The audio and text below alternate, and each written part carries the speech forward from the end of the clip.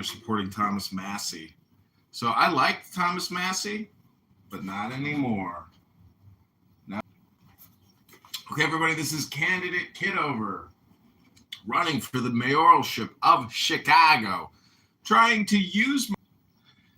This is The Virtue of Selfishness, written by that incredibly beautiful, vivacious, sophisticated, intelligent, sexy Ayn Rand, that beautiful woman.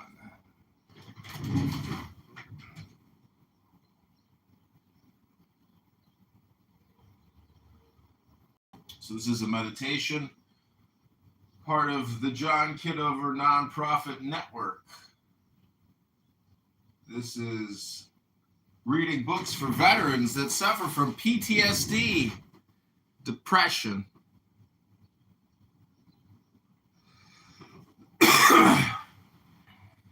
We're trying to go live, having a few technical difficulties. So just take the deepest breath of the day. Hold it for 10, not 11. 10, not seconds.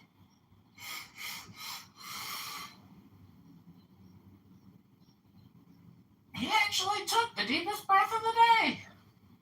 Would you look at that? He didn't just say it. He did it.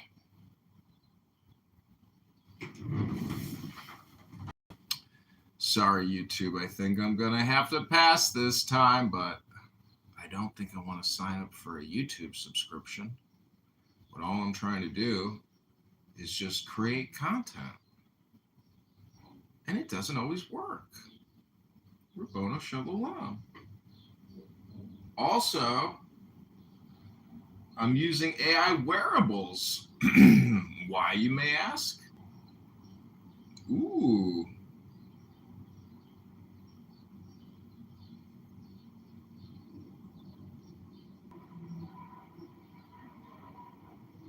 Okay, I'm also publishing this on Instagram underneath John Kitover book. Can you believe it? We're on all these platforms. And don't forget to use your AI wearable. If you got it, put it on, turn it on. It's a chest cam, just like what the cops got. Because why not? And if you got your Ray-Ban, Facebook, Mark Zuckerberg Meta glasses, we'll put those on too. Why not?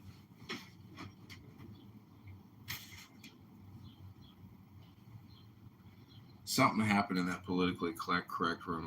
8, 10, 12, 14, 16, 8, 10, 12, 14, 16, 18, 20, 22, 24, 26, 28. Oh my God, over 30 phones. I'm going to prove to you right now, once and for all, I'm not an R word. Here we go. Page 54, Ayn Rand, The Art of Selfishness. The Virtue of Selfishness. Whoops. Since men are born, tabula rasa, both cognitively and morally, a rational man regards strangers as innocent until proved guilty, grants them that initial goodwill in the name of the human potential. After that, he judges them according to the moral characters they have actualized. If he finds them guilty of major evils, his goodwill is replaced by contempt and moral condemnation. If one values human life, one cannot value its destroyers. If he finds them to be virtuous, he grants them personal, individual value and appreciation in proportion to their virtues. It is on the ground of that generalized goodwill and respect for the value of human life that one helps strangers in an emergency, and the rules of conduct in the normal conditions of human existence. This does not mean a double standard of morality. Standard and the basic principle. Emergency is an unchosen, unexpected event, limited in time that creates conditions under which human survival is impossible, such as a flood, an earthquake, a fire, a shipwreck. In an emergency situation, we can live on land, but not in water or in a raging fire, since men are not omnipotent. It is only in emergency situations that one should volunteer to help strangers. If it is in one's power. For instance, a man who values human life and is caught in a shipwreck should help to save his fellow passengers, though not at the expense of his own life. But this does not mean that after they all reach shore, he should devote his efforts to saving his fellow passengers from poverty, ignorance, neurosis, or whatever other troubles they might have, nor does it mean that he should spend his life sailing the seven seas in search of shipwrecked victims to save the day long. Or to take an example that can occur in everyday life. Suppose one hears that the man next door is ill and penniless. Illness and poverty are not metaphysical emergencies. They are part of the normal risks of existence. But since the man is temporarily helpless, one may bring him food and medicine, if one can afford it, as an act of goodwill, not of duty, but one may raise a fund among the neighbors to help him out. But this does not mean that one must support him from then on, nor that one must spend one's life looking for starving men to help.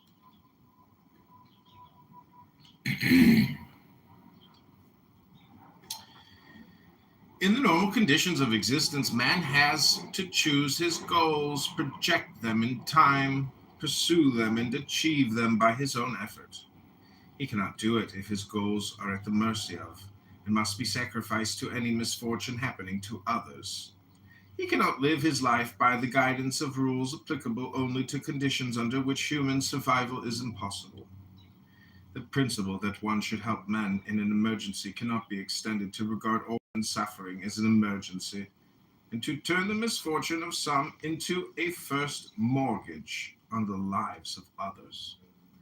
Poverty, ignorance, illness, and other problems of that kind are not metaphysical emergencies.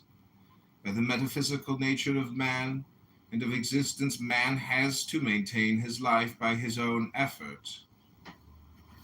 The values he needs, such as wealth or knowledge, are not given to him automatically. He has to come on Clubhouse and read a book.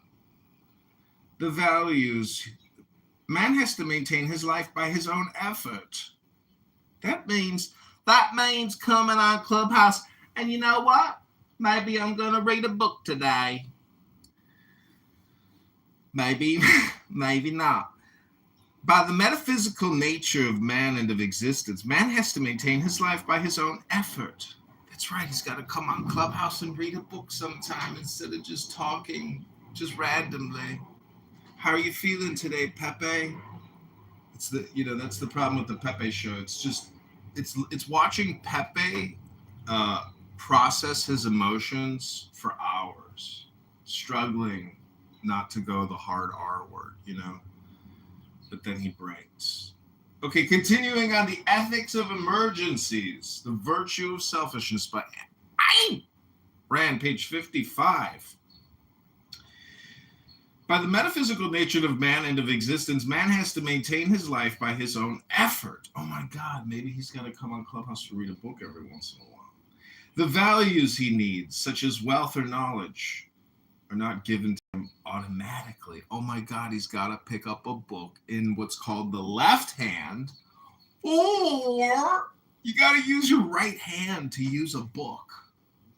I think a lot of people use their right hand for other things quite regularly. By the metaphysical nature of man and of existence, man has to maintain his life by his own effort. Oh my God, he's got to pick up a book.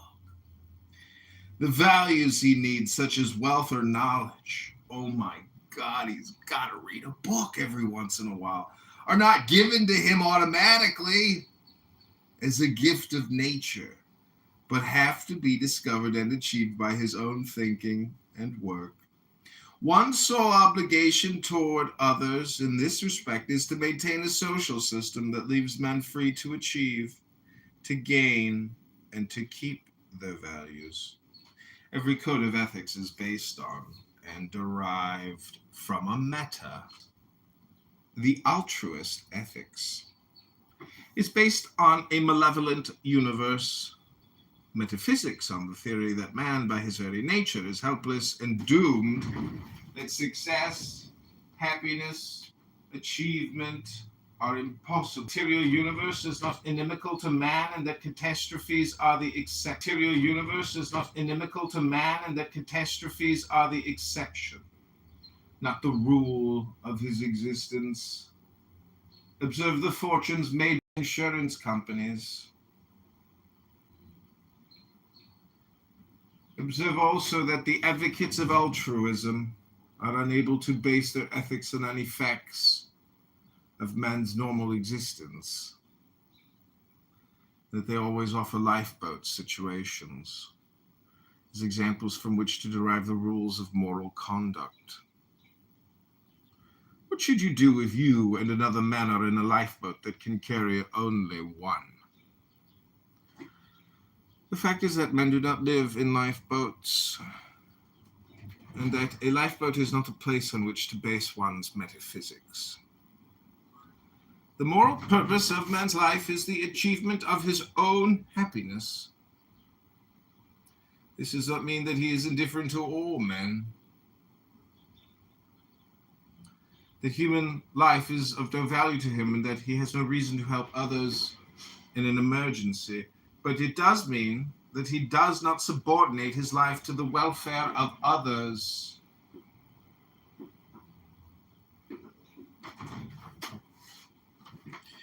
That he does not sacrifice himself to their needs. That the relief of their suffering is not his primary concern. That any help he gives is an exception, not a rule, an act of generosity, not of moral duty that is marginal and incidental.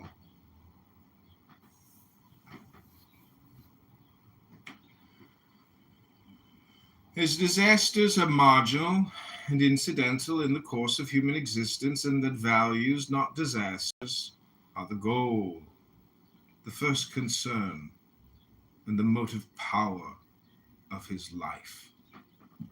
Moving on to Chapter 4, The Conflicts of Men's Interests by Ayn Rand. Read by mayoral candidate John Kitover. It is Tuesday, May 19, 2026. Rabono Shel Olam, prove to me you are not an R-word.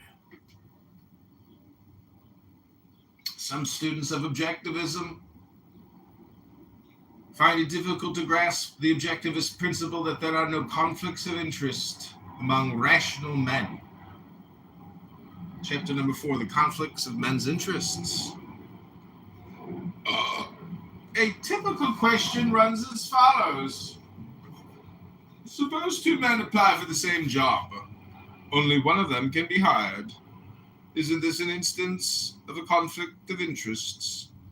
And isn't the benefit of one man achieved at the price of the sacrifice of the other? There are 4 interrelated considerations which are involved in a rational man's view of his interests, but which are ignored or evaded in the above question and in all similar approaches to the issue. I shall designate these 4 as A, reality, B, context, C, responsibility, D, effort. A, reality. The term interest is a wide abstraction that covers the entire field of ethics. It includes the issues of man's values, his desires, his goals, and their actual achievement in reality. A man's interests depend on the kind of goals he chooses to pursue. His choice of goals depends on his desires. His desires depend on his values. And for a rational man, his values depend on the judgment of his mind. Desires or feelings of emotions or wishes or whims are not tools of cognition. They are not a valid standard of value nor a valid criterion of man's interests. The mere fact that a man desires something does not constitute a proof that the object of his desire is good, nor that its achievement is actually to his interest. To claim that a man's interests are sacrificed whenever a desire of his is frustrated is to hold a subjectivist view of man's values and interests, which means to believe that it is proper, moral, and possible for man to achieve his goals regardless of whether they contradict the facts of reality or not, which means to hold an irrational or mystical view of existence, which means to deserve no further consideration. In choosing his goals, the specific values he seeks to gain and or keep, a rational man is guided by his thinking, by a process of reason, not by his feelings or desires. He does not regard desires as irreducible primaries, as the given which he is destined irresistibly to pursue. He does not regard because I want it, or because I feel like it, as a sufficient cause in validation of his actions. He chooses and or identifies his desires by a process of reason, and of his other values and goals he does not act until he is able to say, I want it because it is right. The law of identity, A is A, is a rational man's paramount consideration in the process of determining his interests. He knows that the contradictory is the impossible, that a contradiction cannot be achieved in reality, and that the attempt to achieve it can lead only to disaster and destruction. Therefore, he does not permit himself to hold contradictory values, to pursue contradictory goals, or to imagine that the pursuit of a contradiction can ever be to his interest. Only an irrationalist or mystic or subjectivist, in which category I place all those who regard faith, feelings or desires as man's standard of value, exists in a perpetual conflict of interests. Not only do his alleged interests clash with those of other men, but they clash also with one another. No one finds it difficult to dismiss from philosophical consideration the problem of a man who wails that life entraps him in an irreconcilable conflict because he cannot eat his cake and have it too. The problem does not acquire intellectual validity by being expanded to involve more than cake, whether one expands it to the whole universe, as in the doctrines of existentialism, or only to a few random whims and evasions, as in most people's views of their interests. When a person reaches the stage of claiming that man's interests conflict with reality, the concept interests ceases to be meaningful, and his problem ceases to be philosophical and becomes psychological.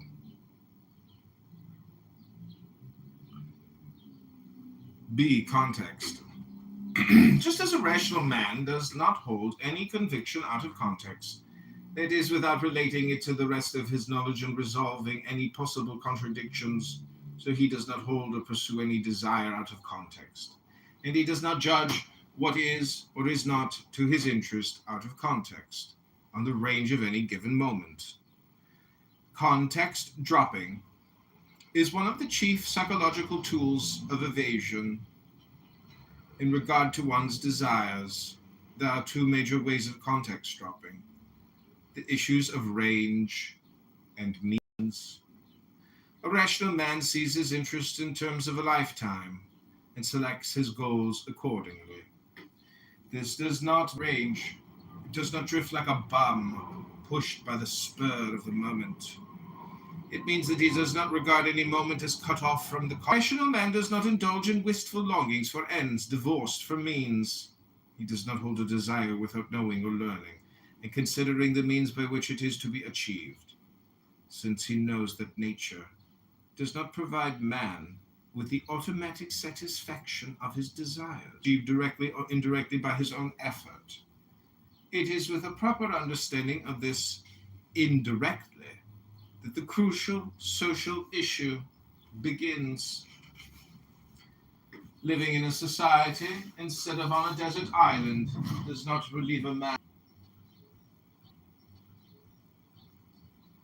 While a man trades with others, he is counting explicitly or implicitly on the rationality, that is, on the ability to recognize the objective value of his work. A trade based on any other premise is a con game or a fraud. Thus, when a rational man pursues a goal in a free society, he does not place himself at the mercy of whims, the favors or the prejudices of others.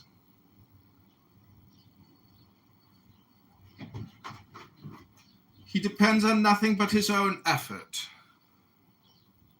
directly, by doing objectively valuable work.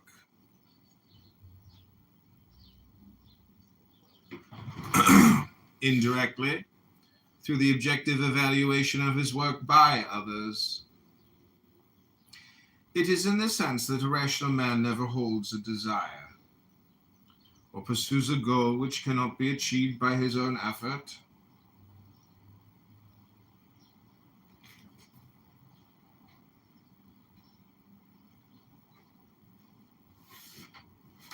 He trades value for value. He never seeks or desires the unearned.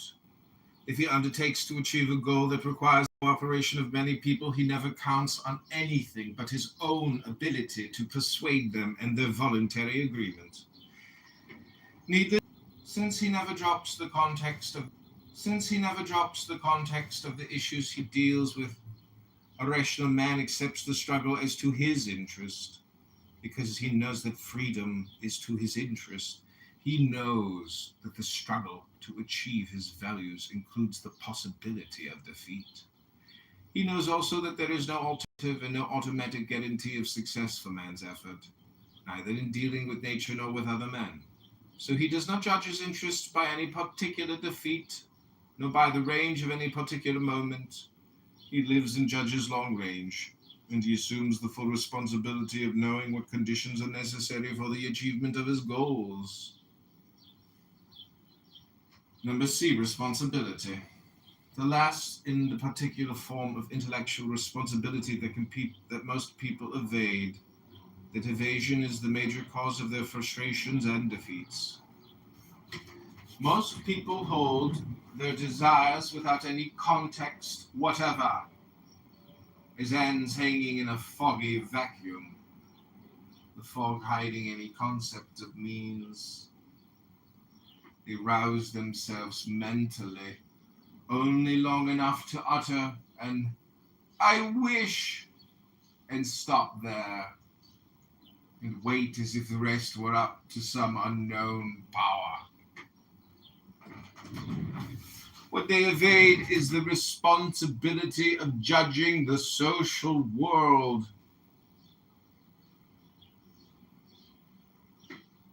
They take the world as the given. A world I never made is the deepest essence of their attitude. And they seek only to adjust themselves uncritically to the incomprehensible requirements of those unknowable others who did make the world, whoever those might be.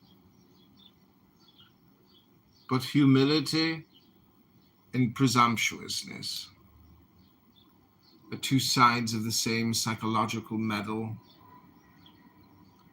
In the willingness to throw oneself blindly on the mercy of others, there is the implicit privilege of making blind demands on one's masters.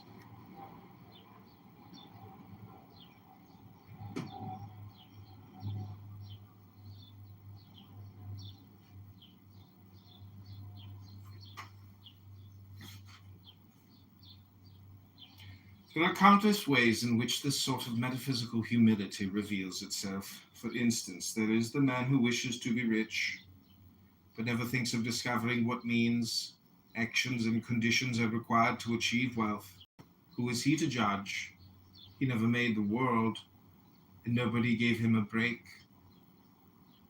There is the girl who wishes to be loved, but never thinks of discovering what love is, what values it requires, and whether she possesses any virtues to be loved for. Parents who suffer deeply and genuinely because their son or daughter does not love them, and who simultaneously ignore, oppose, or attempt to destroy everything they know of their son's convictions, values, and goals, never thinking of the connection between these two facts, never making an attempt to understand their son. The world they never made and dare not challenge has told them that children love parents automatically. There is the man who wants a job, but never thinks of discovering what quality somebody owes him a living. How? Somehow. A European architect of my acquaintance was talking one day of his trip to Puerto Rico. He described with great indignation at the universe at large squalor of the Puerto Ricans' living conditions. And he described what wonders modern housing could do for them, which he had daydreamed in detail, including electric refrigerators and tiled bathrooms. I asked, who would pay for it? He answered in a faintly offended, almost huffy tone of voice. Oh, that's not for me to worry about. An architect's task is only to project what should be done. Let somebody else think about the money. That is the psychology from which all social reforms or welfare states or noble experiments or the destruction of the world have come. In dropping the responsibility for one's own interests and life, one drops the responsibility of ever having to consider the interests and lives of others, and those others who are somehow to provide the satisfaction of one's desires. Whoever allows us somehow into his view of the means by which his desires are to be achieved is guilty of that metaphysical humility which psychologically is the premise of a parasite. As Nathaniel Brandon pointed out in a lecture, somehow always means somebody. E. D for effort. Since a rational man knows that man must achieve his goals by his own effort, he knows that neither wealth nor jobs nor any human values exist in a given limited static quantity, waiting to be divided. He knows that all benefits have to be produced, that the gain of one man does not represent the loss of another, that a man's achievement is not earned at the expense of those who have not achieved it.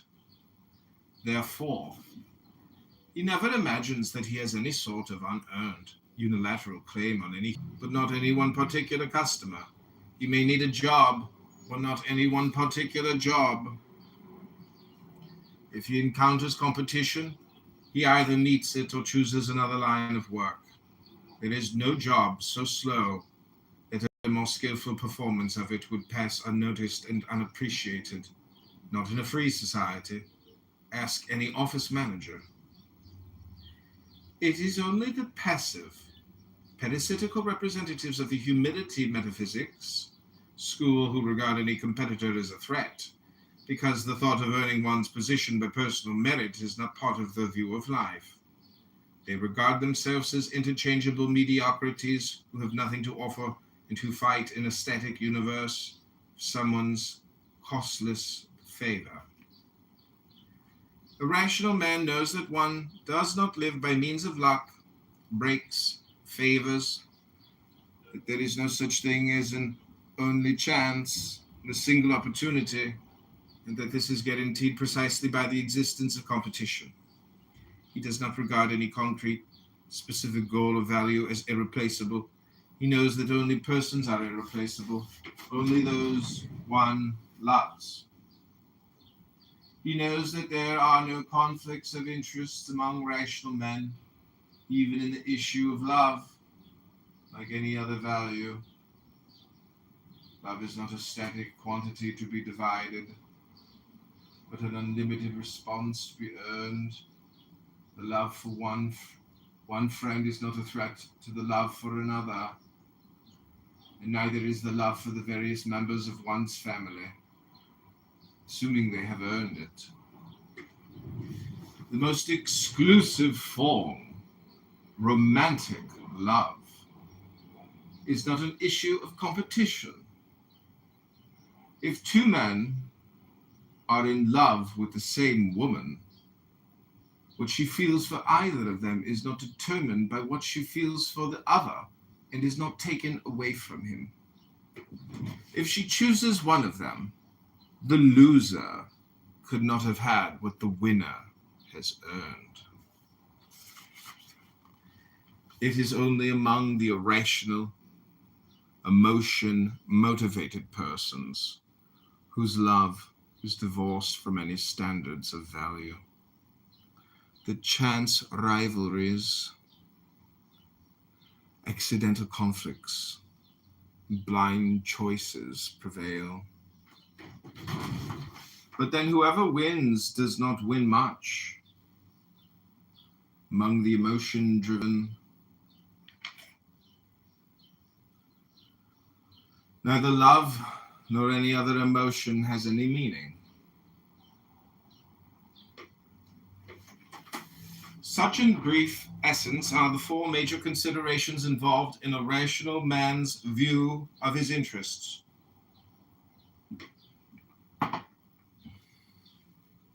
Now let us return to the question originally asked about the two men applying for the same job, and observe in what manner it ignores or opposes these four considerations. A. Reality. The mere fact that two men desire the same job does not constitute proof that either of them is entitled to it or deserves it, and that his interests are damaged if he does not obtain it. B. Context. If both existed, he would not obtain the job, because the business concern would have to close its doors, and that the competition for the job without knowledge of what is required to make its fulfillment possible. D. Effort. 1. Nothing is possible but gradual and general destruction.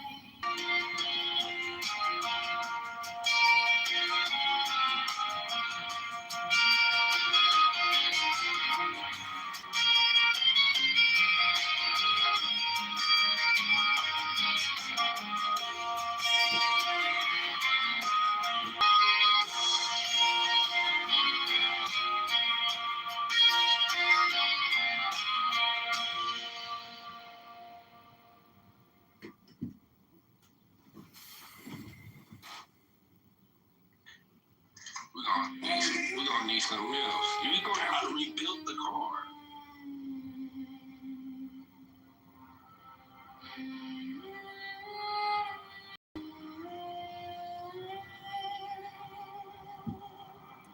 These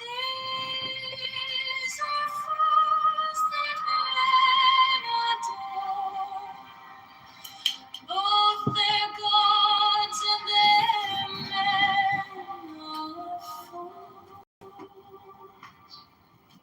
12 come forth, oh children. My joy is to see your joy. For to the gem God's heart is the naked splendor of new wit.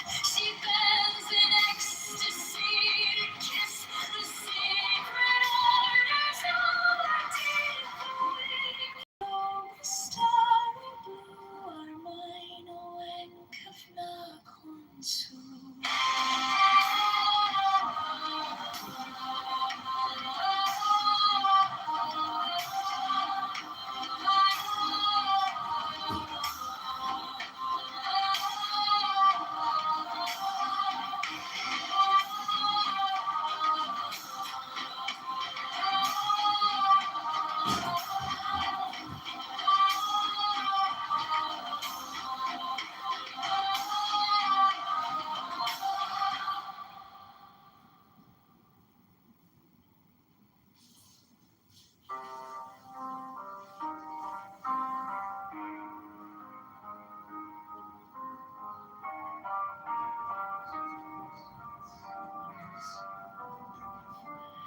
These are fools that men adore, both their gods and their men are fools. 12 come forth, oh children, under the stars and take your fill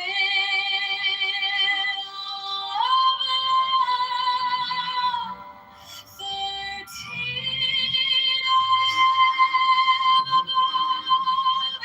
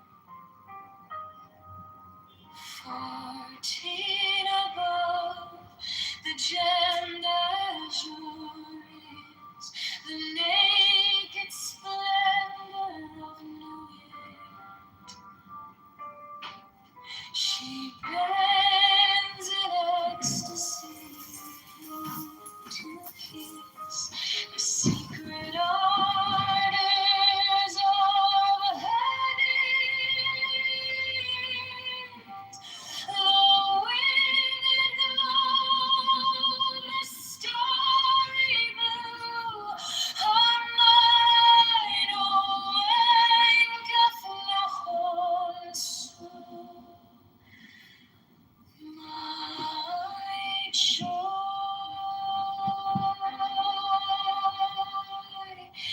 is to see your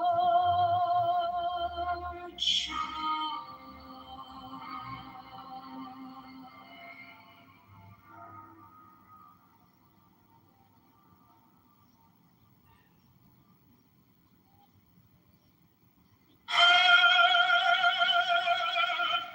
The manifestation of new the unfailing of the company of heaven. Every man and every woman is a star. For every number is infinite, there is no difference. Help me, oh warning on of thieves, in my unveiling before the children of men.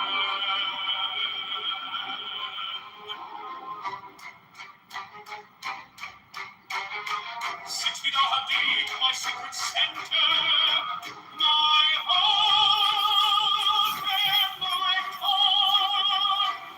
7, behold, it is revealed by Annas, the minister for God.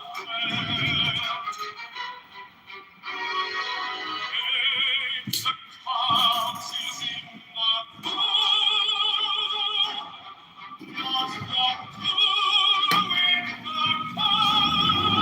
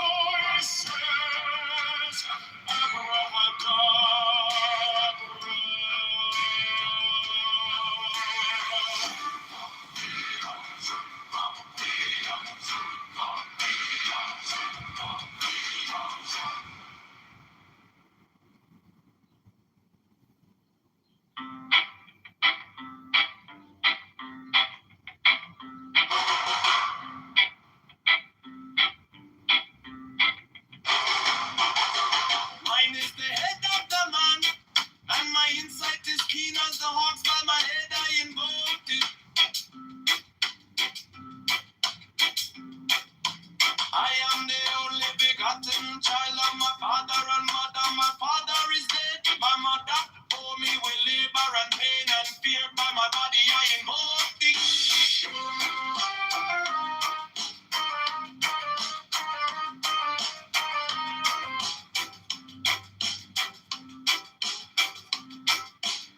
About me shine, the diamonds are radiant, white and pure.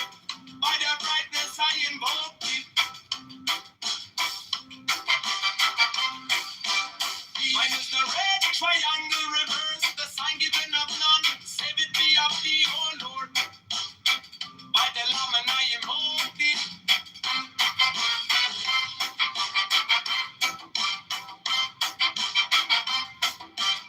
Mine is the garment of white, sewn with gold. The flashing of eye that I wear by my robe I invoke thee. Mine is the sign of a prophet and typhon. By the sign I invoke thee.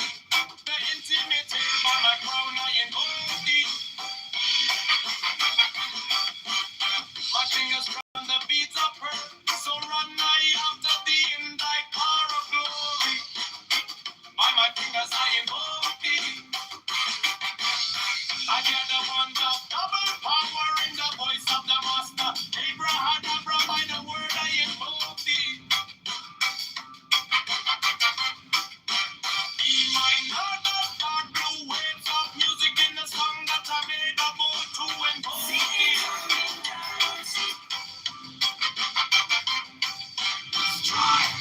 Strike a master chord. Draw the flaming sword. Child of the conquering Lord. A big jump. By the song I invoke thee.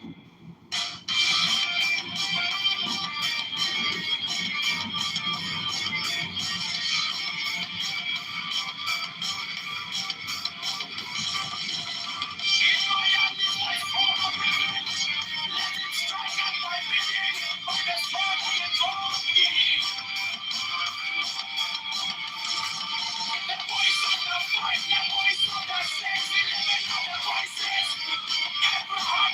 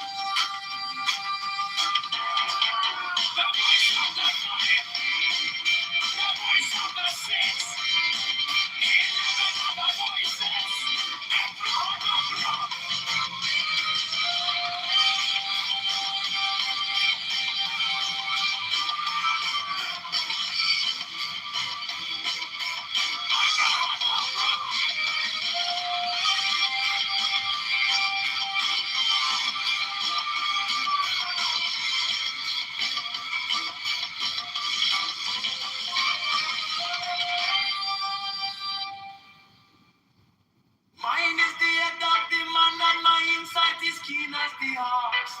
By my head I invoke thee. I am the only begotten child of my father and mother. My father is dead. My mother bore me with labor and pain and fear. By my body I invoke thee.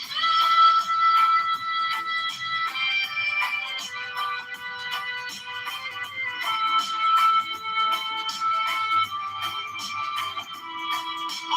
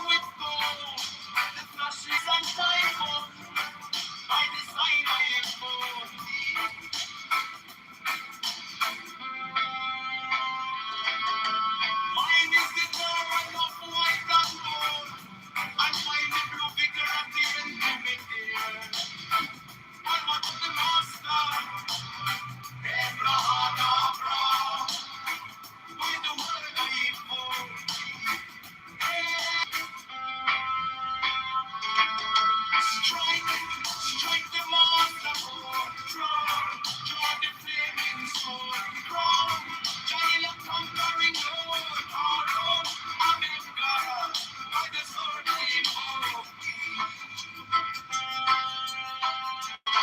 in my hand is the sword of revenge, let it strike, my life be deep, by the sword name of the voice of the five, the voice of the six, 11 of the voices.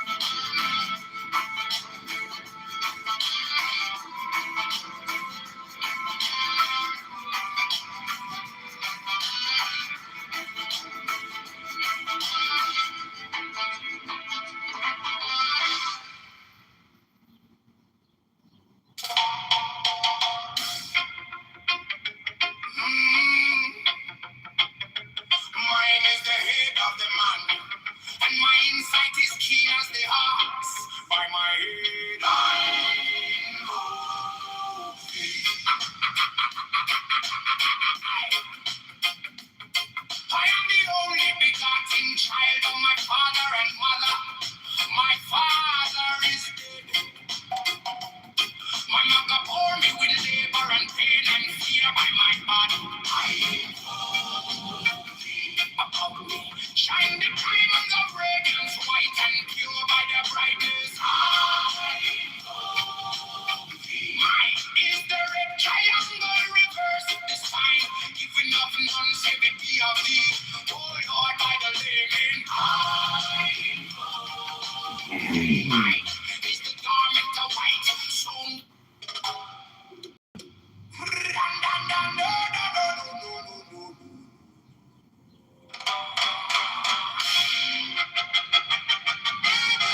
mine is the head of the man, and my insight is keen as the ox.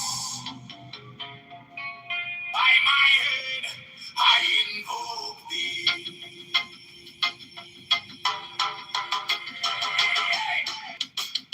I am the only begotten child of my father and mother. My father is dead. My mother bore me with labor and pain and fear by my body. I invoke thee. About me shine the diamonds of radiance, white and pure. By their brightness, I. Mine is the head of the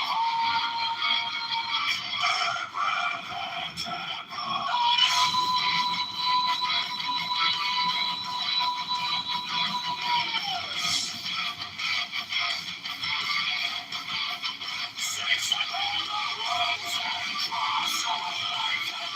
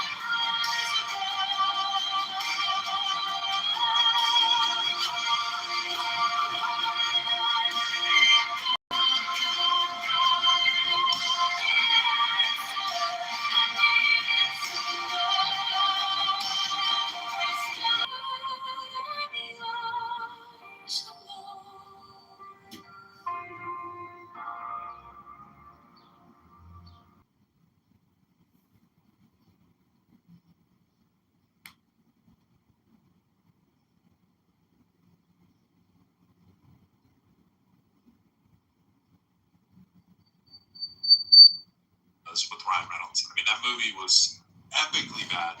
One of the worst superhero movies of all time, and I'm a big fan of his. And that movie, he could not save that movie. That movie was atrocious. And then for those of us who, joined the Arrowverse, like I'm a huge Green Arrow fan. And so the fact that there's hints of Green Lantern showing up in that series had everybody up in arms, thinking that Hal was going to be the sidekick of Green Arrow. Didn't go that way.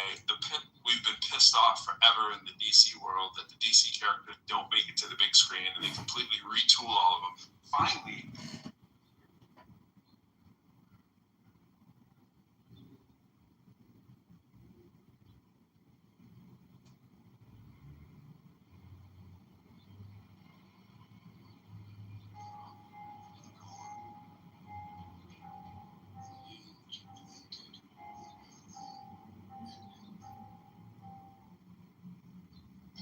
which is wild. But when you're saying things like, the things that my husband, whatever. And yes, I could make this private, but I just wanted to alert you guys to this situation. And some people are very used to a certain kind of. someone tells me when this is done, this isn't passionless. I think she's talking from her heart, but it's powerful. Well, you can take it. It's just my observation. It's why I'm concerned. And it's one thing for people to share opinions, and it's another that people are organizing. It's scary. And a lot of people haven't been, they haven't been targets their whole lives. And some people have been, and they're used to it. So just FYI, I've seen it. And if I don't say something, then I feel like I'm remiss as a friend. Well, then, Kristen, it would be helpful if you put in my back channel the people that you heard discussing credible threats of violence this morning. Because if you don't, I will. The room that I visited is called Biblical Smoke. Oh, So yeah. if I you was guys in there want for a to- minute. Yeah. So if you guys want to listen for yourselves, go in there. So the end. Did you want to scare her, or what did you want to do to wake her up? Or I'm not sure what your message was. Are you warning her? Because that was powerful. Like most people would hear it like that was a little bit much. Just one. What I heard was much, Robert. What I heard this morning was a lot, and it was frightening. I'm frightened. Okay, well, And I think a lot of other people should be too. So I think we just listen FYI. to the Justice Beer audiobook. Maybe I'd go back and listen to it again. Because you have to know the house. You have to know the rhetoric. I was in there for a couple of minutes. They were quoting scripture saying that we can judge people and we can judge them harsh as enemy. And I provided alternative scripture about judge not lest ye be judged. And God is the only true judge as far as I'm concerned, God is Jesus. So I appreciate the warning. And also, you got to be careful when you listen to rumors about how I navigate the app. Because Rumors? my reputation, yes. I wasn't addressing any rumors. So I don't know where you got that. Yeah, and I think it's fair to say that Kristen is probably not making any assumptions about how you navigate the app. Like, she spends a lot of time In here with us. Correct. But not how I navigate outside the room. But I didn't hear her necessarily make any implications about that. But I think Kristen is probably She one of the warned me people not to that incite violence. Okay. That's what she said. Monica, don't do your social experiments because we're sitting on a powder keg and I'm worried that you testing your theories on people will cause harm. Yeah. Did I get that wrong?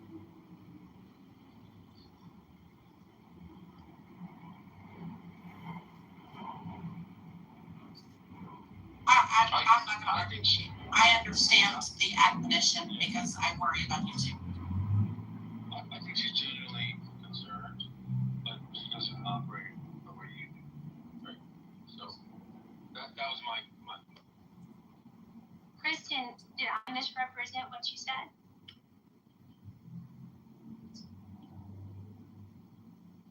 I suspect people were saying kill Monica, like they were violent. No. The words were violent. Well, I don't even know if they know who I am. I rarely go to be able to smoke, but when I do, I observe the rhetoric, the temperament, and the studies and stuff. Yeah, most of those people are pretty stupid. I say that clinically, not as an opinion. And really, Kristen's statement, there are times, I mean, I was just in a room, they were talking about Malcolm X. And it was just cracker this. That's by any means necessary. Mm-hmm. Yeah, and it was cracker this, cracker that, white people this, white people that, you know. And just the entire level of hatred in that room is palpable. You do was, well, there was one other person, and maybe he's still there. Do you remember Florida Man? Yeah, Florida Man had the best advice from his dad I ever heard. And it caught me and made me more mindful. Well, Applicable to this, let me tell you what it is, Alan, and then I can let you tell the Florida Man story you're going to tell.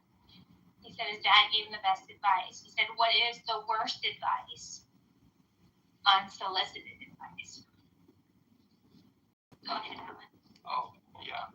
I don't think Kristen. He threatened directly to come in and attack my family. Wait, Florida Man threatened you? Yeah. That's a shame. I'm sad to hear that. I did not expect that from him. Not long after that, it's been a few years, not long after that, he disappeared from the app. Yeah, I haven't seen that guy around. Yeah. Yeah. Oh, you know who that is? From season 1 or 2. Yeah, I remember seeing him a little bit, yeah. Yeah, and the other person is Brad, A.K. Viking. I will just say, Go ahead. Brett would never make good on that threat. Ever. Brett is Florida Man. That's Brett. No, Florida Man is Brett. Yeah, I think Brad's all bark and no. That's why I said Brett. Yeah. Brett is Florida Man. Yeah, Brett Is a different person. Brett is Florida Man. He would have never made good on that threat. I don't know why he was talking Matt Cashman shit, but he would never make good on that threat. He's not anybody you should ever worry about. He can be ugly and rude, but he never. Wait, hold on. I need to apologize to Kristen before we get too far away from that segment. Kristen, I appreciate your concern. I heard it, and I think. Monica, your wind is cutting out everything you're saying. Yeah, your win is amazing. yeah, and it doesn't matter if you think I they heard will the make. concern, and I appreciate the counsel. So thank you, Kristen. Yeah. Go ahead, Alan. Yeah, it doesn't matter whether you think they would make good on it. The fact is, when someone says, I am going to do this specific thing to you, That's right. that legally you now have grounds. It's not a wish, it is a direct threat. And legally, you can't do that. And legally, I can report that person. Which is why I'm going to do so in her listeners.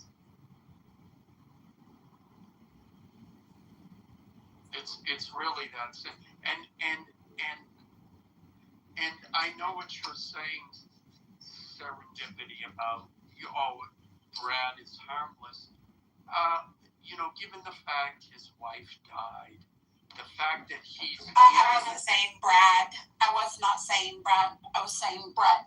I said Florida Brad. man. I said Brad. My bad. I think Brad is saying no. All bite, no.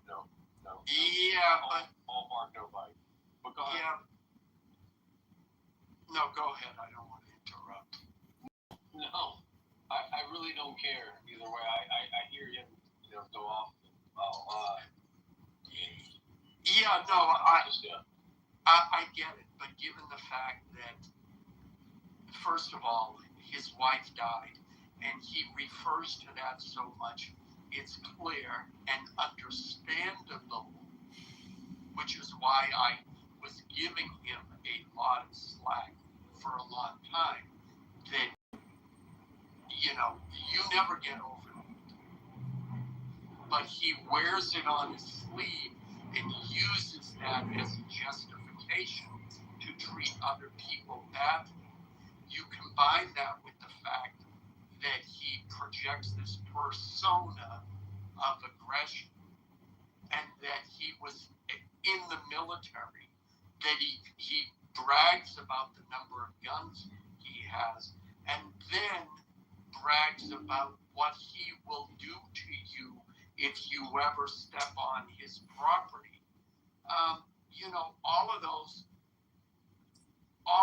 You put all of those things together, it now becomes more of a credible threat. And what is stupid about all of that is if someone actually complained to a law enforcement and told them of these things, they wouldn't just drive up with 2 agents. They would drive up with an entire SWAT team to ensure their safety. So that circles us back. Okay, go ahead, Alan. Yeah. Well, no, go ahead, Mark. So that circles back nicely to our pet peeves, what triggers us, what pushes our buttons. And I'm now wondering and contemplating, does Brad put out his wounds that are not healed out so that people will use them knowing that they'll get hurt, so then he can go scorched earth on them? Is he baiting us with his bobos? Yes, That's an injury. absolutely. Why do you got do you want to talk about Brad? No, I try not to talk about Brad, so maybe we can... No. Let's keep the topic, but take it off of people. Are there people that share their trauma with us, knowing that we'll take advantage of it, because some of us, all of us, like we're humans, we're going to take any weapon that's available to hurt our enemy, quote unquote, knowing that it will give him license to hit back harder. It will give them license to hit back harder. And then they can claim victimhood. Look, they started it. They mentioned my trauma. Of course I'm going to defend myself and my wounds by any means necessary. I'm feeling very Erica Kirk here right now. Oh, I'm sorry. Tell me more.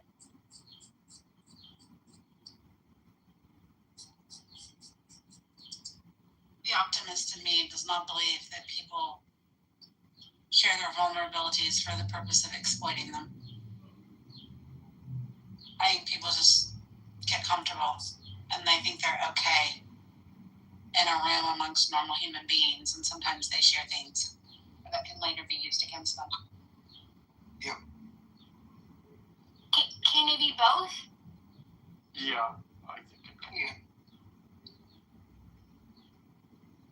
I would like to believe that I don't something respect is... people that like that though. Do you respect people that use supposed vulnerability against you? If that happens once, I turn them off. Well, yeah. I mean, I think that's kind of the point, is I trust you enough to be a certain level of, and they still end up exploiting vulnerabilities, and to turn that around and say that, well, I was vulnerable with you so that you would eventually use it. It's just far grander a manipulation than I like to think that the everyday Joe is capable of. I love you, baby. Have a great day. I love you too, Sarah. Right. I mean, that is so wholesome right there. That's so fucking true. 100%. Yeah, but I think the issue is that maybe you and I are having a conversation, serendipity, but we're on a stage and other people are listening. You're right, and we have to be mindful of that sometimes. Yeah, so that's the first part of it. The second part of it may not be true of most people, but it certainly is true of the person we were speaking about 5 minutes ago. And then, and I think another way to put it, and this is a way, does he hear? No. Well, if he was, I would apologize in advance because I don't know quite how to say this. But people get hurt, and then they will intentionally put themselves in the same situation to try to prove to themselves that they can handle it emotionally, even though they can't.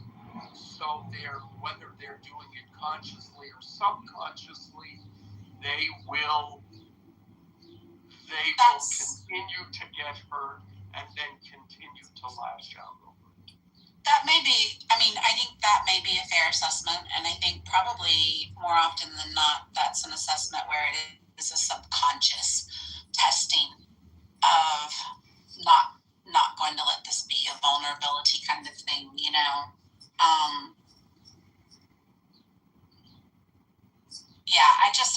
That particular person, I tend to extend probably more grace than I should, because of a common vulnerability. Because regardless of the persona that you play on Clubhouse, there's just nothing quite like it, and people don't relate. People that haven't experienced it don't relate to it on the same level, you know. And I've probably given a lot more grace in that circumstance because of that common shared vulnerability. But I will just say that is definitely a trigger for me.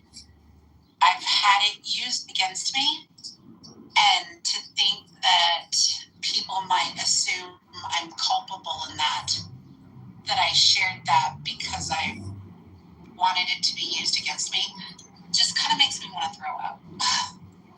No one made that. I didn't say that they did. I'm just saying that it's very... And they all know your heart.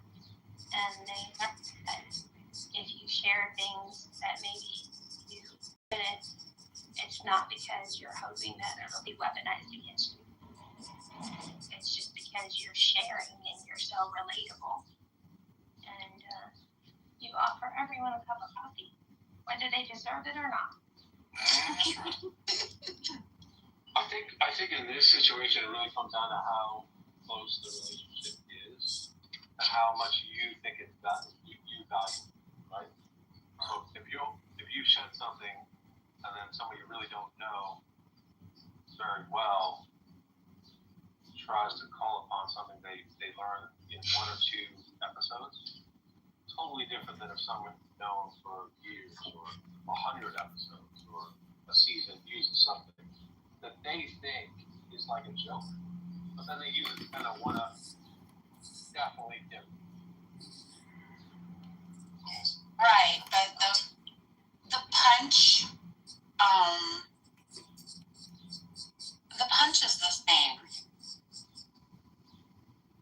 You know, because that is one of the exact scenarios that happened to me.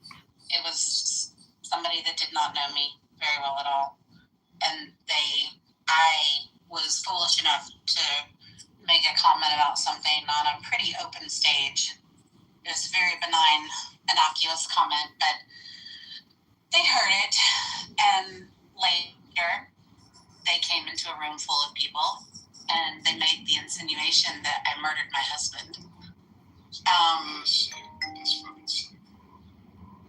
I remember that. Maybe In front of I need to clarify that actually. When I heard myself say it again, it really, I don't think I said it exactly right. So forgive me for that. No, I mean it's fine. I'm just saying, like, it, you know, and that person's opinion at that point in time, like, they were nobody to me. There was no relationship. It didn't matter. We could still pack a punch. Yeah. Because it was said in front of a bunch of people that did know me, you know, and yeah, it still packed the same punch, and it didn't really matter to me. It didn't matter to me. It just, Yeah, serendipity, we've all made that mistake. As time progressed on this app, at the beginning of the app, everybody was, there weren't any political discussions. yeah, And we were all sharing intimate details of our lives. And then as we got into these political discussions, and I don't know if you've done this, but I've certainly done it, we will use examples from our lives to justify a point we are making. The problem is then, without realizing, anything you reveal about yourself becomes fair game. So it's like you say, well, I would never, I always feed my dog the best dog food that money can buy, and then a week later it's, well, Alan, so. no, I know. Yeah, but that's the problem. So we all got, is to simply not use personal examples when arguing a point. Right. Which is a shame. I still feel a lot of separation from this. Maybe you guys don't relate to this. I feel deep separation from this platform and myself. Like, I don't take anything personal. I don't love that, but that's the way I. Albert, you're a poopy face. Now I know. What do you mean? What do you mean? You will slough that off, but over time that insult will begin to gnaw at you until it consumes your very spirit. It doesn't happen that much, honestly.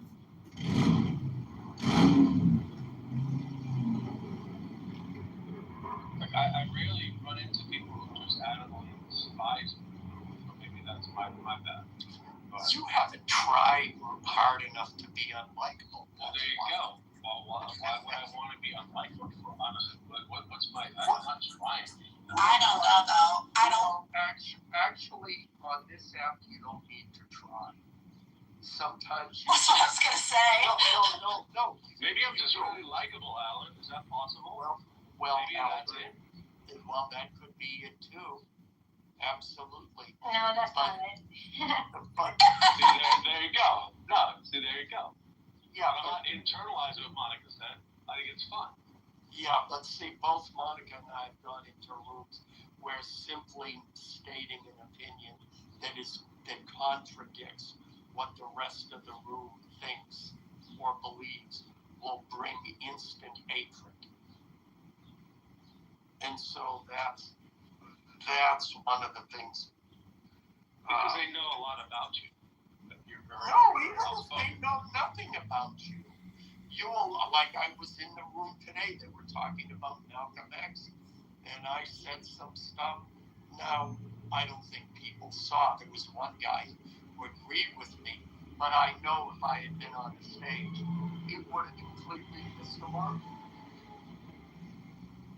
And it would have been, there was already palpable hatred towards white people, and they would have heard from my voice that I'm white, so it would have brought instant. It doesn't even have to be a matter of race. I mean, I don't make it a habit. I don't make it a habit of going into other rooms. I don't make it a habit of being confrontational and picking picking fights with people, and I certainly have my fair share of haters on this app. Some people are just not other people's cups of tea. And I don't know how that's possible that he's ever did it. I can't believe that would ever happen. It's possible. Trust me, sometimes just by your mere existence, you're just not other people's cups of tea. Yeah, and the example I use, yes, it was based on race. Isn't the only reason. It can be anything, Marxists against capitalists, or Gentle, friendly ribbing, right? I got side eyes from Callie. so what? You, that's a joke, right? Yeah, it was No, Of course, yeah. I'm hungry. I'm leaving. Nice talking. He said, I got to go feed my belly.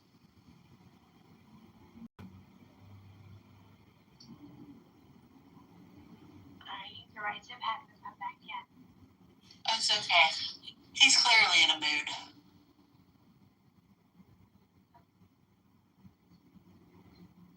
I don't really appreciate sometimes the dismissive tactics. I get it. Sometimes we all sit and listen to something we don't necessarily care to hear. But sometimes people just need to say what they need to say. And you should probably just stay on mute. That's one of the things I appreciate about you, Serendipity, is you do let people say what they're going to say. And I appreciate that. Thank you.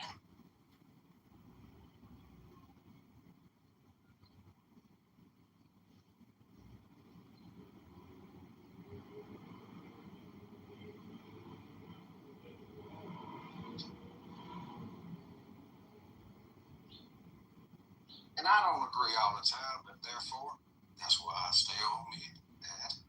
Right.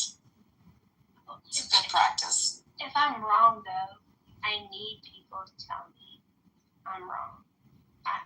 I'd much rather be corrected about a statistic or data or documents that I've gotten wrong than people say on mute and just let me have it.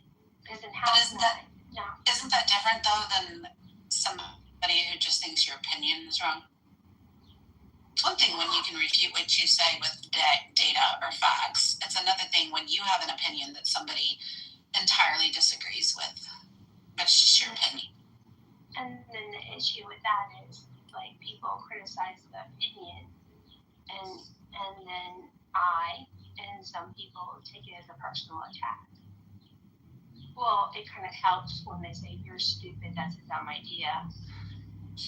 I consider that a personal attack. And, because then they stop and they don't say, and here is why, and then they provide me with documentation that makes me reevaluate my opinion. They never get to the why.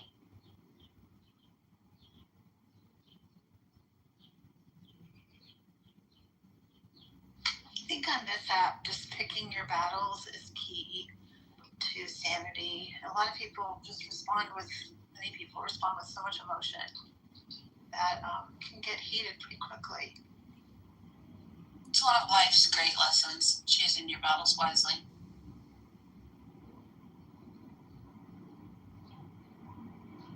Protect your peace. It takes a long time to learn that. For me, you'll be surprised how often I sit on mute.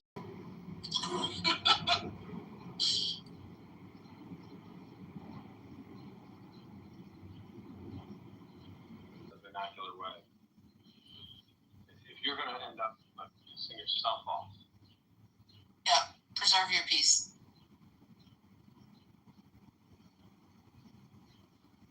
Consider the source.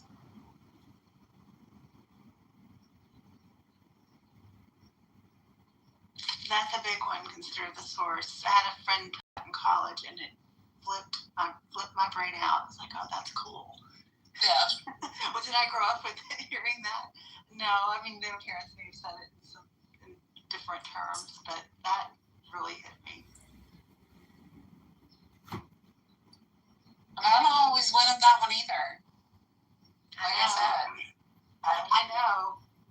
I've let strangers rattle me with tidbits that I shouldn't have given a second thought to, but People do anything to push our buttons. So, I mean, even the best of us, the most calm of us, can get rattled. yeah. So when you say that, Cal, you really believe that people do their best to push your buttons? Not people universally, but some people do. But I don't do that.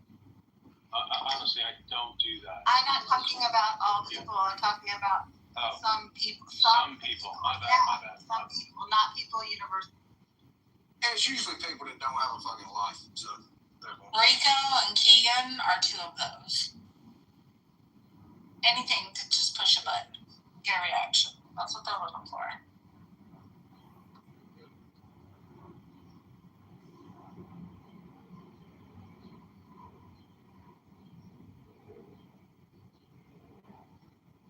Which is why I get mad at myself whenever I give them the satisfaction of knowing that was a button and you annoyed me. Goodbye.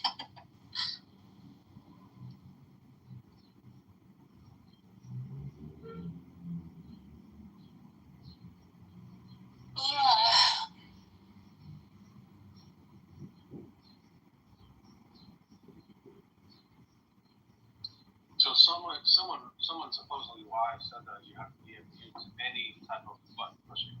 Like that is the test of life. I don't know who said it, but I also don't. Maybe I'm just selfish. I don't need it, or I don't care about people unless I care about them, right? Then I'll push your buttons. I'll be like, why you're not getting better in this area or that area? You know, but it's different. Like I'm not looking to piss them off. I have an example of a good friend of mine right now. I think he just doesn't know how to be accountable. I have two guys, and it affects my life now, so I might turn them off, get rid of them. Sorry, I've known them for years. Just saying.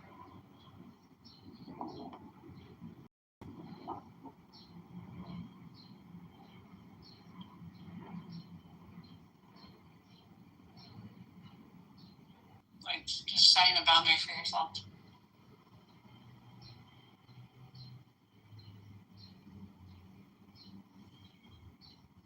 You know, Albert, I used to do that. It's part of my personality where I would I have a long fuse, and then I'm done, and without knowing it, would do this door slam. And I really have been working the last few years on not doing that with people who do, get to me more often than not. And but I tend to, I think there's a lot of stress, and it's not being corrected in the person's life. Like if they're not working to better their lives or fix the problem, and it goes on for years, I get irritated.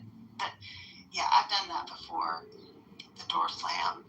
Not that you did the door slam. I'm calling myself the person who did the door slam, but it's like just being maxed out. I think that's my pet peeve. I mean, it's funny because you can go. Sorry. Oh, Go. Sorry. I was just going to say, it's funny because you can go to both extremes, like prematurely, because you're just really good at identifying and setting those boundaries, or you can be like me, the person that's really terrible at setting those boundaries, and I don't ever want to slam the door. It's like, I might pull it too a little bit, but I don't want to slam the door. So like those extremes can go both ways. Like I'm trying to find that happy medium of identifying when the appropriate time to do the door slam is, and being able to do it.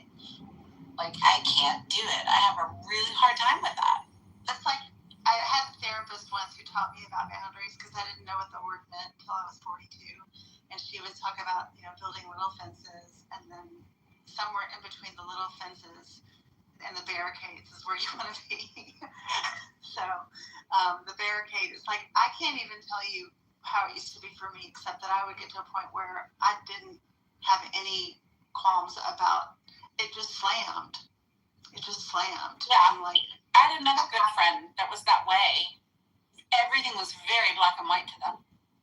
And when you crossed a line or you stepped out of what they considered to be your character, that was it. They were done. There was no redemption. There was no coming back from that. There was no grace for the fact that people are not infallible.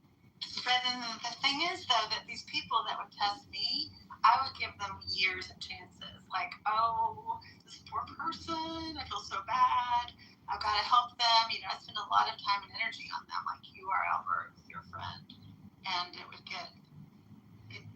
I'd get emotionally spent, which is, I think it's a normal reaction. I do. More people need to do that. But I've learned to make it more balanced in terms of like, okay, is this fair? Or is this me being, like, I need to set the boundary earlier? If that makes sense. So I think grace is really key in life. I think it's important to have the boundaries, but it's also, you might just be a awesome person, right? And they think that you're like everybody else. You give them the opportunity to improve, give them the space. They fuck up over and over and over and over again. Tell them about it, because I want to interject that. But you probably told this person the problem, and they kept not being able to respond. So after that, you ask, well, do they do that to other people? There's a lot of evidence in this person that they do that to even their own family and friends. Overlook it. Okay. Then maybe I'm moving on to another position, and I would like you to be part of it, but maybe you don't need to be a part of the next chapter because you can't fucking be consistent. Does that make sense? Yeah, it does. It's very complicated, and there's no recipe for it either. I mean, it depends on so much about the person, their lives, like how they live their lives, their faith, all their work ethic, their families, all of that. Like, so many factors that it's hard to define. I usually go by my gut feeling of, this is toxic. I probably get to a point where this is affecting me this way. And this is after I'm talking years. And I don't even think it just happens. There's a breaking away. And it's like, we do live chapters in our lives. I'm learning to accept that. There are seasons for friendships. Sometimes they're friends for life. Sometimes there's seasons for friendships. And so we change all the time too. I rambled. Sorry, Beth. You ain't wrong. No, I think that's very accurate. Yeah, I think you're making a lot of points. Yeah. Thanks. I've thought about it a lot.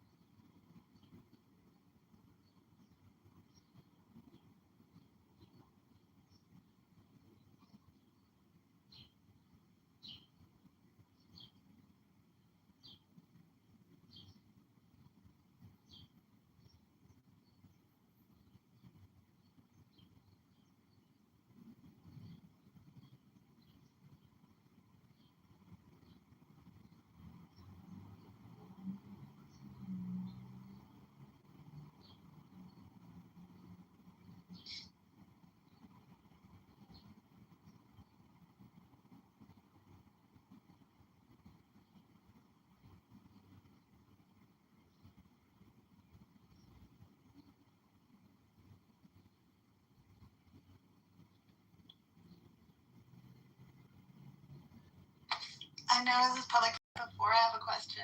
Has anyone in here in this group, this house, ever taken the Myers-Briggs personality test? It's been a while since I have, but it just came up while I was talking about this and in my mind. Like, I wonder, it'd be interesting to hear what people are. Oh, the personality. Are you talking about the personality? I have taken it. Yeah. Yeah, every homo had in their dating profile for no reason, because it's like as if it matters. And those tests are like, it's always like, are you entering into? I don't know. I think kind of the premise behind asking the same question in different ways is to kind of get to that underlying, what do you really think of yourself? I don't know. I find them interesting. I use them in the professional sense all the time. Like understanding the personality dynamics of a person, and they might not always be 100% on, but it can certainly tell you a lot about understanding, for example, if an introvert is just introverted by nature versus antisocial. I think there can be some use applications for it. I don't think it's total hooey. I find that the description for mine very well, I think, suits my personality. So I would just have to believe that was true on some level for other people. Why would you lie about it, though? Well, I don't know there's not a half-fail. There's not like overt lying, but there's a lot of negotiation when you're answering those questions about, is this like, and there's parts of you that are machinating beneath your consciousness. Well, I think it's this way. I want it to be this way. Did you totally disagree with it when you did it 5 times? Marisa, did you disagree with everything? I never did it. I never did it because I thought it was a stupid trend. The only way it affected me was all these faggots were putting in their dating profile and it like as if it meant something. And I thought it was to me what meant something is that you put credence in it. Like that was a red flag enough for me. Whatever your result was. For these types of tests, I don't know why, but a lot of times like it basically I find myself asking the exact same question in what context. I read the question, I'm like, well, and then I basically imagine myself. And I imagine myself in different situations. I'm like, well, I act differently in different situations. It's really context dependent. I just don't know how to answer it. Of course. I think you need to take the test, Arisa, and then do it 5 times, and then look at it. And if you're introspective or you're analytical or not, see how many times you're the same premise. Or not. I thought it was pretty accurate. Mm-hmm.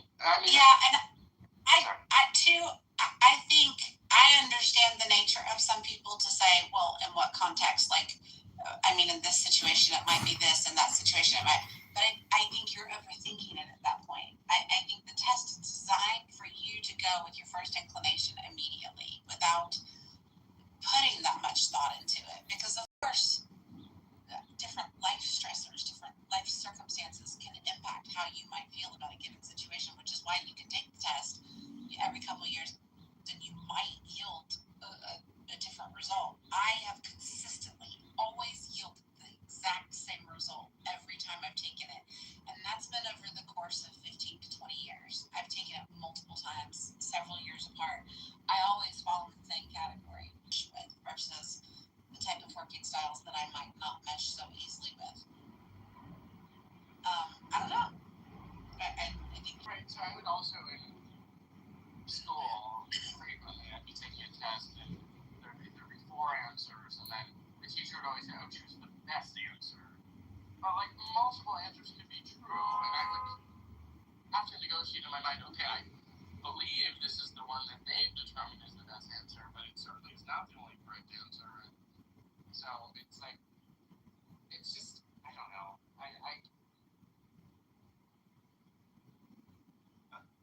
I think it's illusory or silly at best in my mind. The rest of were exactly the same. That's how school was with me. And typically, all I had to do was put the teacher's mind in my mind, like just consider what she wanted out of the test. Because I was basically the same. Like, wait a second, there's so many different routes to get to a potential answer. are here, and it could be any of these, or it could be some not stated. It's just like, yeah, what does she want? And then I'll just like kind of skip out of the class. Marketing to your teacher. Yeah. Yeah, but that's not what this test is about. This is your own self, not about what gets you an A or A+.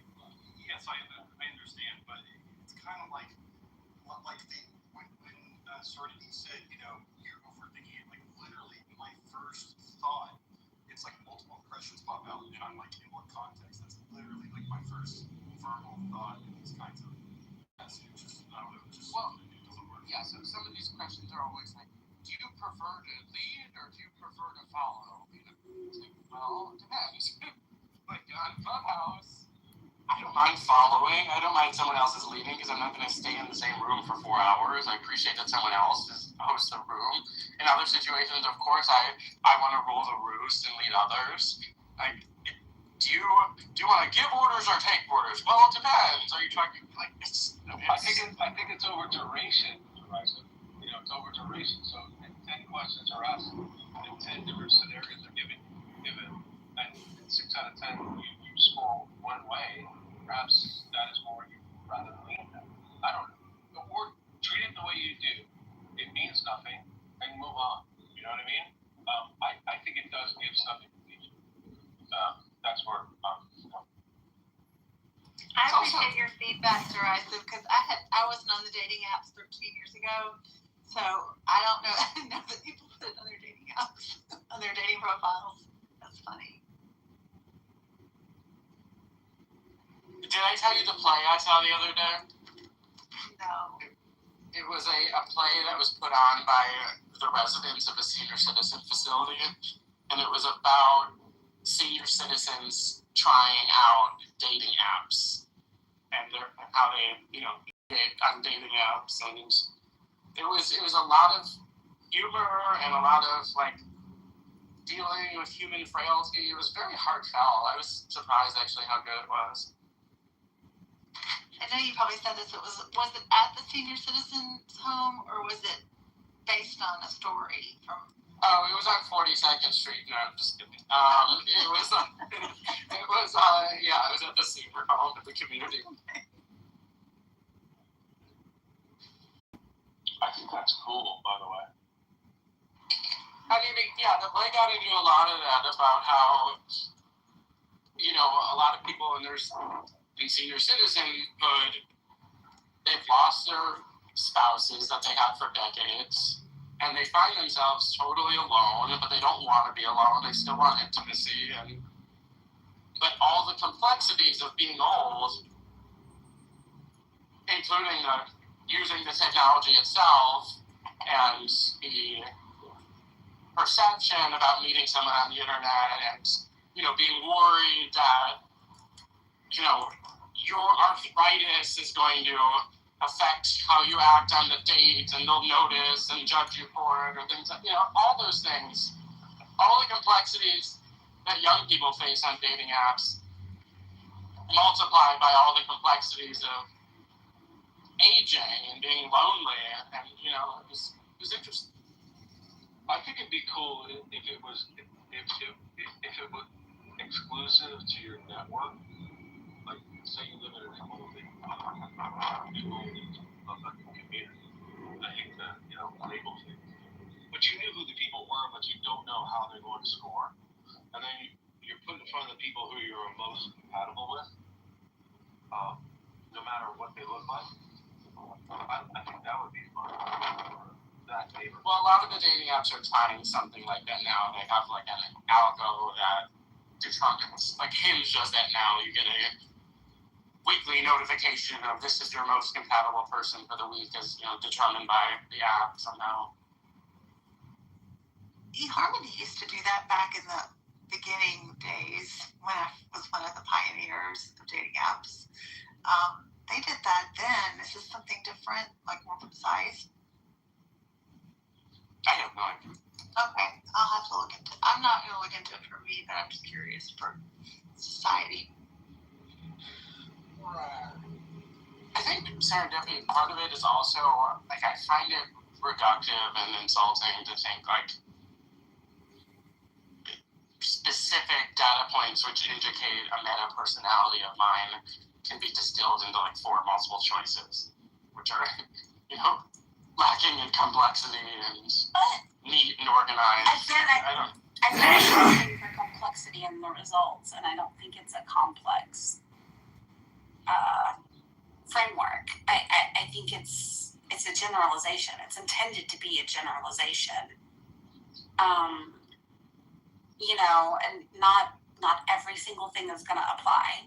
It is just a generalization, but I think it can be a very accurate one if the test taker is being honest about their preferences. And like I said, it's not a pass-fail kind of test. It's more of a what bucket do you most closely align with.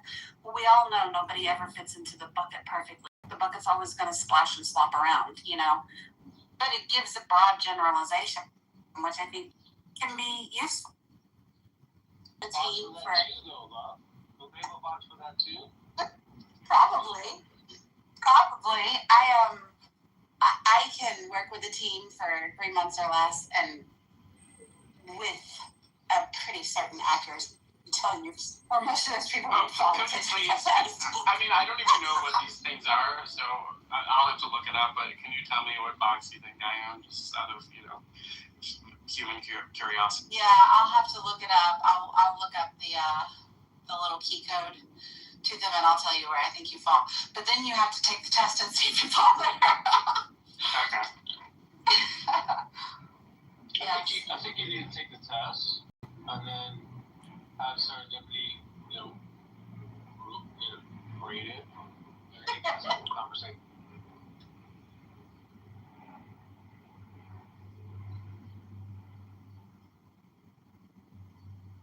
She's not going to throw you under the bus. No, she'll tell you the way it is. Yeah. Campaigner, Monica. I'm a campaigner.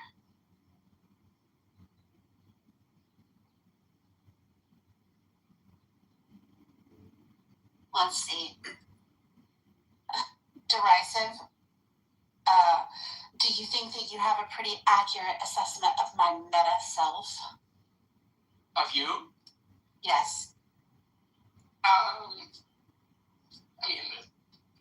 Maybe. I don't. I used your word just to. All right. This is the analysis for mine in that test. People with ENFP personality types are true free spirits. They're outgoing, they're open-hearted, they're open-minded. With their lively, upbeat approach to life, ENFPs stand out in any crowd. Even though they can be the life of the party, they don't just care about having a good time. These personalities have profound depths that are fueled by their intense desire for meaningful emotional connections with others. They carry an interesting blend of carefree sociability, sparkling imagination, deep contemplative introspection. They regularly use their natural curiosity and expansive creativity to try and better understand themselves and the complex dynamics of human relationships. They are truly devoted to nurturing their relationships with and their understanding of the world at large. In a unique way, their introspective nature is driven by their imagination, wonder, and belief in things that cannot always be explained rationally. People with this personality type believe that everything and everyone are connected and that they live for the glimmers of insight that they can gain from these connections. They believe that how we treat one another really matters. ENFPs are most likely personality type to believe in the concept of karma. When something sparks their imagination, they show an enthusiasm that is nothing short of infectious. These personalities can't help but radiate positive energy that draws other people in. Consequently, they might find themselves held up by their peers as a leader or a guru. However, once their initial bloom of inspiration wears off, they can struggle with self-discipline and consistency, losing steam on projects that once meant so much to them. They seek joy out of life and pleasure, which is the same as being shallow. Seemingly in the blink of an eye, people with this personality type can transform from impassioned idealists to carefree figures on the dance floor. Even in moments of fun, they want to connect emotionally. Few things matter more to these personalities than having genuine, heartfelt conversations with people that they cherish. They believe everyone deserves to express their feelings. Their empathy and warmth create spaces where even the most timid of spirits can feel comfortable opening up. ENFPs need to be careful, however. Their intuition may lead them to read far too much into other people's actions and behavior. Instead of simply asking for an explanation, they may end up puzzling over someone else's desires or intentions. This kind of social stress is what keeps harmony-focused ENFP personalities awake at night. They spend a lot of time exploring different relationships, feelings, and ideas before they find a path for their life that feels right. That's it. Okay. Yeah, I mean, that does sound pretty spot on. And also, it's, at first I was skeptical, thinking, okay, it's sort of like a horoscope, like you can general enough that you can ascribe it to yourself universally, but there were some fairly specific things in there that wouldn't apply to other people, so okay, my mind is a little more open now.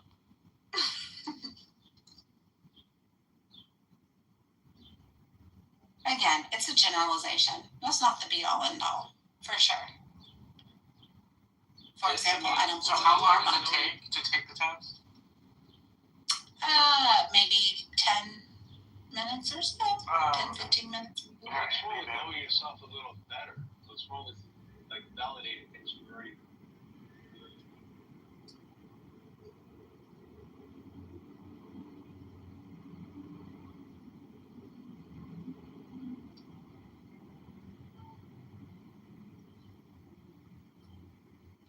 Tiffany, I was diagnosed. Oh, sorry. Go ahead. Oh, I have a meeting, y'all.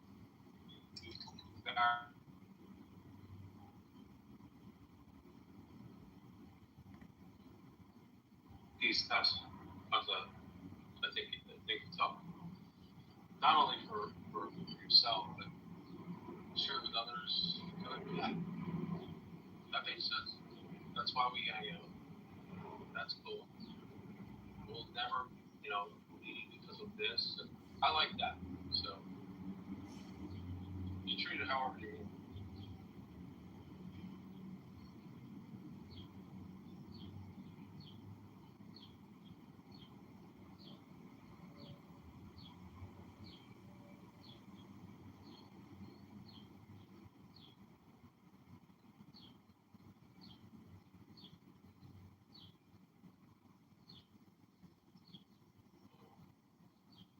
All right, I'm convinced. Callie, I'll take it if you find a free version. Okay, let me look for it. I was holding off until you said something. I'll be right.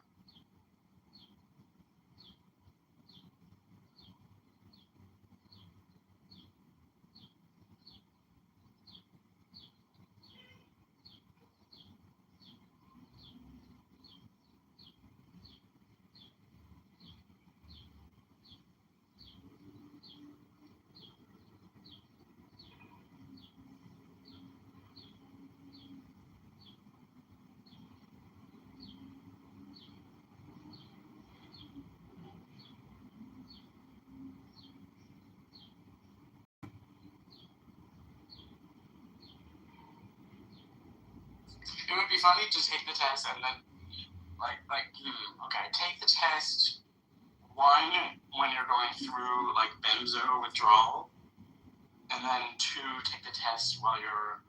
I've always had consistent results in line with how I was tested at work. But do you want me to put it in the Jumbotron or in the chat? Either way, I'll just grab it wherever you put it. Put it in the Jumbotron.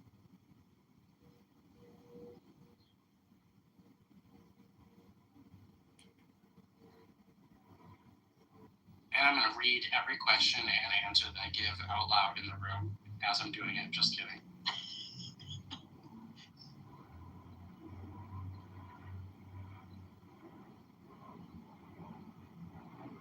Here's this guy on YouTube.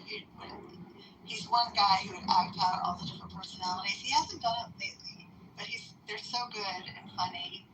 I'm going to post one of them in the chat. Just take me.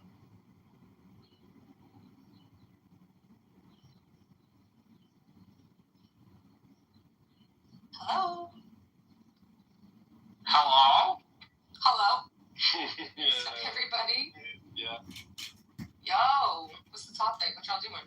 Nothing. We're all just talking about me and how awesome I am. Yeah, Myers Briggs. Well, good.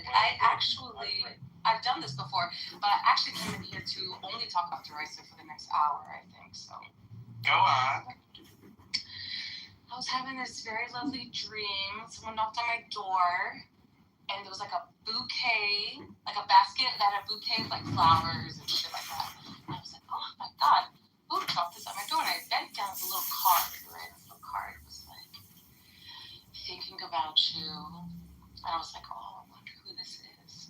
Flipped it over, there's a big, fat D on it. And I was like, this can only be one person.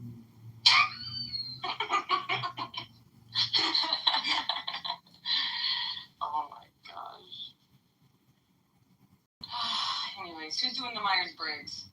I am. I was very, very skeptical, and then and then Serendipity read hers, and it was very much what was hers? on point. Hers was like, I care about connecting with people, and sometimes I think a little too deeply about the way that they behaved, and I like to have fun. It was like, God. Everything about her to a T. So, and I started out the topic by but then I was expecting her summary to be about as specific as a horoscope, but it actually was more specific than that. So I'm gonna do it because she told me it only takes 10 minutes or something. Callie did. I thought, or someone did. I thought it was like more like 30 minutes to an hour, and then that would have kind of knit the time I have to play video games. So yeah, we don't want that.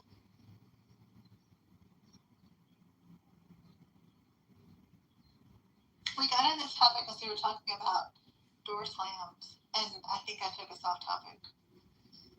Monica had a question. Do you want to go back to your question, Monica? Are you able to talk, or should we keep going as we are?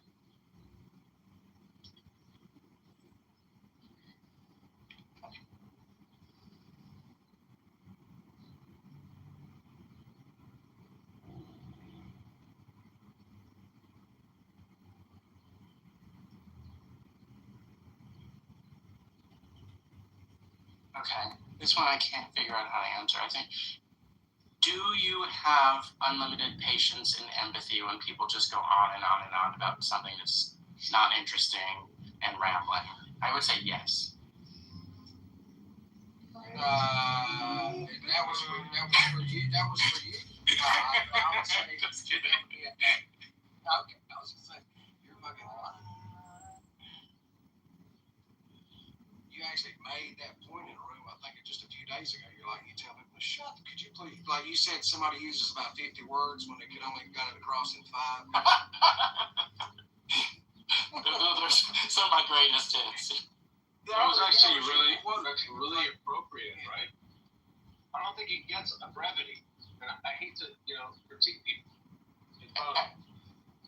Actually, Serendipity, I think, is in a meeting, but I wanted to tell her earlier, if someone can remind me later, that she's like, I used your word, the meta-personality, to describe it back to me, and that is actually a literal sign of intelligence, is speaking to someone in a language that they can understand and being able to determine that as you're communicating with them, rather than, it's the sign of a pseudo-intellectual to just use all this, like, weighty, ethereal, floaty, academic language to people where it's going right over their head. Like, that's just being a prick. Yes, it's about like, I have to do it daily. I mean, it's about like me showing up at somebody's house and start talking about electrical theory, about why something's not working in their home, when I just walk in and say, hey, your outlet's not working, I'm going to get it fixed. I got you. Yeah. I can tell when I'm looking at somebody and they're like, I don't see that as a sign of intelligence. Like, if you're overusing unnecessary or maybe let's say over-articulate words, and you're doing it consistently without any feedback, that's a sign. If you're doing it with someone who understands you because you understand each other's discipline, different. Yeah, you may have misheard what I said. We're in agreement. I said it's a sign of intelligence to speak to someone in a language that they can understand. Mm-hmm. Right. I got you. I understood exactly. Well, I think Albert misunderstood what I said. Or maybe I conveyed it poorly, but No. Yeah, I'm saying if you're intentionally speaking, like it's the way I speak to my 8-year-old nephew. I try to teach him, one word that I know he's not going to understand in a single sentence that I speak to him. And then I see his brain sort of light up and the wheels start turning in his head. And then I ask him if he can deduct the meaning of the word based on the sentence in which I used it in. And then we'll talk about it and then have him use the word. So, that kind of thing. Are the kids today still learning Latin? That was No. You're very sweet. No. Kelly? no. They got rid of did you go to Catholic school or? No. I just. You could use that as a foreign language. I mean, I think a lot of universities are even taking out their Latin departments. Really? Yeah. I also think it's not advantageous to hold back on anybody. If you have the vernacular and you're in the flow, with your big word usage or association, don't hold back because we're in the mode of AI and AGI. I merge with AI in terms of how I use it for strategy. I don't think we're ever going to go back to the idea of just be yourself. Period. Myself. Period. I was gonna say we had to take it before selecting a foreign language. So like in middle school. Yeah. I love it. I mean, I think it's a foundation. It's just everybody needs to take it. It's useful. It helps me figure out what words actually mean. I mean, I can break down words, especially if it has a Latin, something Latin, right? Love that shit. I'm like, I know this fucking program, and I love it. Amo amas amat.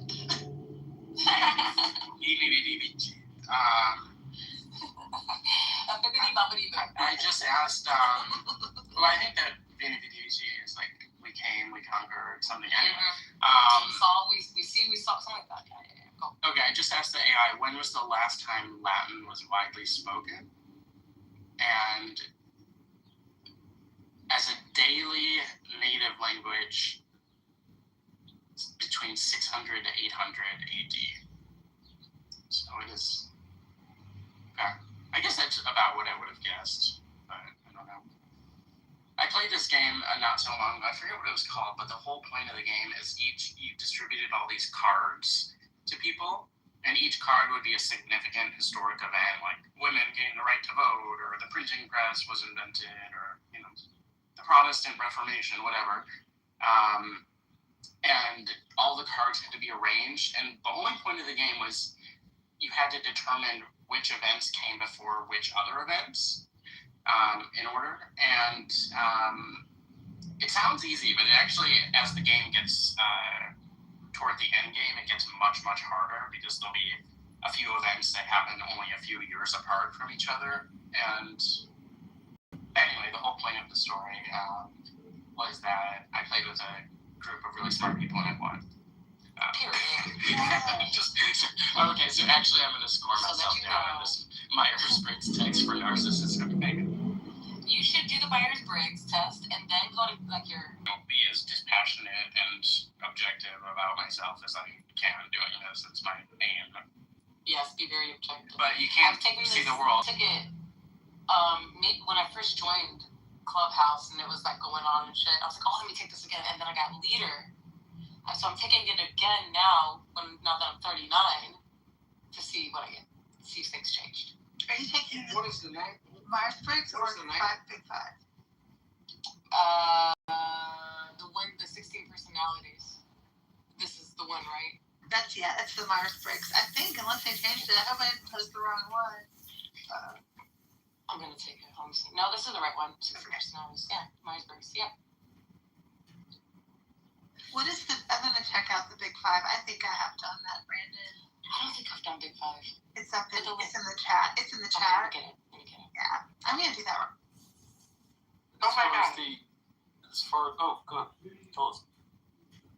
This will be quick because it's not interesting, but I have to start over because I just realized that I was I thought that the degree and disagree were on the opposite sides of where they actually are. Sounds like me. I do that too.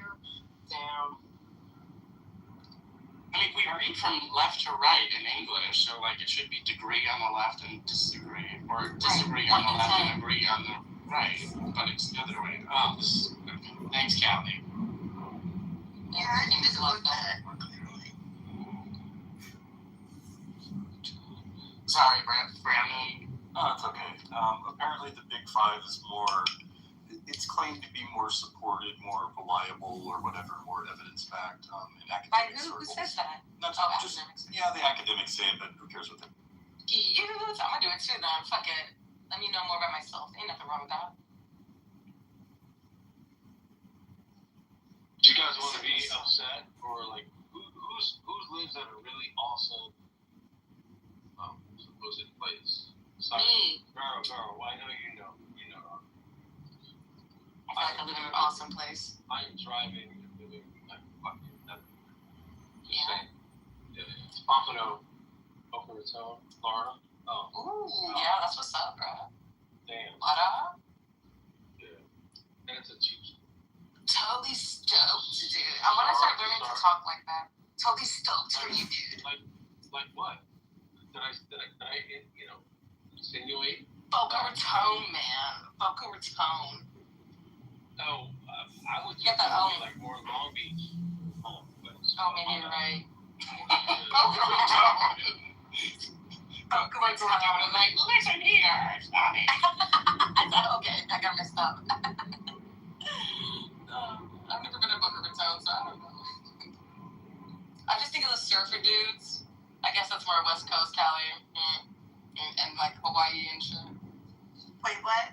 I was trying to answer the question. I make new easily. What was the Yeah, you do. What was the second? Sorry, I couldn't answer that one clearly. What were you talking about just now? Fort Lauderdale, how's that? Fort Lauderdale. Maybe I said it the wrong way and was interjecting. I was just projecting my bliss.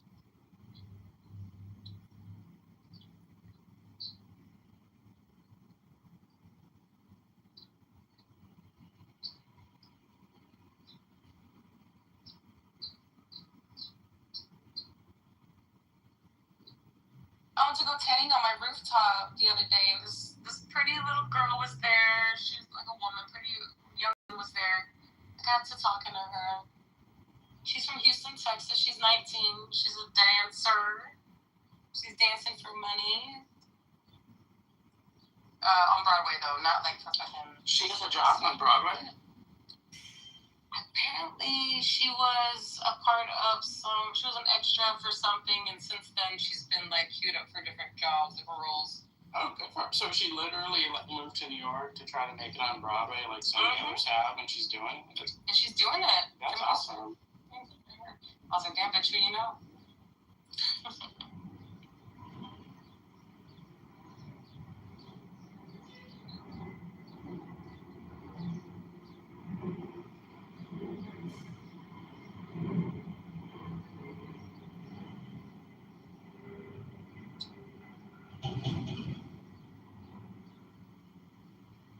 Okay, the question, sometimes you wonder if there's an afterlife.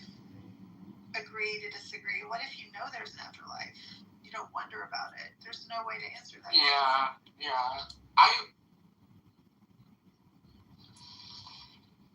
I would like see the way that I would think that they are framing this question. I would put you like agree all the way to the extreme extent.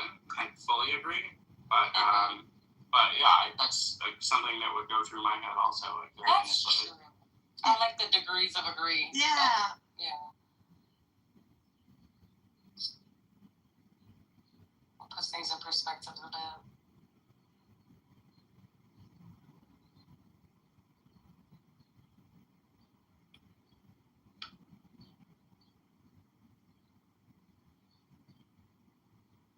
When someone thinks highly of you, you wonder how long it'll take for them to feel disappointed in you. That's a good question, bruh.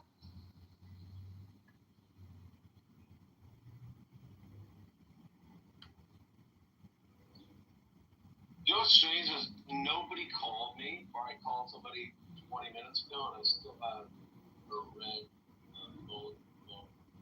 Call somebody real quick and then hang up. It'll go in. Okay, thank you. Mm-hmm.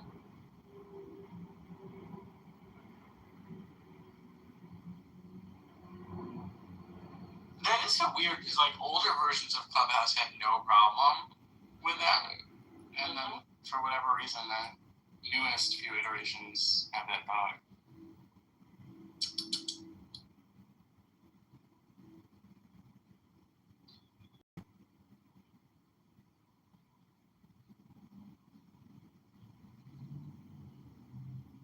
By the way, it works, but the next... Like if you have an Alexa device or anything like that, no, I'm you on say the road. call. I'm on the Oh, road. you are? Yeah, I hear you though. No, I think you could actually call, like if you have an iPhone, you can actually call yourself. Just leave and come back, bro. Yeah, just leave and come back if it goes away.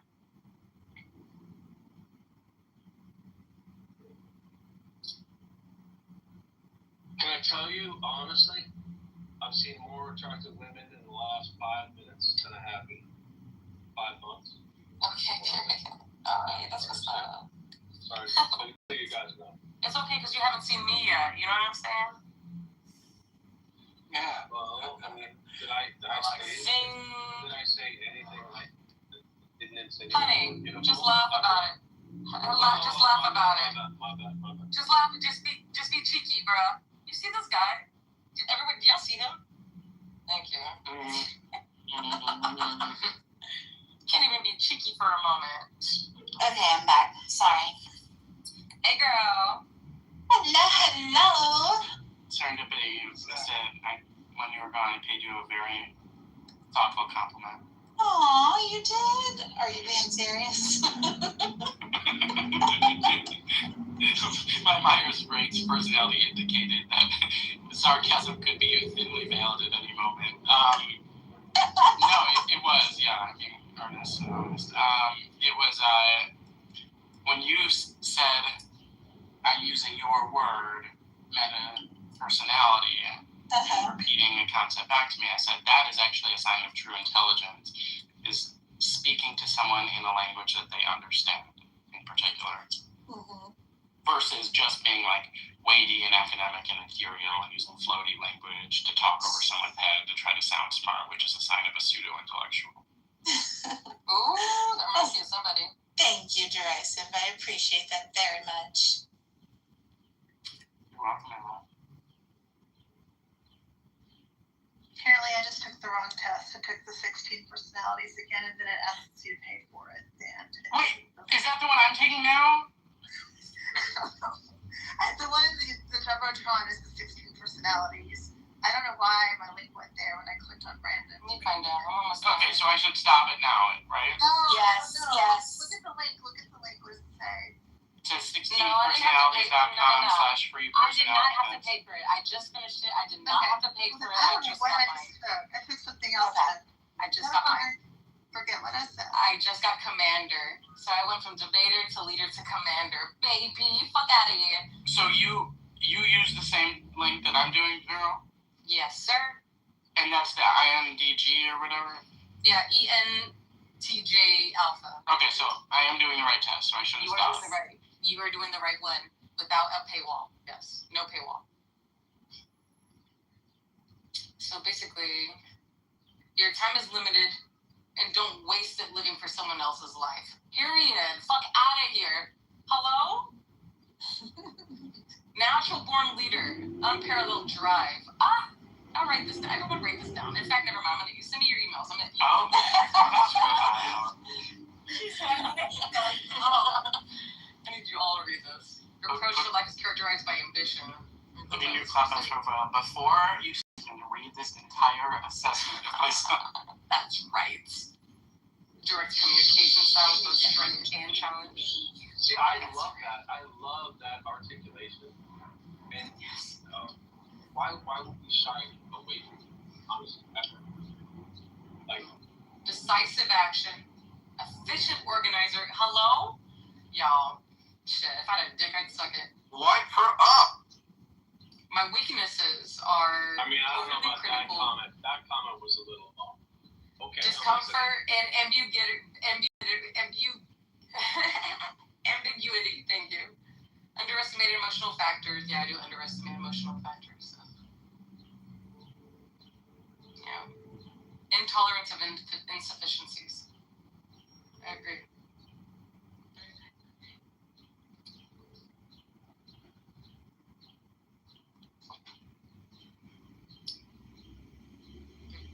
My strengths are I can take constructive feedback.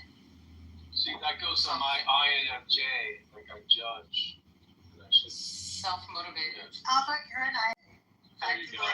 Yeah. But I mean, are you a strong J? I don't know. I've taken it. I've got ENFJ and I've got.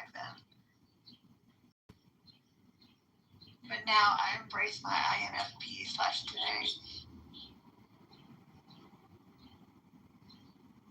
Other commanders are Gordon Ramsay, Jim Carrey, Whoopi Goldberg, Malcolm X. Period. Tony Soprano. Period. Just strange.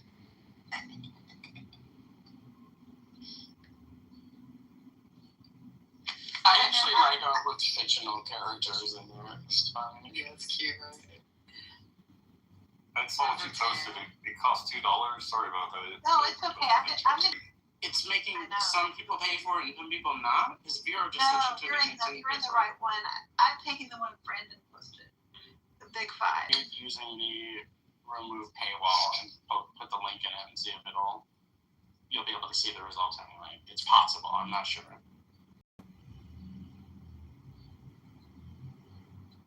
Wait, what do you mean in the link or in the URL? The URL from the summary page.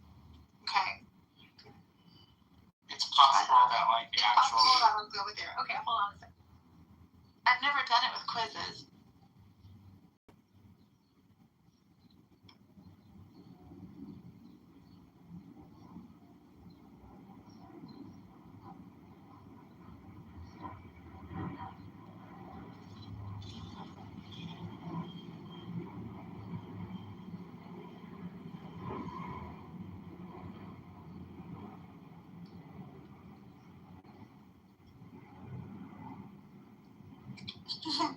I'm an ENFPA. You took it again? Is that the same as before? Try it again. Yes. ENFP, yeah. So you got the same thing again? I did. Consistency is key, baby. Love that. Love that. I'm an ever-changing girl, though, you know? That's just what I gotta live with, but I love consistency. I was thinking it would be funny if people took the test on 2 very different states of mind induced by different classes of drugs. Like one on a drug that gives them like universal love and empathy for all living things, like MDMA. And then another drug where they're like withdrawing from benzodiazepines, where they like just hate everyone and everything. It would be funny. Okay, so apparently I found the big 5 personality test 3. I'm gonna put it in the chat. Oh, you found it. Okay, great. Mm-hmm. I found it because I'm good like that. Yeah, you are because I'm a commander. Do you guys find that on all survivors? Do you guys find that on all survivors? So there's an A and a P after each type. Okay, I need to retake it then. I think I'm probably A.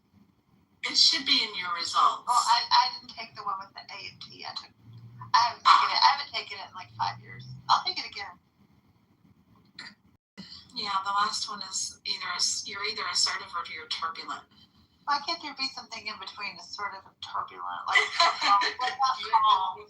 Like I took a test one time and said I was high calm.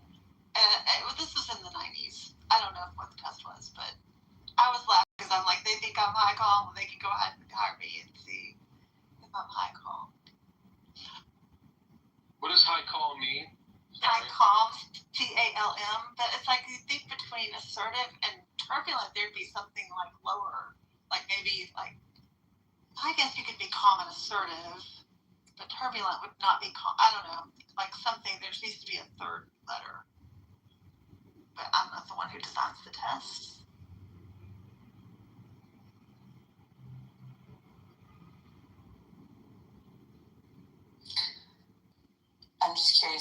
turbulent side of it says.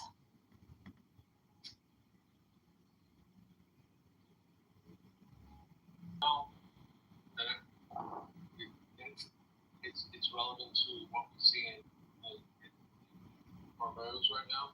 We're seeing massive tankers off the shorelines, just waiting. Like massive tankers in crystal clear blue water. See more of that in the coming months. Well, I hear that they're sending all the oil ships towards the Gulf to load up on fuel. I just watched this. Got done with Trump meeting with Xi is Trump was appeasing Xi, being pissed about the war in Iran. Stupid, in the moment moves by Trump when this is 20 plus years in the making.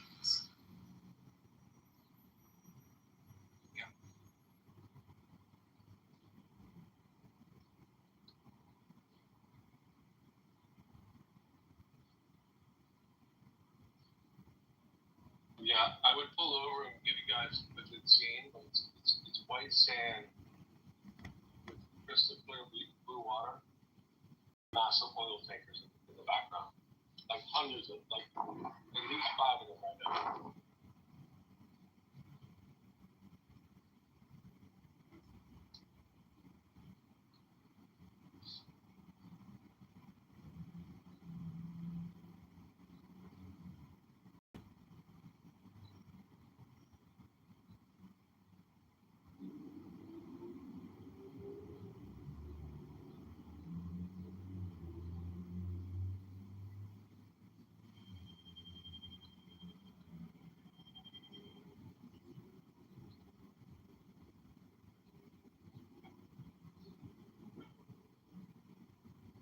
Okay, just completed the big 5 that I posted in the chat. There's no paywall.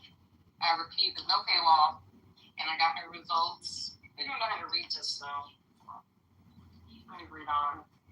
This is deep. Our results too. I'm like, what is this? Where's the letter? Where's the letters? Categorize me. There's not like a word to describe. Maybe that's better though. Okay, I got mine. Your Myers-Briggs? Well, yeah, the And something. the letters. Okay. I'm reading this for the first time with you guys live. Don't you feel special? I do. Okay. ENTP-A, which is that good or bad? Not good. It's fine. Go. Okay. As an ENTP debater, you're a vibrant intellectual force. Out-of-the-box thinking can lead to groundbreaking solutions. Period. However, your love for the theoretical can sometimes overshadow the practical. While you excel at generating ideas and strategy, you may find yourself losing interest when it comes to the nitty-gritty of implementation. The mundane details of everyday life can feel stifling to your free-spirited nature, leading to a tendency to procrastinate on routine tasks or abandon projects once the initial excitement wears off. Your charismatic nature and gift for debate make you a compelling communicator capable of rallying others around your vision. This same trait can sometimes come across as argumentative or insensitive if not tempered with emotional intelligence. Learning to balance your sharp intellect with empathy and tact is a key part of your personal growth strategy, allowing you to harness your full potential as a visionary leader and innovator. In your professional life, you thrive in dynamic blah blah blah blah blah blah blah blah blah. Okay, you thrive in dynamic environments that challenge your intellect and provide ample opportunities for innovation. Your natural entrepreneurial spirit makes you well suited for roles that involve strategic planning, problem solving, and generating new ideas. You're at your best when tackling complex challenges that require creative solutions, making you an asset in fields like consulting, technology, or research and development. However, you may find yourself chafing under rigid hierarchies or overly structured work environments. Your independent nature and love for debate can sometimes put you at odds with traditional authority figures and established systems. Finding a career path that allows you to exercise your creativity and leadership skills while providing the flexibility you crave is crucial for your long-term job satisfaction. Consider roles that let you be innovative, such as entrepreneurship, strategic consulting, or creative direction, where your ability to see the big picture and generate novel ideas is highly valued. Your strengths and weaknesses. Okay, the strengths are boring. The weaknesses: difficulty staying organized, impatient with mundane tasks, overly critical of authority, reluctant to commit, dislike of constraints, easily distracted. Okay. Alright. I always showed up as ENTP as well whenever I took these tests. And the weird thing is, whatever conversation I have with the AI, it always says INTJ. And I'm like, what the hell is this? How does that make sense? It's a completely different cognitive stack. So, And when you say the AI, you mean, like, you just ask an AI that has a history with you to guess what you are? Or? So it depends. I've done it on different AIs, and some of them, they typically, so it depends what you think about this stuff. What is and isn't logged, I typically remove all the settings to build up a history of me, but I think it does anyways. So yeah, independent of which AI it is, it says that. And I mean basically like just having like a regular conversation. It's typically what I do at the end of conversations is I'll ask certain things like, let's just do a kind of retrospective analysis on what happened in this conversation. I wonder why we doubt all these things so much.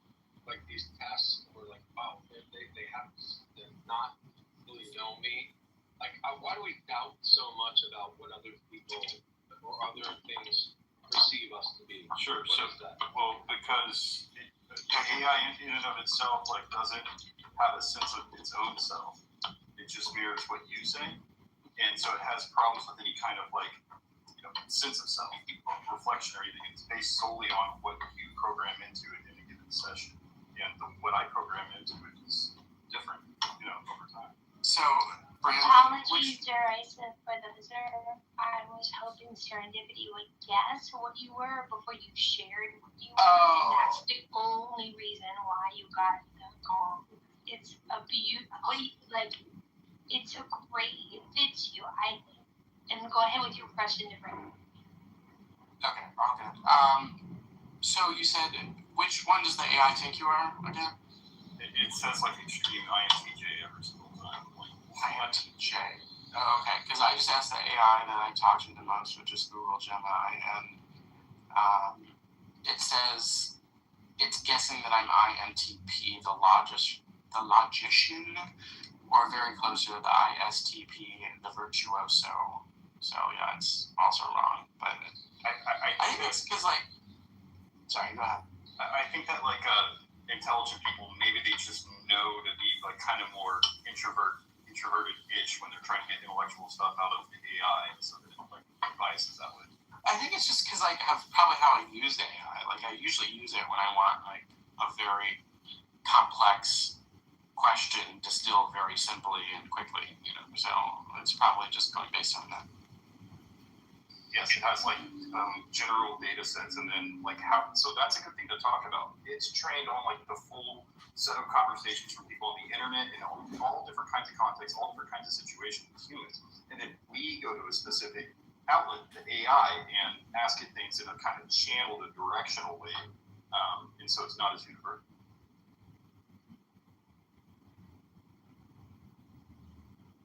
I also think we've been conditioned to not. I think a lot of people. This is just obviously something about me. Maybe we're channeled not to be as intelligent as we really are. We don't like hearing the masterminds, and then we don't want to internalize them.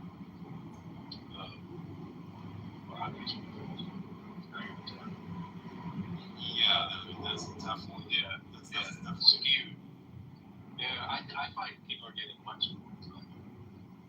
Maybe I'm just off, but I find conversations are better. They're more articulate than they've ever been. Hang out, honestly. Period. So I'm learning that the A and the T at the end of the Myers-Briggs, figured out what that means. So for us, for the alphas, not alphas, and the A for alpha, assertive, that means that you just have a higher confidence with your decisions. You have less like you don't worry too much about criticism. You're able to adapt. And if you have turbulence, you take criticism harshly. You kind of like even like swallow up a little bit. So that's what I just found that out. Oh, that's really helpful. I actually looked back at my Gmail and I was an A. Perfect. Period. Monica, what does this mean for you? Whoever did the big five and said they hated talking on the phone, I'm calling you a liar right now. I said that. I hate talking on the phone. Phone. It's different. I can explain it. That's like if I have to call my bank or something. Oh no. It's like I need to make sure I have lunch, that I'm fed, that I've done everything else before I do things like that too. I gotta know what the conversation's about too. Like, Well, just know that your call is very important to us. oh my god! Please hold the next available agent. Thanks, Brandon, for the big five. That kind of helps me look at this a little bit differently. Sure. That always makes me angry. Your call is very important. It's like, no, it's not. No, it's not. I wouldn't be on hold if it was, and I wouldn't be talking to some fucking retard in India or Colombia if it was. Oh my god, the last time I called T-Mobile, I was asking the customer service agent if she had a degree in IT or engineering. And this bitch, you know what this bitch responded with? She's like, I do have a degree, but it's not in IT. I was like, bitch, get off the phone then. Give me somebody with a degree in IT, boy. I can't. Oh my god. From an accredited fucking college or trade school or something. She got me tight. It was because I was asking a technical fucking question. They just kept giving me the runaround, y'all. And after a while, you get fucking tired of it. And y'all do too. Don't play. The other day I had a question for Amazon on Amazon's chat, and they sent me to 6 people before I had the last one that resolved my issue. And I remained calm through the whole thing, but like maybe 10 years ago even, I would have been irritated. I would have been, okay, I don't have time for this. No, probably my period. That's probably. I'm okay with saying that. I've always been okay with saying that. What are you on your period? Actually, hold on. Am I? You're right. I am at the time of my period.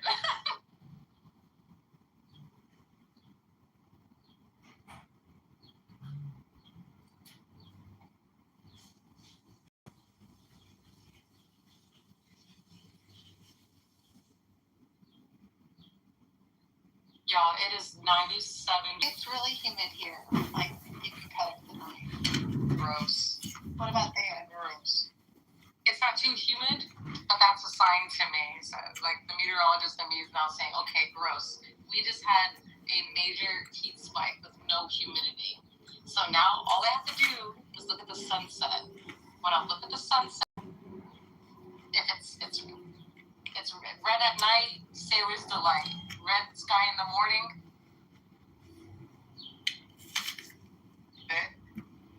I don't know what you're talking about, so I would need to see the link of what you're talking about. That has nothing to do with what I'm talking about in regards to. No, baby. What I'm saying is, I live in the state of Georgia, and like they had it where there was truckfuls at night of unmarked ballots that they were bringing in, and so when people are like, they counted it 2-3 times. Of course, you can count it 1,000,000 times and then add another 1,000,000,000 ballots to it. It's still going to be a reflection. No. Yes, That's not what they did. That's not what they did. It's not how they counted. They counted the ballots. The only thing I realized is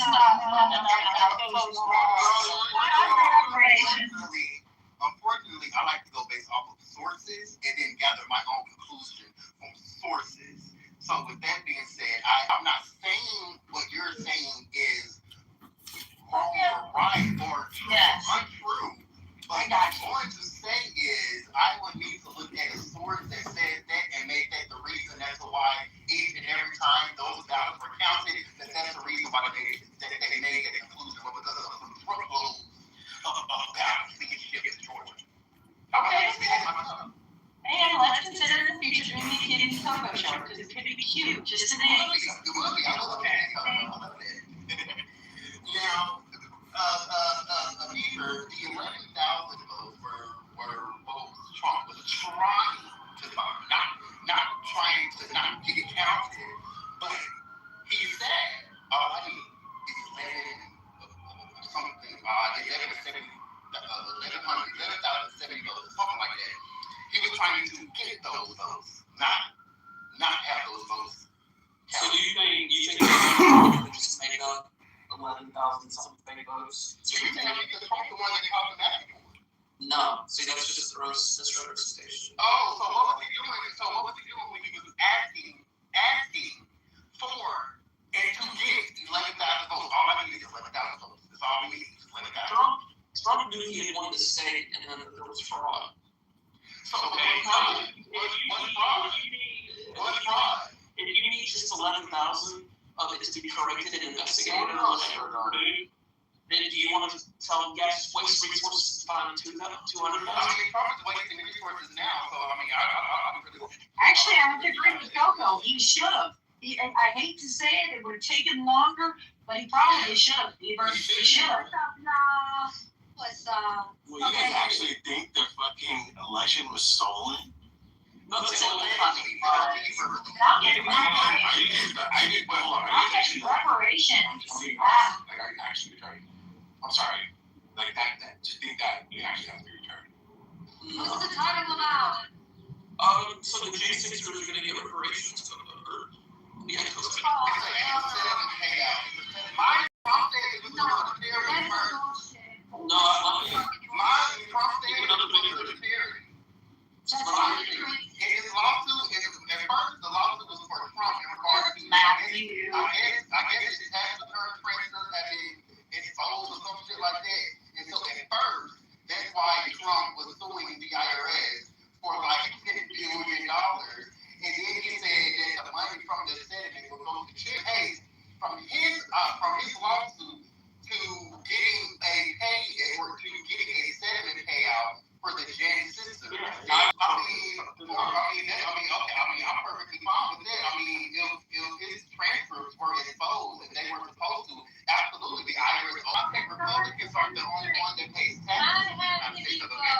Not only do I gotta give my taxes up to watch kids be bombed in other countries, but I also gotta give my taxes up to domestic terrorists. Right. Who fucking attack our capital, police officers, kill people, kill other civilians, take shits on the desks of politicians. Mm-hmm. Like, this shit is crazy. Right. You know what? Let me tell you something. In my state, my hometown, literally, and this is the shit that pisses me off, y'all. In my fucking hometown, shit is fucked up. The infrastructure is falling in. Not where I live now, but where I grew up, okay? The schools is fucked up. The kids don't got playgrounds to play on because the shit is deemed unsafe by the city, right? We got overpasses held up by wooden fucking boards. The water pipes are fucked up. At least 2-3 times a year, people get put on a advisory to boil the fucking water. You understand? And I gotta give up my money, my tax money, right? To some motherfuckers who attack our fucking capital, the people's house, and to bomb little kids and shit like that. Yo, this shit is crazy. It's actually disgusting. And this is the shit, really. This is the fucking shit that pisses me the fuck off. We got other shit to worry about. We got bigger problems. Why the fuck we got, oh my God. Y'all, I can't, you know what, that's it. I land. I'm getting. I don't want to piss anybody off, but it reminds me of the Travis. It reminds me of the Travis. Don't you remember, Beaver? When it was in my hometown, my city, where my brother and mom live in Chicago, that atrocity that happened when that black man was wrongly killed. And they totally crucified the cops that wrongly killed him. But then on top of that, we had riots in the streets of Chicago. They were burning down mom and pop shops. The government wasn't doing a damn thing about it. And I'm sorry that we had a shitty president that was asleep behind the wheel when we had 13 dead American Marines, and the president didn't even fucking apologize for it, forcing vaccines down our throats. So yes, ma'am, I know that he bet. Kitty! Viking warrior woman! Kitty the warrior! Trump, those are the reasons why Trump's trying to get this slush fund to get more money off of American citizens' backs. This would be interesting in regards to how these funds will be dispersed, simply because there have been multiple claims that this administration has made that it stated that Americans will be getting funds that they collect and still not receive. It's like I'm in the minority on this. Like people in the chat disagree. Strongly disagrees. Peter, check out Aaron's PTR. He voted for you. He wrote your name at the actual real election.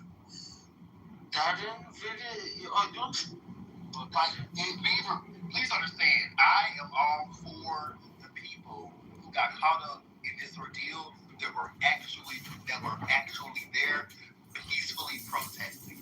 And unfortunately, Trump did not do his due diligence to differentiate them. So unfortunately, him making a blanket pardon to pardon over 1,000 some people, who a lot of them were there to do harm, a lot of them there did harm. So unfortunately, we just have to go based off of how Trump looked at it. And if he's going to do a blanket pardon, we're going to have to get the message to the whole. Unfortunately, You get it right. Yeah, we should go back to peace and love. Hey, and I don't know what that lady was just talking about. Marines dead.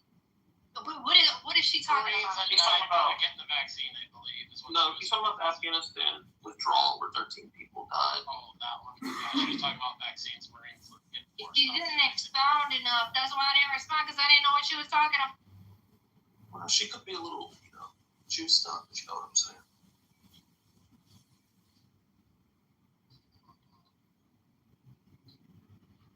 But honestly, I just think that, I think that it's very unfortunate when it's quite obvious how Trump is using these independent government agencies to try to only protect his supporters, when America is made up of not only his supporters, but others as well, other people who does not support him.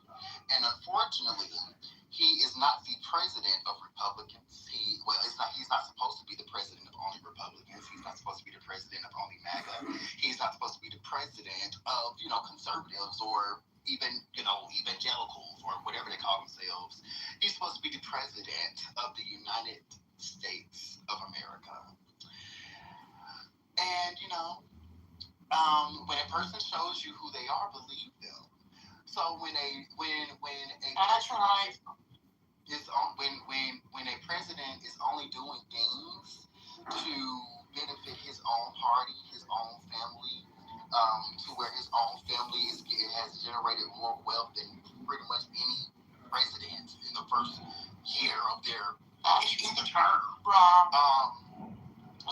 think that's very telling. I think that when you are making decisions, that you're only having meetings with Republicans and Republican representatives, I think that does a disservice to America, because America itself is diverse. America itself has always been a nation that has progressed on coexisting. And so with that, it's very unfortunate. I've also heard a lot of that, and it's mainly because Obama focused more on gay rights rather than giving black people reparations.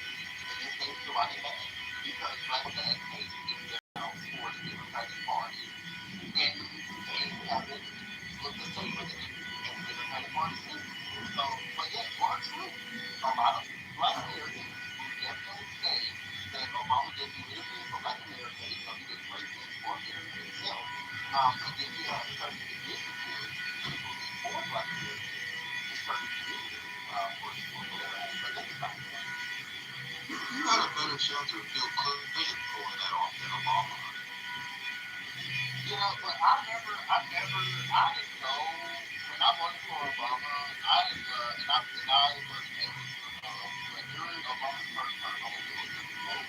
But during my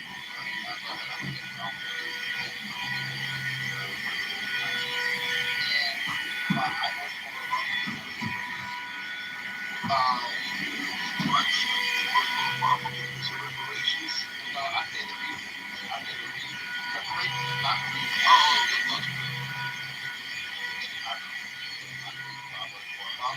And honestly, black Americans have a better chance of getting reparations on at a state or local level than on a federal level.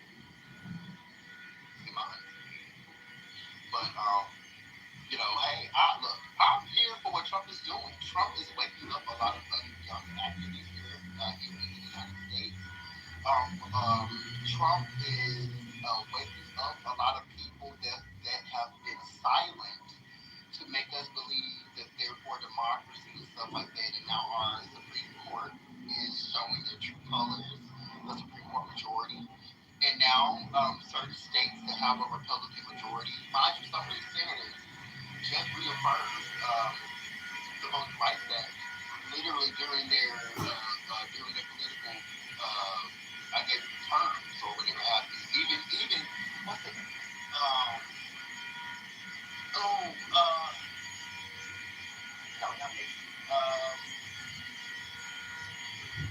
one of the Republicans that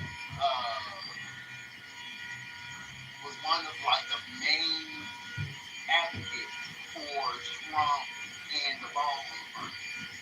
I forgot his name. But even he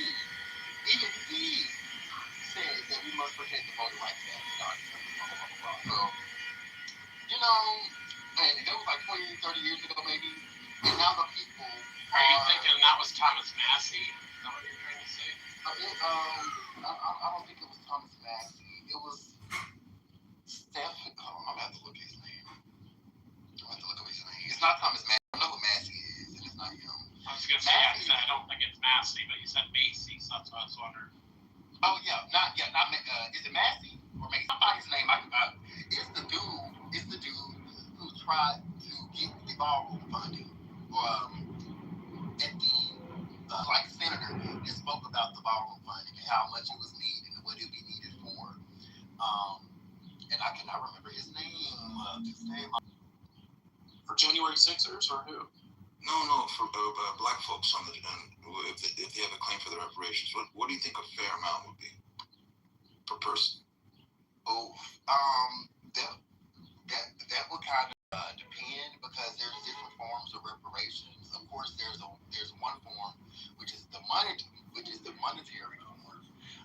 But then there's other forms as well that would be economic. That would be like, for example, tax exempt on certain things, or like don't have to pay tuition for college, or certain things. So I can't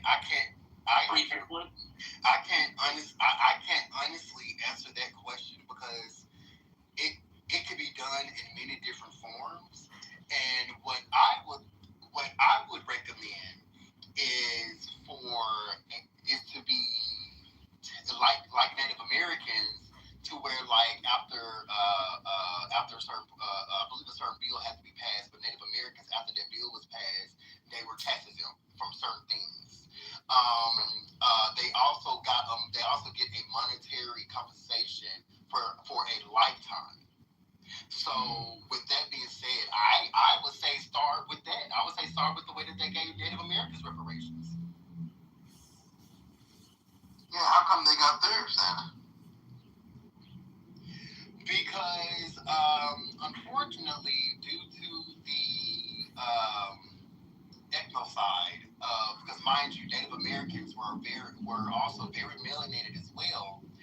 And unfortunately, a certain group of fair-skinned Native Americans, which were then classified as the five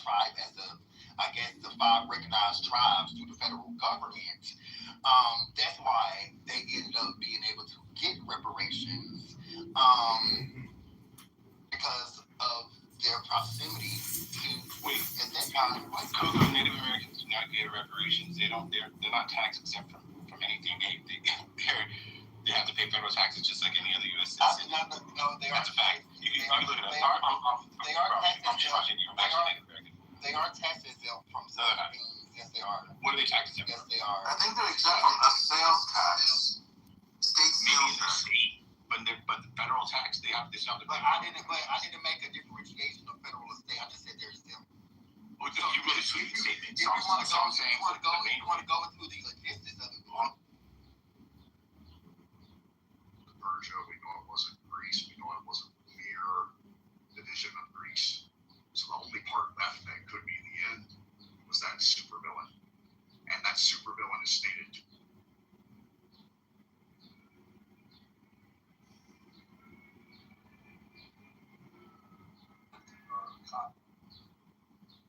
1492, Columbus sailed the ocean blue. Mike, that's number 32. That's number 1, it's the first number. wait, you cut out the horse what? What did you say? Oh, yeah, 14. Like the outcome, like we all agree on the outcome. That's a good description. Thank you. That's what I just read. I'd like maybe Callie, you can look to see maybe the difference and maybe there's a different interpretation because I do interpret things kind of at face value without thinking too deeply about it, which is a part of my. Because they're all different. It pretty much does track. Pretty much. But I will look at that. But you're pretty on target, I think, Pharaoh. I think so. Pharaoh. Can you send me your description? Is it the same as mine? What's the description? Well, it'll be different because they break it down by percentages. Like I'm 57% introverted, 73% intuitive, feeling 80% judging, 72%. So I guess I'm not at all assertive. Assertive 81%. But I am INFJ or P. Like, so the description may be a little bit off. No, I'm an INFJ. I'm an INFJ-A, but I used to be even between the INFP and INFJ personality profiles in many situations, but this time it's pretty clear that it's J. I hope that makes sense. You have to look at it. You have to take it. Strategy, confidence. I've taken it like 10 times, so it always comes back that.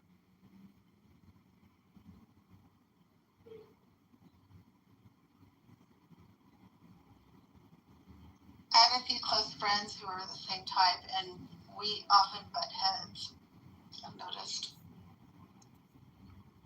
But then we end up understanding each other on a deeper level, too.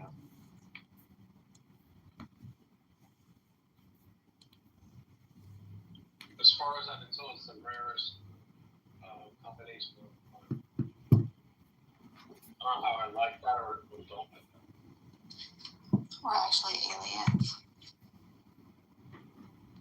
I've always suspected that.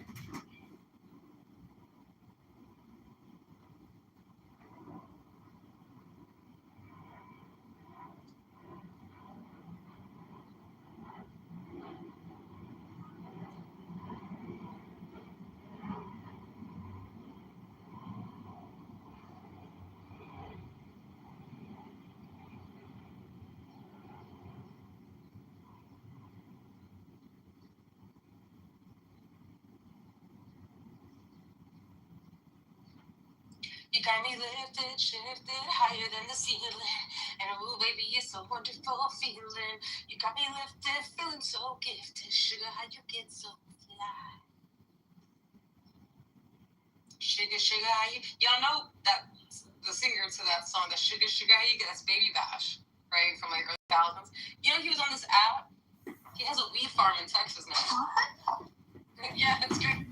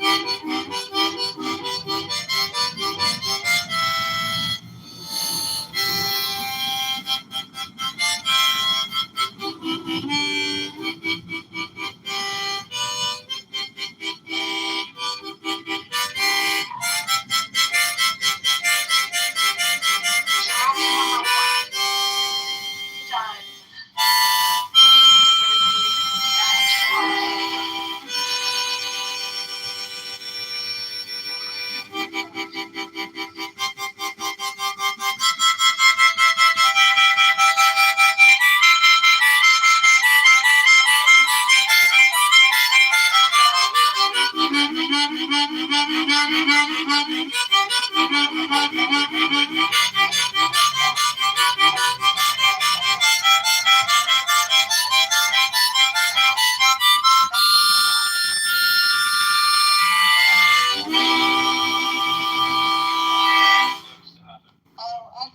want to talk about that on stage, but thank you for asking. Yeah, I'm thinking about it. I have different scenarios in my brain, like different things that would work for me. And so I'm applying to different things and working on other things too that for myself that would, any of those scenarios would make me happy. So I'll share more as I go along. I just don't want to jinx it. So thank you for asking. I appreciate that. I hope it wasn't too closed off. It was immediate and pretty precise. It's all good.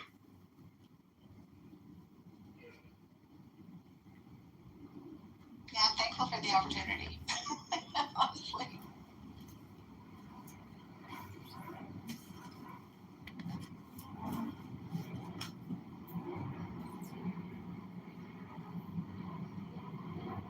I find just the question happening when you externalize it or internalize it. It's helpful. Just someone asking you, like, really, what do you want next? Honestly, what will you fuck? Like, what's the best evolution? Not what you need to do. Because I'm not in that space. I never have been. Like, I don't do anything because I have to. INFJ.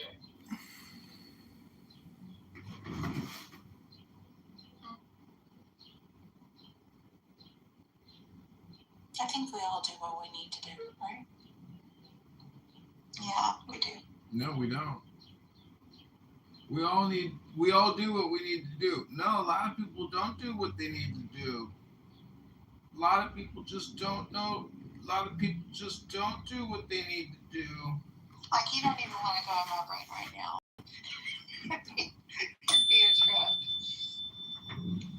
None of you would want to do that. There are too many variables I'm considering. A full-time schedule. Oh. Stretch. You're a neglectful thing, You definitely need an assistant, by the way. Taking up my water and electrolytes right here. Right? Kristen's usually so good about, by the way, people stopping to hydrate. I'm hydrated too. Kristen, where have you been? Yeah, Kristen, this is your fault. Sorry. It's my water. What do you do with it?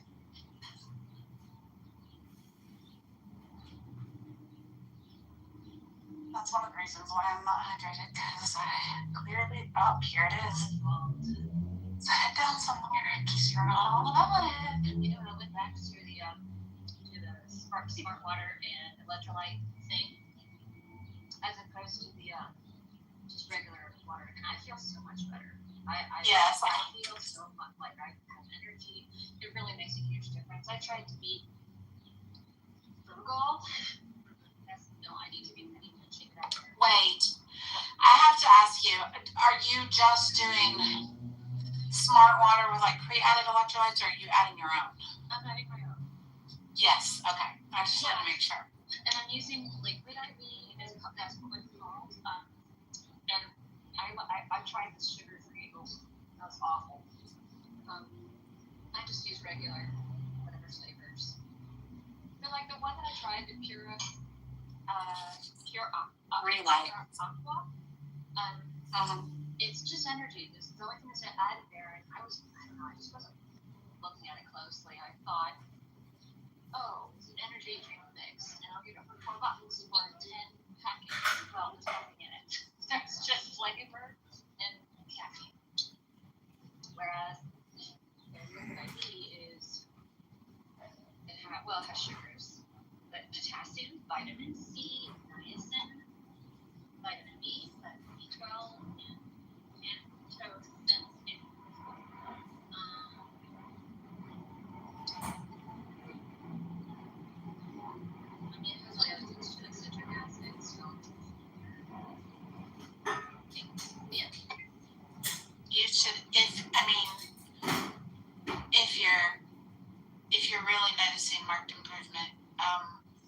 highly recommend Relight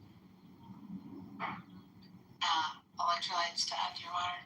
They're very, very good. They have, because there's something about the combination of the electrolytes and the right amount of potassium too. I don't know if the liquid IV has potassium in it or not, but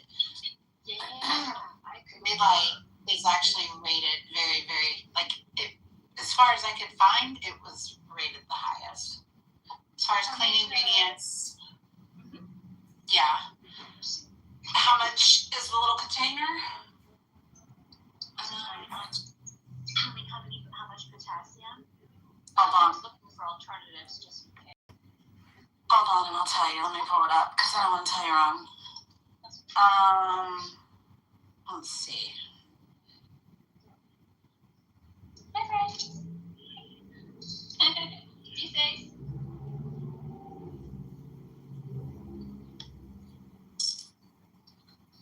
Okay. Looks really good. Did they need like no stevia, none of that gross fake sugar? Yeah. Yeah, some of their flavors do have the stevia. So be careful. Some do, some don't. I really like the lemon lime, and I don't think the lemon lime has got stevia in it at all. The 810 milligrams of sodium, and then 400 milligrams of potassium and 50 milligrams of magnesium. That's what the Relight has in it. This one doesn't have magnesium. I'm using an alternative. But, you know, Mio? Brand Mio has drop flavor. Yeah. And this one has.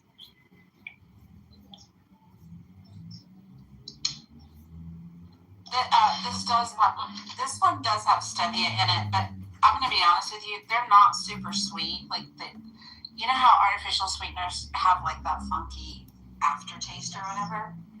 I have noticed this in the sweeter fruit flavors in the Relight, like the lemon lime. They also have it's kind of one of those flavors that comes in and comes out occasionally. They call it the salty Palmer. It's kind of like a tea flavored. That one's really, really good, but you can't buy it right now. It's currently out of. It's like one of those that they only do promotionally.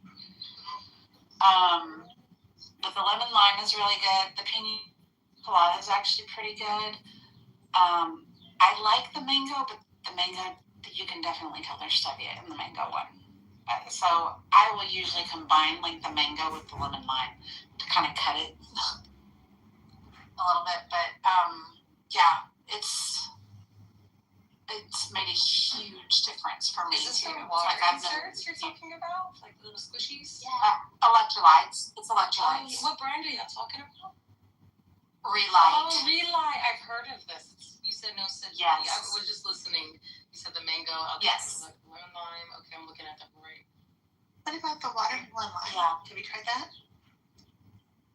The what? Watermelon lime. I have. I've tried all of them because they actually. I would recommend if you're looking into buying one before you buy like a big one. They have a multi-pack with like the single servings of all the different flavors. That way you can try them yourself and see which ones you like and don't like. I didn't see that they had it until now. Thank you.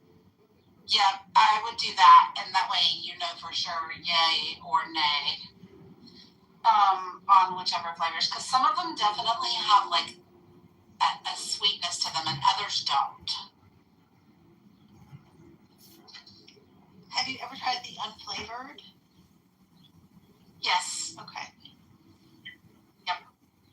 I have. And it comes in the unflavored comes in the variety pack too. Thank you. That way you can see, yeah. But it makes a huge difference in hydration, y'all. I just can't even tell you. And I do just the red and salt. You can do just the red and salt too. Oh, red mint salt. I've heard of that. I've heard of that. Some good electrolytes. It is. Y'all, it's so hot outside. Some of the black tar got stuck on the bottom of my shoe. That's how hot it is. It's melting. You're not being a little bit dramatic. You want a photograph of this? It's disgusting. What is going on with New York? Mind you, they laid this tar maybe 3 days ago, so it's still a little soft, okay? That's why I moved out of New York. Yeah, it's nasty. In the summer, it's disgusting.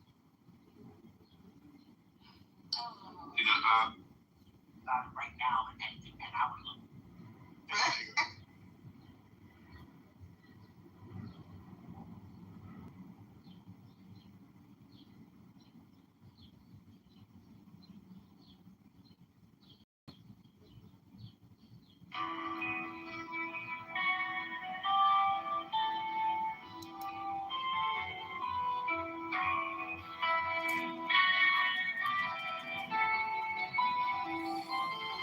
I am the charioteer of the east, Lord of the past and of the future.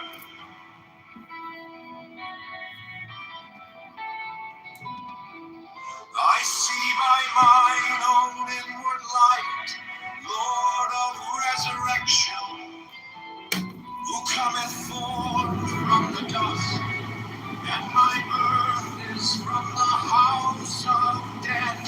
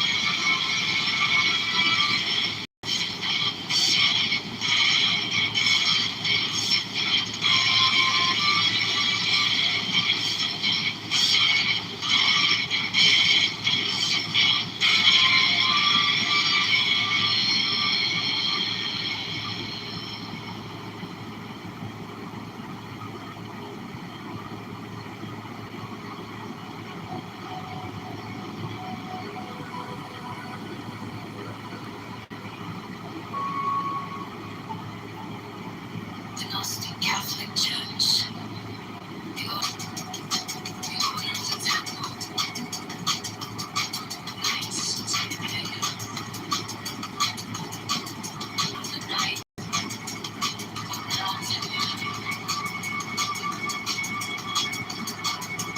The Knights of the Holy Sepulchre.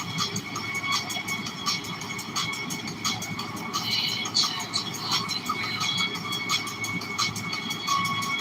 The Hermetic Brotherhood rites. The Order of Rosary Xavier. The Order of the Holy Royal Lodge. The Ancient Tennessee rites of the Missouri. The Rising of the West. The rites of Missouri. The Ancient Tennessee rites of the Missouri.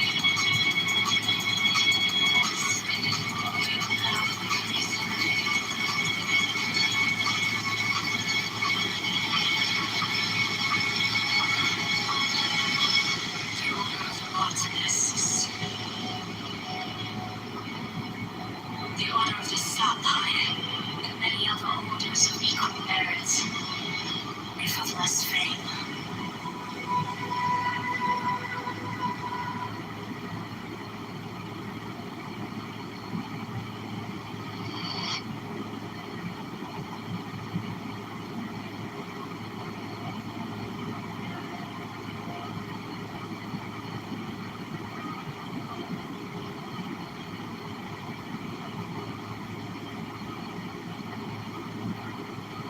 My object also I keep it in my mind.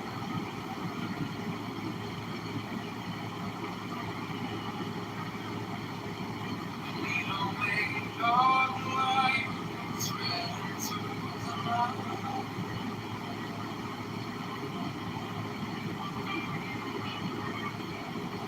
I'm on the hill, see the sharpening of the dream.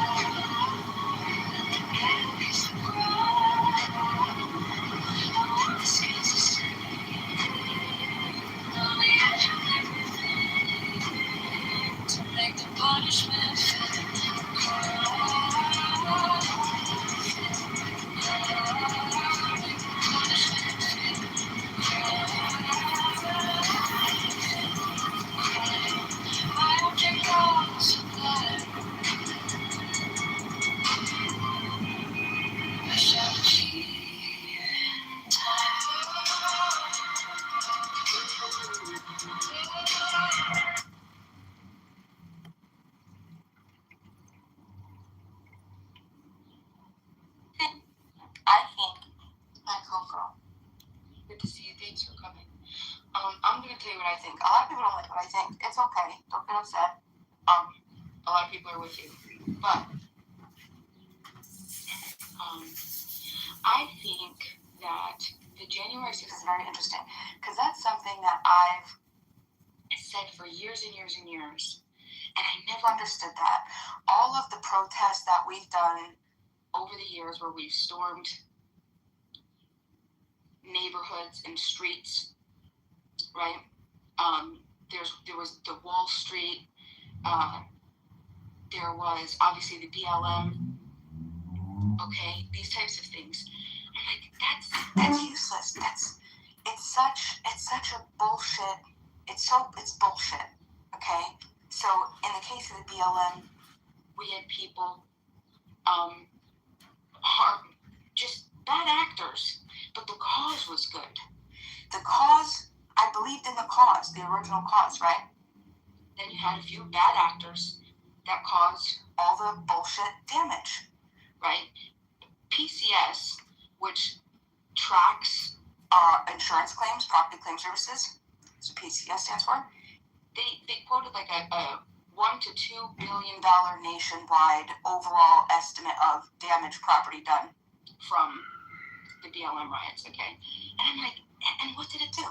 Did it get us any closer to holding police accountable? Did it get rid of the shield doctrine? Did it get rid of qualified immunity? Did it do any of the things that, no, it didn't. Maybe a little. I think some, maybe a little bit here and there, but not in the way that it should have been done federally, nationwide. There shouldn't be a question of allowing the states to come to the terms to whether or not their own local, part. No, this should be nationwide. Justice is justice, and there shouldn't be any type of oppression or abuse, police abuse. That should be. I mean, I don't think anybody would agree with that. Okay, and so I would always say, I would just storm the Capitol. Sorry, hold on. You don't have to. Hold on. Let me finish. Sorry.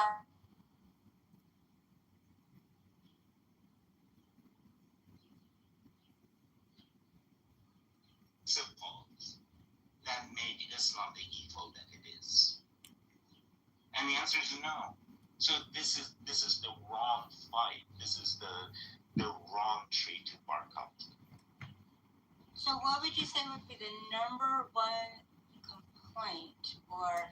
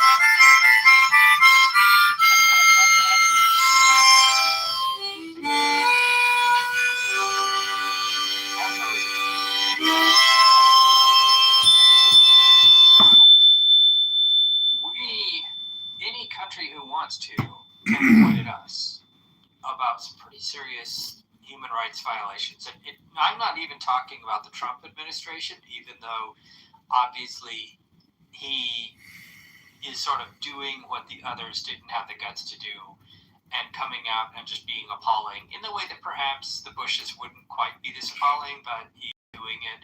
And like, I don't know, I feel hypocritical if Americans speak up against this stuff, since we, right now, I don't know if I'm being too, some of Andrew's boys would call it woke mind virus, I guess, but I mean, it just seems that we would be hypocritical as Americans to make any challenge that way, considering our own track record. I think we could recognize when human rights country is perfect, but we can definitely recognize when they're violated and speak to that.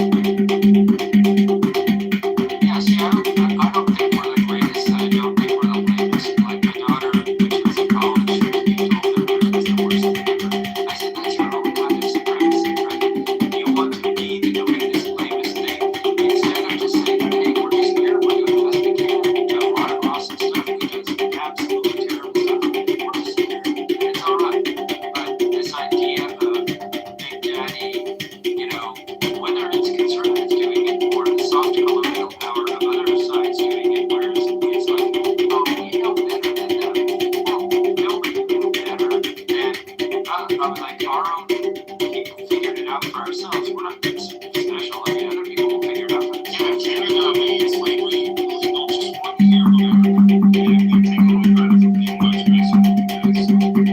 Yeah, England made it illegal in 1840. So yeah, it is kind of weird now. And you know, I think that who is that? Dan Savage said that Americans will just fall all over themselves when they elect the first president, notwithstanding that there's been tons and tons of women leaders around the world, but we're just going to act like, oh, that's the first American leader. Like, it's just in our hubris nature, and I just sort of chuckle at it. I'm not offended anymore. We're a juvenile nation. We haven't been around that long, so we still have the teenage look at me kind of complex, I think, sometimes. But again, not a bad thing. It's just that. And in our foundation, we were standing against tyranny, and we weren't purposely trying to subject people to tyranny and subjugate people. Well, unfortunately, it's accepting folks that weren't considered citizens at the time.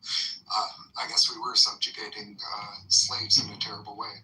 But as our nation entered the civil rights movement, we had in our foundational belief that we weren't there to subjugate, we were there to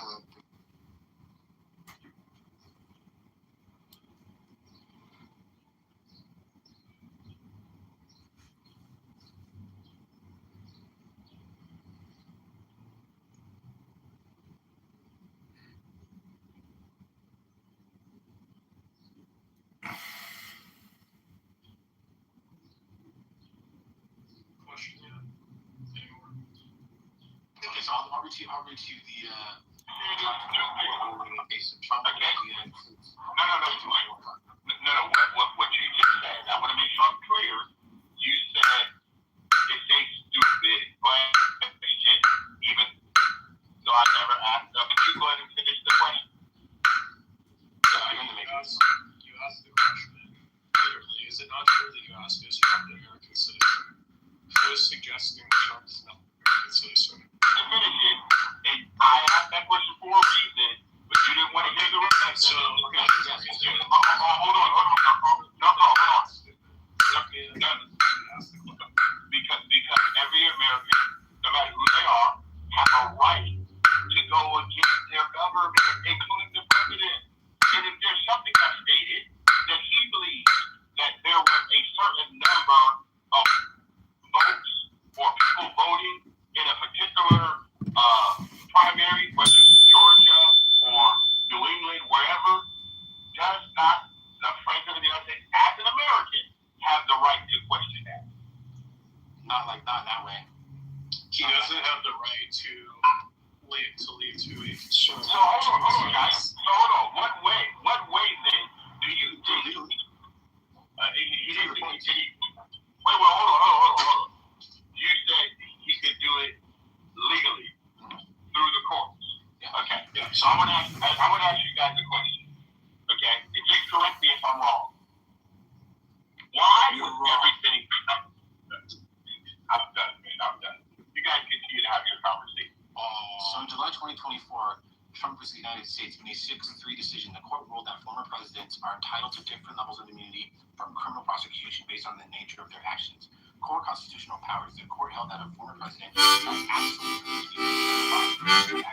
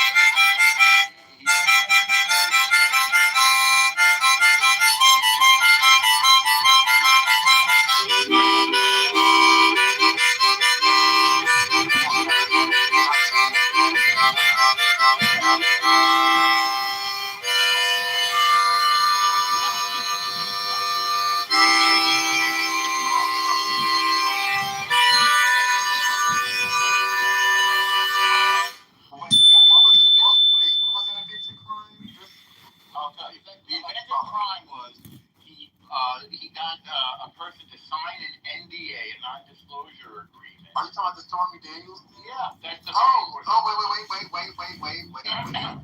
on, really quick, because we talked about that like a couple of days ago here in. You really need to interrupt for this? Yeah, let me finish the thought. Well, let me finish the thought. You weren't talking yet, almost. Well, actually, no, you weren't. No, what it was, they took 2 misdemeanors, and they extended the statute of limitations, and said that the 2 misdemeanors were done in the 3rd felony, and that felony was never specified. Most nonsensical invention I've ever heard. It was a far-fetched legal theory from Alvin Bragg. Now, go ahead and ask your question.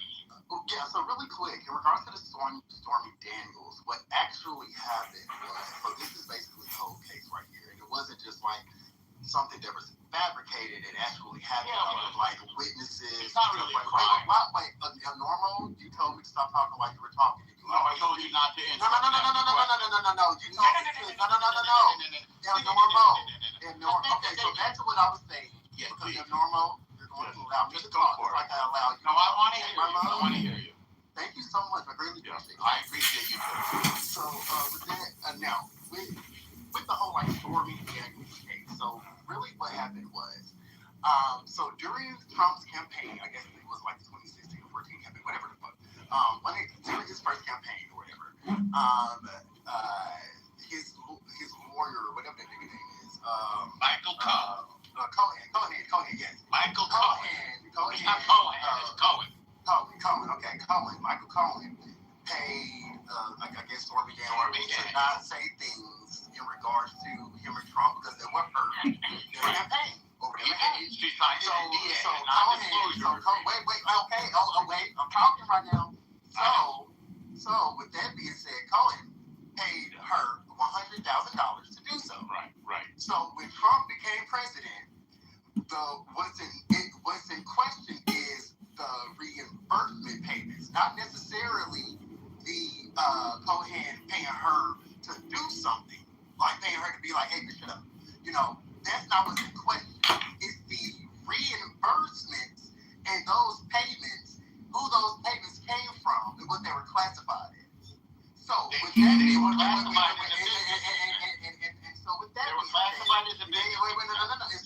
being said, in regards to Trump, because Cohen later testified before Trump was even indicted, and Trump was indicted because of the fact that he testified. It was like, okay, well, this is where the correlation is. This is, so then Trump was indicted. It wasn't. What's the crime? Wait. It didn't just start off as Trump witch hunt. Things actually, some things were leaked from their side or whatever have you. And then Cohen got caught for doing something. And so Cohen tried to have to, go ahead and testify and all this stuff. So with that being said, the reimbursements of him paying that HUD money basically to her is the question. It was an NDA. So those transactions were 34 transactions of those reimbursement payments. And those 34 transactions were classified as just simply legal expenses. Now in court, really, what's the crime? Now in court, you don't know what crime it is. Now in court, what happens is, understand why the court said that those payments were in a misleading way. No. In regards, the court did not say that. That's why they had to charge him those transactions. 34 of them, and even though he said it was legal expenses, it was very misleading. Why? It was basically to pay for a HUD money. In regards to a federal campaign. What does it have to do with the campaign? What does it have to do with the campaign? What does it have to do with the campaign? Is classifying expenses is a violation of federal election campaign finance law. But what does it have to do with the campaign? What are you talking about? Say it one more time. I said, what does it have to do with the campaign? Tell us. Campaign. What does that have to do with the campaign? During his campaign, his lawyer, he my love. This is not normal. I swear to motherfucking God. If you were in person. Yes. Okay, thank you so much. If I was interrupting, and you're doing it, okay. Normal, sit your bitch ass the fuck up. Sit your bitch ass the fuck up. Because y'all finna get disrespectful with your whole white ass. Shut the fuck up while the fuck I'm talking. I'm very respectful to you, Normal. Ever since season 1 of Clubhouse. And you come in. Every fucking room, you don't let nobody talk. But then you get mad when people talk, when you talk. Shut the fuck up sometimes. And maybe you will hear what the fuck I'm saying, rather than repeating your question a 10 fucking thousand times. Now, that's what I was saying. In regards to the campaign, he told his board, mind you, this is testimony. This ain't just people feel like they motherfucking mad. This ain't fucking a court. Don't try. Wait. No, get your right ass the fuck up. Get your right ass the fuck up. Take it up. Get the fuck up. Get the fuck up. Get the ass the fuck up. If you want me to move him to the audience, you let me know. But once he's moved because he doesn't want to be he moves. So it's up to him. Abnormal was up this morning. Okay, Abnormal is gonna let Coco finish. This is you're gonna let Coco finish. Okay, he's not gonna do it. Coco, whenever you want, you let me know and I'll move him. No, I'm gonna walk with him. Okay, it's up to you. It's up to you. So you're normal. What is this order? Right,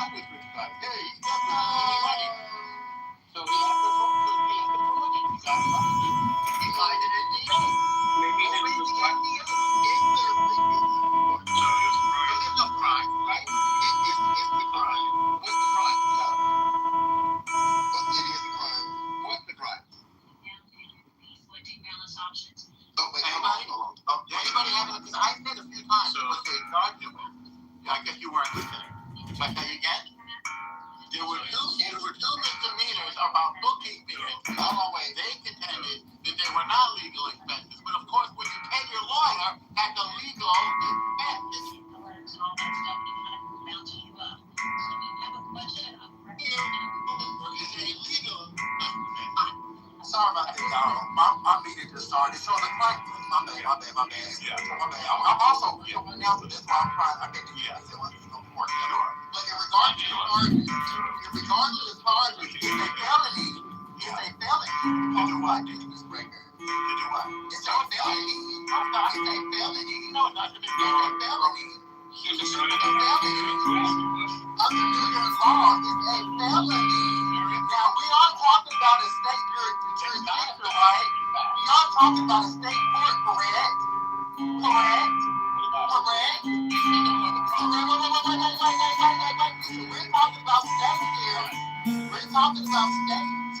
We can sit here for hours about states with the crime rate. And you said there were 30. So, when you what? When you falsify, falsify business records. You see, how is it false? If they money to his lawyer, that's illegal.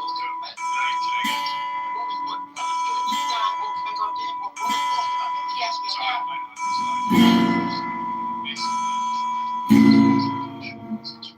Which is a misdemeanor, usually a misdemeanor, but if it is with intent to conceal it's to be a felony. And the charge that followed is led to a felony was because it was in violation of New York's election law, which was to inspire to prevent the election of a person of offense by a false means. Given the fact that he is trying to conceal, but that So when you come up back, because I'm also working, so when you talk something lawyer, oh my God, now y'all, there's no sense in trying to explain these who are no money. Y'all will understand this. Is that illegal? Because because when you ask for evidence, you don't answer it, he will always get every time. Let's see while I'm talking.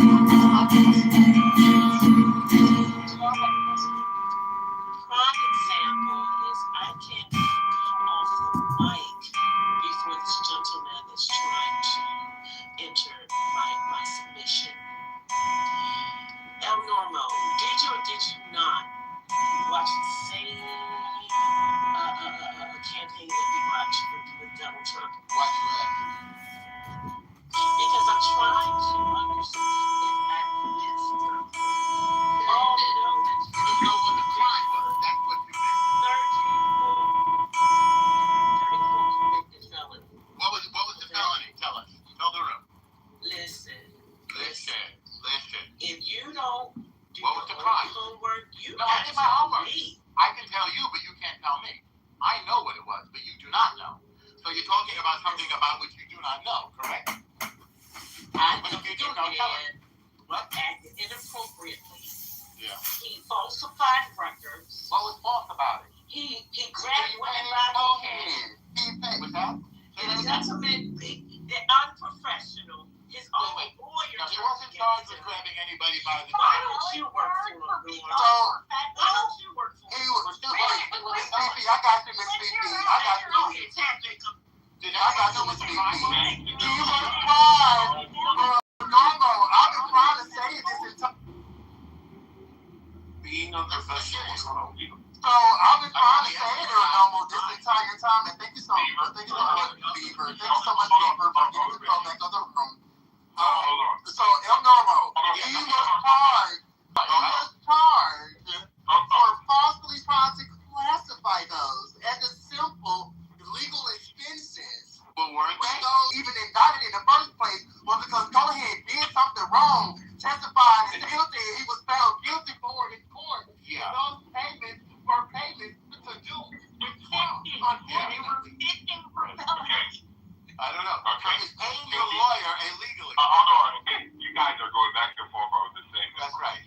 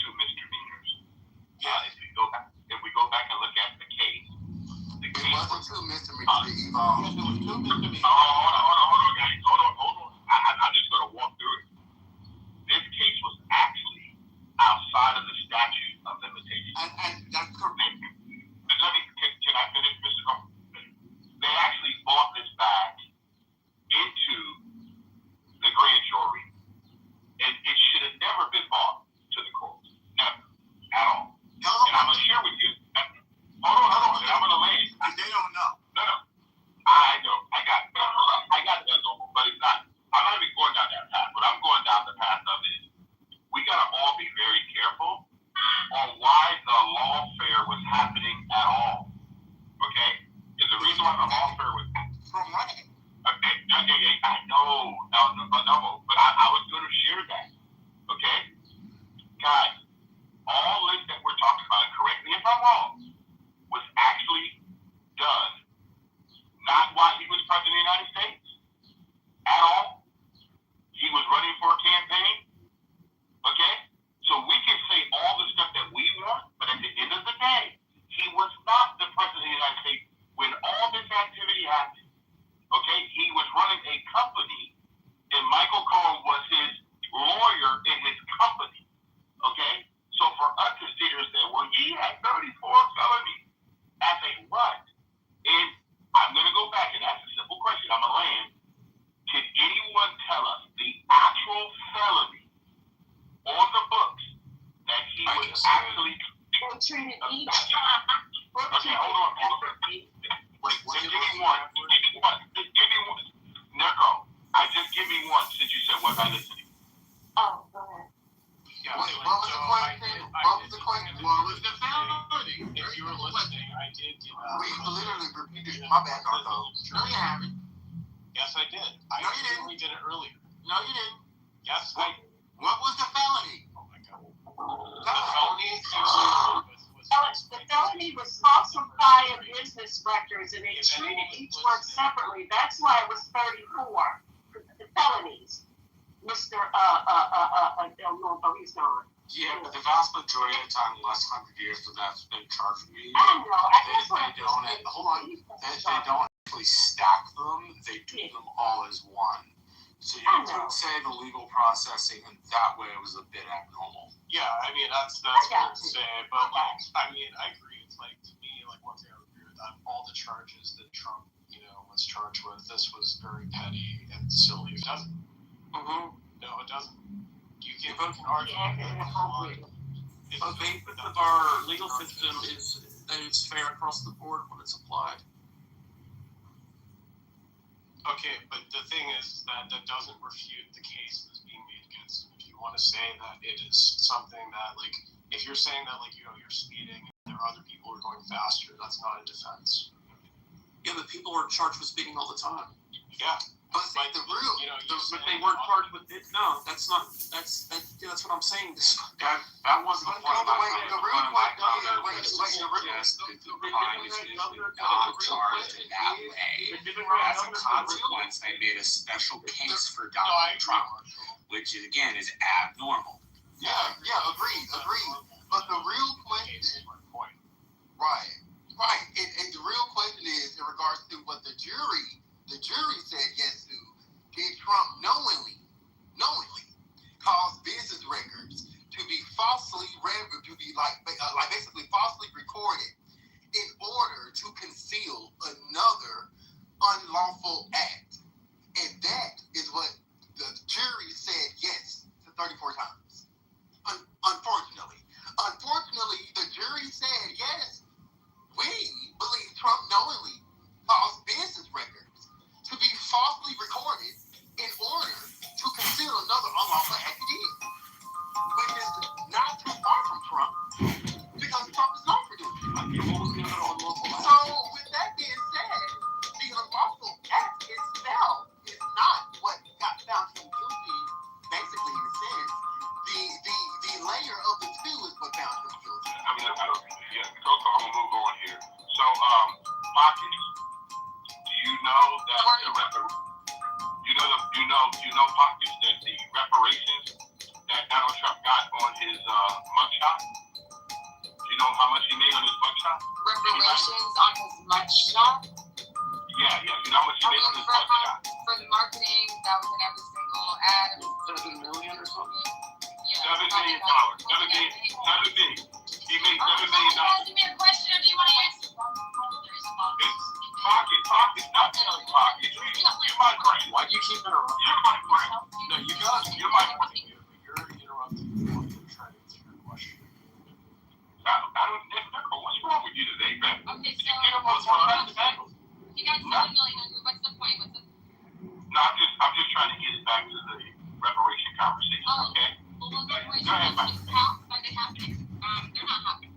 No, they're not happening. Okay, so I don't know why we're getting back to the reparations point. No, they are happening for the January 6ers. That's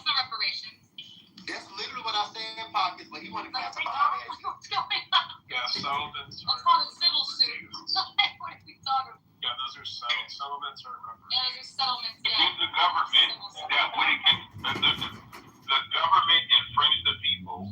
Oh, did they? Yes. Go back and look at all of the different people that were held for many days, many months, all kinds of things. And you know what? They decided to sue. Now they have a person. This is the thing about winning presidents. Okay, he's a winning president. I don't know if you guys know, but we do believe that J6, the people were wrongly treated by the Democratic. Right, guys? Trump in here. Trump right in here. Does he believe in free speech? Does he believe in people disagreeing and not? Does he believe? I just want to. No, hold on. I just love how everything. Yes or no? Does Trump believe in free speech? Yes, he does. Okay, beautiful. Okay, so I'm going to disagree with you guys. Beautiful. Okay, so if you're truly Trumper, you stand by that belief that he's a free speech, not an absolutist, but he believes in disagreements. In fact, so he loves them so much that he combats them every time he gets addressed by them. So shout out to Trump for that, for allowing people that don't agree with him to speak. Shout out to that. So I think January 6th was an embarrassing day. I think the fact that people climbed in the Capitol building like fucking animals and like a bunch of monkeys, and they're white, by the way, by like a bunch of monkeys, and fucking barged into that building, broke windows, destroyed property, beat on policemen. By the way, the police that actually testified in front of Congress told their stories. A lot of them are still going to therapy for it. So if you're really for Trump and you're really for Back the Blue, and you love your police, and you love your protectors, you would really fight against the people who were there on January 6th, beating up on the very police that you guys fucking support. I think the police should be suing these fucking people. Yeah. I love your enthusiasm. I don't know why you're cutting me off, but I And you know what, they were not just fighting, they were fighting hand-to-hand combat with these animals. Hand combat. Yeah, they were threatening the policemen. No, don't talk to me, Edward. They were threatening the policemen's lives. We're gonna kill you. We're gonna kill you. I love you, Pocket. I love you. No, stop. I don't know why you're saying that. They were facts, Pocket. I don't know why you're saying that. Point of order, I was correct again. This is a form of reparations, technically. Okay, good. Very profound. I really think this whole idea that even some January 6s that were released, what were they rearrested for, by the way? Some of them that were released. I don't know. Was it what does that matter? Reoffending? It doesn't matter? Oh, okay, got it. Reoffending. No, it doesn't matter to what they were irrelevant. You guys, if these people were violent, right? Get them off the streets. You guys say that about certain groups of people. They weren't violent. Very few of them were violent. Hello, very few. Very few. Everyone in that bitch is stormed down.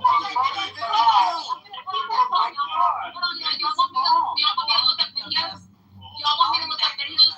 I'll post videos of the actual violence that happened. You guys want to see pretty ones of people just with flags and shit. Right. Like, what happened at Arkansas? What happened? Y'all, because that's what fucking was finished. The majority of people I was traumatized because I watched it live. I was never prouder to be an American watching it live. Of course. I was so proud of what I saw, people fighting for what they believed to be right. And that's the issue, because you believe them climbing the walls, them breaking windows, was dominating. You're okay with policemen being abused? Literally, our police was being beaten, and you think that that's great? No, I'm not that part, no. Not that part. Oh, yeah, not that part, though. Are you not able to, Coco, separate in your mind the different... No, you can't. No, you can't. No, I am. You can't. You can't. And the thing is, you want to classify the peaceful protesters as everyone that was there. And that obviously was not the case. Can you imagine fighting people all day? One. How many people died as a result? How many people died as a result of JC? 5 people.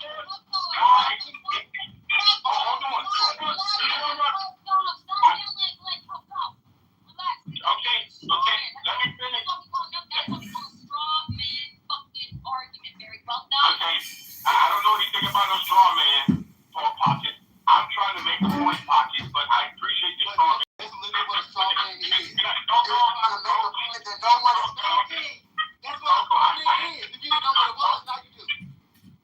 Coco. I appreciate all of the loudness you said. Okay. Yay. Okay. So this is very important for Edward. He's an American. If on J6, the only person that was killed was border of America who served in the military and shot by a Capitol Police officer. And I know it's very embarrassing. You guys can say, but your side is all good. You guys are so wonderful. May I But speak my at question the is, what was he doing though? Was he one of the peaceful protesters that was just standing outside, just protesting? Wait. A lot of people want to talk about her dying, but they don't want to talk about what the fuck she was doing before she died. And I find that in context important matters. Context. Ashley Babbitt was encroaching, so she took that risk, and she was killed. And with that, she inherits a risk when she's reaching somewhere she's not supposed to be. May I speak, Peter? Coco? No. She didn't deserve it.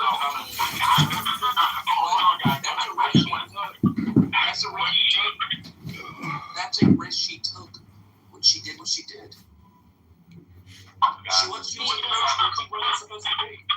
No, was she armed? No. Doesn't matter. So, Edward, may I ask Edward a question?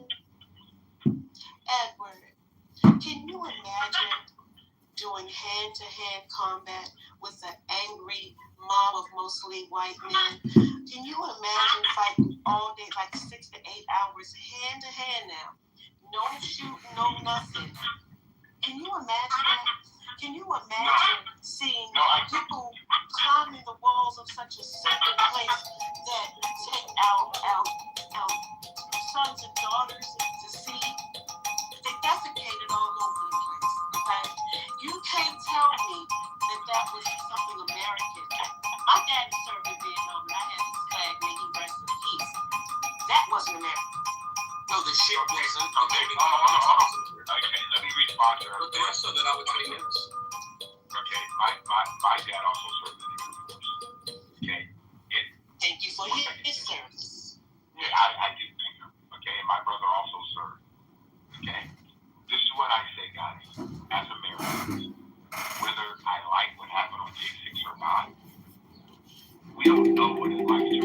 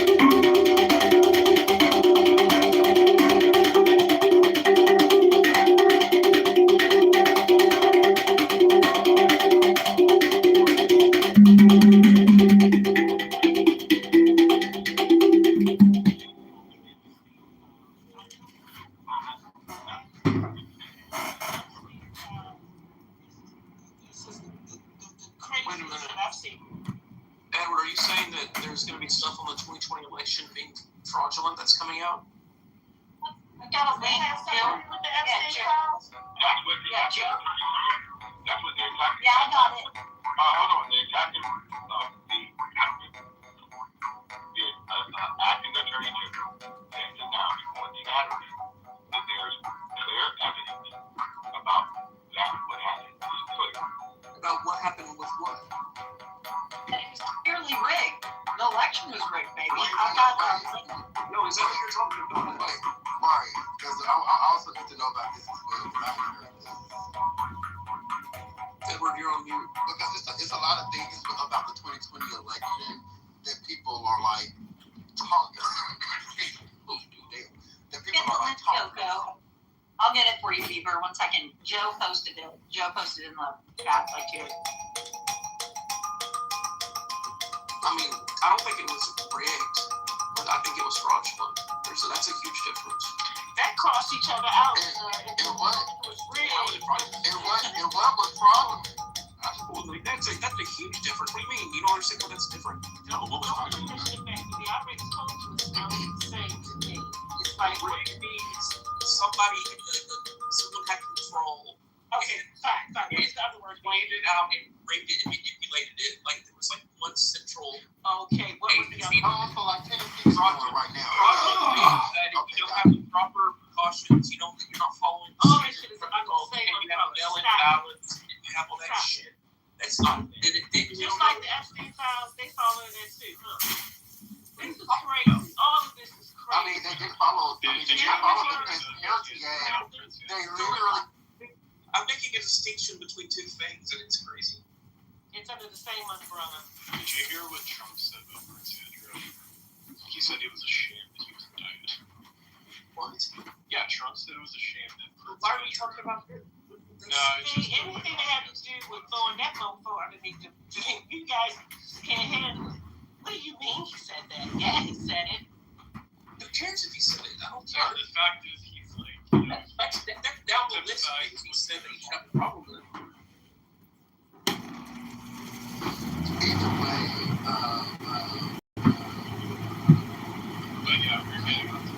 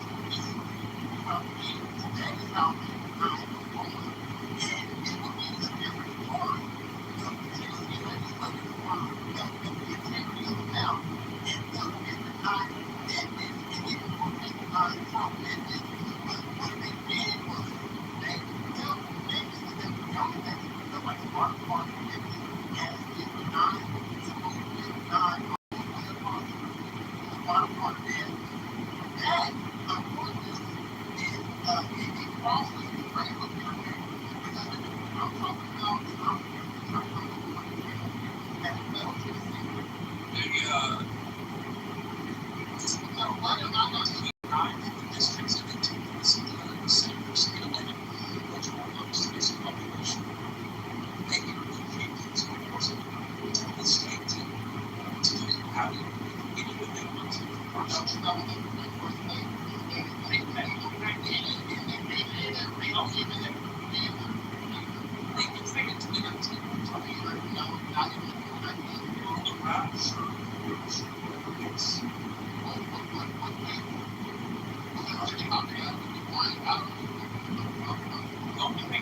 They cannot discriminate based on race. And you have to prove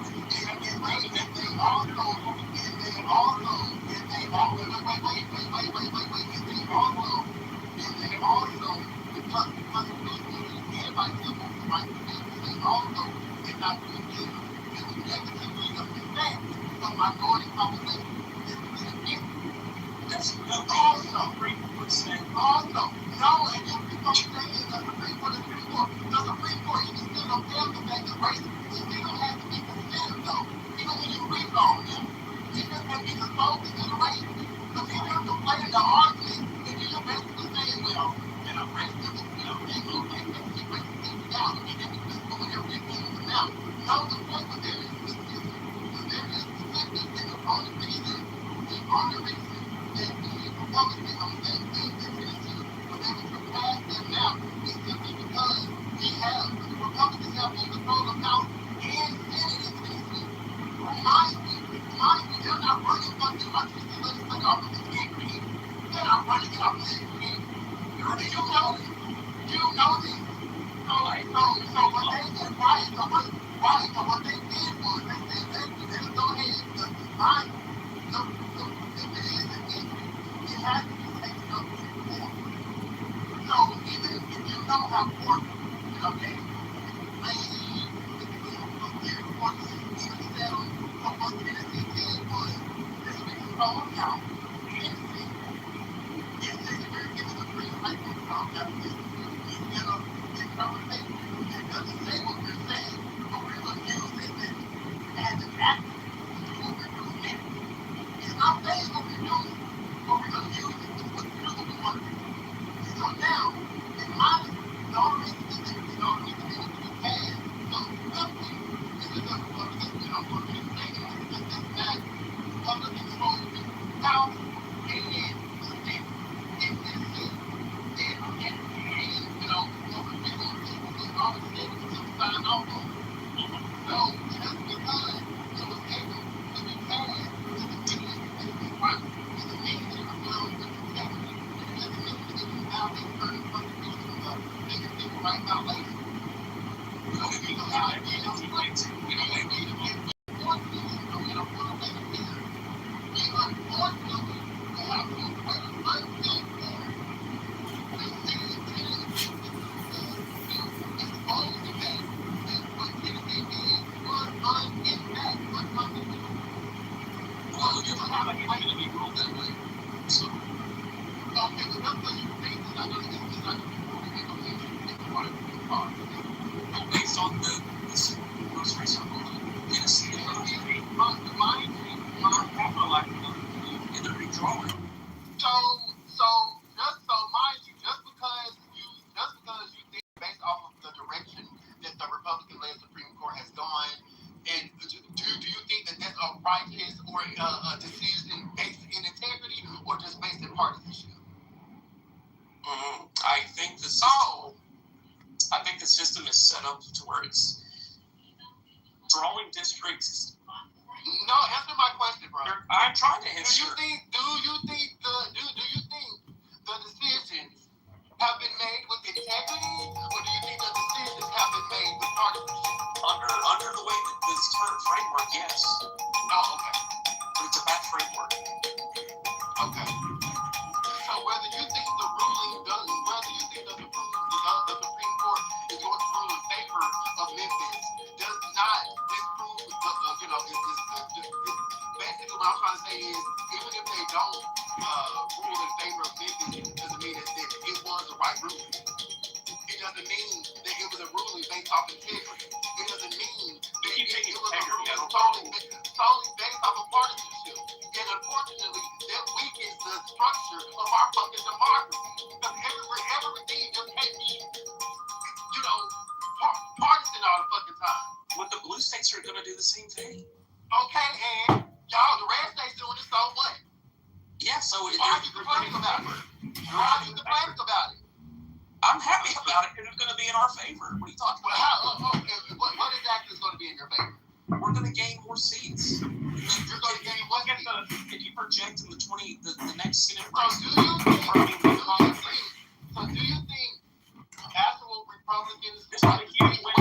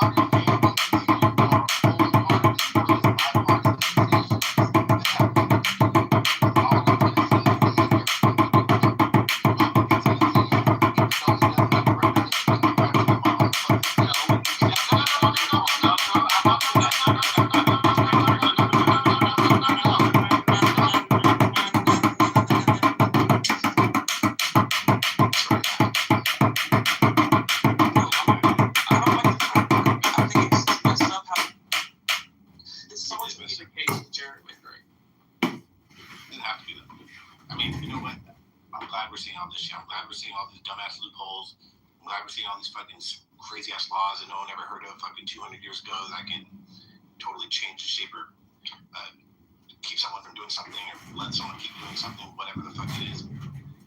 Obviously, we have a lot of leaks in this fucking constitution and in this country and this democracy that need to be plugged up.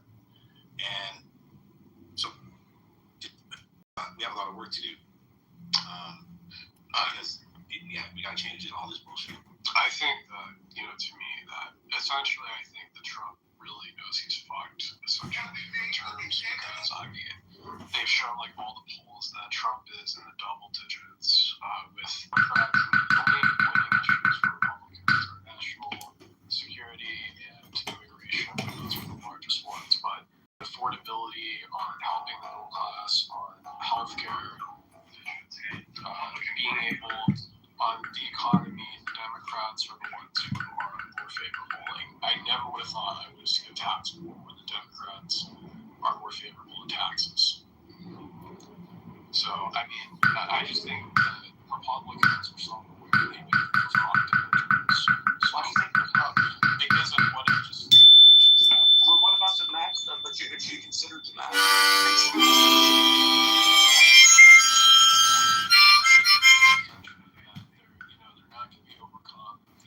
Fact that the Republicans, at the very least, are going to lose the House. I mean, that's what history shows us.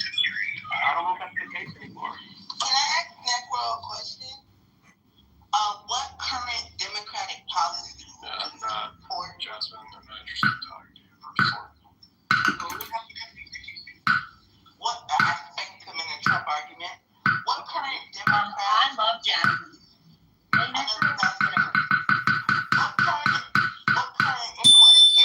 What current Democrat policies are in place or are being blocked or whatever that you support that we need the majority of the House to be Democrat for?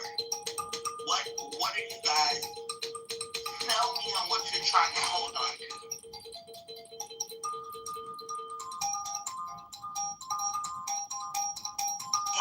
Anybody? I didn't understand the question. What current? They don't have one. For Necro particularly, because he doesn't want to talk. What current Democratic policies do you guys support that makes you want to keep or make the majority of the House and Senate Democrat? They don't have one. They don't have a centralized. I know, Brad, but I would love for them to explain to me why Republican bad, Democrat good. Okay, how about consumer protections? Consumer protections is a bipartisan thing. Is it? Yeah. Yes. Yeah. Okay. How about government accountability and spending? It's already been Oh, done you under mean like how the Republicans tried to cut all the fraud in the Medicare industry? And then you guys said that they were cutting people's health care because they were cutting the fraudulent funds? Not this Unlimited. And how about the Environmental Protection Agency? I mean, you mean the one that said we're in global warming, but it's actually cold in Nevada in the middle of May at night at the Ski Festival? So it's global cooling as well? Or is it global warming? We're experiencing weather patterns and storms that are off the fucking scale intense. Where? Everywhere. I haven't. Bro, anybody experienced the weather phenomena lately? Oh, LA is almost burning down. And it almost burned down through the forest fires so they could take your fucking house. No, dude, It's summertime. It's hot. No, actually, it was in January. No, this was in January. It was in winter time. Yeah. So, not to mention your crazy ass fucking hurricanes that are coming. What does that have to do with a party? That has to do. I just told you. I just made the connection. Do you understand climate change? Wait a minute, no, Daddy, don't you understand? We need the EPA because they're making up global warming, and I said no global warming. So what about the EPA that you think is like inherently like great, or the EPA? You mentioned it. You brought up the environmental agency. So what is going on at the environmental agency that you have? So we need the EPA because we can't have be fucking polluting. Okay. We need to. What about? Okay. So is the EPA in existence today, or is it not? It has no power anymore. It's basically good. It has no power. Yeah, no money has no power. Hold on. So if the EPA has no power, how are they able to levy the $1.5 million, $2 million in fines in the last week? How are they able to do that? Yeah. How are they able to enforce standards? How are they able to enforce businesses? How are they able to enforce clean water? They're not. Oh my God! Everybody, stop drinking your fucking water. Don't buy any bottled water. Don't do it. Hold on, let me ask him a question because the EPA is not the hottest thing smoking. Do you know how the EPA? One second. Do you know how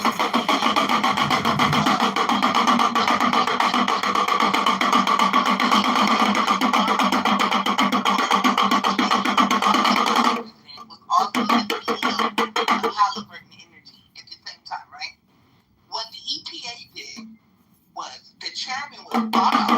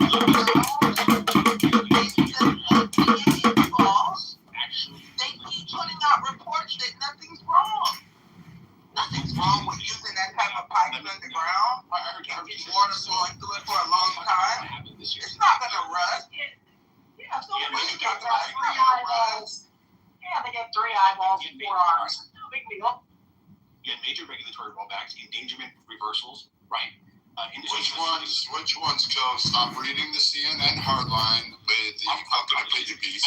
Give me the actual thing you're in the issue with. Fine. Let's see the greenhouse gas engagement finding was well done. Okay. They removed the federal justification for numerous engine. Okay. What happened with the greenhouse gas initiative? So essentially, what happened with the greenhouse gas initiative? It removed the restrictions. Okay. Why did it remove the restrictions? What was the causality? He wanted to try and, I guess, increase Okay, what are the levels currently at?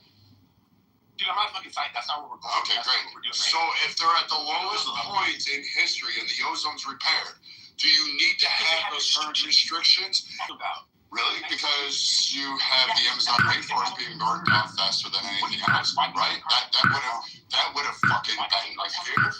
Dude, it's really great that you guys read CNN and haven't even touched fucking grass in your life. You don't know what the fuck you're talking about, but yet somehow or another you think somehow that you're just gonna read a CNN headline and have no fucking opinion piece and then be able to critique this. So yes, those restrictions that cost billions a year across major industries actually didn't do shit. What it did was give you the optic and the slush fund to play with the politics. That's the issue that happened at hand. So yes, the EPA does need to roll back. It needs to enforce a bunch of shit. No, you don't. There's not any. I don't give a fuck about where you live, dipshit. I've been on mountains too.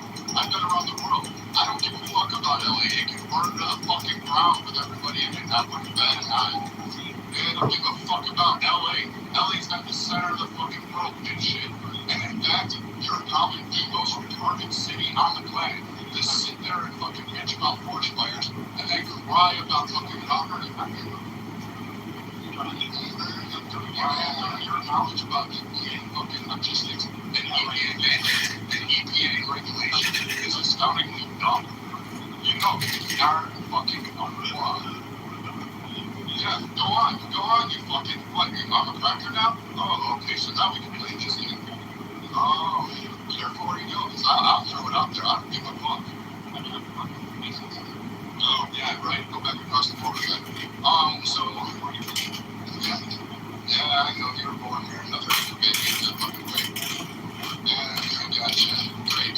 So, you don't know what you're talking about because, you couldn't fucking figure out the fact that, A, California wasn't supposed to look the way it was. It didn't look the way it was. But yet your dumb ass fucking can't figure that out. You guys fucking plant palm trees and shit that aren't native to fucking California. But then, bamboo, all of this shit goes in and sucks water up. Fucking non-fucking hard. You let water roll to the sea and you bitch about the EPA. You let fresh water, record amounts of snowfall and fresh water roll right out to the sea without capturing it. But yet, somehow or another, your fucking city can't keep enough water on hand to fight a backyard fight. You got incompetent fucking people that we should be the city of California. Hey, dude, I make more money. You know what? I live in Texas right now. I can make enough money where I want to. Your bitch ass living on government housing, you can afford to live anywhere. So, yes, what, bitch? You can't even fucking fathom the amount of shit that actually goes on.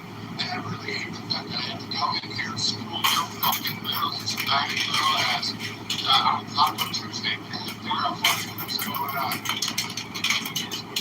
Yeah, you don't know. So go back to LA, go back to Sunny Dick with that house, and both of you can fucking play comics and so all day fucking long. I don't give a fuck. I don't give a fuck about what you have to say to this weird city boy. Yeah, I'm a city boy. I'm looking. I'm definitely a city boy.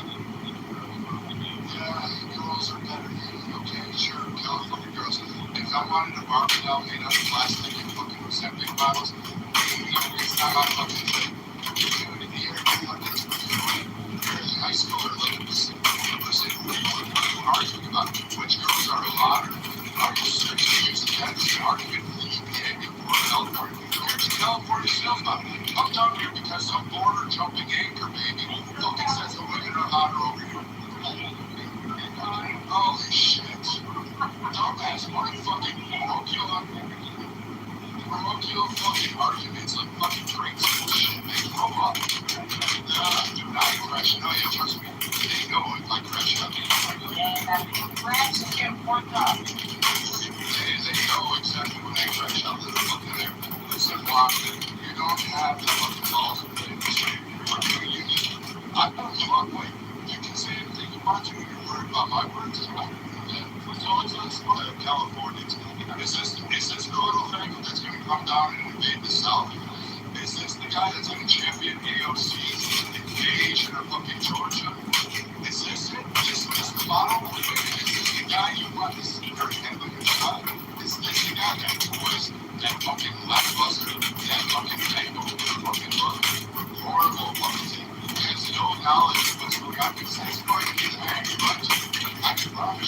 Is this a man that's going to run in politics? Probably not. Is this man going to isolate bitches' life away? Like literally entirely away. He's going to bitch his entire life, be a backbencher, and fucking cry. He's going to be the one that can't get out of the again. Because you know what? He's going to offer excuses for every reason why. And he doesn't have the balls to sit down and actually apply common sense. But he'll throw out things like the EPA. Regulation will let his detrimental. Which regulation? I don't know. He's just going to read and vote off of ChatGPT. So now, after we're done making you my son because you wrote my bitch, I am daddy. You call me daddy. I will tell you exactly what to do. I will tell you how to speak. I will offer you this. I will offer you a mouthful of balls, and you can sit down there and fucking think. Taco Tuesday is going to be that's that clanging thing in the back of your mind. That little white going off in the end of your corner. It's your little fucking dissipation like how you're retarded. You're just dumb, dude. Fuck. You're not smart. You're not even intelligent. You're not even offering anything of intellectual substance. You're dumb. Dumb. Come on, give me something. Try something. Try something. Be a fucking man. Be a fucking man. I can do this all day long, dude. Yeah, I can. I got nothing but time. I got money. I've got a house. I've got I just traveled across the country. You know what? You did shit like you never saw a fucking forest, a tree, you're talking about nowadays. Another fucking person didn't tell us this is not a big person. Go ahead, Jesse.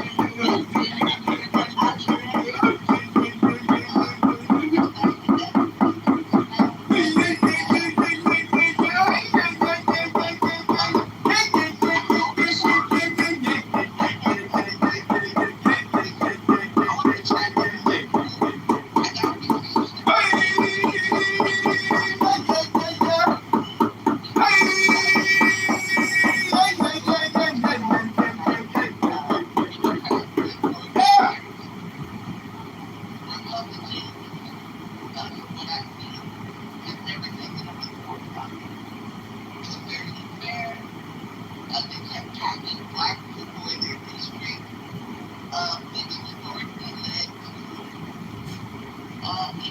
black people didn't Republicans don't even want to talk about it. They don't even want to look at local history. It is libertarian. They did all of that. And gerrymandering happens everywhere again. In 2026, the right legislation, so they can take it what they can do in 2030. Right? Now that Republicans are gerrymandering, the Democrats have went to the Supreme Court with them. And the Supreme Court said, hey, you got track. They do it. You do it. You both do it. Why can't we all do it? Why does it have to hold these black people down? Right? That's what the black people's community is. Black people, and guess what? People all vote for this Democrat. I'm not saying it's Republicans. Don't you want to fucking change? Don't you black people want to fucking change?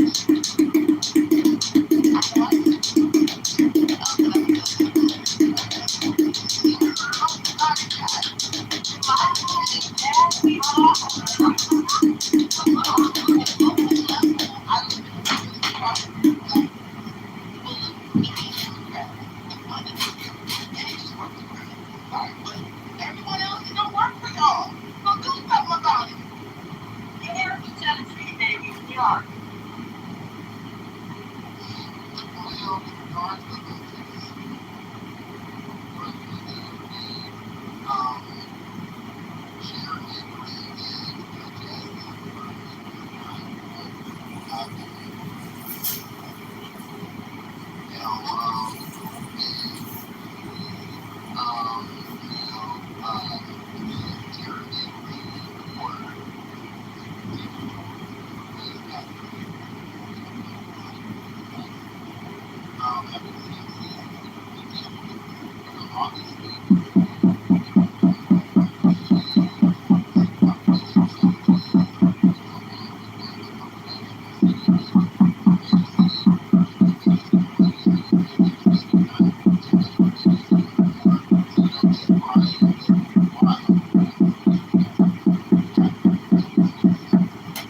why they only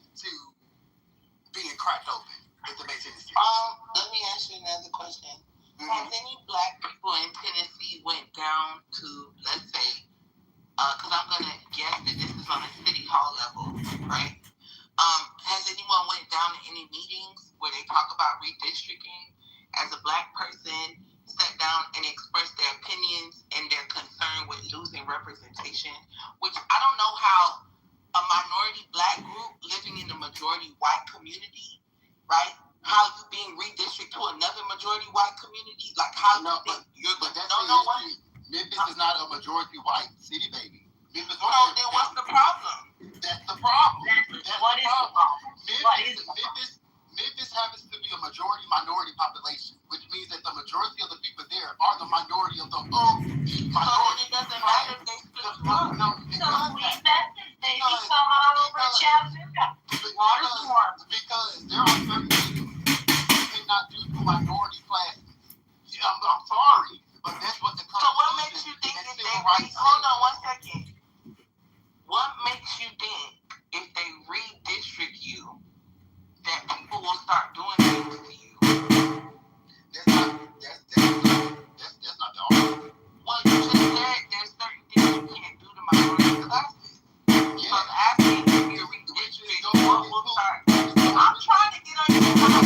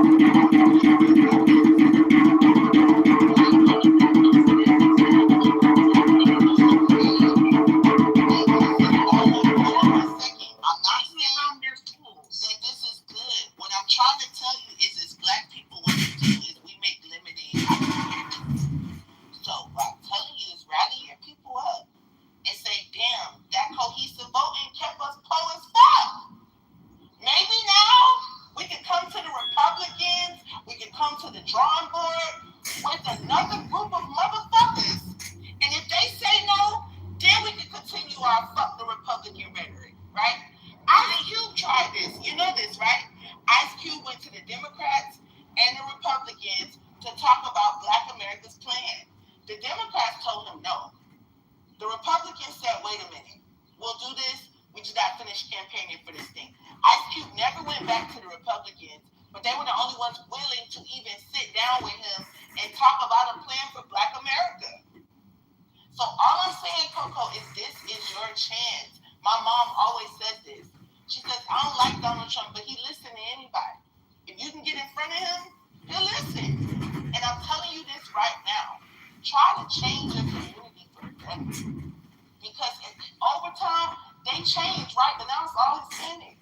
The Black people gave up on their own fucking community. So let's not let that happen again. Memphis is a historically Black. It's actually the blackest city in the United States. Did you know that? More violence in the city of Chicago. Yeah, man. No, it's not. Chicago is not a majority Black city. Memphis is. And per capita? No, not per capita, none of that. Memphis is over 60% Black. Yeah, she's right. They call it Niprica. Yeah. Literally. I drive So around all I'm saying is, What the fuck did you get that from? and it's You never heard that? he got that from the white people. Gotta have her. He got it from conspiracy theorists. Good. Right. I'm done though, and Kendall wanted to talk, so whoever, let's let Kendall get in there. And I'm just telling you this, Coco, as somebody who's Black, like I know I troll a lot, but bro, we gotta understand that there are some white people willing to help you get where you need to go. All right. Hey, Coco, to her point, who's the craziest white guy that always is up for you on this fucking app? Right, 100%. That's right. But see, Biden is like the only diehard Republican that I'm looking for. You know what I'm saying? You know, because that's my nigga. But don't call him that. But oh wow, I'm crying. I'm crying. But no, Daddy, I see what you're saying, and everything that you're saying, it could definitely take hold.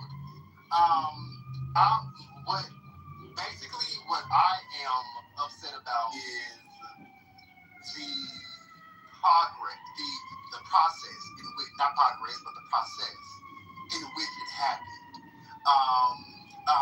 It happened because of a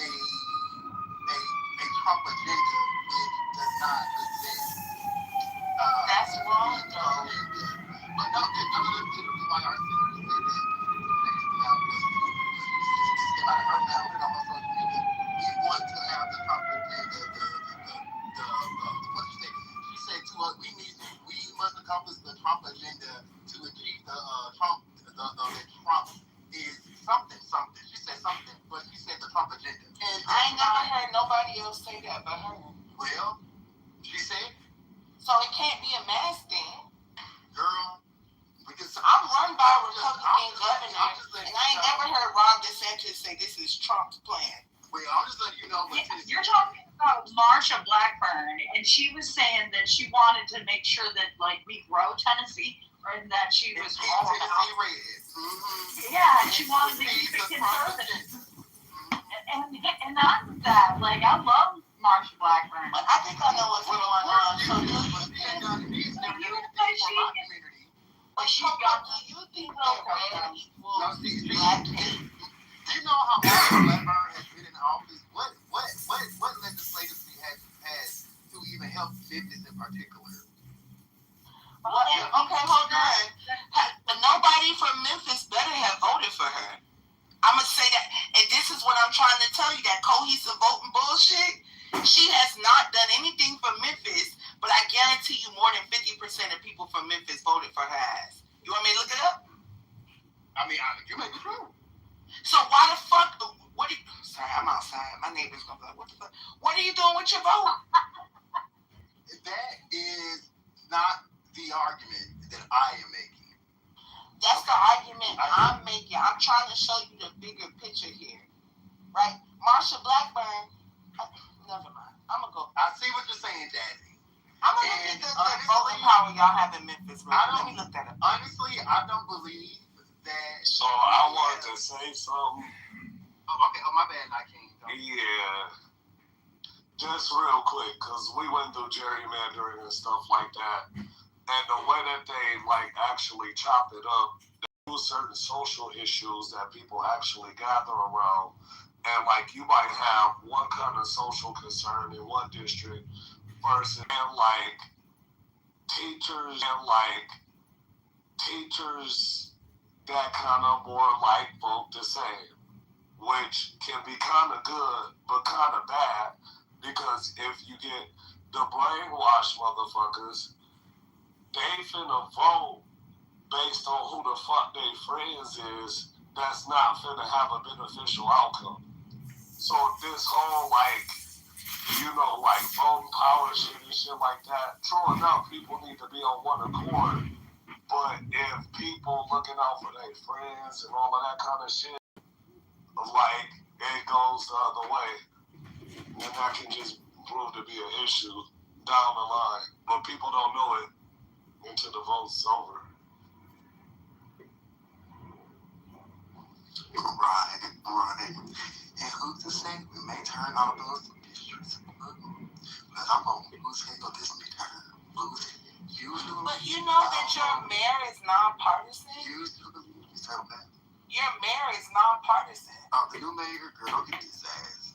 Don't get me started. Wait, you work for the government, right, Coco? You said what? You work for the government, right?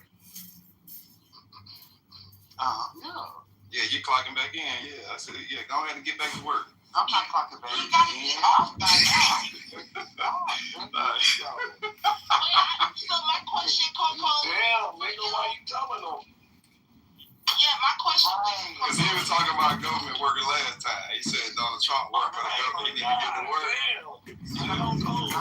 Why are you voting blue? Like, what policies do they have? Well, there are personal reasons why I won't be voting for certain Republican legislators. I asked you for Democrat policies. I don't want to hear about no feeling shit. What policies do they have that you want to keep in place? Stop hazing. He trying to wake him up. Hey, I'm trying to walk me around the park, and I want to get straight to the swing. I'm at the store right now, so I can't engage like I want to. So just do The Democrats ain't got that much motion for you to be. So that's what I'm trying to say. Like, policies. Coco, I want y'all to wake up and smell the fucking Arabic coffee. What's that? I need to know what policies do the Democrats have that you want to uphold and keep? Okay, right. Can you tell me what the Republicans have? Oh, yeah, yes, I was just gonna say that because wait. That's me question. Wait, don't crash out. Real quick. So to your question, there are a lot of Democratic policies that a lot of candidates, even new candidates that have emerged from this whole redrawing thing, have stated in regards to raising the minimum wage for Memphis. Wait, hello. You just asked me a question, but now I'm trying to answer it. You want to do a horse and horses? Which one you want to do? You want to listen to your horse now? Which one you want to do? Well, when I asked you, you said you couldn't engage. Wait, I said be mindful that I may not be able to engage like I want to. And I'm gonna have to do that in the car. So go ahead and ask the question. There's some things that I care about. The Republican Party has my good clean sister is to tell me just, there may be some people in the audience wondering why not to vote Republican in their district and how important it is to vote, period. Go ahead, Jack. Well, I wouldn't say vote Republican, and I know this seems like an exercise to try to tell him not to vote blue. I'm asking real questions because locally, I know you guys don't believe it, but I vote Democrat. My mayor, Wayne Messam, is a full-blown fucking Democrat, and he's going to get my vote until he stops running. Okay, that sounds good. So, but guess what? He has policies in place here in this city. I'm talking about most Democrats. Girl, talk to me. Okay, yeah, but I can't. That's not the point I'm trying to make. And I know it seems very jaded. I want to know, what do the Democrats do for the poverty-stricken city of Memphis? So in regards to Memphis, Tennessee, a lot of Democratic policies are the reason why we got the infrastructure that we even have, because our own state didn't even want to give us the funding for it. But our Democratic legislators in the state basically fought for it here at Capitol Hill in Tennessee, in regards of our city's infrastructure, in regards to building a new bridge, because our bridge was literally watering down, the bridge that connects Memphis to West Memphis, which is basically Arkansas. We had to advocate for the infrastructure for that. We had to advocate just to even get the proper funding. Mind you, Memphis, it has the largest school district in the whole state of Tennessee, in the whole entire state of Tennessee. So with that being said, you would think that our state would adequately fund our city, right? Being that we do, whether Memphis runs their education school board like they should or not, you would think that just off top, we would get the proper funding from our own state, Capitol Hill, if we have the largest school district in the own state. But unfortunately, for decades, at least 15 years, that has not happened. That has not happened, and that isn't because Memphis don't know how to run. It's because Capitol Hill has purposely chosen to not properly fund us. And if it wasn't for our Democratic legislators here in Memphis, just to advocate for the funding that we even got, that would be a completely different thing. So now the new candidates that are coming up are, of course, asking for infrastructure. Our roads are like piss poor now because the state is, refusing to send us more funding for infrastructure to rebuild our roads and stuff like that. So we have legislators or new candidates asking for that and landing here. We also have candidates asking for a raise in minimum wage, at least to $20 in regards to the city, in regards to Memphis, being that it is the second major city here in Tennessee. So there's a lot of positive policies. But who's running the state? That was gonna be my question. Hold on 1 second. Let me ask this question. Well, not ask this question. Let me tell you something you probably didn't know. The bridge you're talking about. Okay, so here we go. There are two main highway bridges spanning the Mississippi River in Memphis, in the state, and the Arkansas Department of Transportation. And the contractor that did it was the Kuwait Infrastructure South Corporation. The new structure will replace the 75-year-old span to meet modern seismic codes over the new Madrid fault line. So The state's doing that. the state is doing that, Coco. So you said the state withheld funding, and this is why I be telling you about Black leadership. We had this issue in Miami where they were receiving all the funding they needed for everything and kept saying they didn't have the money. To the point that they just walked away with the money. Right? So, Coco, the state did rebuild that. The fact that they told you they didn't is crazy. That's not what I said. We had to have a representative that advocated for that infrastructure funding. It wasn't being advocated at the Tennessee Capitol Hill. It had to be presented to the floor. And if it wasn't for our representative, because you have to go through the Department of Transportation, not the state. Hold on, girl. I'm at the checkout line. Hold on, girl. Yeah, if your representative isn't representing you, I'm just telling you the Department of Transportation is over all interstates and highways and roads. What? It's okay, no, I'm gonna be quiet. I'm sorry. I love you, Jazzy. Oh, you're okay. Shit, man. I don't He's say not vote listening. red or you dead, but these niggas say vote blue no matter who. Hold on, And it's not good for black people, bro. It's not good. Hold on, I'm almost I know, it breaks my heart. I wasn't hearing anything, Jazz. Okay, I'm outside. Okay, I'm outside now. Jazz, what the fuck you saying, girl? What the fuck was you saying, girl? What the fuck did you just say have to do with what the fuck I said? Oh my God. He learned a new word while I was in there. Now, repeat your damn self again. I said. She said the state paid for it. Okay, what the fuck does that have to do with what the fuck I said? The red state that you live in, Daddy. The red state you live in. What did I say? What did I say? What did I say? What did I say? Just vote blue. What did I say? No, tell me what I said that resulted in you saying what the hell you just said. You said The government of the state Department of Transportation had to go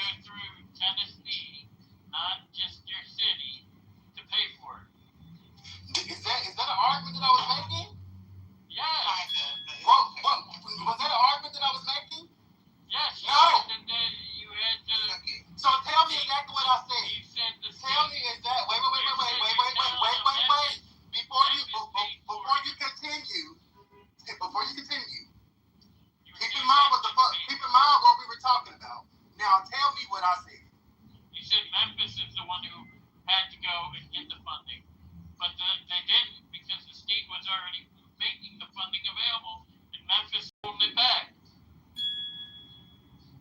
That is literally, I said our gonna Memphis vote for bill, you, no matter. in regards to the infrastructure, mind you, the Memphis bid was part of that bill. It was just part of the bill. But our representative had to advocate for it on the floor.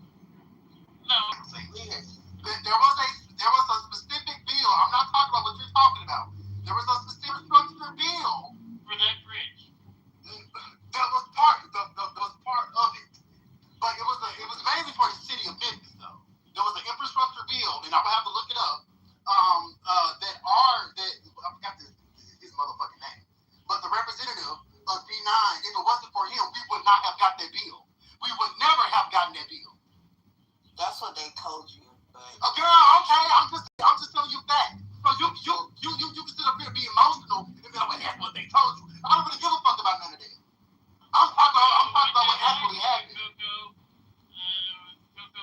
Like now y'all making points that I'm not fucking making. But if I have to be more specific so y'all can understand what I'm talking about, I would definitely do that. We understood. Yeah, no, what you got, and this is very good. This is what I'm trying to tell you.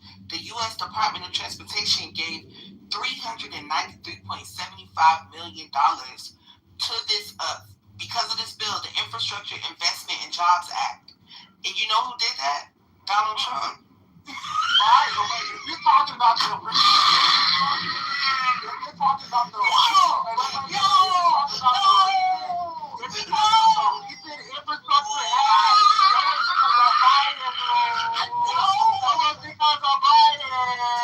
Did the Jobs Act? No, hold on. No, wait. Hello? Guys. Hold on, wait a minute. So, hold on. The Jobs Act. The Jobs Act got you $393 million. Are you talking about the? Hold on, let me finish.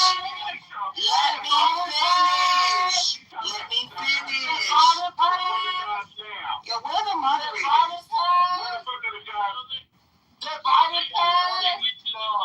Now I'm going to get this infrastructure bill, and I'm going to come back to that. Give me like 3 minutes. One moment. Okay. So you got $394 million from the federal government.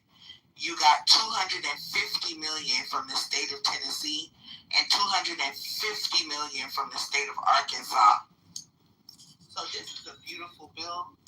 And you all know it's not going to cost that much to build that bridge, right? And y'all know that they're not going to reinvest the rest of the money back into the city of Memphis because it's too black, right? But y'all going to keep voting for them same niggas that's about to steal some of this billions of dollars, right? Y'all going to keep voting for the D. Yo, your microphone sucks, bro. You good? I blame Sword. Y'all rather just talk over me instead of letting me finish, and then you could talk. Y'all rather just yell over me. Bro, how am I not saying anything factual? I'm using your microphone. I'm using the same internet y'all use. I'm using the same internet that y'all use to pull up things about Donald Trump. So if the internet is wrong now, it's wrong when you talk too. I love using what y'all use, because how you gonna question me on the tools that you use to get the information you get? You get your information from a different internet, and everything I just said, I can find it on the internet. So if it's wrong, we got some. Let's get. So really quick to answer Jazz. Let's get to the. Hold on a second. Hey y'all, let's keep going information because this is good. Mega.com. Now you go, man. Well, listen. Nah, I was running, so I didn't want to come up with mine. But yeah, let's keep it to the if brother when he got the legislation. Yeah, let's roll with it. Let's keep it to the information. Yeah, come on. So let me ask y'all this. Y'all get on. You can't ask me nothing with that Fisher Price mic. Ask me a question. I'm trying to. You can't ask me nothing with that Fisher Price mic. All right? Yeah, because I'm trying to clarify.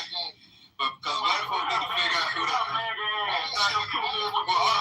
Well, I'm MAGA too. Fuck it. So let's. I know, bitch. Shut up, bitch. I know.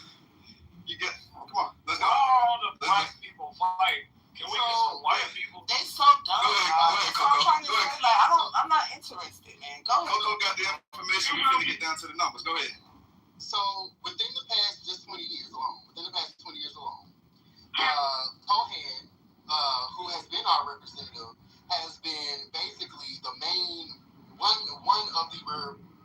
of the repeating ways and sources we even receive federal funding for our roads and our highways, and our transit improvements, and also our airport. Mind you, our airport got federally and nationally recognized before the Nashville airport did.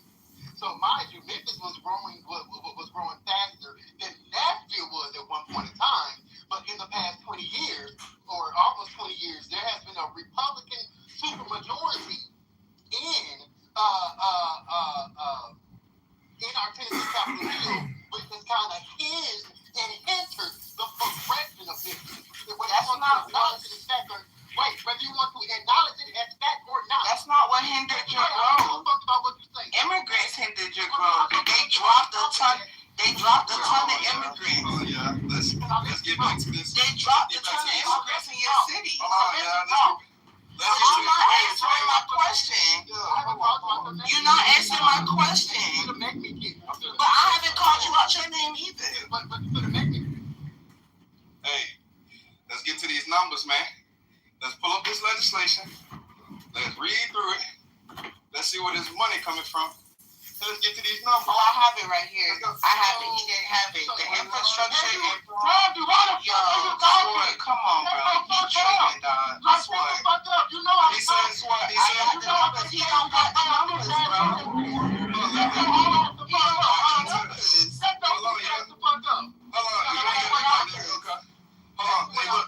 I have the numbers. Let's talk about the bridge, Coco. I got the numbers. I'm trying to. Well, let him. It's all law. Go ahead.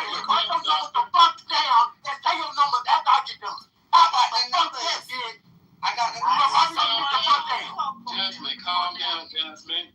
Anyway, who's telling me to calm down? I didn't say that. Yeah, creep. Hey, y'all. Get to these numbers, man. Let's look at the legislation and let's see where we're going with it. Go ahead, Coco. He don't got the numbers. So the difference. A minute, he just got off work. Come on, y'all. Stay out the way, y'all. Come on, y'all. Be fair. Get it together. Shut the fuck up, bitch. Because I got the numbers. Shut your ass the fuck up. Now, in regards to the Infrastructure Investment and Jobs Act that in 2021, and that was passed by Biden. Now, that has aided to Tennessee in regards of getting large amounts of money from the federal government for an infrastructure package for our roads and our bridges, our public transit, our water system, our airports, and the whole reason that the Nashville fucking airport is getting all of the I'm not gonna say all of the investments that is getting right now, but a lot of the investments that is getting right now in regards to is remodeling is because of the Infrastructure Investment and Jobs Act, alongside state pass funding as well. But if it wasn't for that, Tennessee would be a lot basically begging for more money. But basically, the Infrastructure Investment and Jobs Act provided that. And Jasmine tried to say that Trump passed it, and that's why the fuck I interrupted her, because she knew she was wrong, and she over here laughing about it. That was passed in 2021, baby. And I can put the link in the chat to prove it to you, baby. Now, in regards of Cohen, if it wasn't for his involvement... Trump did pass it. Hold on, y'all. Let them go. If you can, Coco, either while you're doing your thing or after you get done doing your thing, put the link in the chat. But go ahead. The Infrastructure Investment and Job Act, also known as the Bipartisan Infrastructure Law, is a landmark U.S. federal statute enacted on November 15 of 2020. 2021. Yeah, when can I go? 2021. 2021. Yeah, when can I go? Now, if Trump has added on to when the can I go? infrastructure, Jasmine, why the fuck are you interrupting me? Because you can't go why the fuck you keep interrupting me? You gonna go right after him? That's all up. We what the fuck you so, Jasmine? No, you good, Coco. You good, Coco. Go ahead. But if you can, be considerate because we gonna let go back and forth. So do you think though? Yeah, but back and forth not a speech. No, I know. I'm talking to Coco. So, wait, really quick, Jasmine, just clarifying for me. You're saying what I'm saying in regards to the Infrastructure Investment and Jobs Act that was passed in 2021. You're saying I'm wrong about that, correct? No. Oh, okay. So I'm not really sure what that. So what do you argue? I'm not. Anyway, so. All right, well, go ahead. Turn it over to Coco. I mean, Jazz. Go ahead, Jazz. Get yours off. So what are you saying? So let Jazz go. Go ahead, Jazz. Trump added a one federal decision where he left office in 2019, I guess. While the Trump administration did not author or initiate the IIJA, it did contribute one specific piece of legislation, the codification of the one fucking bridge in the first fucking place. And they found that there were 2 steel beams that were not up to environmental code, right? So they and fall off of them, right? So, I mean, that's all I was saying. Donald Trump helped you. You said, hey, in this, the Republicans for the past 20 years wouldn't look at the bridge. That's not what I stated. That is what you said. That's not the only thing I stated, Jasmine. And if you, I didn't say that was the only thing you said. Okay, but stop trying to paint it like I said it like that. Don't fucking. You did. That's how you talk. I got the shot. Let him. Yo, you good, Jazz, Coco? Y'all good? Well, hold on real quick. I'm almost done. Because the numbers that I presented, he said that the money came from the city. No, the money came from the state, 2 states. Because like you said, the bridge goes from... And I think you misunderstood Hello? what I was saying. That's not what I said. Come on, Coco. Come on. We're going to let you respond. Go ahead. Okay. So long story short, you said that they wouldn't give you the money for the bridge. An executive order caused them to look at your bridge, see that some steel beams needed to be replaced. And what you've been crying for 20 years happened thanks to this executive order. Not only that, some niggas that run Memphis stole some money because you guys got money to rebuild the city, not just the bridge, infrastructure in the city. Have they done that, Coco? Have they done that? Yes or no? Yes. Hello? So they've rebuilt more than the bridge? Yes, they should have. Okay, well then they ain't still no money. I was wrong. So find you somebody in your state, maybe it's the Republicans, are rebuilding the city of Memphis after 50 fucking years. You little smoky. This is happening under Republican leadership, yes or no? Okay, Jesse. What you said? Hello? You little terror. No, it's not happening. Man, can I get a word in? Bro, it's this. Yo, you know what's crazy? You kept muting me when I cut him off, but everybody done cut me off. No. Nobody was muted. No, it's all right. I'm done. No. All right. So let's bring in 2 new voices. It seems like we split down the middle. Creed, I take it that you stand on the Democrat side. So I know Creed was in here first. So go ahead, Creed. Sean talk. Let my cousin Sean. Okay, all right, go ahead, Sean. Oh, we got a family reunion here. All right, go ahead. No, don't put me in that family. Jazz, I apologize. I wasn't trying to let anybody cut you off. I'm used to it. Nobody wants to hear that. Nice. But then I want to I'm supposed to say it like a let my cousin Sean talk. The fuck we talking about? Now my volume going down. I'm good. Go ahead, y'all. All right, Jazz, whenever you're ready to talk, let me know. All right? Whenever you hear some shit you want to get in, let me know. Go ahead, all right, let's listen to Coco real quick. All right, go ahead, Sean, go ahead. like I said, you have situations which it's going to expand its already existing platforms in Tennessee. So when it comes to Tennessee, it's one of those states where it's cheaper than Texas, but it has no corporate or state income tax, where, you know, $20 to $30 million of active emerging private sector infrastructure investment is coming in. So it's benefiting from both Tennessee build-out, freight brokerages, trucking, warehousing, staffing agencies, skilled trades, industrial electrical contractors coming in that bitch, concrete, Martin Marietta, they building the plant, steel fabrication, you know, HVAC, fiber, the whole gamut. In West Tennessee, Memphis and Stanton and Jackson is focusing on their EVs, AIs, logistics, manufacturing. So to be honest, it benefits from both parties. It benefits from both the Infrastructures and Jobs Act, and it also benefits from the first go round that old boy was in the White House, and the second time when it comes to big beautiful bill streamlining federal permits. Shit that take 5 to 7 years can be done within 24 months. So you have Fast 41 permitting reform expansion. That's a law.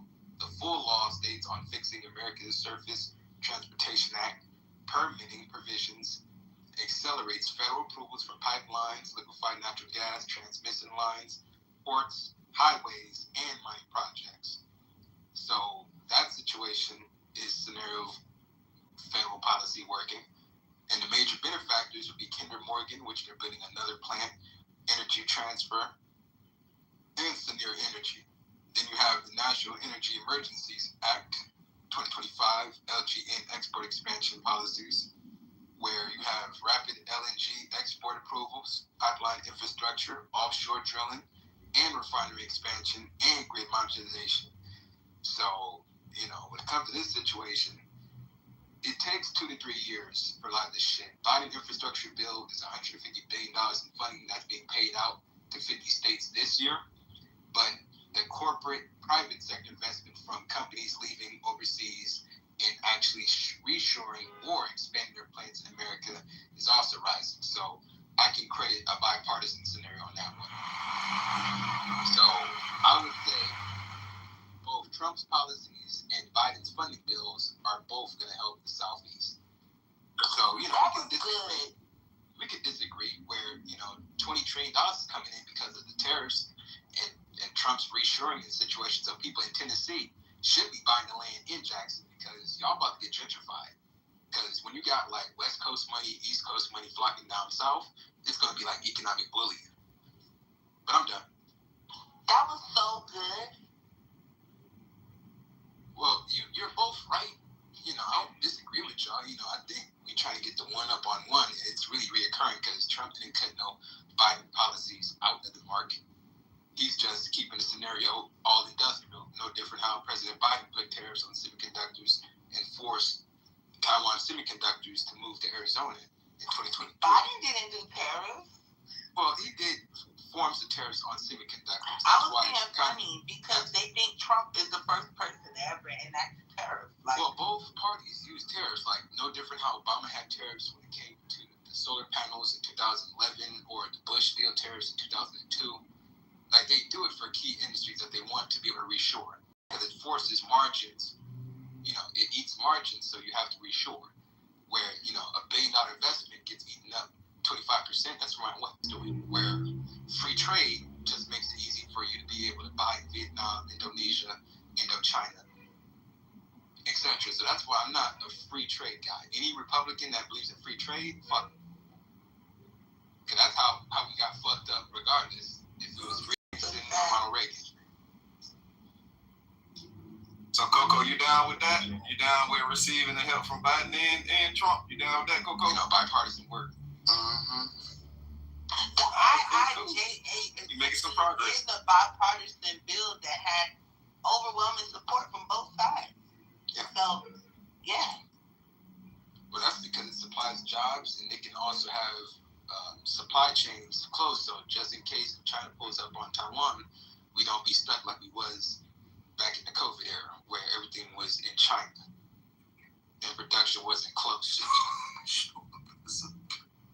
What's going on, Jay? Like, we made some progress today, fans. Well, you know, I think words, to be honest, because a lot of y'all Southern hicks can be able to Hello? No, you ain't Southern. You're in Florida. You know, that ain't the South. Are you? Yeah, y'all like the South. I'm talking about Alabama, Georgia, Tennessee.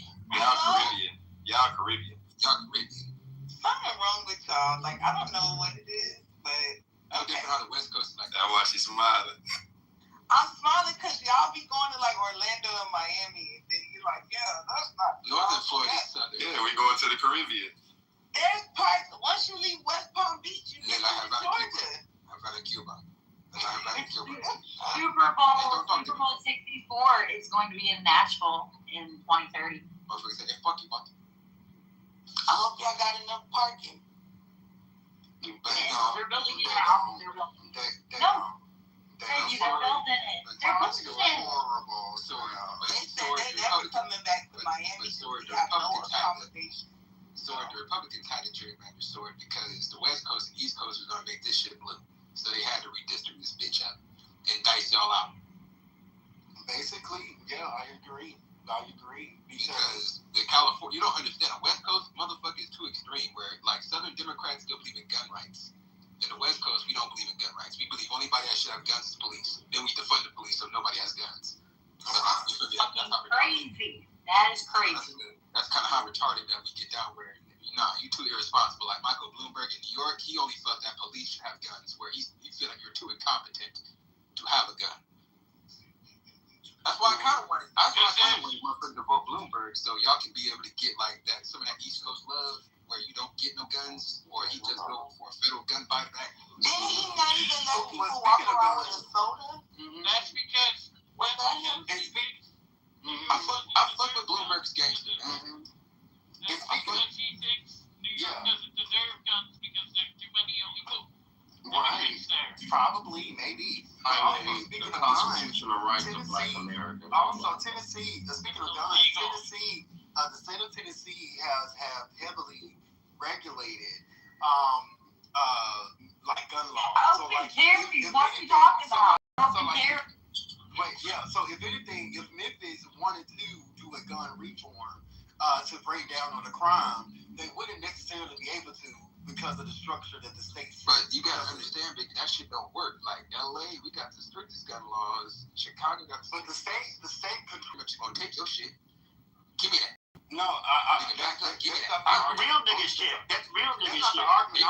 I'm just saying. I'm just saying. That's why I fuck with Donald Trump. That's not the argument I'm saying at all. That's why I fuck with Donald Trump because he like Richard Daley. Richard Daley was a bully. Donald Trump is a bully. And at this point, man, we just need motherfuckers that's just strong on the world. You feel me? Just strong on the fuck out of just running over the country. Just Hey, Sean, that's why. Is that what you're saying? If what? so, where's your father? What was that? I said, does Donald Trump make you feel like a man? No, I made money on Donald Trump. I work for the property No, I didn't ask you that. You said that Donald Trump is a bully. That some guy was a bully. Donald Trump is a bully. I like that. I'm like, Richard Daley. Richard Daley. Whoever. It's not based on Republican or Democrat. It's based off the. I didn't say anything about that. Well, that's what I'm talking about. Does Donald Trump make you feel like a man? No, I've been a man before he was in office, and I'll be a man after he's out of office. Like I said, Fifi, bitch, I love you, Fifi. Why? Fifi, you drinking coffee today, mama? That made me upset the way you said all good. I'm chill. Why you think? But you're right. You make me feel like Mama Fifi, let them know. Fifi, you okay? It just hurt. No, I'm out the door to shoot some coffee. He was like pumped or something. I'm like, come on. Don't do that. Donald Trump makes me feel like he's a man, I'll tell you that. It's not just him. You know what? It's all good, baby. Listen, I apologize. Like I said, I just think that there's a lot of men who feel like you. They feel like, he don't give a F. That's what I like. So like, it's like he's like your inner ultimate. He like 50 Cent. I'm gonna give you an example. He like 50 Cent. He like the white 50 Cent. They both from Queens. Yeah, like Donald Trump give me 50 Cent energy. Like 50 Cent. White thug. What about Ted Williams? That's what we need a white thug. Crazy how somebody can look up, how somebody can like somebody that's literally actively working against Black Americans to be able to have to lose their voter rights. To vote. That's fucking crazy. Never understand a black man that can literally support the undermining of Black Americans voting, and you're like, I like him. I like that guy. Some of y'all niggas don't need to vote.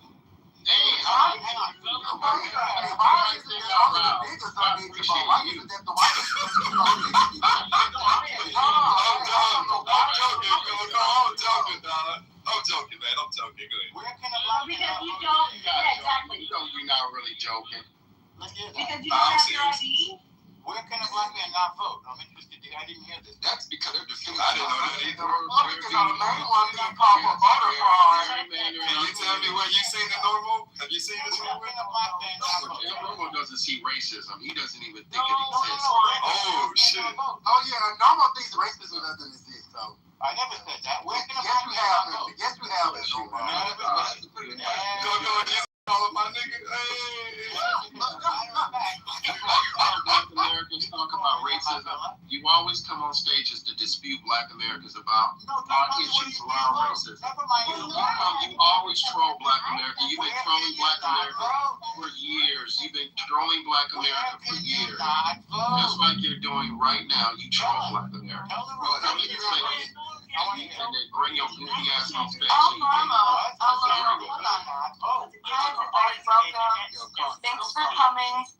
Calm down, y'all. We're gonna talk for black people to vote. Okay. No, the fuck Republicans didn't. They stood in our Barry Goldwater did not support Voter Rights Act of 1965. You're a liar. Republicans did not. Republicans were against the 1965 Voter Rights Act. In fact, Gary, you're a liar. Gary, Creed, you're wrong. You're wrong, Creed. Shut up. Wait, hold on. You're wrong. You be quiet, Jesse. Hold on, wait. You're wrong. You go to 1965 and he's talking about the 1800s? I'm not talking about no damn 1800s. He is, though. No, he's talking about our initial right to vote, you dummy. He said, Sean, we'll get back to you this year sometime. You're wrong, Creed. You're wrong. Only black men were allowed to vote. And even your not black men weren't allowed to vote. Talk about Goldwater. All right, so only y'all 55 hold that for a second. We're gonna get back to Sean, Creed and Jazz. Let's let there was a lady that wanted to go. Sean, and then we got Cool C. Want to get Cool C in as well. So whoever the sister was, go ahead and go. Please go ahead. And then Sean, and then Cool C, and then we're gonna get back to Jazz and Creed. Were you talking about me? I'm the sister that you're. Whoever that was.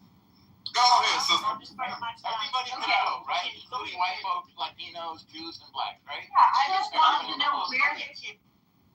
Thank you. I mean, I am curious because I care about all Americans, and if I have to show my ID just to get liquor, and I have to show my ID to get a pack of cigarettes, I should have to show my ID for the greatest gift that it is to be an American, which is to vote.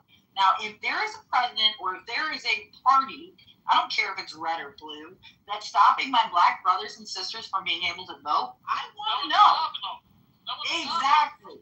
But I know this, but I want to hear someone who said that. They are. That's fair.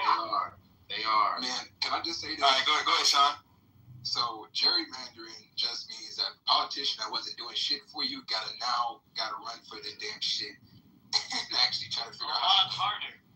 You gotta fight a lot harder. Respectfully, gerrymandering. If y'all care about gerrymandering, what's up with the West Coast? Because we actually had a gerrymandering bill that got flipped. Then you also have Maryland. They have gerrymandering where Maryland like 60-40. Ain't Maryland like 60-40, where it's 40% Republican, 60% Democrat, and they got only 3 Republican districts. All I know is everything's going real good in Maryland. Please don't come over here. Okay. I'll buy something in Upper Marlboro. West Forward, yeah. But isn't Maryland a minority majority state? We have definitely. It means that you have a blue state. Yes. It means that you have minority majority. So there's I think Alabama might be one. New Mexico is. And then I know Maryland and Hawaii. But it means, in other words, the non-majority demographic in the country is a majority in those states. The most. So when it comes to me, like gerrymandering, minority. Well, he's a minority too. But gerrymandering is a scenario where both parties did it. It seemed like Democrats did something legally that they couldn't finish, where respectfully they got outboxed. Where motherfuckers said, "Well, she electoral votes." Especially North Carolina. That's census. I mean, that's just based on census. So when it comes to that situation, the red states got the electoral votes, and they had us to the most Supreme Courts in their states.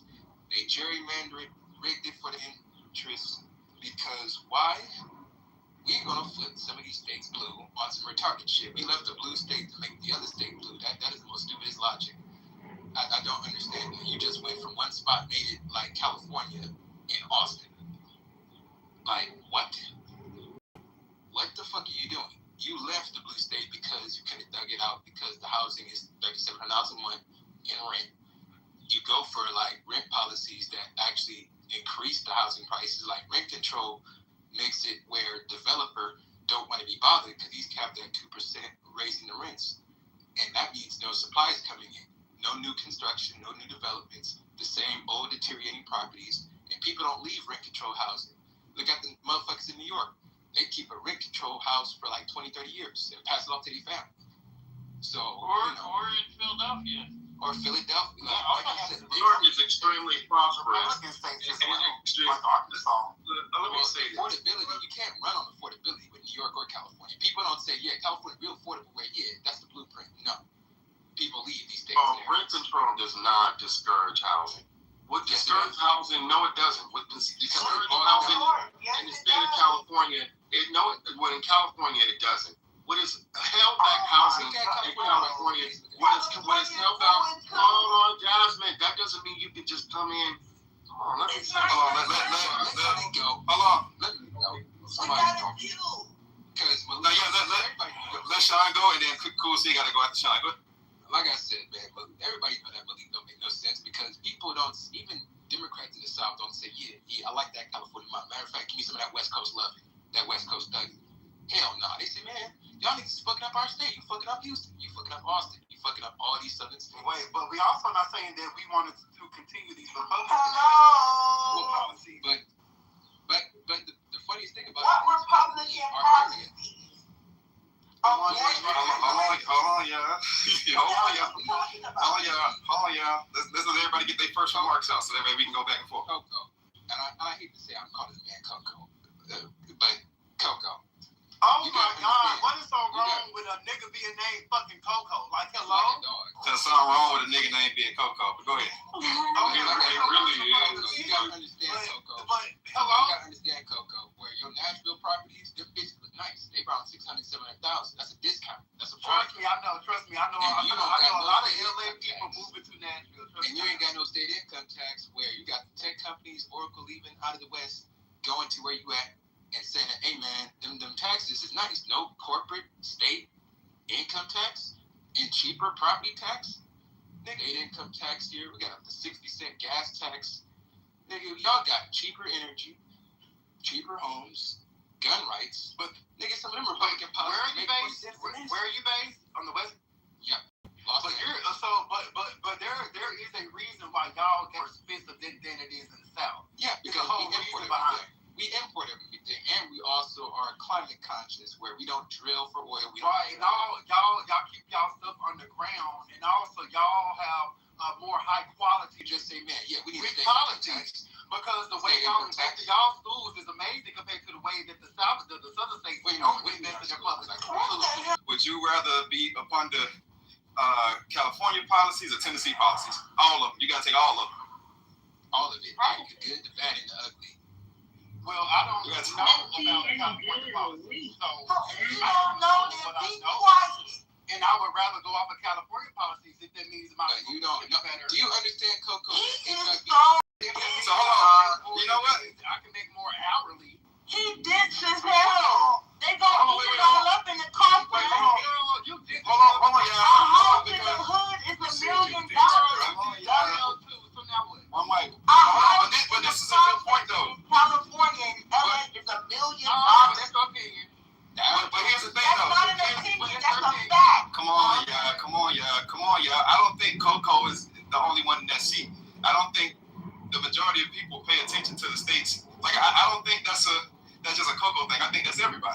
I think, maybe we should do a room on that. We should I have been all of the. to LA, and I have seen how great their schools is.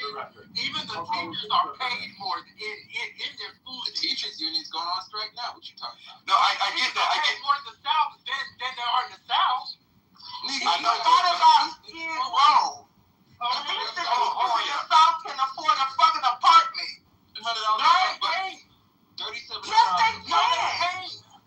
Bro, I'm a substitute teacher. They make $60K starting in Miami. What are you talking about, bro? Florida ain't even part of the South. Florida is like a state of its own. I guess, bro. The minimum wage is $10. Florida has never been a state. All right, hold on. I want to get Cool C in there real quick. Go ahead, Cool C. Go ahead, and then we're gonna get back to that. I'm going to lose signal soon, I believe. But start back in 1886, black Republicans were there.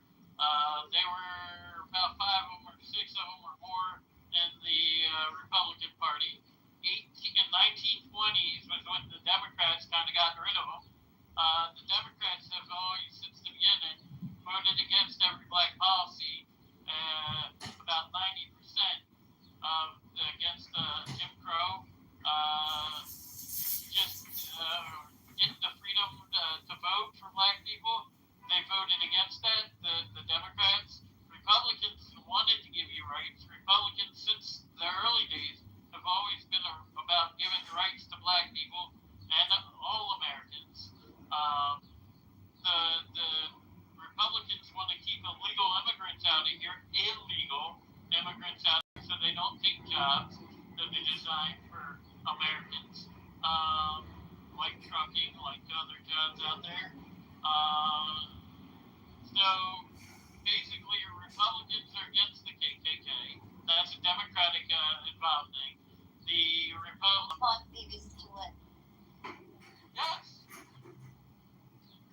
Hey, like I said, man, when it comes to this situation, I think neither party really is for the black community, but I think the Republicans have been more for it than you believe.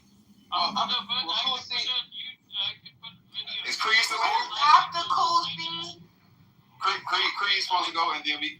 Go ahead. I can put videos of black Cool C, like I said, man. these topics to other black people. Like Cool C, I'm gonna say this, man. The open border shit, I agree with, because open borders don't help no American, to be honest. That's really the most stupidest policy that no matter what race or creed, Do I gotta to give go you a for. 25-minute video on this so you actually learn something? Well, Cool C, I voted Republican, so I'm not one of those libtards. Okay. I'm not a libtard. I'm just talking about. I'm just talking about the Republicans that are for free trade. Donald Trump is the only motherfucker that I know that he's actually trying to do fair trade, trying to bring back the shit. Every Republican in the 80s and 90s were all free trade.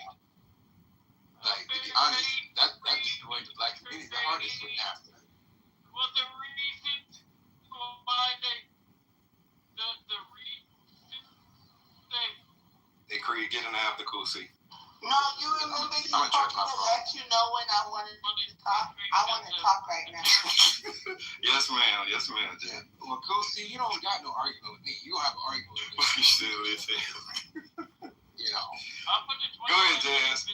And then, Ann, did you want to say something? You good, Ann? Anybody else? I appreciate it. I'm good right now. Okay. Who we got? Go ahead, Jazz. Okay. Oh, my bad. So, I just wanted to bring this up, and I'm going to read this because I know you guys are going to trust the fucking thing I say. It says here, after the American Civil War and during Reconstruction, most black voters who were allowed to vote strongly supported the Republican Party for several reasons. They were the party of Abraham Lincoln. The Republicans pushed for the abolition of slavery, the 13th Amendment to the United States Constitution, the 14th Amendment to the United States Constitution, and the 15th. Meanwhile, in the South, many white Democrats at the time opposed Reconstruction and black political participation. This led to the burning down of over 100 towns in America. For the last 100 years, only blacks have been chimping out and burning down towns. So what does that mean? I just wanted to put that out there to the president. That's not true. Kendall, ignore it, bro. If you ignore it, it's all like go away. You don't control Long me. story short, all I'm trying to tell you is whoever said blacks didn't vote Republican and you brought up 1965, who gives a fuck about a fake party switch, nigga? You're a liar. There was no party switch. There was never a party switch. These white, racist, hold on, these white, racist Democrats came out and started shucking and jiving for you. They started doing a little African. Oh, I love Afrobeat. I love fried chicken. I love black dick. They start doing shit like that, and all you motherfuckers fit the bait. These are the same racist slave owners. These are the same poor white crackers that used to whip your granddaddy's ass, right? These are the same people, and y'all can't see it. Y'all like, they switch parties. There's Republicans now. Well, why they crying that they trying to split Memphis up and get you some more taxpayer dollars from them white people? They don't want you to thrive, nigga. They want you to keep supporting your own and keep draining from your community. What don't you understand? I'm done. What more can I say? That's what the thing is, Democrats in the South have been bad. But the thing is, man, it really don't matter because they want you depending on the government for housing. They want you depending on the food stamps. They did that in Chicago. They moved you from the South to Chicago, the hoods. They do it to white people too. Everybody get their opener. Creed and then MF, you want to say something too? Creed and MF, and I'll go right after them because they pro open borders, so I can come right after them. All right, go ahead. Creed, it's on you. If you in the Creed ain't even there. He ain't spoken in a while. I don't know why you giving him mic. Night King, you want to swing? You want to? All right, go ahead, MF. Nigga, I can barely fucking speak today. Are you fucking crazy? No, give it a shot. Keep those borders open. We'll be all right. All I was going to say, Eastern color. I hear the whole Democrats Republican switch, all that shit. I heard that, the Democrats fucked with the KKK. So I guess in the last election when Kamala ran, did the KKK vote for Kamala or did they vote for Trump? Kamala. Trump. Bro, where is the KKK? How the fuck do we know? In the Midwest. The KKK in Tennessee. In the Midwest. So go find them and ask them who they voted for, you stupid ass. Yeah, well, one of the witnesses was found at a Trump rally. Why would you bring up a small group of niggas? We don't give a fuck about 10,000 crackers. 10,000. Because, Biden's big homie and Obama's eulogy for Rutherford was said. Yes. Bobby Brown? Motherfucking Grand Wizard of the KKK. He said Bobby Brown. He died. What about Grandma's eulogy? Obama's eulogy? Coco, you crazy, dog. I'm just trying to understand how y'all trying to tie that. Like I said, SPLC got caught giving the cancer bread, so it is. Oh yeah, the Democrat people that fight for justice, the Southern Poly. They just found funding the KKK. That Democrat funded, owned, promoted. Hello? Who? The Southern Poly Law. The law firm. Southern Poly Law. What about them? They were funding the KKK. They was giving money to the. That is not what happened. So please don't. It's in the indictment, bro. That is It's not in what the happened. indictment.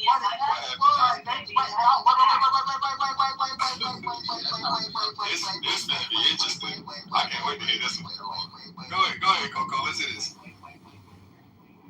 Now, first, so I can be able to accurately attack what you're saying. What are you saying about the Southern Poverty Law Center? They was giving money to the KKK. Okay, so in reality, they were paying informants to infiltrate the KKK, which they Brother, they was already a part. If this was a Republican organization that had so-called allegations, and they gave the same excuse you just did, you would not lie. No. You would not lie. So apparently, y'all don't know what the Southern Poverty Law Center has advocated for. So because I know context, I know exactly what they say when they said that they paid informants. So what information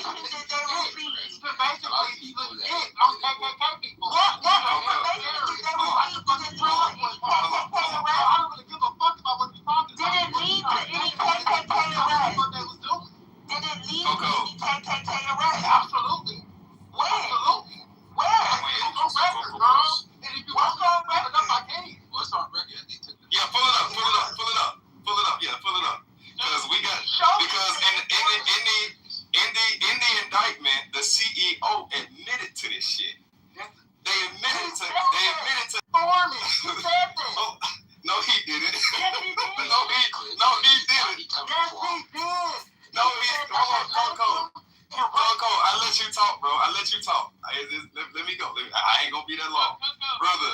He admitted. I just asked the brother if I could. Go ahead. Trump turned in Epstein. Was he informant? Yeah, on the record, federal informant. That's a good 2006. That's a good point. Before he was caught. Trump was in Go ahead, Jazz and Coco. It's on y'all. Yep, bye. Let me just keep the borders open because I want to see more color. I posted, well, I can't post it On your side. but it says this here. So I'm gonna show you Coco in legality why this is a problem, and this is double jeopardy, right? It says historically, the Southern poverty law became famous in the 80s and 90s for suing KKK groups and other white supremacist organizations into bankruptcy.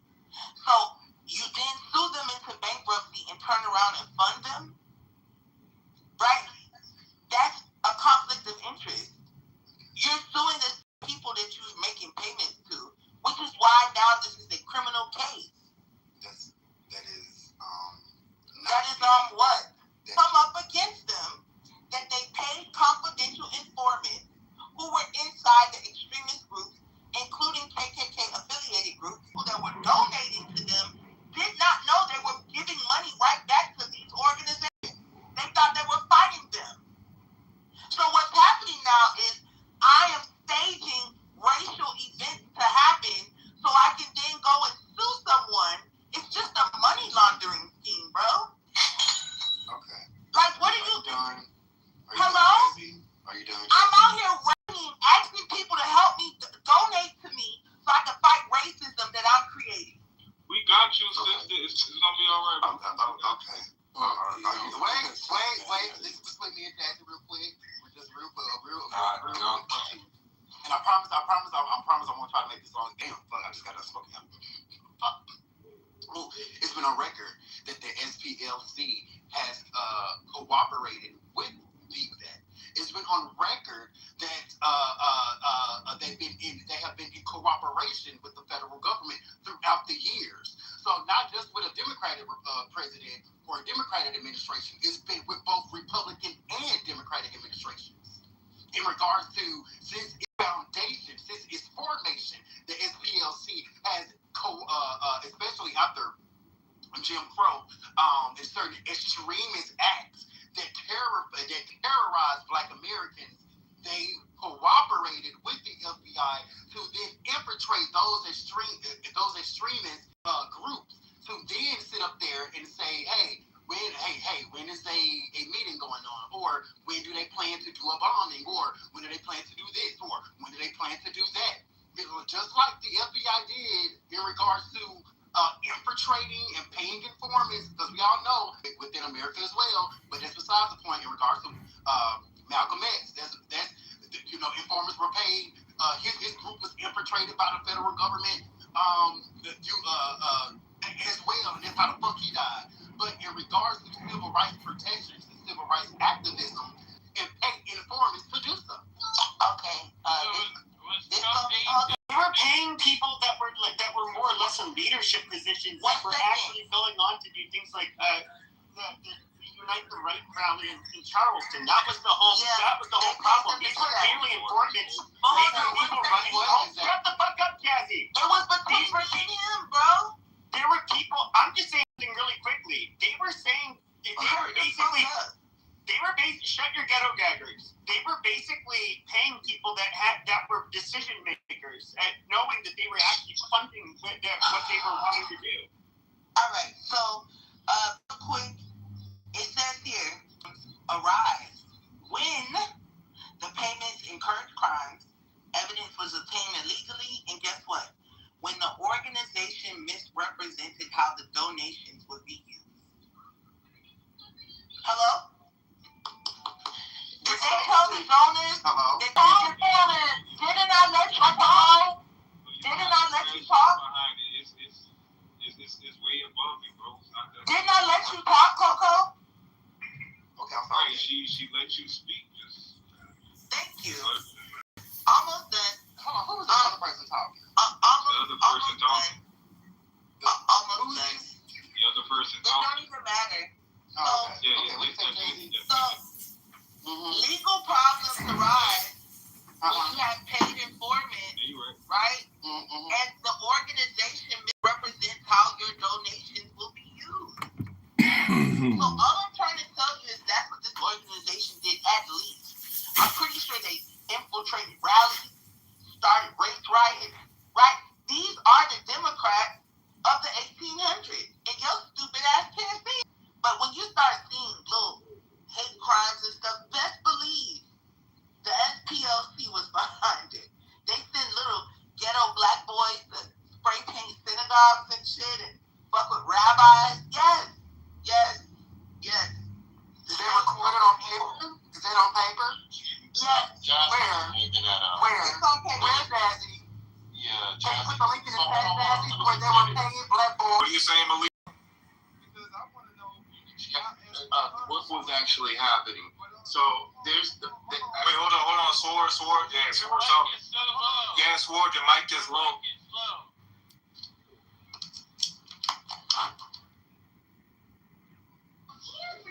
Hello?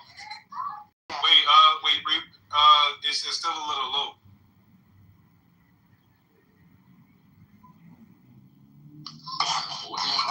Yeah, y'all gotta stop talking over mics. Control yourself. Can y'all hear me? Yeah. It's still low on my end. Can y'all hear? I can hear him. All right, go ahead, Creed. Go ahead, Creed. I was just saying that I put Jasmine just made that shit up. I put in the chat what the United States government is accusing SPLC of. All this stuff about them paying black boys to harass people. I did make that part up. Yeah, exactly. Yeah. What they were doing was they were paying informants. They was paying informants of these extremist groups to give them information about what they were going to do, how they were going to do it, and then the government is saying that they had paid transportation for those groups that said Jews were not replaced. I'm sorry, what is this called? Clubhouse. Clubhouse got it too. They have people infiltrating. That's a fact. I didn't read that. I didn't read none of that. Baby. You can tell them. I didn't read that. But I'm talking about the SPLC. But essentially, the government is saying that they paid for those white supremacists to come to that town, and they paid for their transportation and stuff like that. So they were saying that they helped organize these guys, and so for that reason, they're encouraging agitation. But they weren't actually orchestrating and funding hate crimes. That's not true. But they were organizing these. The accusation was that this organization was organizing these white extremist organizations and paying leaders with these organizations to give them information, but to also organize protests and stoking racial resentment and stoking strife in the public square. So when it comes to the people that they was getting, I guess y'all don't see nothing wrong with paying them like $1 million, right? Y'all don't see nothing wrong with that. So, but I just want a quick answer because I want to keep going with my submission. Paying them $1 million, $500,000. Y'all don't see nothing wrong with that, right? Paying who? Paying the KK leader. If y'all read the indictment, y'all see how big these numbers are. So taking your donors' money $3 million and paying. You read the indictment? They were paying $3 million across the allocated. Did you read the indictment? Yes, I did. Okay, one person got $1 million. That's yeah. Okay, so y'all they gave them $3 million. Well, one of the things the SPLC encouraged them to do is to illegally break into one of the organizations and steal some information, and then they made one of the other informants lie and take the rap for another informant. Do y'all agree with that? The government that. Okay. Y'all will make any excuse for some crooked shit. It's an allegation at this point. I got you. Okay, so that's number one. Number two, what has been proven is the fictitious bank accounts. Why would they change their behavior with moving the money around and creating these fictitious accounts? Do they got to prove that too? Or is there something wrong with that? These are all allegations that the district attorney's office have levied against them. This has to go through, due process, and then they'll have their time in court to defend themselves, and then of course the state will have its time in court to prosecute. We'll see who comes out of this and what comes out. Okay, and one quick question: is Trump a pedophile? I don't know. Pedophile? Yes, he is. He's a pedophile. Did they prove that? No, I just believe it because I just believe he's a sicko. Wow. Wait, hold on. Because when you hang around, when you hang around a pedophile for 30 years, when you hang around a pedophile for 30 years, when you and Epstein, yes, he was friends with Epstein for 3 decades. What are you talking about? Yes. They were friends for 3 decades. What are you talking about? Crazy. In fact, Donald Trump, yes, he was. I didn't know the federal government issue indictments and that shit. I ain't never seen the federal government do that. They did it to Trump and they lost. They made one informant take the rap for another, and y'all say it like this is actually on record. They put a federal indictment against him and he won. Hillary Clinton a pedophile? No, I believe they are.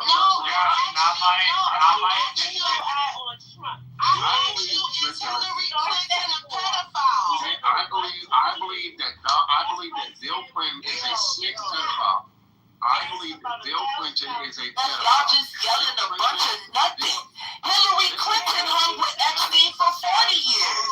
Is she a fucking pedophile? Michelle Obama hung out with Harvey Weinstein. Is she a fucking sexual abuser? You gotta say fucking stupid as shit. Obama did not hang out with Weinstein. You're a liar. She did not. She met him once at the White House. You're a liar. Just make up shit, Jasmine. And second, Bill Clinton is a freak. Bill Clinton was friends with Epstein for 30 years. He's a pervert. We already know Bill Clinton is a perv. He raped women. Just like him and Trump, they're rapists. Women came forward and said that they were raped by Bill Clinton. Women came forward and said they were raped by Donald Trump. Wait, let me say this. Based on their behavior and what I've seen over the years myself, and what I've been able to analyze myself, right? Not what the government has told me, but what I've analyzed myself, creepy, and the fact that numerous women have come forward and testified under oath and sued Bill Clinton and sued Trump about raping them, and the fact that they won cases in court against both Trump and against what's the name, Clinton. He was messing with Stormy Daniels while his wife had it. Yeah, but not only Stormy million, and she won another $24 million against the bastard, and he took it all the way to the Supreme Court. The Supreme Court rejected it and sent it back to the lower court, and she got her money. These guys are sickos. They're perverts. So wait, what was the reason the Supreme Court rejected it again? Go ahead. I don't know. They just rejected the case. He took it all the way to the Supreme Court, and it got rejected. The woman that sued him for sexual harassment. Yes, and then he smeared her name in the court. She sued him for defamation, and he pushed it and tried to get it to the Supreme Court, and it was rejected by the Supreme. They don't handle sexual, harassment cases. We did. Pull up the court. Let's review the court case then. The Supreme Court was just like, nah, nigga, we don't handle those types of cases, bro. You actually believe it? You actually believe it? Gene Carroll just came out and said Are you talking about Cool C? Gene Carroll came out and said she wasn't harassed. I don't know what you're talking about, Cool C. No, I'm talking about the woman that sued him. And she won the lawsuit. Why would she sue him? Why would she sue him? Nah, you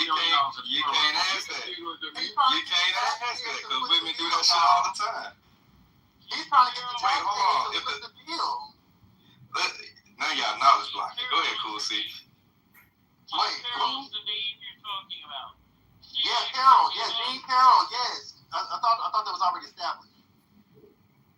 Yeah, he said that it sounded like he said that she admitted that it didn't happen, but he got a call. Admitted she never admitted that because Trump would be trying to get the taxpayers to pay her. The taxpayers to pay who? Yeah, Trump is basically trying to. Okay, so this is what Trump is now trying to do. Because mind you, this lawsuit has something to do with Trump as a person. So Trump himself, after this verdict or whatever have you, will have to pay her out of his pockets. But what Trump is trying to now do is Trump is trying to move it to the DOJ. Trump is trying to move it to where the DOJ is being charged and not Trump himself is being charged. So if Carol does come out correct, the DOJ will pay her the money, which will be taxpayer dollars, instead of Trump funding or paying her himself. Mind you, Trump chose to do, say what he would say, whatever the fuck he said about her. It wasn't us. It wasn't the taxpayers. It wasn't the DOJ. So he's still fighting it then. Yes, he is still. But hold on, Coco, because I'll read it for you. Go ahead. First of all, she's never recanted. It says, no, Jean Carroll has never recanted her allegations. She has consistently maintained on the public record that Donald Trump sexually abused and defamed her. Her claims resulted in 2 landmark civil lawsuits where jurors found Donald Trump liable for sexual abuse and defamation, awarding her a total of $88.3 million in damages. Both the initial 2023 verdict and the subsequent 2024 defamation judgment have been consistently upheld on appeal. You said 2023 when Biden was in office? Wait. Oh, okay, that makes sense. So basically, Trump is right. Ever since 2023, in regards to the defamation, what the fuck does Biden have to do with the jury? So Trump tried to appeal it, and when he appealed the same thing got something to do with what's going on right now. Well, let the DOJ play out. We just gonna make shit up now. Oh boy. Nah, I mean, y'all. I'm trying to practice what y'all doing. Y'all making shit up about the goddamn, the SPLC. What you say, Coco? Go ahead. I put in the chat to back up. Right, that's just a summary where you got it from somewhere. I like reading the actual court case so that way it goes straight down the middle. No, brother. What I did was, in the chat, I made a statement on this stage, and I put in the chat the statement to the evidence to back up what I said. So I don't lie. I come with facts. I didn't say you was lying. Yeah, but I didn't say you was lying. There was never any substantial, any smoking gun that showed that Donald Trump was a fucking pedophile or anything like that. Like, this is ridiculous. I never said anything about the pedophile. I did not make that claim. I never made that claim. Never made that claim. He knew about it, and to me, I think he should have did that a little sooner if he was not involved. Now, I'm not saying he knew about that ring, and yes, he did know. An FBI informant testified that Donald Trump, and I think it was 2003, had told him in a confidential conversation that at least he thought was confidential, that everyone knew what Epstein was up to. He said it, so Donald Trump told an FBI informant that everybody knew. And do you understand that for any person, do you know what be doing? Yeah, sure. But do you understand that confidential informant? No. Did you hear him? We said no. Okay, come on now. Yeah, he said that. I get it. So he said that Jeffrey likes him young. Fine. But that still doesn't prove anything, and there's a lot of wiggle room with that, with a statement like that. This man was a global. Even when it comes to confidential informants, shut the fuck up while I'm talking. Jesus Christ. Even with confidential informants, okay, they're not reliable witnesses. A lot of confidential informants will say, "Hey, have you heard anything?" And they'll repeat something they may have heard. But these aren't people that are. They're often not even first-hand witnesses. So it kind of means nothing. Epstein was third-degree information All right, and how likely is it for it to actually be accurate? Like this is went down. There were young underage girls at his parties. There were witnesses to it. There were thousands of witnesses to the fact you're that making Trump it sound like so he's somebody who had parties. At his party. Shut your fucking mouth. He's somebody who had parties. About? He's had parties. Okay, you stupid fucking ape. Shut the fuck up. You little have a real problem controlling your fucking mouth. Inferior little dick white supremacists. Oh, little dick white supremacists. Shut the fuck up. You have a little cock, and that's why you're in your feelings. So if you're ugly faggot, shut the fuck up. He's just upset because his phone did it too. Really quick, when we talk about SPLC, really quick, because Sport had brought up this SPLC, and I wanted to talk about it when you mentioned it, but I was talking about the whole Trump thing. But first of all, in regards to SPLC, I just want to let people understand what SPLC has historically done and what they have been historically known for, and why them paying informants to go into the KKK to basically snitch on their asses and other extremist groups definitely fits their mission in regards to who they advocate. That's not the allegation. Wait. So with that being said, when we talk about SPLC, I want us to go back to one of their major cases, the most major. Wait, hold on. Before you move on, let me reply to the first part first. Before you move on. Okay, all right. Because you finna make it real long. Number one, when it comes to it being for the mission, that don't matter because you gave me as a donor, you gave me a purpose limitation as to what you're gonna do with my money and how you gonna do it. So if I found out you funded KKK, motherfucker, you could have told. Okay, but that's not what's going on here, brother. No, but the allegations that were made. I understand. Okay, just because they ended up paying for informant. Okay, but you're trying to mix in something. You're trying to mix in the fact that they paid legitimate. Hold on, they paid legitimate informants. Fine. However, that does not excuse what they did when they were basically funding somebody that was actually orchestrating, these hate groups and certain events. That's a whole different fucking story. Is the allegation correct as of right now? Because it hasn't been enough for them to be indicted on it. Sure. Yes, an indictment is not a verdict. Okay. Well, in federal court, it's over. In federal court, in federal court. 99% of the time, that indictment ends up becoming a fucking conviction. So, I mean, I would be really careful with that. So, it is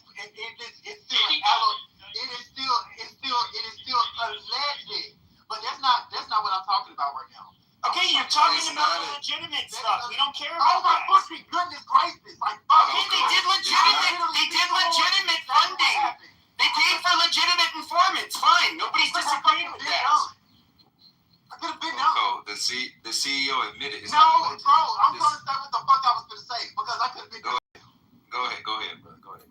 So, in regards to the history of the SPLC, one of their major cases, which is what the DOJ kind of used as reference, was the United Klans of America, which was a civil lawsuit that happened back in the 1980s, and it was a big deal.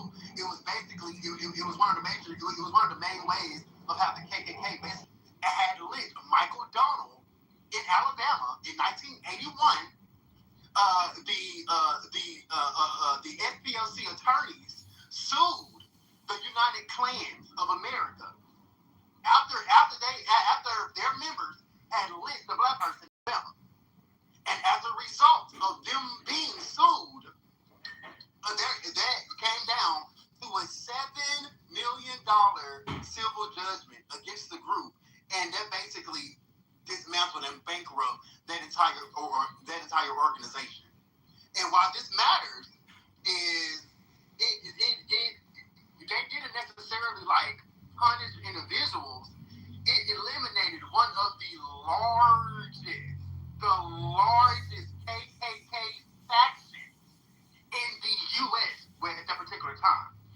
And so basically after that, that's when clan activity in that particular region was basically significantly fine. Now for other, how does that absolve them of their guilt? So you said Coco, and that's 1981, right? You said 1981 for the year? Yeah. Whatever that. All right, so 81, 91, 2001, 2011. So 45 years later, we still dealing with the claim. I mean, they're still alive. They didn't just die after the Civil Rights Act. So the Klan is absolutely a nearly defunct organization. It's just like they are still actively. Hello? Huh? Do you know what made the Klan dangerous? Like back in the 1940s and before, the Ku Klux Klan, literally your town sheriff, the local police chief, the judges, the dentists, the doctors, everybody, a good chunk of the males were part of the Ku Klux Klan. Fast forward to the 90s, you have some ardent white supremacists that, and it's still it's relatively small. There's nobody of worth that's in the organization. Now you have a few members in random odd places. They can't go out in public or do anything. The Klan was dangerous because of who they were and because they acted as an extrajudicial body that would lynch people. They don't have that clout anymore. They don't have the ability to do. When's the last time the fucking Klan has gone out and lynched somebody? I mean, realistically, if anything, it moved on to like neo-Nazi types as opposed to the Ku Klux Klan. I mean, they're not really active anymore.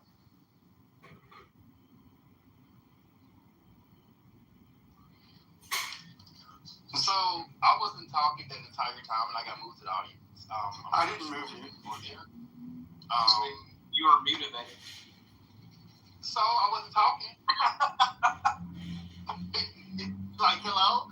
And with that being said, people think, and it's so crazy, and it's so colorblind, it's crazy to me that people can sit up here and act as if the Civil Rights Act or like the Voting Rights Act and all of the fights that Black Americans had to fight for and legislatively just completely knock the KKK and the faction. They share the same. How do the Proud Boys share the same ideology? Wait. No, but you're lumping all of these people in the same fucking basket. That is bullshit. Vote for Kamala Harris. Should I call all of them Marxist? I mean, that's just like a blatantly unfair overgeneralization of. So I don't know if you know this or not, Pepe, but the Proud Boys is literally. I put the actual video on my TikTok. The Proud Boys march. That was not the Proud Boys. I know who they were. Okay, that was Blood Tribe. Of course you would. But no, that had nothing to do with Patriot Front. But exactly. They're in a different. But Proud Boys is not any of those things. That's why I think it's ridiculous you're putting them in the same category. Wait, but don't Proud Boys share the? Basically, they're just retarded, but they're neo-Nazis. Which, by the way, like to be an American conservative, where you they're not like neo-fascist or third positionists like you would see in the neo-Nazi groups. They are different. Proud Boys are anti-black. Just because they mess with this is so full of shit. Some little goofy Hispanic in there who... There's multiple black members. You're a dumbass. Who cares? Patriot Front, they all make fun of groups like the Proud Boys. They look at them as nothing but a bunch of fucking mixed mutts that are trying to pursue this right-wing... what the fuck do you call it? Instead of ethno-nationalism, it's, I forget the term, drawing a blank. But where they basically believe in more of like a nationalism that's not based on ethnicity. They just have a totally different outlook. And this is what I think is so obnoxious about people on the left, is you like to claim that anybody that is right wing or far right has to somehow be a racist. That is fucking retarded. You have far right parties in Latin America, in Africa, everywhere, Asia. Okay, people, believe it or not, people they vary from far left to far right. Most people are somewhere in between. You can absolutely, like for example, Christian nationalists. A lot of them, some are racial. Most of them aren't, as you know. it's kind of hard to be a hardcore Christian while being racist, because those two views don't really align with each other. They've done it for centuries. So you're just a professional fucking bitch. You know that? All you do is bitch. You fucking incel 45 fucking nothing-year-old. There's nothing but bitch on the goddamn internet all day, wanting fucking handouts for blacks. You whiny fucking cunt. That is all you do. White man, we deserve our reparations. White man, give us our reparations. We've been hurt for centuries. Oh, good lord. Oh, woe is me. But I'm rich. I tell people incels even though I don't get dick. You fucking low IQ ape. Shut your fucking whiny mouth. You're going to the goo, bitch. You're going to the goo, you fucking whiny bitch. You whiny fucking bitch. That's what you get. You don't get no pussy. You don't have no money. You just whine and bitch on the internet all day. Reading all of these fantastical tales by why everybody owes you something. You fucking whiny cuck. Eat a fucking dick. Okay. Real quick, I just wanted to join the conversation. Yeah, Pepe, I gotta disagree with you. I've seen videos earlier this year, or maybe it was last year. I don't know. Whatever. The Proud Boys going into mostly black neighborhoods, or just randomly in like inner cities. That did not happen. Show me post a video. I can guarantee you that did not happen. I'll go through my Instagram and find it. But they were going into these neighborhoods and like kind of like what Chud the Builder was doing. No, they do not. No, they don't do that. You have to understand too. They're what we would call optics cuts. They deliberately avoid using racial language. And pretty much the only people they would attack were like the Antifa types. They were used to going back and forth on the street with them, beating the shit out of each other with makeshift weapons. That's long been their MO. They did not go after people based on race. They completely avoided it. The ADL has actually documented this. Like there's a lot of documentation on this. And it's not only going into like black neighborhoods, they've also just went, to black churches, or the AME church. They took a black. So it was Enrique Tarrio, a black Cuban, who took a flag. I don't know what you're talking about. This was late at night. He took a. This was in D.C. right before the inauguration, and he ended up taking the black. He got charged for this, but nobody was at the church. It was late at night, and he took the Black Lives Matter. Okay, you dumb bitch, you gotta go to the audience because you just don't know how to shut the fuck up. But there was a Black Lives Matter flag hanging on the gate on the outside of the church, and he took it off and he set fire to it in the street. And as you know, they do not like Black Lives Matter or Antifa. Those were two groups that were largely marching on the same side that would end up butting heads with Patriot Front, with Proud Boys. So that's the only thing it was about. They were not racial. I'm telling you, I'm somebody who's like in these circles for fucking years. They are not racial. That's why people that are racial fucking hated the Proud Boys. Okay, I have some links on my. I'm just trying to finish my thought really quick. I do have some links, like in video evidence. We disagree. So the ADL? Are you fucking serious? So the ADL are nothing but a bunch of fucking smear merchants. I mean, it's a fucking trash organization, and everybody from Elon, a lot of people on the right are suggesting that Trump needs to go after them. I mean, they absolutely attack from the left. They're not a bipartisan, a group that fights anti-Semitism. They're anti-white. They're anti-right-wing. They're all kinds of shit. They're incredibly fucking biased. Do you have this same notion for extreme right-wing, journalism, to where the viewpoint is from extreme right-wing ideology? Do you have the same notion for those? Well, you just said extreme right-wing. That would already denote that they're considered extremists. Okay. I just want to make sure that you keep the both the same. Can you hear me, Pepe? Yeah. Hey, wait a minute. Okay, it's not coming through my earbud. Anyway, I was asking, are you racial? You said you run with some of these circles. Do you find yourself like in I was very racial. Say it again. Yes, I've been very racial. Okay.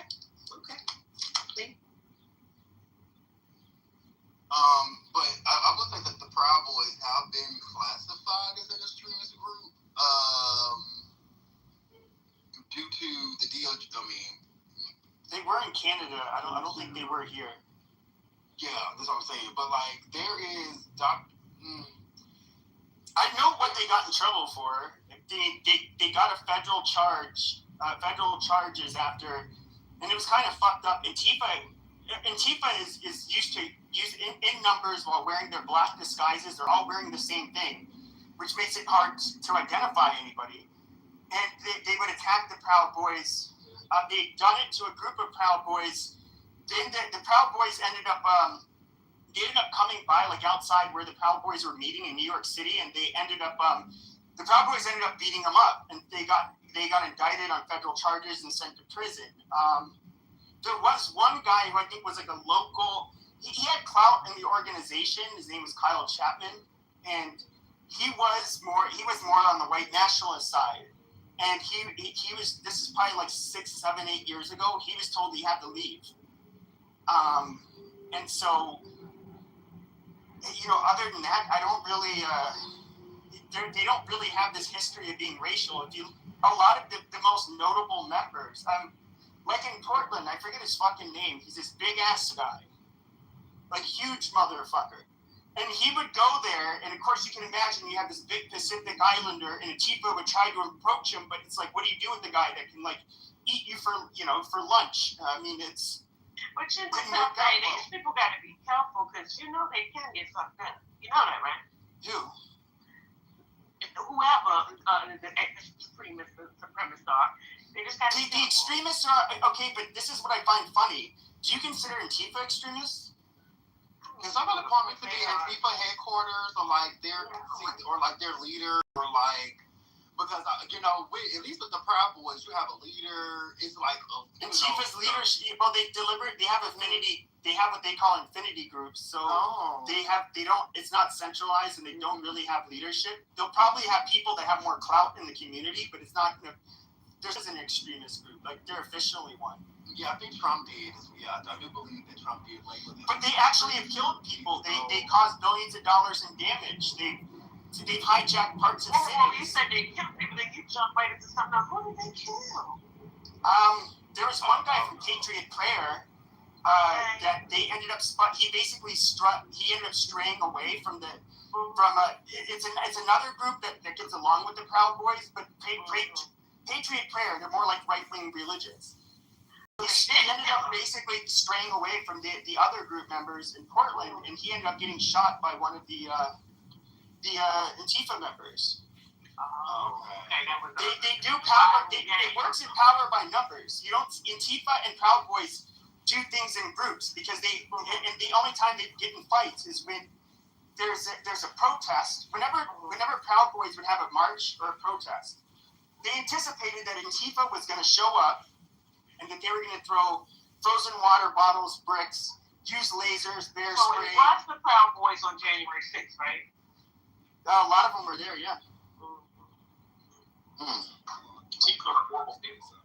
This is a safe space. We can't have a conversation and when everything's laid on the table. I don't mind. Okay. And Pepe's never good. Pepe's always been good with me. He's always been respectful with me, and that's a fact. That's a fact. He gives me grace.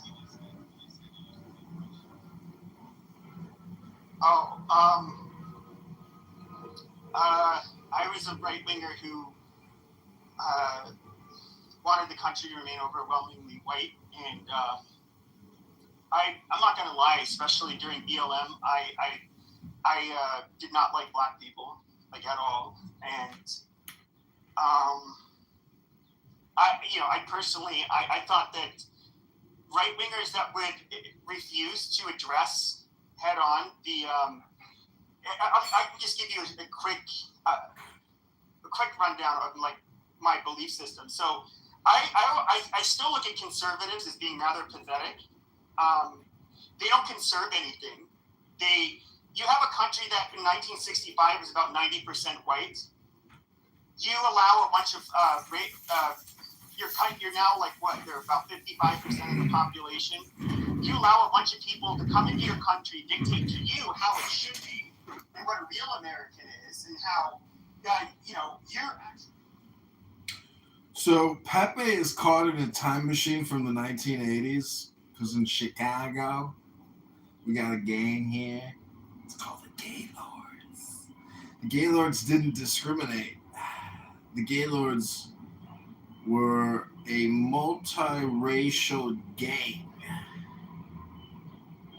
So Pepe is unfortunately he's got no class, no artistic taste of no sense of taste. You're talking about, like the New Church of England people, they say scripture, reason, and tradition. They don't just do sola scriptura like so many Protestants do.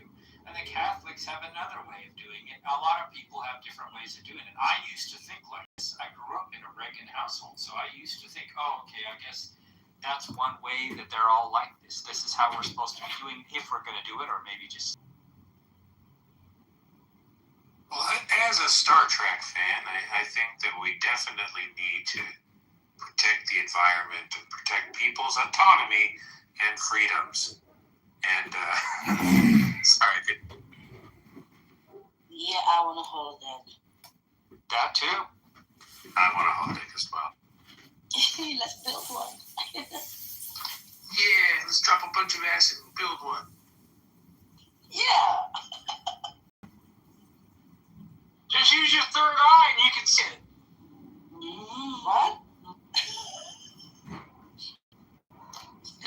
That's more about insight, but yeah, I know it's fun to cartoonify stuff. I know Christian people try to cartoonify science or atheist people too, and I'm usually in defense of you guys in those situations. How cartoonish do you mean? What do you mean cartoon?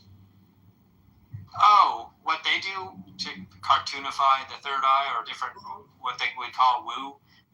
Christians and other people who are sometimes more fundamentalist will try to do to atheist people, and they have no rational realization that, no, they're just people. They just look at the world in a different way. Like, no, they're not amoral. They're not they're not saying that, oh, because I don't have a God, I can go rape people. And like they totally take it like that. And so it's sort of like a similar, the challenge, right, is to not do that either. I talk mad shit about vegans. Like all fucking day long, I'll talk mad shit about vegan. They're bug killers. They kill bugs. Wait, vegans are bug killers? I didn't think they would even eat fried crickets. No, they're terrible to go to dinner with. They're like just literally the worst to go to dinner with.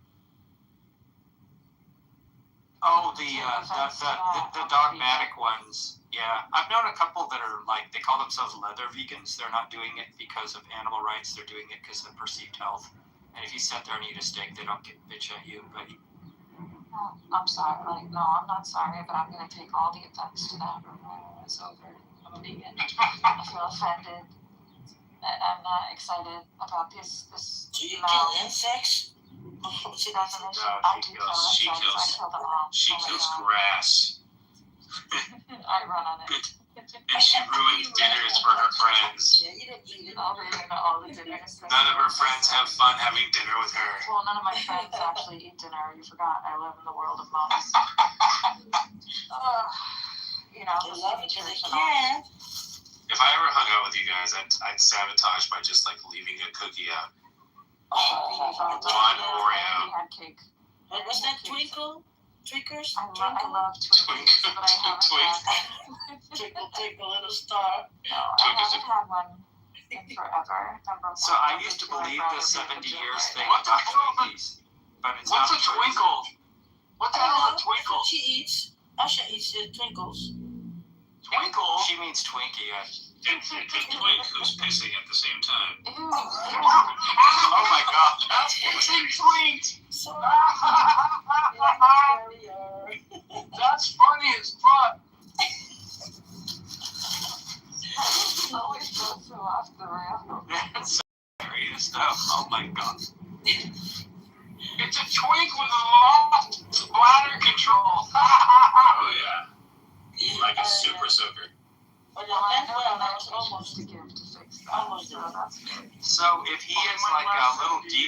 has a twink. Is it Twinkle Twinkle Little Star? Usher was speaking. What's he say, Usher? I was listening. No, I was just saying that I know what medications to give to fix that. I did learn that part, so yeah, but that's okay. Go on. I think I'm getting here early and I'm gonna go do a workout on the track tomorrow because we end up by the track to film, so I'll do a workout and then I'll get changed and then get set. But like I have to be up I have to be at an appointment at 7:45 in the morning, so it'll be like track season. It's fine. We did double workouts. I'd be up by 5:45 every morning, and then I'd have a second workout at 2:30. So we do our long run and get like 9 to 13 miles in the morning, and then we do. So I just want to get back to like some of that. It'll be nice. That Not sounds being exhausted. That It's sounds wonderful. terrible. It's amazing. Your body is in the best shape it's ever been. It's just like lean muscle. It's amazing. It's fantastic. And everyone should aspire to be able to feel like conquer the world all day, every day. Sorry. I mean, that's what the Second Amendment's for, you know. This hell is killing my ass. Oh my God! Are you still riding here? Yeah. I always thought the Second Amendment meant I could wear short sleeve.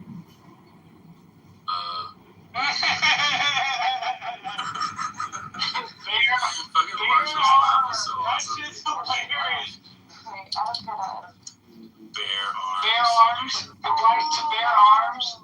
Have you ever seen the Family Guy skit? They do it in a second. What it means, you gotta shave. It means you gotta shave your arms. And the dude next to me is doing a workout on the chair. I think we're gonna go do some dips. I'm hanging out with you guys. Some dips. Some dips. Let's get the triceps. These arms. We're Some good. onion rings with the dip. No, I'm gonna do that. I'm gonna stretch my hamstrings while I'm sitting here. Let's do it. At least you was nice enough not to say I'm going to quit hanging out with you dips and go do some dips. But I'm bad with the dad jokes.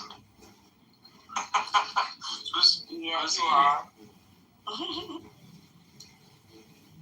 Who's eating? For once, it's not me. What does it sound like when eating? Here's some paper. I just hear some crinkling, like someone's eating like a bag of chips or something. No, I'm rolling a cigarette. It's a Oh, cigarette. you're rolling a cigarette. That's the sound of my paper. Speaking of rocks, any of you guys old enough to remember those big when pop rocks were bigger back in the 70s? Capitalism's literally just like robbing everybody, right? Like No, pop rocks you know used to why be it bigger is? than It's this amount. hoax. No, it's because they made them smaller because there was a rumor that went around that a kid's stomach blew up, which is absolutely not true. And then they brought them back smaller to say, see, these were less dangerous. Yeah. But it's what you guys would call, I forget the science word that you guys use, when things are fake, basically. The whole rumor was fake. And you didn't know how we conspiracy?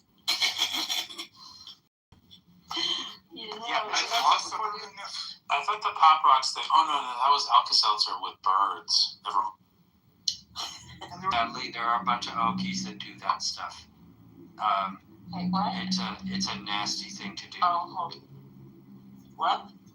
You give it to seagulls and they blow up. I never did it. I had a friend in high school who did it. I don't torture animals. Did it actually blow up though? He said it did, but I was never able to tell how it's going to. I've never been there when it happened, but I know that goofy ass, like, one could say trailer trash people that I knew that used to do stuff like that. My mother calls No details, please. It's horrible. Mom calls people like that low rent. She never uses the term white trash. She calls them low rent people. Trailer park folk. Your mother's being nice, and that's probably accurate.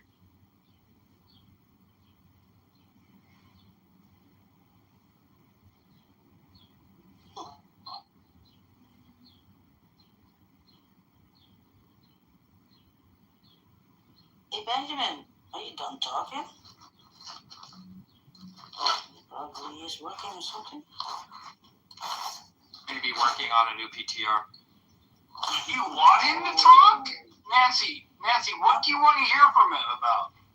Well, I don't know. What game is Well, on? I mean, if you think that girls should be married off at age, What game? We're all unmute and say, well. Nancy, 1 second. Hold on. What game is on tonight, you guys? The next section. Okay, thank you. Oh, because apparently we're in a major auditorium on campus, and there's like a huge projector screen. I'll show you guys in a second. And they're trying to get the game on it, and I was wondering what game everybody was talking about. Ooh. So, yeah, it seems like I'm still going to get paid to do nothing. So, let's check it out. Close to I'll show you those guys. NBA playoffs, right? I mean, my team, the Trailblazers, is long out.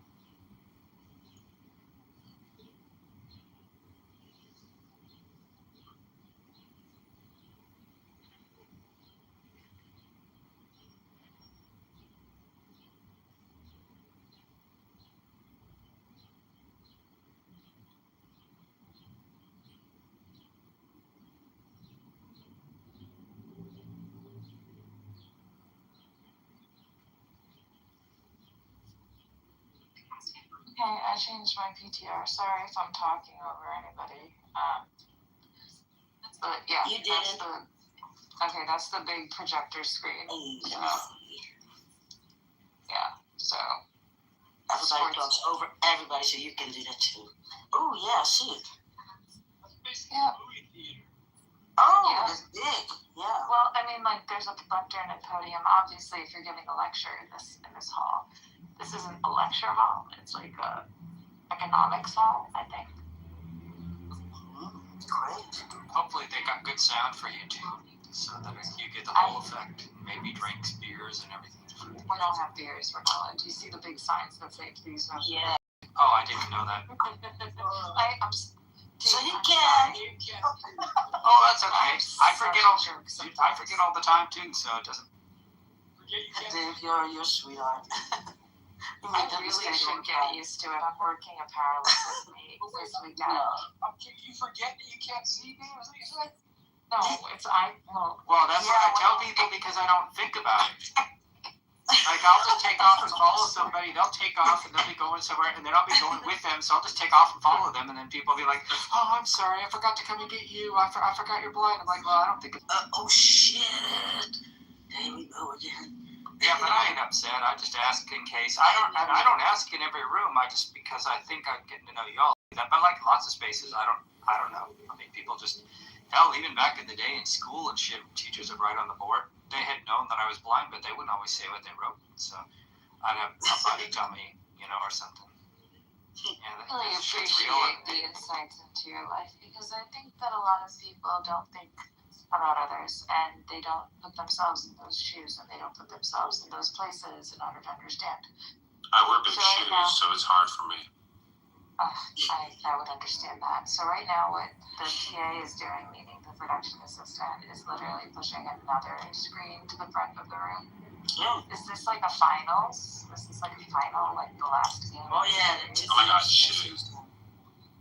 No, I'm asking. Is that what it is? I'd go barefoot everywhere, but let's get some shoes. Now you sound like Benjamin answering on something that we didn't talk about. This is going to be fascinating now. The boys in the room are trying to get the game on. Ow. Oh, good. This is great. So, I just got a notification. Well, first off, foremost, I mean, what's his name? Bill Cassidy is out. And GOP Rep Thomas Massey will lose the primary to Trump-endorsed Ed Gallrein in Kentucky's 4th District, CNN projects.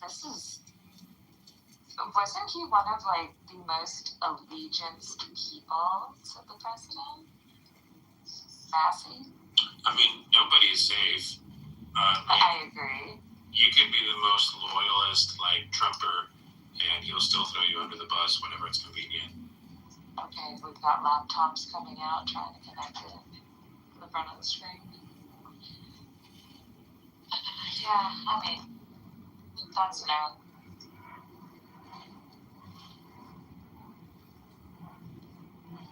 And in the words of Ronald Reagan, well, I think I can find the right button around here somewhere. I sure hope I don't hit the big one.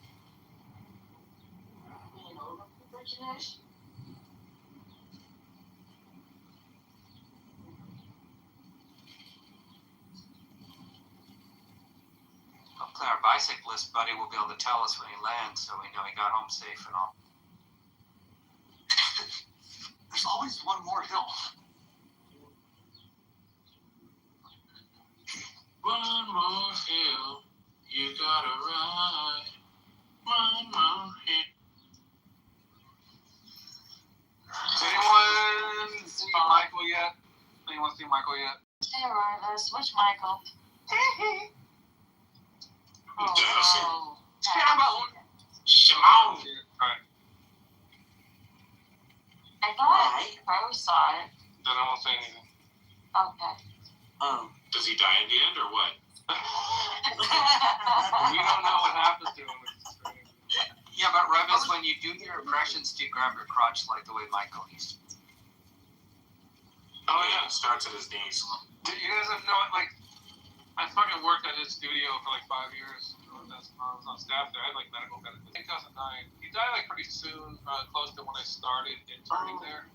But I did meet like Quincy and it's like the Bruce Wayne. I did stuff with Sidey Garrett sang on what the fuck is Out of my life. what the fuck is Kristen Happy did? Oh my god. Why am I so dumb? Anyway, that one. And all these musicians and shit, like this J.R. Robinson, drummer, Joe Jackson, Paul Jackson Jr., sorry, Joe Jackson. Oh, yeah. And I have like Jackson 5 members' numbers on my phone. Really? Yeah, Jackie Jackson would butt down me sometimes. He'd be like, oh, hey, Dave, about that real estate thing? I'd be like, hey, Jackie, this is Royvis, the engineer. I'm not your lawyer, like whatever. Anyway, yeah, so it wasn't a great movie or anything, but the performances were good. If you like Michael Jackson and you just want to see, kind of like you're into his music, then you'll have a good time. I liked it. I don't think it was great, though. I think it was I was surprised by the performance, and then I find out that the kid's related, so that made sense for me. Right. There's another guy, B. Howard, that was reported to be his kid, like one of his weird, and he's also in with it. I was kind of surprised that he didn't get, but I don't know, he's probably too old now, to be honest. Anyway, whatever, fuck. Get you back. Let's see. Like, there's this That's thing cool, though. in Westlake, it's called the Monkey Room. So if you go into the main flagship studio, which is Studio D, it's a studio that, like many other studios around the world, is like modeled after just the construction of it, the dimensions of the walls and the angles. Anyway, but upstairs, there's where they would put bubbles so he could look down at the stage and see Michael when he was singing, because he would freak the fuck out and start doing crazy monkey shit if Michael was out of his sight.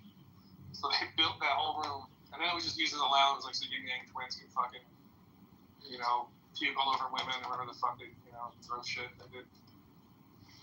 Piss all over hookers' faces and do a bunch of drugs. It was back in the day. Poop breast out. Yeah, but that's really neat that you have this connection there. That's legendary. I've had an escort so many hookers to their cars after his fucking specials, man. You got it way. I did. Oh my god. You did. Straight into his car. Straight into his car. He was escorted to their car. What about the song by Creed? Hey there, baby, get into my big black car. What I would do is I put them in the car and I go back and try to steal as many liquor bottles as I can from the car. Yeah, not because they would order a bunch of liquor and we're supposed to give it back to the label. We always took it. It was like, I just imagine them all in the trunk. Yeah. Like, all right, another great session. That's good. Old bottles, Oscars, Grammys. No, because they would get like Patron. Trying to get something out. Where did you put your Grammy, for instance? That's a big thing. I just hang around my neck and I walk around town. And then I learn how to play it, which is what I've been doing lately. I'm like, I wonder if I could play this. How hard could Roivas play this? You know, so it's kind of a funny. If I could play this, how hard could Roivas play this? You know, so it's kind of a funny thing. And that's interesting because then trying to reproduce it, what you generated, that becomes a different kind of challenge, and I think there's room for appreciation there. But yeah, my new goal, low key. I admit, though, that I have never used AI in my music production. I don't plan to start. I used it to make a website for myself. Like my current website, I did it with Claude, and the free version too. Well, that makes sense, though, but you don't make music with it. No, it's just sort of like, oh, look at my credits, and here, suck my dick. Suck my dick, Bob. I mean, I'm sure you get offers for that part. Yeah, like if you like my dick or you like the way I mix, you know. No, check out how I mix my dick at Roivas.com. Check out how I can mix music with dick. I just picture him making cocktails with it. Because I want to like start doing some content online. You should. That's more of like my darker, like still my metal shit, but I'm afraid it's gonna scare away the nice people. Right. Yes, gotcha. But you need a pseudonym, so go with your pseudonym. But they refuse to let me do that. My friends will not let me. I'd rather use Roivas than my real name on there. They're like, they're all fucking like, oh no. No, just call it Billy Bob Thornton. You're like, listen, I'm in this band, and yes, I'm an actor, but we're only talking about this song. But that's the only example I have of a person doing that. Like, so last night we had like a 3.5 hour conversation with a guitar player. All we did was like talk about Jacob Collier, and I guess because like, you know, he's like a prodigy, right? Have you ever listened to any of his music? He's like, no, pick anything, put it on now, and he couldn't. His mind was blown by how shitty his entire catalog was. Like, we had a deep dive. I'm like, you thought I was kidding. Like, he's terrible. His singing voice alone stresses me out, let alone his fucking whatever the fuck. Nostalgia does something weird to memories. It sounds like AI generated bad Disney music or something. I don't know what the fuck he's trying to do. Well, and sometimes I think Prodigy, what happens is, so like for most of us, we learned how to do the shit we know how to do. And the people I know who are prodigies, like maybe they learned one or two tricks. I know a couple keyboard prodigies, which is really bad to be a keyboard prodigy like that. In the keyboard spaces, you're expected to fucking know. Everything that Roivas was poking fun at us, he's spot on. The thing is, like Dave, because if you're an instrument, no matter how good you are, no one gives a fuck. It was like slow motion masturbation in front of an audience. Oh, girls love guitar players. If you look up, what's his name? I hate guitar players. No one's like, oh, look at this keyboard player. No one ever. Maybe ever said. I don't fucking know. Huh? Yeah, my wife liked the keyboard. It's a different kind of music that draws women to keyboard players. So when I was playing prog, they weren't impressed by the keyboard work then. But then when I switched to New Age and doing wineries and piano, especially acoustic, there was a serious pipeline from piano to pussy. If you ever, right, well, one guy, Steve Vai. That's it. But if I'm ever like drinking wine at a wine bar and you're playing there, always throw in some fucking Gentle Giant. And like, I'll fucking buy you a glass of wine. I'll send one over. Just play some fucking, something from like, playing the game. I fucking love that album. Right? Yes. And you know what I did one time? Wait, what's the bass player's name? Schulman? What the fuck's his name? On a dare, I played a George Gershwin style version of Painted Black by the Rolling Stones. And all these fucking fancy ass people were like, oh, that's a different Gershwin tune I just haven't heard. And my friend is like dying in the back. He owed me a lot of beer for that shit. And he's like, God damn it, I didn't think you were actually going to do it. Then I couldn't keep fucking laughing. Summertime, the living's easy. But, that's a fun one too. I really like Gershwin, but I know he's great. I still like Gershwin. But, I'm not a big Gershwin fan, but rich people are. Yeah, it's like rich blue hair. Rich people? It's the rich blue hair rinse What are you saying? It's the reason why all classical music fucking sucks. Just jazz You go there, you have to listen to fucking Beethoven's Ninth Symphony over and over and over again. and maybe they'll shoehorn some like fucking Stravinsky in there for like but it's fucking. Sadly, the classical music followers want to be seen as refined. I mean, there are people that have real appreciation for classical. I have real appreciation for classical music, and I know a lot of musicians who do.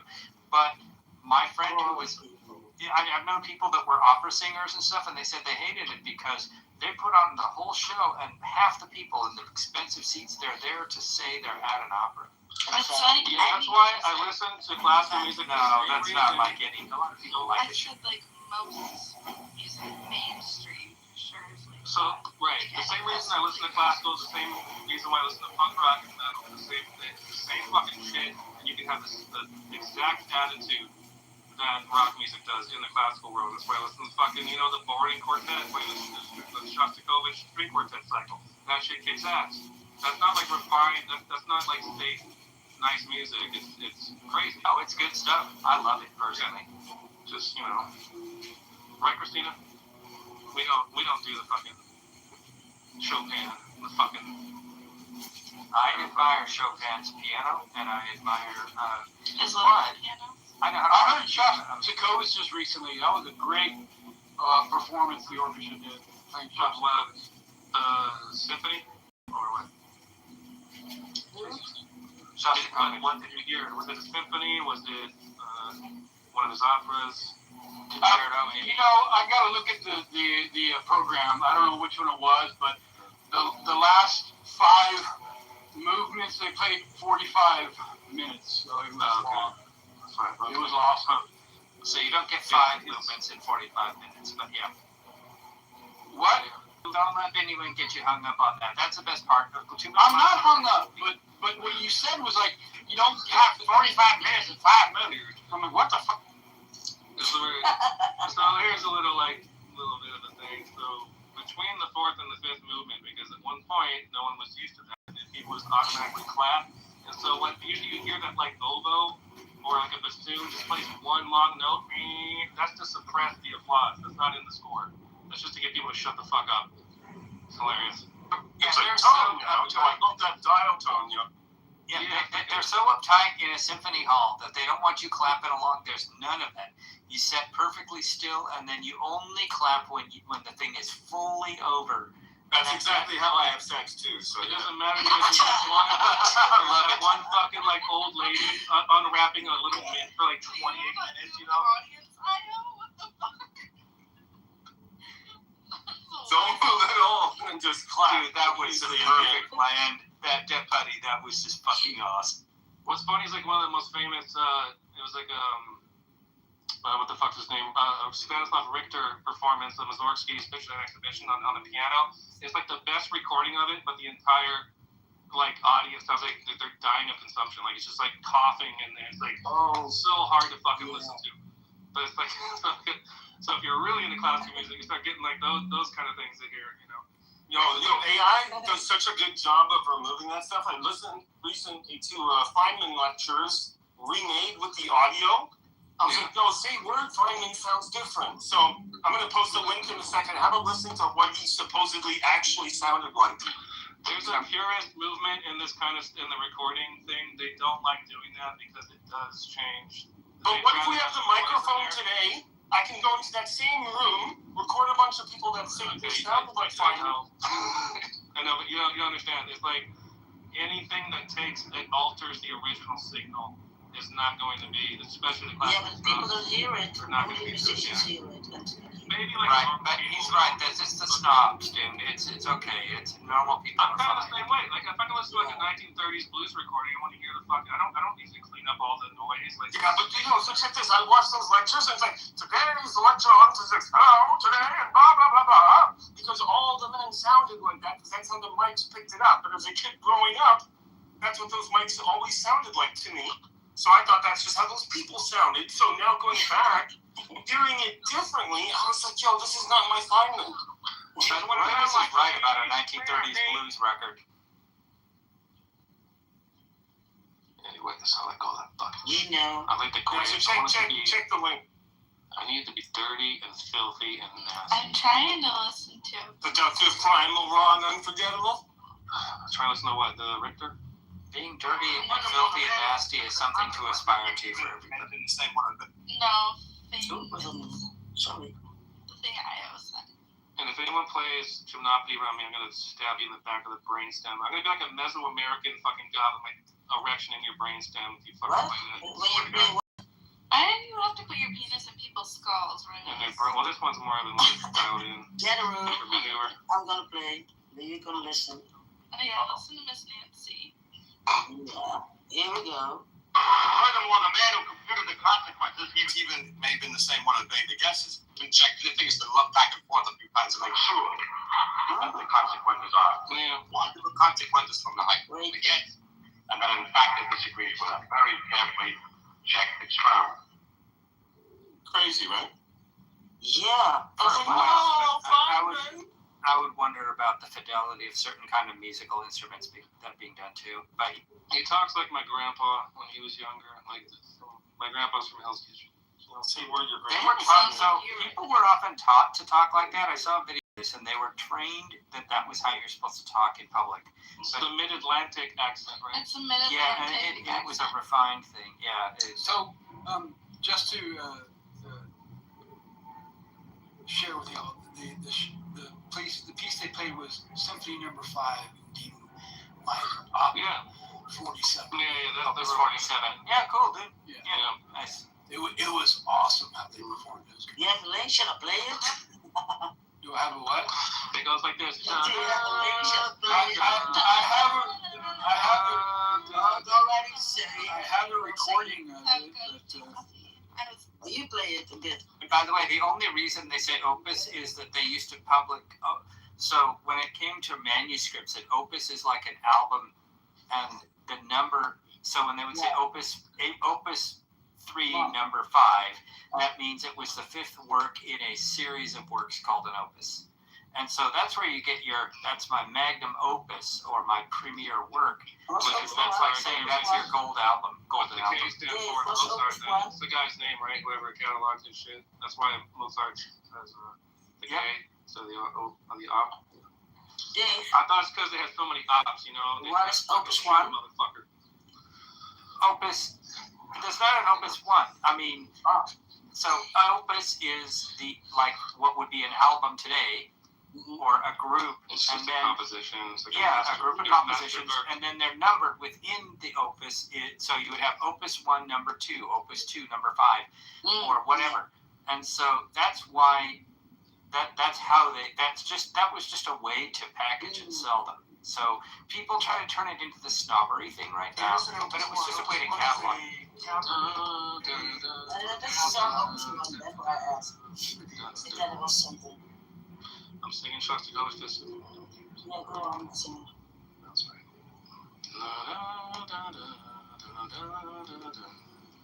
It starts. It's got a really good build up. That whole thing where it goes into that macabre kind of march at the end of the first movement. It's a really slow build up. I get a chemical response in my brain. It only kind of works in classical music. I don't get it. Sometimes rock music. It's like these energy spikes go up my spine, like into my brain. It's it's like doing a drug. Yeah, it especially in that era of classical music, it was really designed that way because the stadiums have just gotten bigger. It's like 20th century. In your brain's knowledge. Okay, knows. Yeah, I mean, so I would say it started in the Romantic era of classical music, working our way towards Impressionistic, and then he died in the 70s. Yeah, so Shostakovich came along as a neoclassical composer in the 20th century. Yeah, he was a bit of like some people accused of being like kind of warmed over roller. Yeah, but that's true of anybody. And see, the thing of it is, a lot of these composers wrote some just pop garbage. Violins and violas. I have to sit there. So did I pass muster? She was testing my knowledge. It's okay. It's alright. It's like elementary. It's okay. Where did I not pass? I'm curious. Because then you can educate me and I can know from later. I don't judge and tell. Only What's your favorite Janacek opera, Dave? Choose wisely.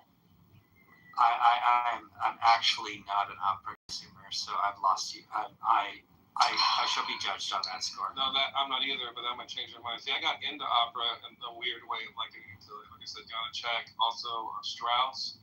For some reason, I could handle like Electra and Salome, even though they were like over the top kind of singing. I don't like, but I got used to it. The Birgit Nilsson recordings and shit are super dope. And now, but I'm really into like Renaissance music and like choral, the church polyphony, Palestrina, Michaud. Exactly. Have you listened to any of the Christopher Hogwood recordings? Yeah. So he's on Naxos, right? Yeah, and he does. And he used St. Martin in the Fields, Academy of St. Martin in the Fields, and they use period instruments. Oh, that's Neville Mariner though, different. Christopher Hogwood does it too on his Messiah and the Handel's Fireworks and Water Music and a whole bunch of stuff, recorded concertos and shit like that. Probably have those. Oh, and also Jeremy Summerlee is great. Any of the old church singing stuff because they make the singers like do that more of a straight singing. They don't do the that wobbly warbly vibrato came as an Italian affect in the mid to late 19th century. Italians, man, stress me out. I hate Italian opera. I cannot do Italian opera. The Rigoletto shit, fuck that. Right in the butt. In the eye socket.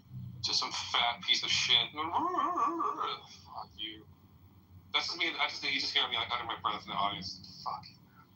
Why would you even be there? I know, right? Now it's just got me curious how I missed the mark because every time I find out, I try to change it. I don't think he meant what? Did he miss a mark? Christina. She said I didn't say those words. I don't even use the word miss. Yeah, if anything wrong. I mean, that's not my vocabulary. Okay. I just said it was okay. Oh, I thought she says you missed a mark. She goes, that's alright. Yeah, that's usually the polite person's way of saying, don't call us, we'll call you, and then you failed the action. So, no, I'm just giving you a hard time. Now, if you really want to be a snob, what you have to do is listen to classical music backwards on a record and then identify the exact recording. Oh my god, that would be so fun. People actually do that. I'm that tired. Yeah? You wanna go?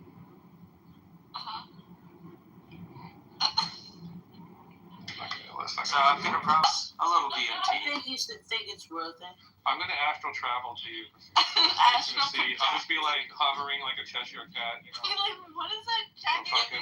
Then she'll come out of her body and you guys will astral have sex. I'm like, Christina, why are you chasing me out of the room? Why are you trying to break me off the ceiling with a rake? What are you doing? Body on my ceiling. Yeah. What the fuck is that? You just see me like crawling on the ceiling, like looking at you, like fucking like 50 feet fly. It's like in a horror movie. Spider Pig does whatever a Spider Pig does. Are you calling Ramus a Spider Pig? Yo. Spider Pig. Spider Dick. Spider Dick. No, say word spider dick became a word in this conversation. Who knew spider dick? Did you say spider dick 10 minutes ago? Yo, third eye, spider dick? Question mark. No, that should be the room. It should just be the emoji for a spider, followed by the emoji for a dick. Like and then question mark. Spider dick. And then serious face? Yeah, spider, eggplant, serious face. Okay, someone has to do that. Hey, wait, there's a real Spider Pig character on the Simpsons? Is that, like, I did not know that. That's the Simpsons movie that came out late 2007. You wanna hear something fucking dope, Christina? What? Alright, I'll play.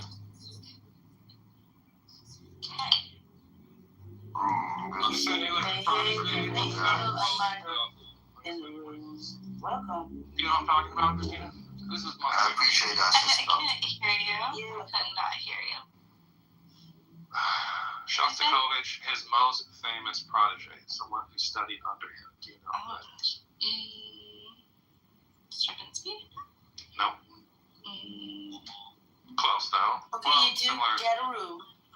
Now. I know, get a room so we can talk about fucking Shostakovich. Who? The F room. I'm gonna send it to you. Okay. I gotta find the right one. There's a bunch of them. Hey, Angel, you had a question. Classical, but really about the topic. It really. Ooh. Like, yeah. Did you have a question, Angel? Huh? Hi. You had a question in the chat.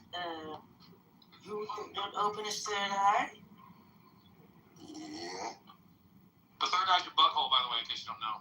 That's what many people are. Wait, you can see out your butthole, Ramus? What the heck? Yeah, but I have a whole eyeball. You have an animal in your butt? Eyeball. No, that's actually bad. I knew someone that claimed to sell glass plates. That's just the name of his penis. He calls so it people with their head up their ass can see what. But can I tell you, consciousness is third eye? It could be.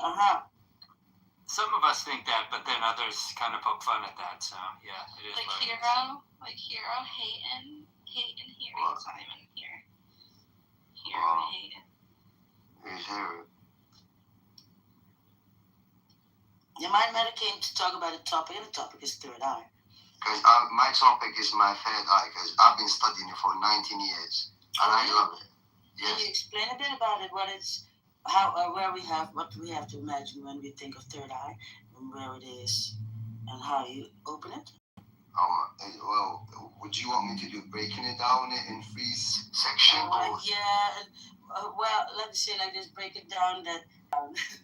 Guys, I'm so sorry to say this because every single creatures and every single human beings have a different perspective. So I don't want to say my perspective. So share your perspective if you don't mind me, miss. Perspective on perspective? We'll start with Iro. Meta perspective. So what are we talking about? Thanks for asking. Yeah, thank you. And whenever Roivus is not paying attention, he just like ignore this? Yeah. But, yep. Wait, you don't like Celesta? Celesta has a place. I use it. And I hate fucking Crotales the most. This is Crustacean? You see it as fuck. These are out of tune. I've had to use them on some books, but they're kind of weird. Dave, you're in a minute with Roivus, you're done. Christina, and you have one word? Oh, one word. Did you think of it? So that mind matter can be laser. What? Think about all the way. Laser? In what sense, laser? Like, focus. Like, you just got that, like, laser. Okay, yeah, focus. Yeah. And JC, what do you think?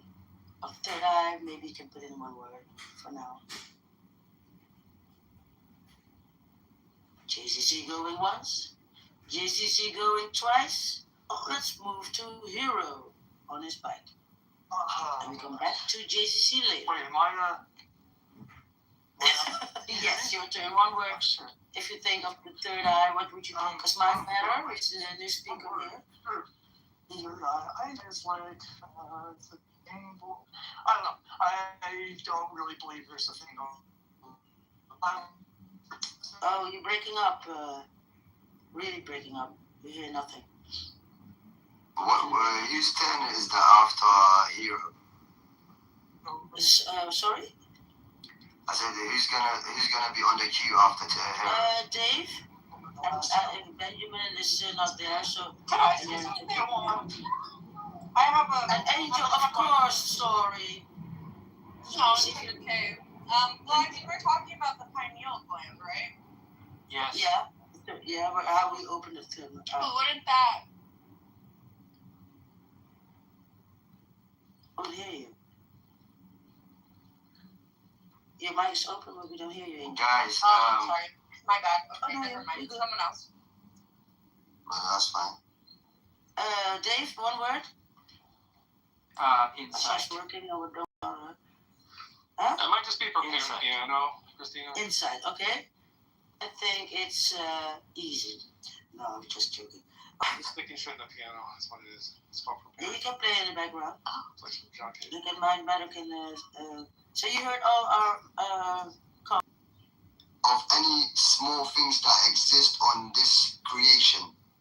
We don't know. We have an awareness of it, but we don't know what's the program for it. What's the subconscious? How can we program everything? How can we understand everything? The patterns, the particular stuff that you don't even care about, the small creatures that you're walking on like ants, small stuff that you don't even think about it. This kind of stuff is called super consciousness. If you don't have it, you can't get the third eye. That's what I think. What are your thoughts on fluoride? Why would you want your third eye? With my third eye to find my after death, what's going to happen. That's all it is. What do you mean? Like seeing another dimension that I can see in this third dimension. How do you know what's real in that reality? That's a very good question. Well, I can't tell you because we know that there's reincarnation happening, and that's gonna make you more concerned that you might thinking might be another different form of us that is gonna be intelligence more than us. What if you don't believe in reincarnation? Well, we have Pac-Man theory for that. What? Pac-Man? Pac-Man theory. Pac-Man theory? Like P-A. Yeah. C. Yeah. Man. M-A-N. Yeah, Pac-Man. Yeah, Pac-Man. Oh, what's that? Because Pac-Man is a game, a computer game. Well, it's similar to that. It's very simple definition. I can tell you like that. Okay. It just connect with you, and it's three forms basically. Scientifically, it's three forms. Your physical body and your energy, which is inside you, your energy that you're using for functional projections that you're using in your reality, in your present. That's basically it is. Like there's three forms if you break it down mathematically and scientifically. But they can't because you don't see things, so you cannot measure them. Well, I'm still studying. Like I'm not saying I know everything. Yeah, but I know that part. I'm still reading some books that I haven't slept for 4 days about it. 4 days. Yes. And what was that you cannot sleep about? What was so important that you cannot sleep? Well, the very things that is important, when I walk outside, I see charity, nobody cares about it. Mm-hmm. Well, I see an old man with grey hair. He works from 9 a.m. till 5 p.m. Nobody cares about when he goes home. Like, this kind of stuff is upsetting for the community. And when is this happening? It's going to happen? Or? It's happening right now, but you're not aware of it because you don't have the third eye. But I don't live in that. Does everyone have a third eye? Yeah, exactly everyone. Whether or not it's been squeezed open or not, we all have one. Well, fuck that, yes. Sorry about my language, guys. Hey, my matter, most people in here are maybe more skeptical, so I'd say this as somebody who has furniture in my spot I must say that everybody is responding very well. I didn't say that as an insult. I don't know if the title of this house is called the Atheish House. So, right, for native English speakers, that's easy to catch, yeah. If I told you, I'm so sorry, miss. Miss. Yeah. He's a dough. Dough. Yo, Doe, what do you know? Commando. This is kind of what you get. Bad man, do you want to say something to me? Are you so I can't laugh. Go ahead. Hero talk. Hero, go ahead. Hero, there you are. Yeah. Well, I'm just saying, this is the danger of these ideas. I'm just going to David nowadays. Like, so you see people danger. like this. Right? You get all this, like, pseudo-profound bullshit. Hey, where is he? I've probably been accused of such things too, so it's okay. Where is he? As a woo-woo deer, I don't mind the woo-ness. Just stay on the street, Christina. don't go to the lights. I won't. I'll stay with the lights. There are people there. You cannot exclude them. Much family go from them. The grass on your side is fine. Today I saw a turtle on a highway on the side. Oh my God. Run! And I wanted to turn around and save it, but I might die. Yeah, you know, so the tricky thing, I could explain to you as a reptile guy about turtles. Dave, did you move in now? I don't even think I can. I didn't. Oh. I've not touched anything. Or he left. Yeah, I'm not a mod in this house, I don't think. Dave, you are a mod right now. You have a green, yeah. No, so I haven't touched any buttons on anybody's thing. So I won't do that because I'm a guest in the house and I don't want to disrupt Well, more than some I already people do. When the owner of the house is like that, then you can do that. If the owner of the house never does it, you don't. You just don't. Let it to the owner of the house, and there are people who do in the middle of conversation. I'm gonna like that. So then he left himself. Well, I think that he got a little bit offended about what the hero said. We were all not, and what Dave said, because we were all listening, and nobody was like, oh, we were stopping, oh, we're skeptical. Until you said it. It wasn't my fault for saying it's. I say it's a fault. I told him because it's a new space for him. He has a language barrier like you do, but more so. And so he didn't realize some of what. Yes, because I told him in the beginning. Didn't you hear that? I told him what kind of people. So what do you want me to do? You want me to say I'm sorry that I said that thing to him? That, oh, by the way, people here, a lot of people don't necessarily follow that. In case you didn't know. Did you send it to him? You did mine. Yeah. I did not intentionally run him off. In fact, I tried to make context. Yeah, maybe just let it go. Don't make contact because we already were doing it together. So just step over the bodies. Step over the body, yeah. But yeah, there's nothing to go on. You're on again. Take your mind. So, life is.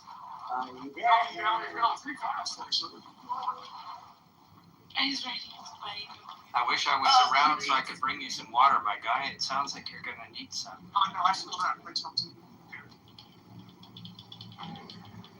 I'm done speaking. I tried to run something with a guy, but he gets scared away.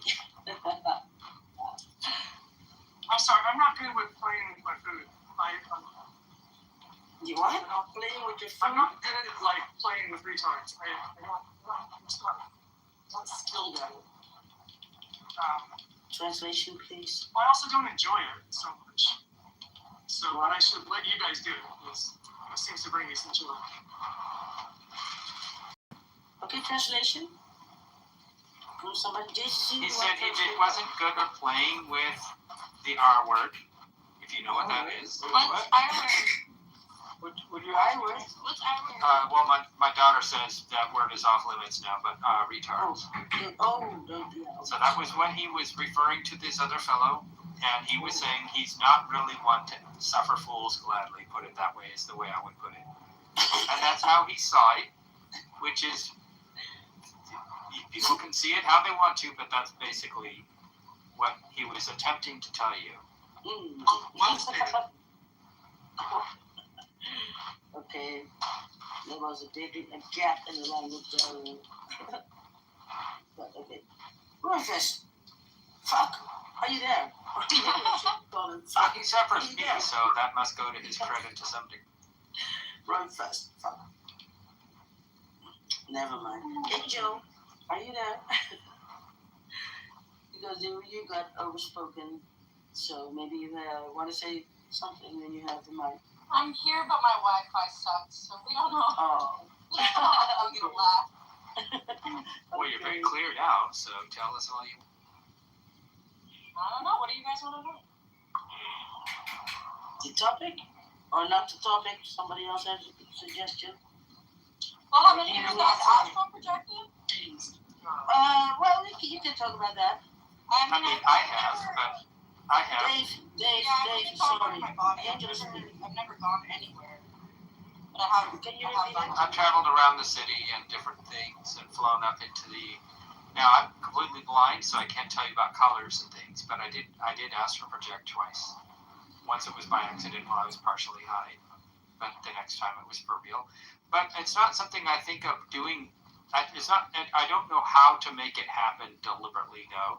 Which again, I know that makes people say, "Well, maybe it's not real," and they're free to say that. I think that I hold out like. No. The people that I know who do it the most, they don't know how they do it. I did it through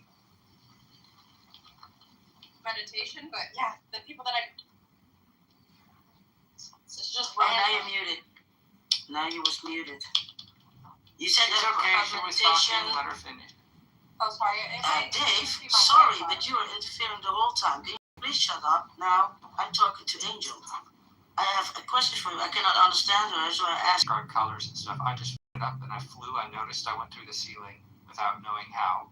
And I think the first thing I had to learn was that don't just think, oh, I'd like to go to this bar, because you'll suddenly be there.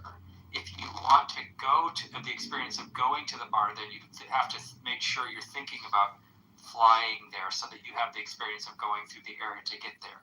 Otherwise, unless you want to, you could just say, oh, I'd like to be at this place, and you will be instantly there. How it all works, I don't know. I don't claim. Beat me up, Scotty, and you're there. Show me the way to the next whiskey bar. You know, when I played in a Doors cover band, we played that song all the time. On the bar.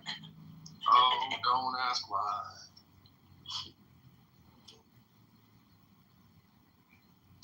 I am the Lizard King. Wait, is on acting. So, Angel, we heard something, but it was up and down. What if my name was the devil? Wait, so what's the Pac-Man theory? I was getting that, Caleb. I was getting it, but the two guys scared him away, and now we have nothing than the Pac-Man, because I thought it's a game. And he said things happen, and you can go play. And I go, I haven't even talked about penis vaginas yet. Yeah, and they eat you. They can eat you. So I thought they eat your brain.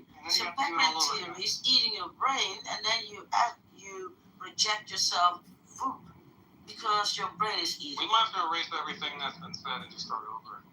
Yeah, that's a good idea, Rufus. Start. Please, you start. From now on, we're going to talk about fucking dicks, fucking vagina, fucking this, fucking that. No, we don't. What's a dick? Yeah, I don't know. A little thing the guys have hanging there between little balls or something. It's a little richer. How the conversation Little Richards. Two little Richards hanging there. Oh my God! Like,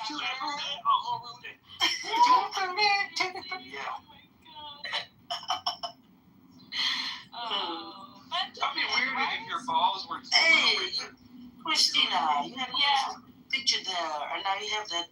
Because both your balls would be like that trying to deer get again. Kangaroo. A kangaroo. Where is it? I cannot see. It'd be cool if one of my balls was James Brown and the other one was Little Richard. Yeah, you'd be on fire, brother. You would be on fire. You would never be able to stop. But then my dick is just like, my dick is Peter Gabriel. So like, there's two black guys with my balls. And your dick is Peter, which is so Peter Gabriel. Peter Gabriel when he released the soul album. Shall we? That's the ultimate. Call girls. Oh no! Wait. Name her like after a flower or something. No need for genitals, please, at home.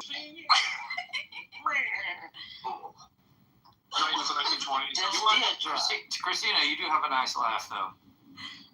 And nice picture. And I'm a married man, so I'm not hitting on you. I'm married for 33 years. I'm saying that compliment. Oh, hey, that doesn't stop anyone from hitting on Christina, trust me.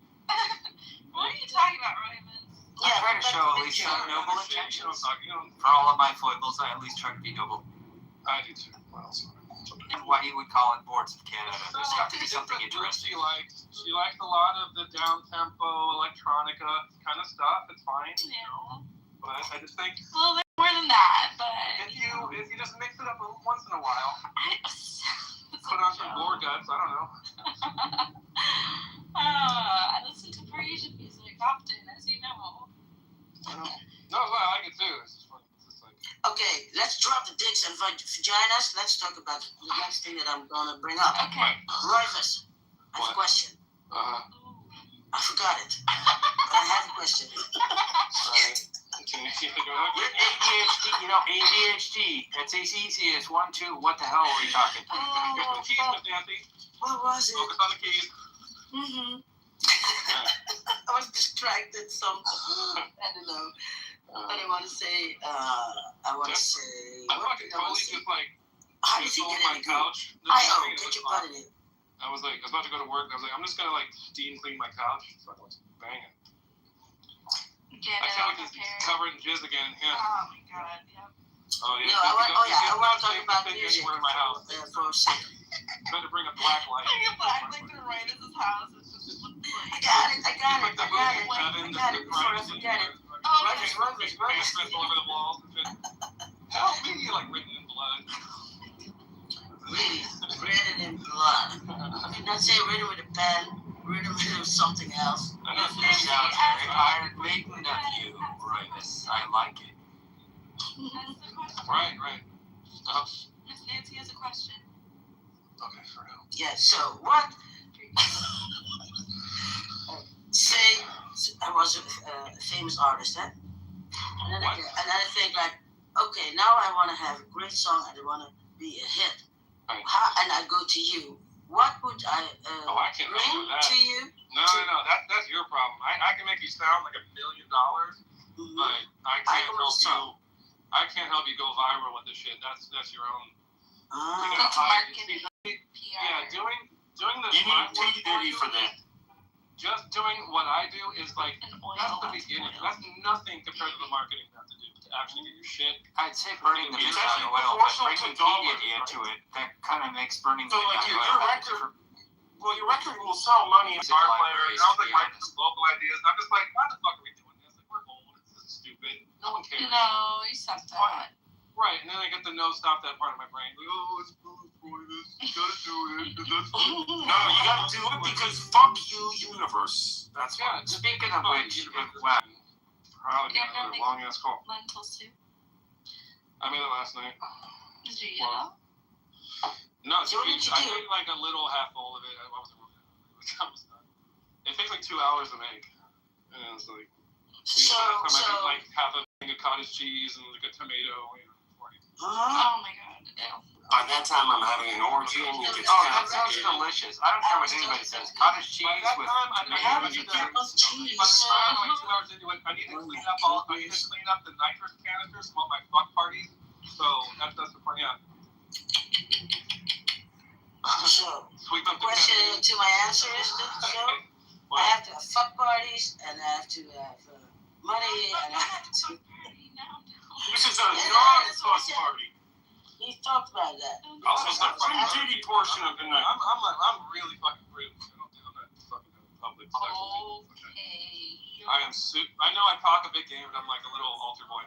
I know. Oh no! No! I only have sex with like the sheet and the hole cut out of the genital. I only have sex with older men. It's like no. And then we have to wear burlap sacks, so it's the most uncomfortable. And that's why I part my hair in half.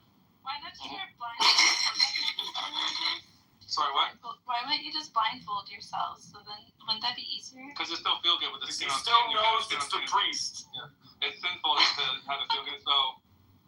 You can't have it feel good? Some have to keep a boner for all this. Yeah, you know, it's complicated. You know, As a deer, like, it's basically once a year. Oh, okay. Oh, my goodness. Yeah. You're not gonna really. Not much. What, you a Vulcan? What the fuck? Then, we John, help. You should do like a 3 John, hour really, I'm talking about vaginas. You know, that's funny because I feel like that's a challenge for Roy. But he's like once a year. Hold on, I think I would like to apply for that position. Shall we bet on it? Make a bet. I'll have sex once a year, but it has to be like a 10-hour sex. No, it's 24 hours, and you have 24 hours. Oh, 20 hours? Oh. Okay. Don't. What men are you? Don't try to like show up all brave and stuff. You're gonna die. Anyway, so It's a different kind of escape room. They lock us from the outside. 1 year? He just block has Roy really out. big antlers, like, you know, like the bigger they Yo, she wears antlers? Yo. No, I don't. During sex with Roy, it's a new kind of Ramstein music video. Oh my God. No, Christina, I'm a lot of fun. I'm just a lot of trouble at the same time. Like, really not worth it. Stop that. Not worth it. No. So that video "Pussy" by Ramstein. I do. Yeah, that's what I'm thinking. Yeah, that's exactly what I'm thinking. I'm like, I have a Dika. You have a pussy. It's such a good song. I think I've seen Let's that. do it. You seen that, Christina? I think so. Let me see. Everyone's seen it. Yes or no? You see Fine, that right, consideration he has. No, you just stop it. You don't say you don't bring it up. Christina, I'm not sending this to you because it's muddy. I don't send that stuff to you. So this just because it's kind of funny, but it is. He's gonna bring it. Porn, but you know. Yeah, he wanna bring It it. basically is pornography, yeah. So. Yeah, I think like, But it's a music video. No, but it's a cool song. Like this is, they're just being edgy. Oh yeah. Oh, you get Wow, sex on that sounds like ass. It looks terrible. Yeah. Let me smoke one first. No, it's not a good. Yeah. When I have to have sex on that song, I have to smoke. Miss Nancy, you're killing my boner, Miss Nancy. Oh, sorry. Yeah, I knew that I would. There's a method to the madness. I know. Just pay attention. There are many ways to refeed. There, just put you pussy. There you go. Does it have a name? It's called Pussy. Pussy. It's the name of the song. It's great. It's like the chorus goes, "You have a pussy, I have a dika." It's always dika. Dika. So what's the problem? Yeah, it's like a person who hasn't learned how to speak English yet. They're like, there's an E on dick. Yeah. I have a dika. So every time I say that now, you'll get a audio side joke. Yeah, and we say, I don't say it. Like that's how I put moves on women. Like, well, then I have two pussies here. I have three. You go to the restaurant and they're like, you will have that. Dika! Dika! I'll have a dika! Oh, the guy's gay. He wants a dika. Doesn't mean you're gay. It means you like dick. There's nothing wrong with Oh, yeah, that's right. Yeah. You know, you hold your own dick, right? So that's pretty gay. It is gay, isn't it? Like, it's a touchy dick kind of gay. Well, you can ask your wife. Here's the funniest one. Here's the funniest one. I want a bank. She's crossing off her waitress right now. Like, it's like. No, listen. The funniest joke I ever heard from a guy was. Remember that movie Billy Madison? With the. What? I had a joke. What is it? So, for men, when they masturbate, they use their own hand, they grip their penis, so they're used to the grip of a man. Yeah, we have of a man's hand. The strength. Put it that way. Right. I think this, Io. I think this. So hold on, And so when you meet a woman with a very, very manly hand, you're like, that's almost like my hand. Women always have the opposite. It's always retarded when they do it. It's always like it's silly when they do it. Their little hands. And I'm gonna need some bigger hands, lady. But then you have an elephant dick. I'll come in like 2 minutes. I'm not gonna like make myself finish in like 2 minutes. I need to do a little stealthy. What if a woman's doing it? There's a hand interview. It's like a retarded person ejaculating. Fuck. Yeah. Fuck you. With a little like trying to like, what are you doing? What's going on? With his little hands. Is this Atari? Is this like a video game? No, I'm gonna put my photo up with my big hand. We're gonna play Pac-Man. Pac-Man theory. We're gonna do the Pac-Man theory. I don't know what the theory is, but eat your brain. Christina would like giggle a lot. I think that's the one thing. Wait, what? I think you. You're not retarded. No, this is what happens when you lose blood flow to the brain. One head to the next head. You screw us, breakfast. And another one. Wait, the best music. Wait, so when a guy is being pleasured by a girl, are you saying it's never gonna feel as good? No, it's just different. Like when I do it, it's to like get it done. It's like just get it done. Over with. When I'm with this woman, it's like because we're having fun. And you want to make 24 hours full? You're not gonna have the grip strength. You're not gonna have. It's like a performance. You're not trying to race like through Shakespeare or Hamlet or a movie or a show. You're trying to enjoy it. Because when you're alone and you're watching Hamlet, you're like, what the fuck am I doing? I know all these lines. Just get to the point. You know the Kung Fu grip? That's what I have. The Kung Fu grip, you know? So hard. Yeah. You're just not gonna stay hard with your little hands. I want to picture it, Io. Mira, I want to see that lobster dick again. Alright. Oh, that's There cat. are Come on. There are other holes I can use. Hey. What? You want to see that? Oh. You better jam. It's a mess over here. It's a mess. I don't know how long you're there. I'm gonna order my food. I'll be back. I just invite you. But okay. I really want fucking Israeli food right now. I just want. What is I tell you. Shawarma. Is it? Pizza is just like right? You know, will blow your mind. It's so good. It's like one of. It's just. It's like going to Gaza. No, yeah, I've been to fucking Israel. I swear to God, I've been to Jerusalem. No, but it blows your mind. Yeah. That blows your mind. Israelis don't have. I was just thinking, I don't get this joke. But That was it's like, very. you know, hey, at least I'm making jokes about the genocide. You're not even bringing it up, Miss Nancy. Yeah, I didn't. I know, am I going to get blown up by a Palestinian if I get this food? It's been a while. It's been a while. I had to change my profile picture to go with the question. If you Oh, I love your profile picture. Well, I only have one. I only got one. If you No, you got three. That's the new song of Scrub. Yeah. Oh, sorry. It's called How Many Dicks Do You Want? I got one. And in parentheses, I got one. That's the name of I have zero because How many dicks does it take to get to the road? How many dicks does it take? You know what? I got one, girl. And then the DJ says, and another one. And then what's wrong with me? I'm gonna drink later too. I'm gonna get so nasty tonight. It's gonna be bad. Oh, please don't. Please don't. This is comfort zone. Oh, that's always fun. We get to hear about period sex. Once a year. But you have to have deer play.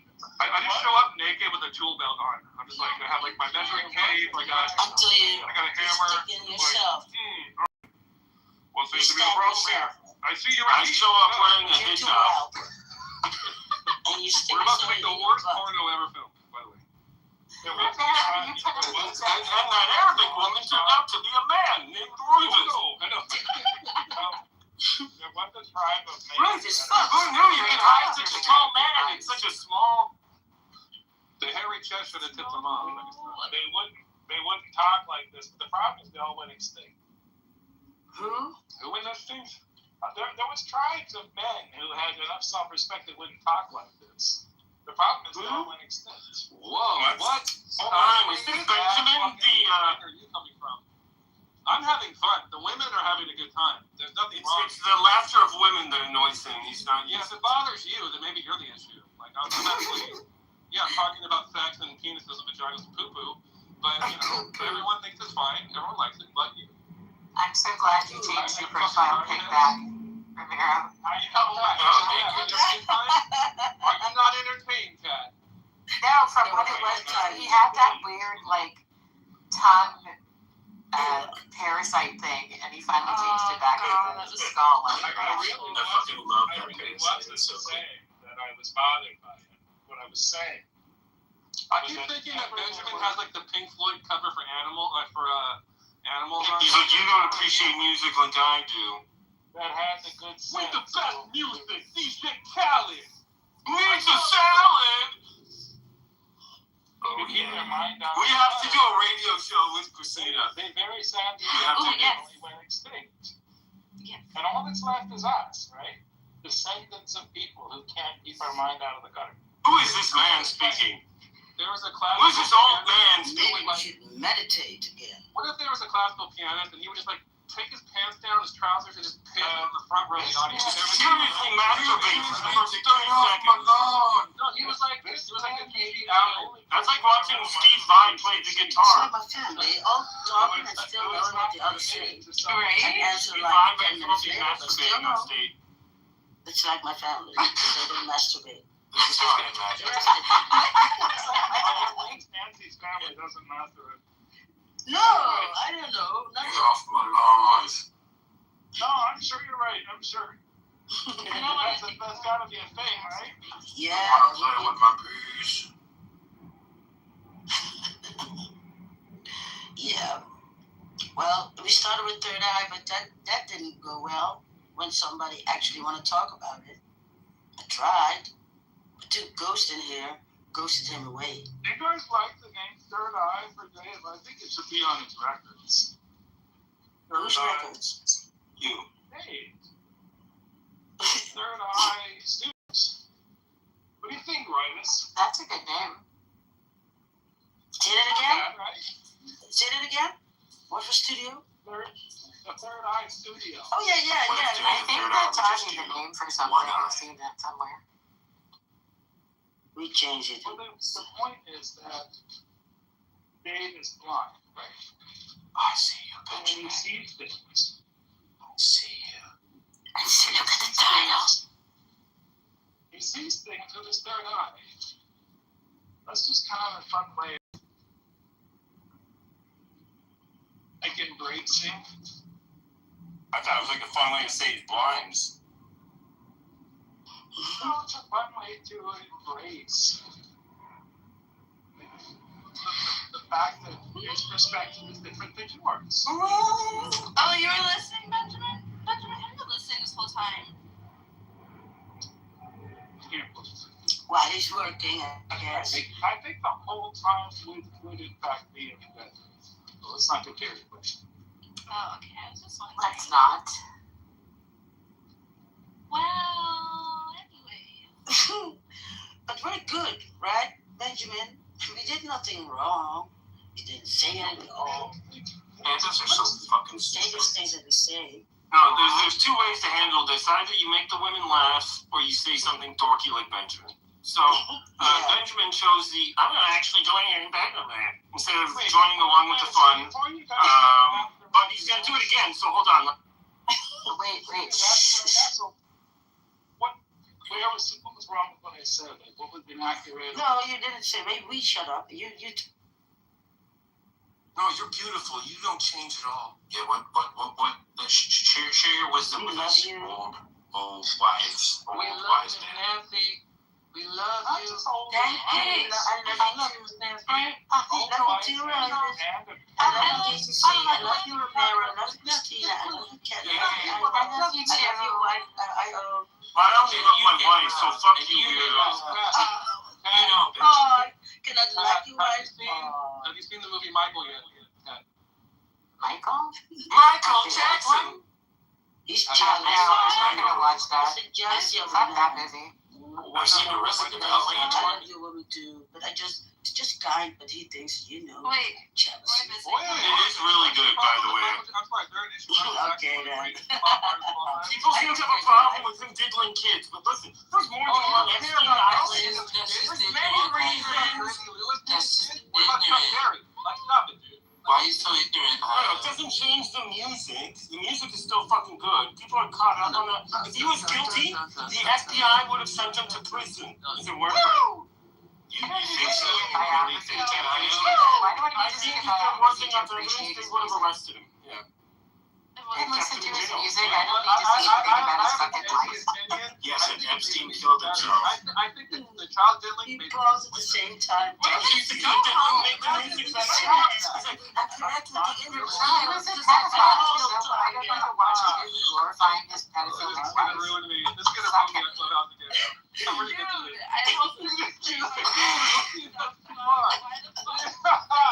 No, I gotta say, the pedophilia made the music better. It just doesn't taste the same without it. It's 6 different stories, man. Like, I'm sorry, what did you say? That was before I spit out all my fucking drink on the... That's what he was so crazy. We talking about fornication and masturbation. And big dicks. I watched the thing about him being a pedophile and what a fucking creepy piece of Why shit you he on was. that side of it, Kat? Why? Why not the money-grubbing pieces of shit who fucking allowed their children to hang out with him? It's all bad. I wouldn't do that. I don't know. I'm like, yo, this grown man wants to talk to you? Okay. Yeah. I'm gonna meet him in the fucking Neverland. So listen, if you throw your baby in with a lion, like that of the lion. Yo, it's his eyes wide shut. They just don't know that there is an exchange. Are you stupid for putting your baby in there? Listen, it's a purchase program. You give me baby, I give you money. This is exactly. Belgium is right. They buy babies. No, but this is a huge thing. If you want to hear dark side of listen, dark side of Hollywood, there are babies born all the time that are not just or registered. And pedophile apologists are pedophiles. Yeah, in front of it, like how absurd it is. So that's the story. Why are we? I was playing pedophile. I don't think the finish that. I feel like I was started. Are we going to do the virtues thing? I finish every time. How dare you? We have to just start going pedophilia. We don't want any words. Stop it. I listen to his music. I don't need to hear about how great he is when he's a pedophile. Who's a pedophile? He was never convicted. Elvis Presley. Him too. Elvis Presley, Jerry Lee Lewis, Chuck Berry. Chuck Berry was a piece of fucking shit. No one talked about that. I talk about what pieces of shit. What about all the other pedophiles, guys? Come on. There's more than one. Pedophile apologists are pedophiles. Pedophile apologists are pedophiles. It's not about apologizing for them. It's about being realistic that they exist. So it's more like choose your own pedophile. Who is your pedophile that you vote for? Remember. That's what politics sounds like lately. Don't vote for any pedophiles. Just pick a pedophile whose music is great. That they're not the pedophilia isn't bad. But you can listen to something. Did I say I don't listen to his music? Did I say I don't listen to his music? I said I don't watch the fucking movie, you piece of shit. Fuck off. Damn. I'm sorry, is this like a personal thing for you? Like, why are you so... Why are you talking to me about it? About these idiot kids that are... Wait. Yes. I just remembered a fact. Don Johnson dated Melanie Griffith when she was 14 and he was 22. There you go. I just want to put that to everybody's mind. Don Johnson was hitting that when she was 14. You know who else is a piece of shit? Jerry Seinfeld, also a piece of shit. Jerry Seinfeld was literally picking up his high school girlfriend when he was almost 40 at her school. So, hey, Pat, guess who never had sex with underage people? Roy did. Never had, okay? Yeah, but you're a pedophile apologist, aren't you? No. I'm also have no hit record. Even when you were underage? No, there was a time when I circle back to like your best friend's mom. He's getting so hard to talk right now. He's playing fucking music. Like Jake, you say, no one to hear your fucking boomer fucking crap. The Cure is not boomer crap. Come on, that's blasphemous. If I find someone fucking someone underage, you're a pedophile. We've got hot mic. They get dyslexic. And then we have that hot micing and then this nasty under talking. It's made it really chaotic environment. I'm all for it. I'm for the chaos. Like the underdog and the underdog. It's so weird. I don't think he's the underdog. You're the underdog. You're the underdog. Dick. Pick a pedophile cat. Pick a great pedophile musician, and just love it. Love the fucking music. I don't make excuses for anyone. Okay. So what are you doing? Then we're excusing You're music, the one not a who asked person. me if I saw the movie, and I said no, I didn't fucking see the movie. So is the song guilty because it was made by a pedophile? Yes. How? Like, there's a lot of money. I know, Kat. I know. You know what? I'm in the music industry. We're all fucking toxic. You know, get used to it. Children deserve to be Don't stay in your little ivory tower of like doing nothing with your life, and then maybe talk to me. I have worked at a rape crisis center, Roy. Fuck off. You wouldn't last fucking 2 seconds in my world. I have worked in a rape crisis center. Fuck you. Okay, you don't know anything about my life or what I've done. You can fuck off. If I looked you up, there's nothing. Just don't fuck with me. Things will be easier. Like, just don't butt heads with me. No, I think so. Quit talking to me like this. You're the one who pursues me. I told you to leave me alone. Oh, I pursue you. I know. I'm so like. You told me you loved me yesterday, Kat. I know. Roy, Jesus Christ. Oh my God, this relationship has evolved so quickly, the two of you. I'm so proud. Kat, when I you told me you loved me yesterday. And you believe them? No, of course not. I love you. So why do you make it sound like a soap opera now? You're like, you told me you believe. This is like a Mexican. Because he's claiming he's not pursuing me when yesterday he's like, Kat, I want to fuck you. I love you. Yeah, and now you're repeating it, so it worked, I guess. Yeah. But like 2 seconds later, he's hitting on Christina. Like, yeah, of course. He's a man in his prime with the feet to spread. You're what this? What? Sorry, waiting. What's your point? Is it? Oh, I have a bad character? Like literally, he is an archetype of a rock star. Compared to the men you date, I'm sorry, who's the piece of shit? I think he just I'm said that there sorry. was a I'm sorry. dangerous path for those children. Oh, no. Those kids in harm's way. That's what I heard. I've been with the same guy for the last 15 years for this. Shocked up with. Like, stop it. Stop it. You mean the men I date? I've been with the same guy for 15 years. Exactly. And before that, the same guy for 15 years. What do you mean the men I date? I mean, they're both different. Yeah, I don't know how old you are, but at one point that might have made you a pedophile. I'm 58, Nothing is really food, and you guys are calling me a pedophile. So that's what everyone does when they don't like me. They go, well, you're a pedophile. Yeah, I'm a pedophile. Right. Whatever. Fuck off. I think there's a little bit of miscommunication. I hope you have a nice little death with your little, perfectly curated philosophy and worldview, and your, You don't know what you're talking about, Royvis. You know what I'm proud of? Things I've actually done, not things I don't do. I don't define myself by what I don't do. I have no idea what you're even talking about now. Is there anything I can do? I'm fucking with you. Alright. And we... I'm not gonna bet yet. Maybe later, have some wine, and we'll do something. My stomach, my belly's gonna be... Spicy tomato. If you need to attack somebody, you wanted to take out your energy on me. I don't want to attack Kat, even though her name rhymes. I'm not like, I like Michael Jackson. I know he did really stupid shit with kids. I get it. That was my point. Maybe I want to entertain the British. But it doesn't take away from the movie. That's the point. Maybe Cat and he's a pussy. And it wasn't even a good movie. It wasn't Three dicks. I watched it with my mom, and she enjoyed it. Like, it was actually really good. It was enjoyable. I literally said I saw it like 2 weeks ago, you guys. I was like, did you guys see the Michael movie? And then nobody responded. Everyone's like, shut up, Christina. Oh, you guys are so irrelevant. She's saying Christina. I'm asking you now. It's relevant. Okay, it's good, right? It's a good movie. I don't think it's can I say more? Yeah, go ahead.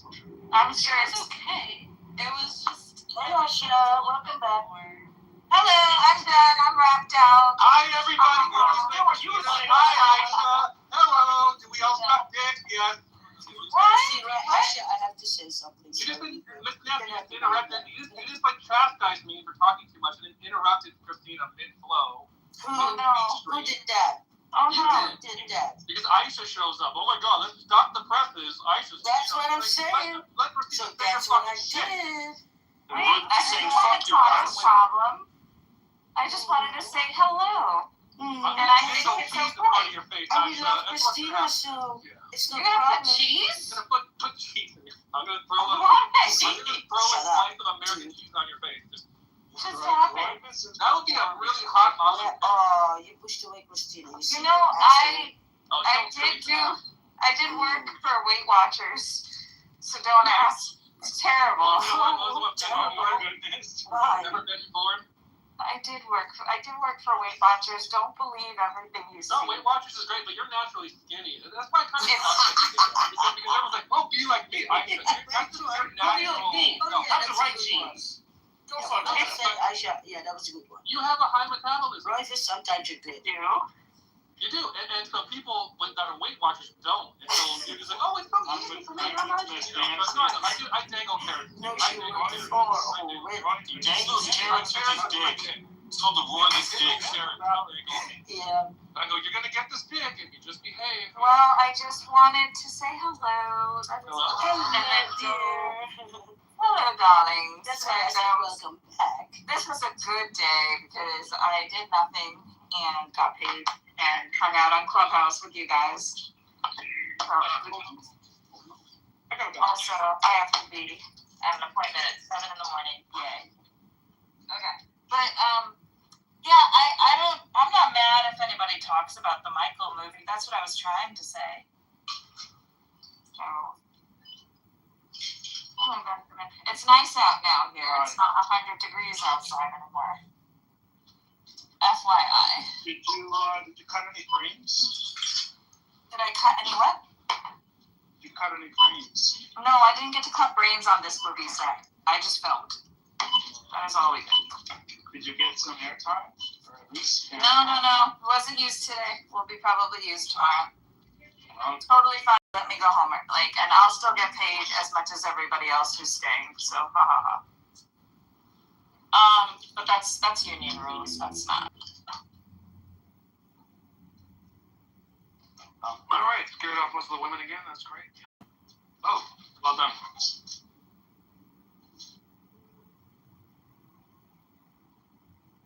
I have to never get laid by Benjamin. Yeah, no, I've evaluated everybody in this room as like a wingman, and Benjamin would be like the worst. He'd be like the anti-fuck wingman. It would be. Well, if Benjamin never got laid, how If you went out with Benjamin, you would get fucked by him, probably more likely. Oh God, what? I'm sorry, what? I'm saying, from my hypothetical first-person perspective of me talking about how good of a wingman Benjamin is, if I took him out, because he's so much of a help that way, and so cool. You don't think he's much of a help at all. Welcome back, Christina. Sorry that your opinion got cut off. I don't know how you do that. Halfway across the world. Can't hear you for all that rust. I ran this kind of light grade. What? Kind of low grade. What is going on? Level wingman. Can't hear you now. Have you guys wished? No. So I'm actually rather accomplished, and there's several children, you know, because of my skills as a wingman. You think it makes? Bring it back to a Benjaminism. Here, sir. You left me wingless and manless. You left me out there. He's an isless. He's throwing me out was the only. You dropped the ball, Benjamin. You dropped the ball. 3 days ago, I was the only wingman you had. It's my due. It's my due.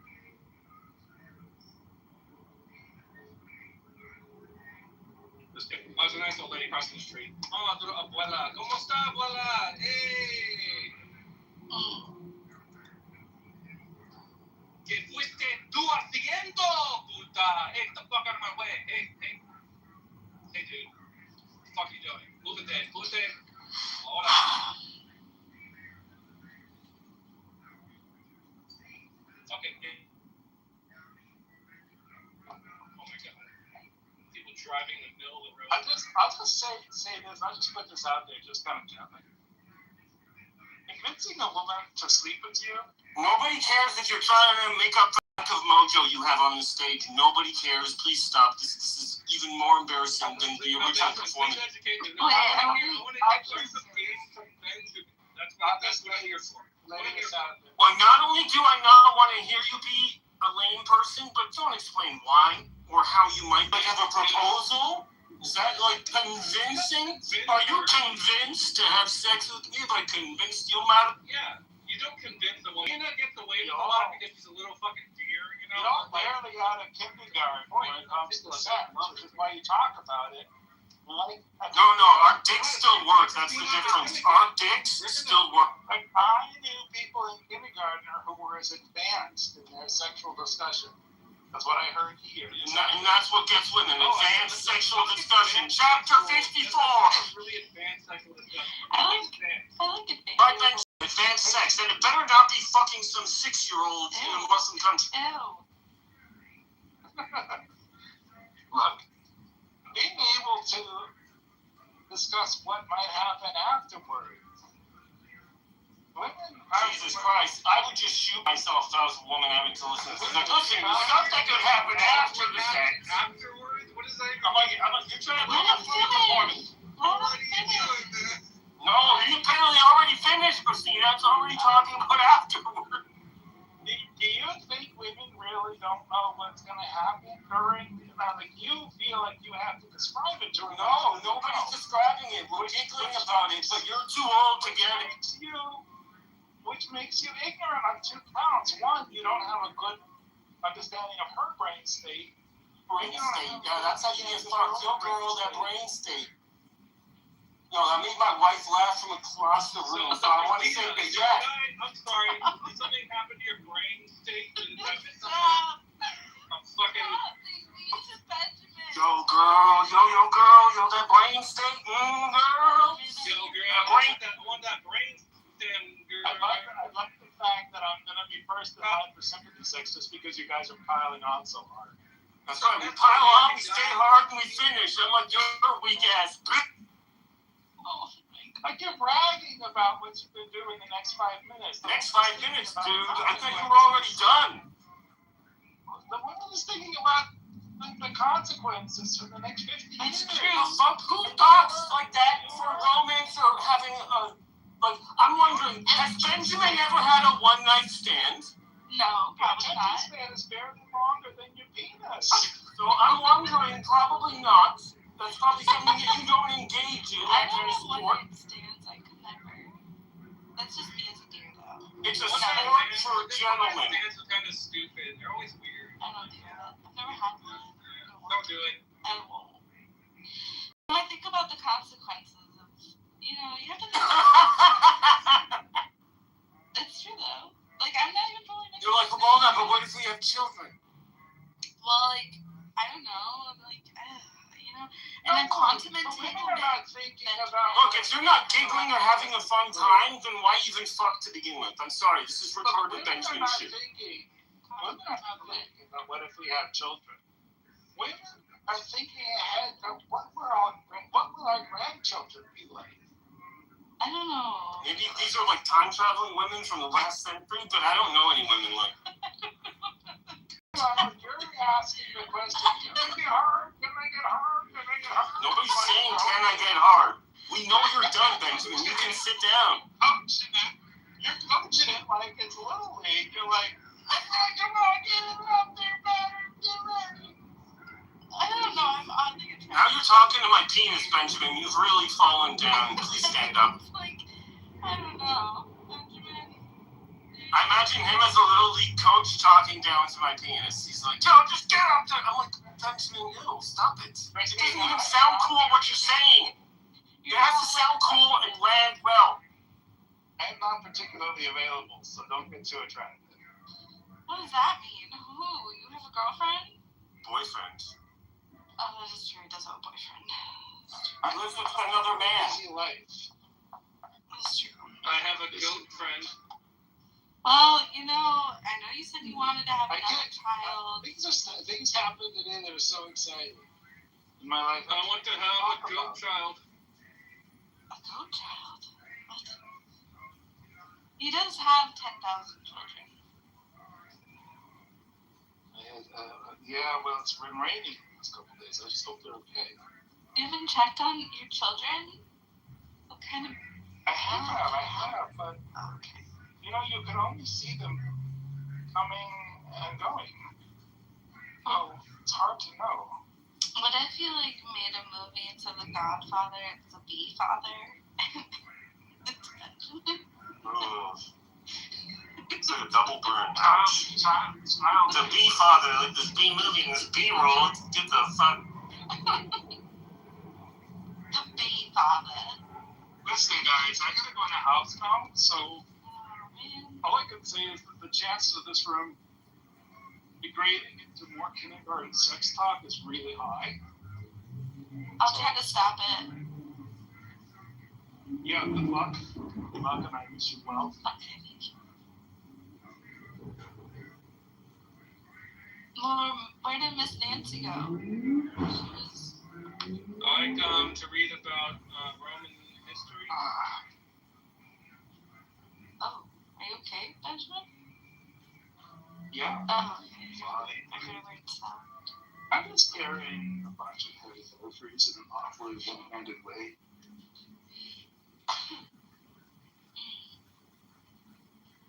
I wish there was a Benjamin in Michigan. Yeah, Benjamin's one of a kind. Yeah. Pretty sure any guys like you, Benjamin, are married here. I had to break off the last relationship because she only wanted me for the body.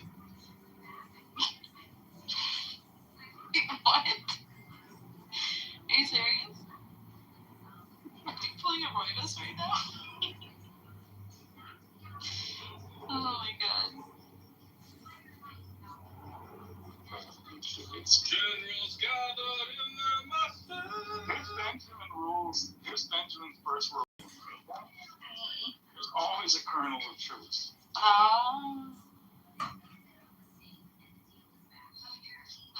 Well, if you do that, you're gonna leave. You can always come back though, but you have to have someone else. You have to have someone else in that.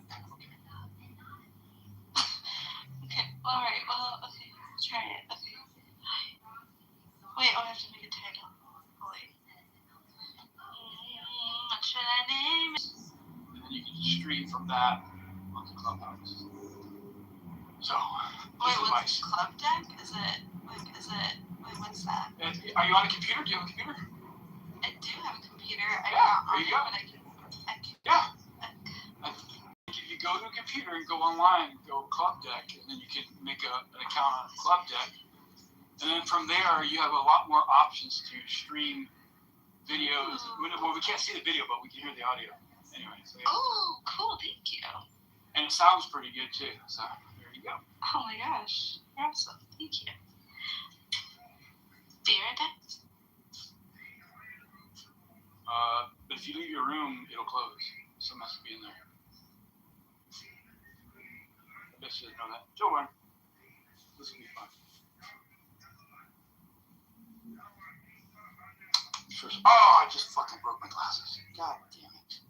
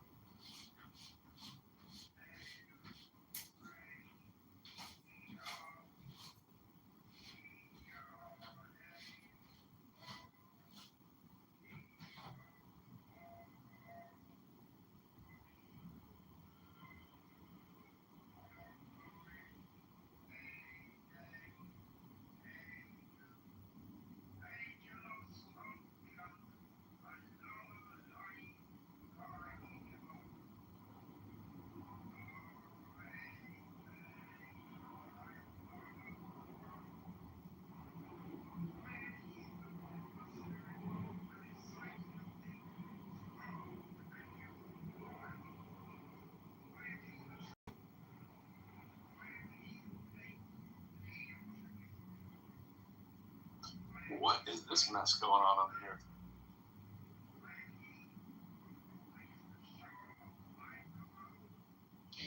You got Anon hanging out. You got you and Miss Nancy hanging out doing some kind of poll. We got Gino and Brian. What in the world is going on here? Oh, the one that's been active.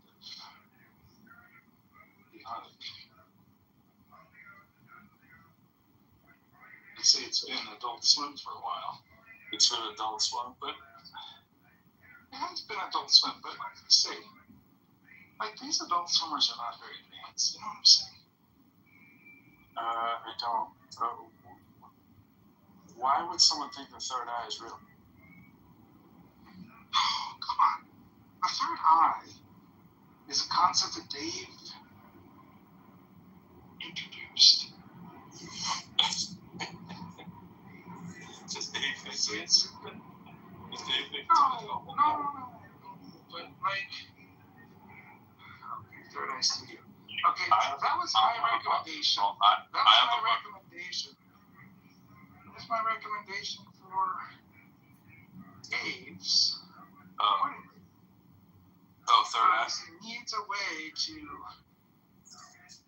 communicate that his perspective is unique because he's blind without saying, I'm blind, so buy my record. Yes, yeah, no, that's good. That's what we were talking about yesterday. He needs to embrace it and own it without... You heard me say the same thing, right? Without whoring it. That's exactly my message. Yep. So... Yeah, we gotta lean in on it. Yeah, so this is a way to lean in. It ties in with his whole what is it? Shaman chick? No, that would be Druid. Druid, okay. Yeah, it's also common. Shaman adjacent. This word, not mine. No. And no, I mean, I kind of, you know, it's a perspective, right, for him to. Yeah. It speaks to his temple all day long, and then the kids came in and pretended like they were kindergartners in the back of the bus talking about the penises, like they've never seen one before. No, that's always tough. I'm not really there for the penis talk. As a father, I pointed out to them that while women might be curious about that when they're young, you know, once they get to be adults, they're not really thinking about how playtime is going to go. They're more thinking about how the next 50 years are going to go. And that my little children here, perennial children, can't grow up and need to start thinking bigger. Who was this? Who are you this applying to? This is all the people whose name starts with R. Romero, Rivas. You have to say them out loud. That was fun. Oh, Rivas was here. Oh, that's fun. I'll come by while Pro's not here. I love to lecture down on my little young perverts. Yeah. Ever doing penis talk? Well, it was so ineffective. It was just so broken and so like juvenile, right? Well, Romero's normally poo-poo talk, and Rivas is more penis talk. Well, the problem is it sounds like they're trying to seduce a 9-year-old. It's the language they use. I know. I don't think Rivas. I don't think Romero's trying to seduce anyone. I think Rivas is.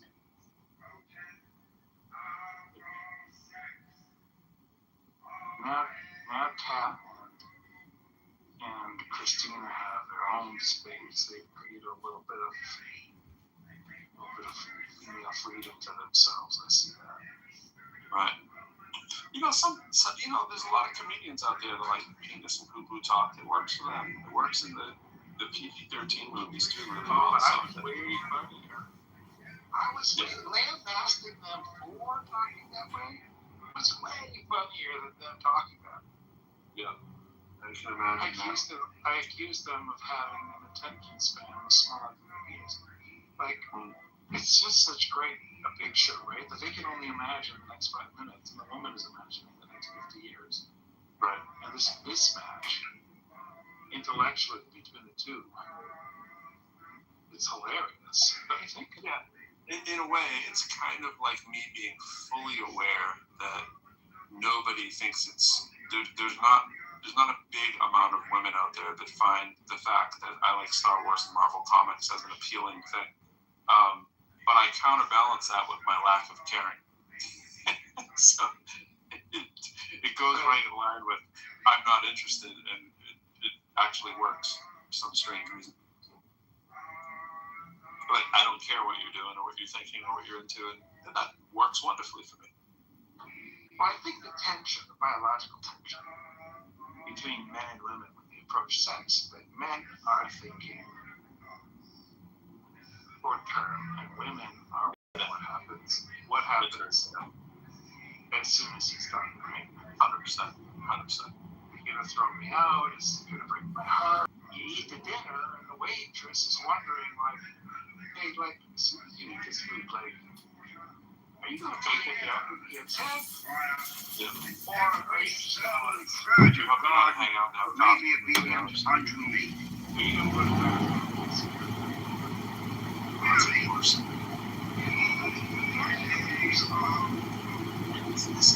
This is a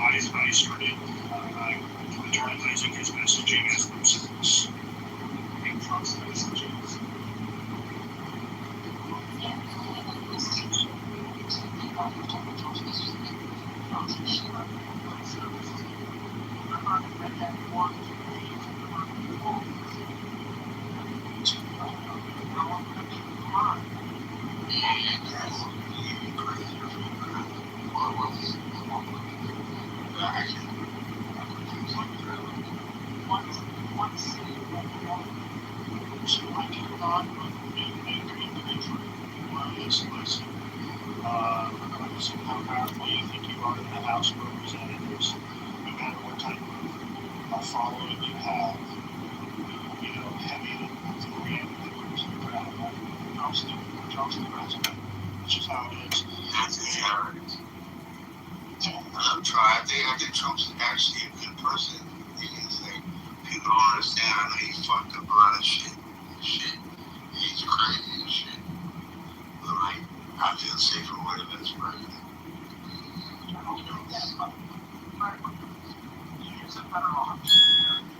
I got a settlement, so I don't care which one. I think y'all were family. And Nick, I think you need to point it not be completely natural. Everyone knows how I've supported and all that. But, if you look at it, the options we had really sucked, right? And so to be fair, right? You had Trump versus Hillary Clinton, right? I actually believe Trump is the only one that really could have beaten Hillary Clinton because the others, he was willing to call her out and say, hey, you're one of your donors are the ones who are doing this shit, right? So I think that, but he's still running against a woman, right? And then Harris. So he ran against Trump, Kamala Harris. And he ran against Harris. They gave Harris. I think he's still working with Biden, but they gave him Harris. And or even if he ran against Biden, it was like you had this guy who was like basically a corpse, right? So, I think he got lucky with some of those. Like if it was one.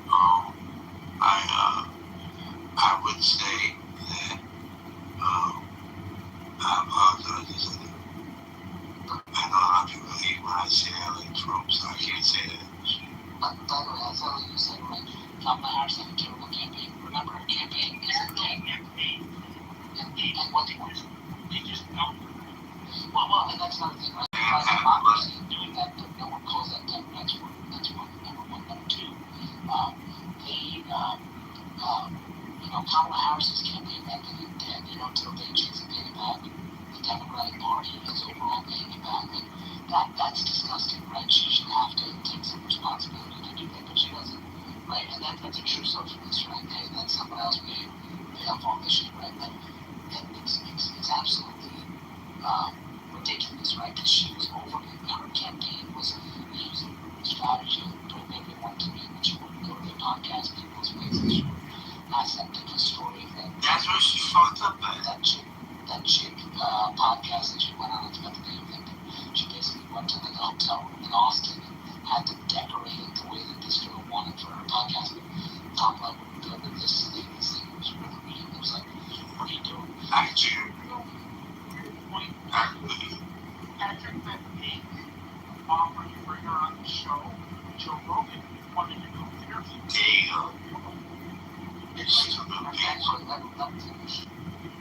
they weren't going to like lambast her or bash her. They really truly wanted to hear what she had to say, and she didn't do it. Well, man, it's not just that. It's like she didn't do it because the problem is how are you going to answer these questions? See, the point is, I personally think that the way the Democratic Party has gone to the left, right, and maybe Trump is the reason they went to the left, I don't know. But the way they went to the left is the reason why they don't want to answer the questions because you're getting it in the record.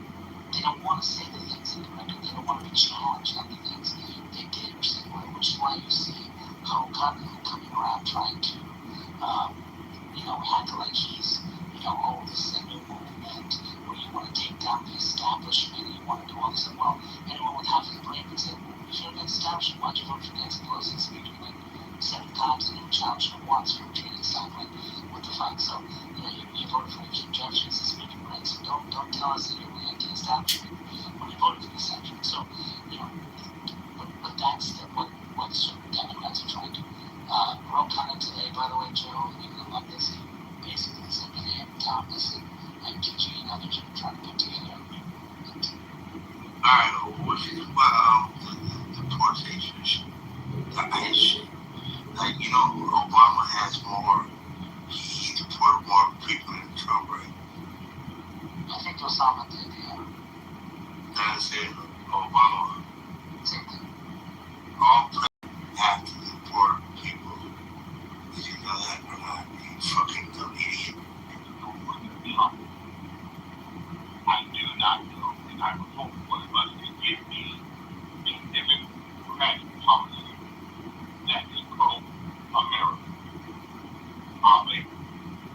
I don't want Clean Air and Land Act, commercial trading, international trading, trade reforms for, what are you looking for? Because there's many of them. They often don't get passed with just Democrats. They're bipartisan in nature.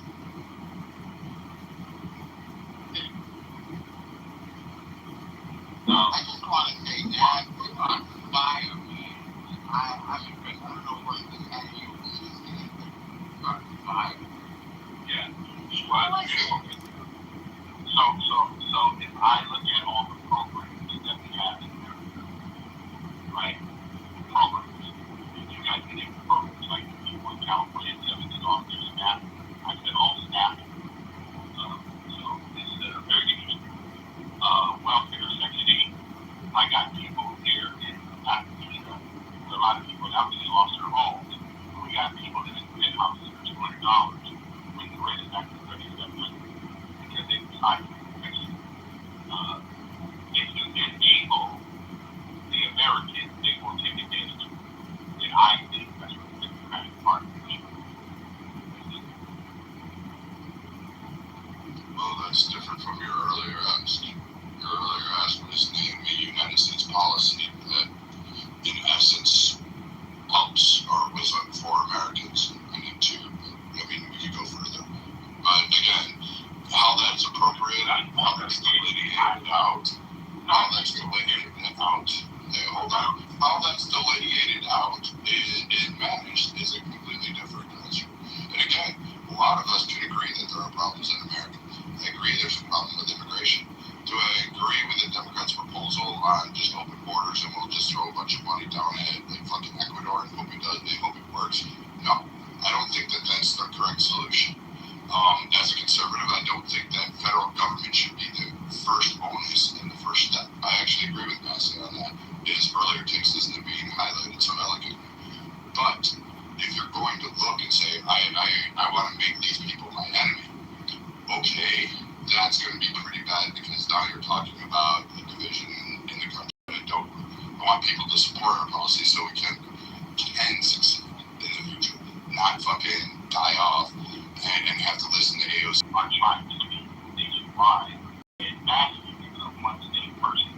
So for me, I'm very clear, even AOC is a one state person. But we got a lot of people that have what I call big microphone, but very little nationwide clout. That's what I think.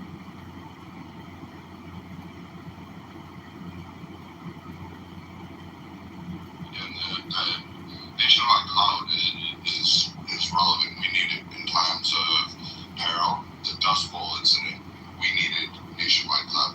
We needed solutions and people to champion that on a nationwide scale. 9/11, we needed it. 2008, we needed it. SNAP benefits, there's a long problem. I don't think a lot of these government programs are probably in agreement with 99.9% of conservatives. We don't really particularly like these government programs because they never matriculate anybody off. They, in fact, create an endemic problem that fully sustains itself by creating a ever-persistent need of people to be on it instead of actually truly alleviating it. I have no problem when a natural storm or a hurricane hits an area and saying, hey, tax dollars are going to be used to rebuild these homes, rebuild these roads, rebuild those schools, and put these people whole again. Absolutely 100% behind it. In fact, I'll go swing the hammer and start hanging 2x4s that day. However, what I'm not in favor of is how these are appropriated, how they're allocated, how they get funneled down, and how they get wasted. And again, almost every conservative agrees with me on this, that we don't necessarily agree that all the problems are different from Democrats to Republicans. What we disagree with is the way Democrats will say they champion on it, throw a bunch of money in the air. A lot of other people get created, and I'll prove this in a second, that now that they're the champion of this cause. And my primary case in point is past COVID, the year following COVID, 2021, further on, under the regime of Biden and the Democrats, in their overwhelming historic election that everyone heralded, was the greatest transfer of wealth in this nation. The most millionaires created overnight, and that occurred under Joseph Biden's watch, while the Democrats were screaming that we need to tax the rich. Meanwhile, all of them became millionaires. And I land my case there.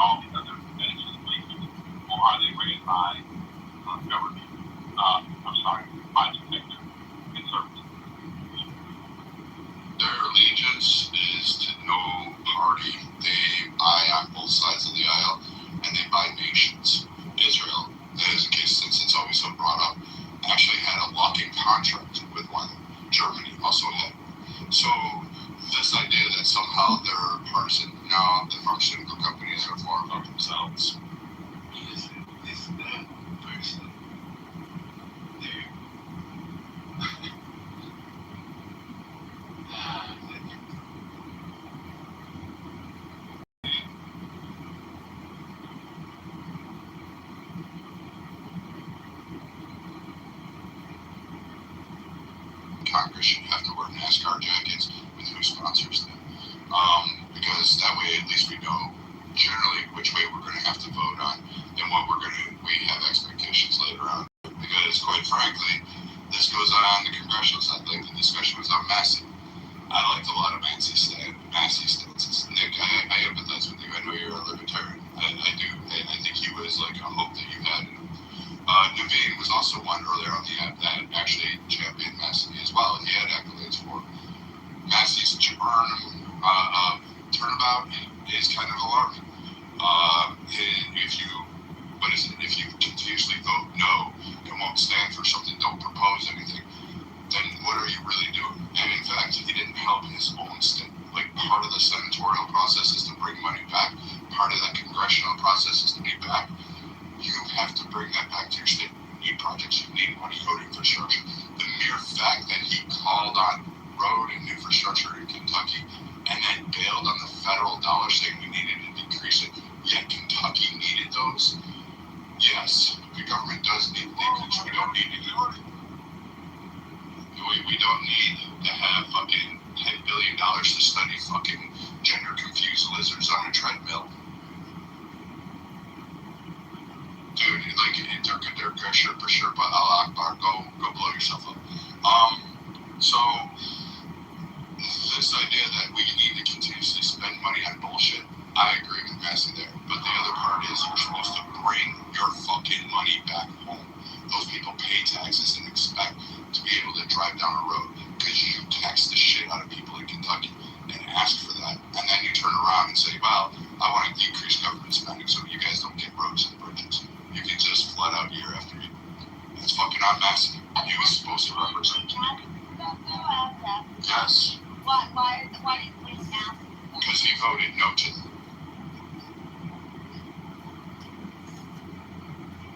Once you vote no, there's nothing more I can argue for. The problem is Kentucky's budget is so fucked. Their pension is worse out there. And like, yeah, that state needs money. I think Illinois, Kentucky, Connecticut, California, and I believe either New Jersey or New York are like the worst states, like in the worst shape. It's really bad if you really need some research. There's a book, it's called Chicago. I mean, Chicago, for sure. Yeah. That's the one. Talking states. Yeah. Well, yeah, you said that. Dude, the whole country's falling apart. Okay, just go through it. I mean, we should have invested in our infrastructure 10 years ago. I mean, from a federal standpoint, we should have invested in our infrastructure 10 years ago. 15 years ago, as far as I'm concerned. That's the whole reality situation. We should have made sure that our infrastructure was much more stable, and we really fucked up. Hey, what is the name? I don't know. I'm in California, but my whole thing is that I've been really angry for a long time that we haven't invested in our infrastructure. I thought it should have been done in like 2012, 2010. It pissed me off because I think that was, we're also losing, we're not in it. We lost a lot of it. That's not manufacturing home. So I really pisses me off. Every time I hear this stuff, it's like, well, if you want to bring manufacturing home, the best way to do it is invest in your infrastructure. Like, that is the simplest, easiest, fastest way, and we need to do it. And I just cannot still believe that we're talking about. I'm sorry, go ahead. To see here, to my point, it's, yeah, you also have to get rid of labor. Start with a federal infrastructure bill, and the states need to embrace it. That's how you bring manufacturing home. You entice them. You set up to actually entice them. That's the whole thing. You want to bring manufacturing home, you get our country back in order because we are old, outdated. Our buildings are antiquated. They are going to fall down. That's the whole thing. And I cannot believe no one has talked about this. I still can't believe we're talking about all this other shit, but no one's talking about the infrastructure of our own country. It blows my mind. I'm being serious. Like, I cannot believe this has not been dominating conversation. And I just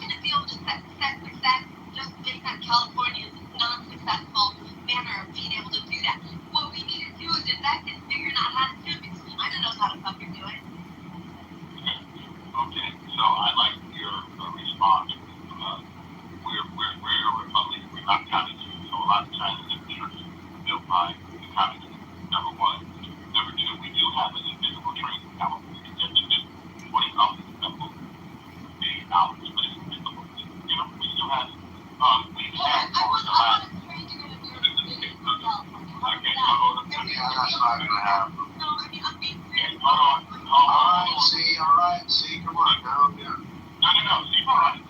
I'm good. So see, I hear what you're saying, but see, I am not going to rely on the government to do it. See, I personally believe that the government has done a lot already to give given our money and given it up. So why would I want to give them more tax dollars? Okay, they don't do anything well. So I don't have that kind of support. I completely agree after what happened today. I don't support anything of this government after giving us funds like this fund that's going on to who.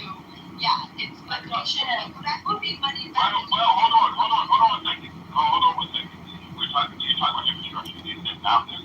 So yeah, I'll hold on. I'm gonna ask you this question. not nothing to have to say. I would be arrested. No, I would be arrested. No, never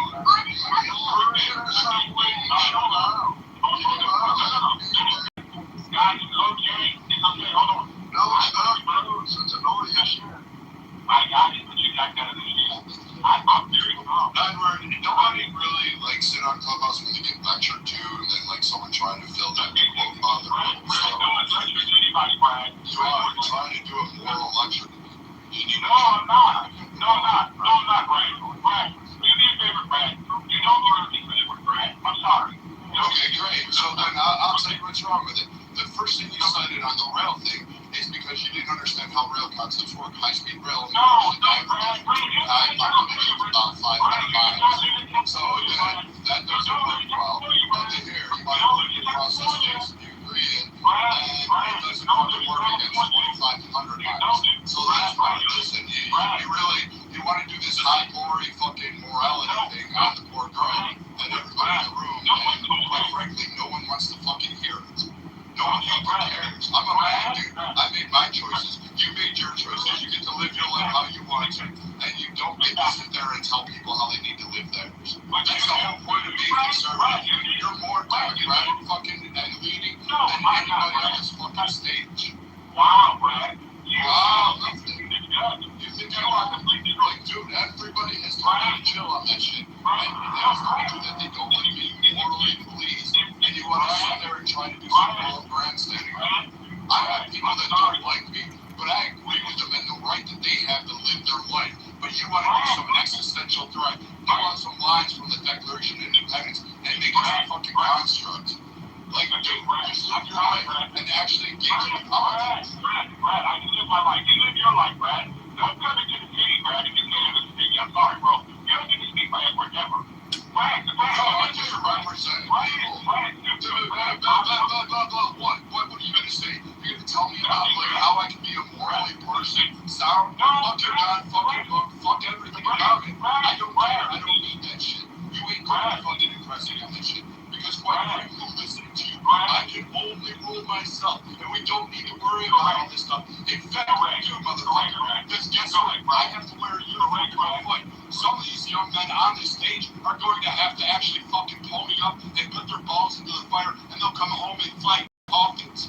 Some of these fucking people will have kids that get killed by diseases because the assheads like you say, you can only control yourself. You can't believe in a go. Thank you, Brad. You're welcome. Are you finished, Brad?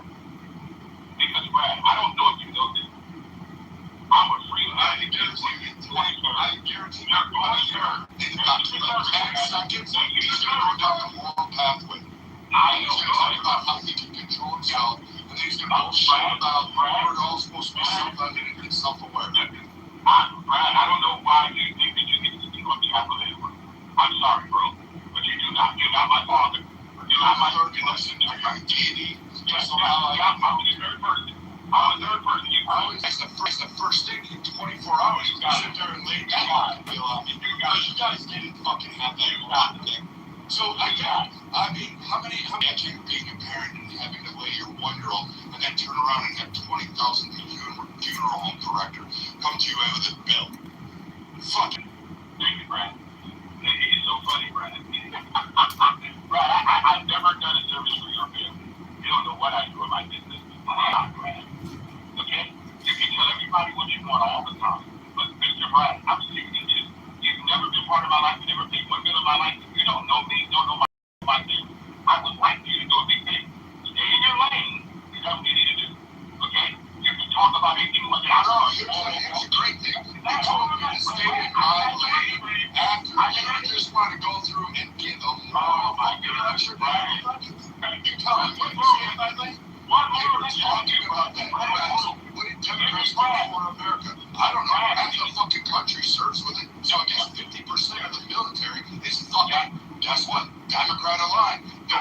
my brothers and sisters. You weren't over there.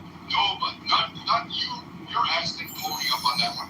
So again, spare me on that whole fucking morality thing. Spare the room on the morality and get back to the issues as to why Massey actually fucking lost.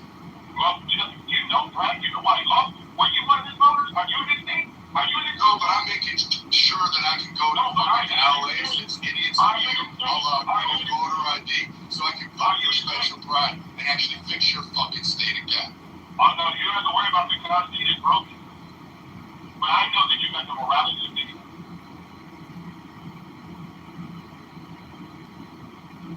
It's like we're all so back to the conversation at hand, which the young lady said.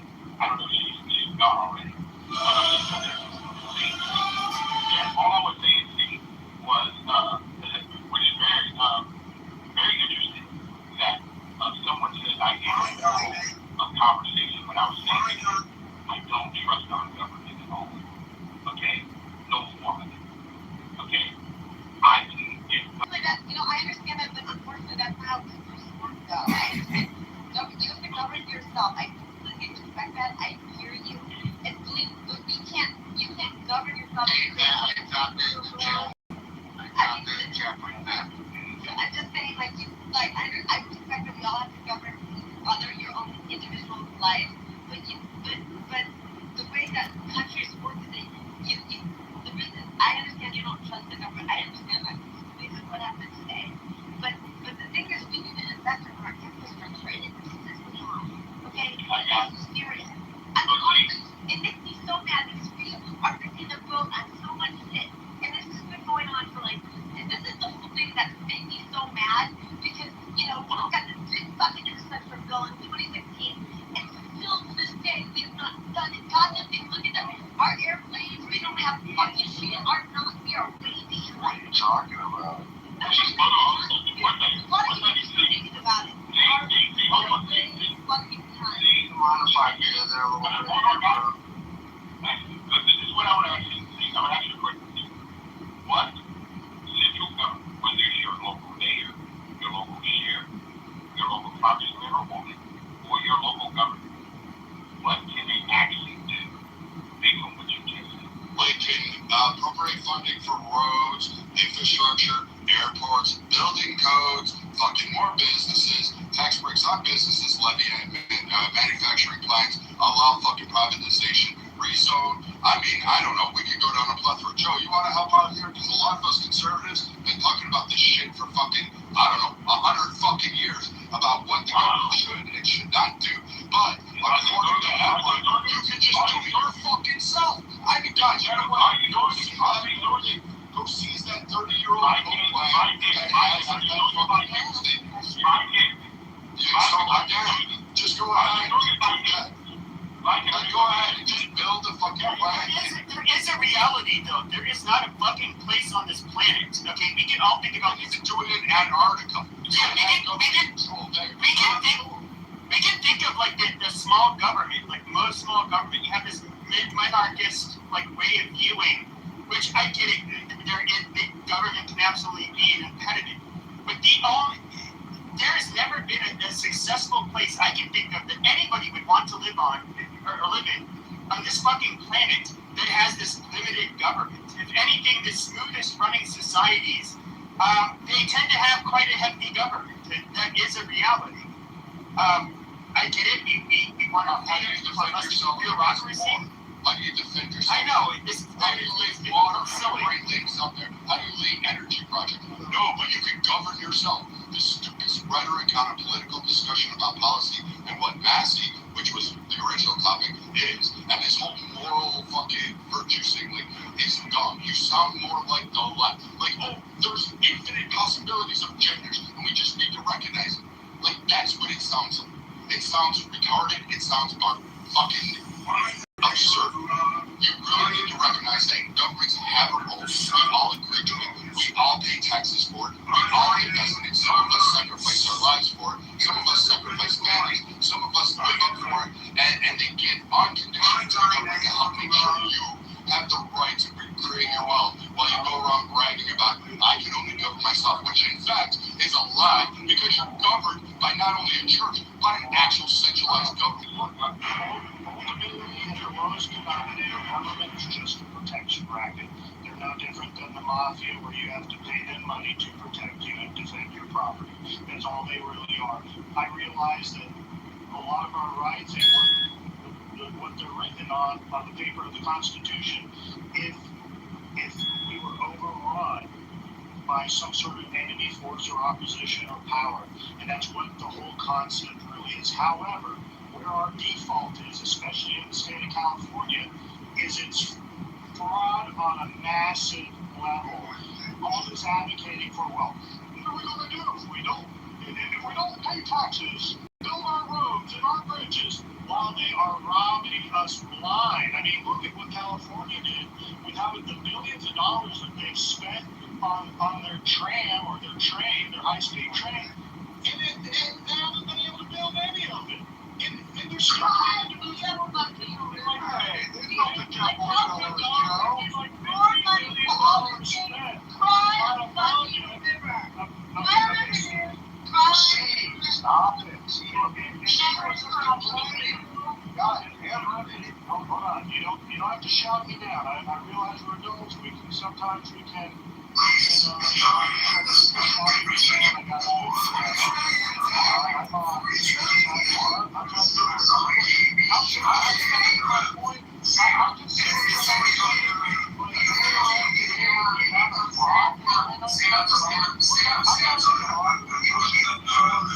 got to balance a budget because I realize you can elect people.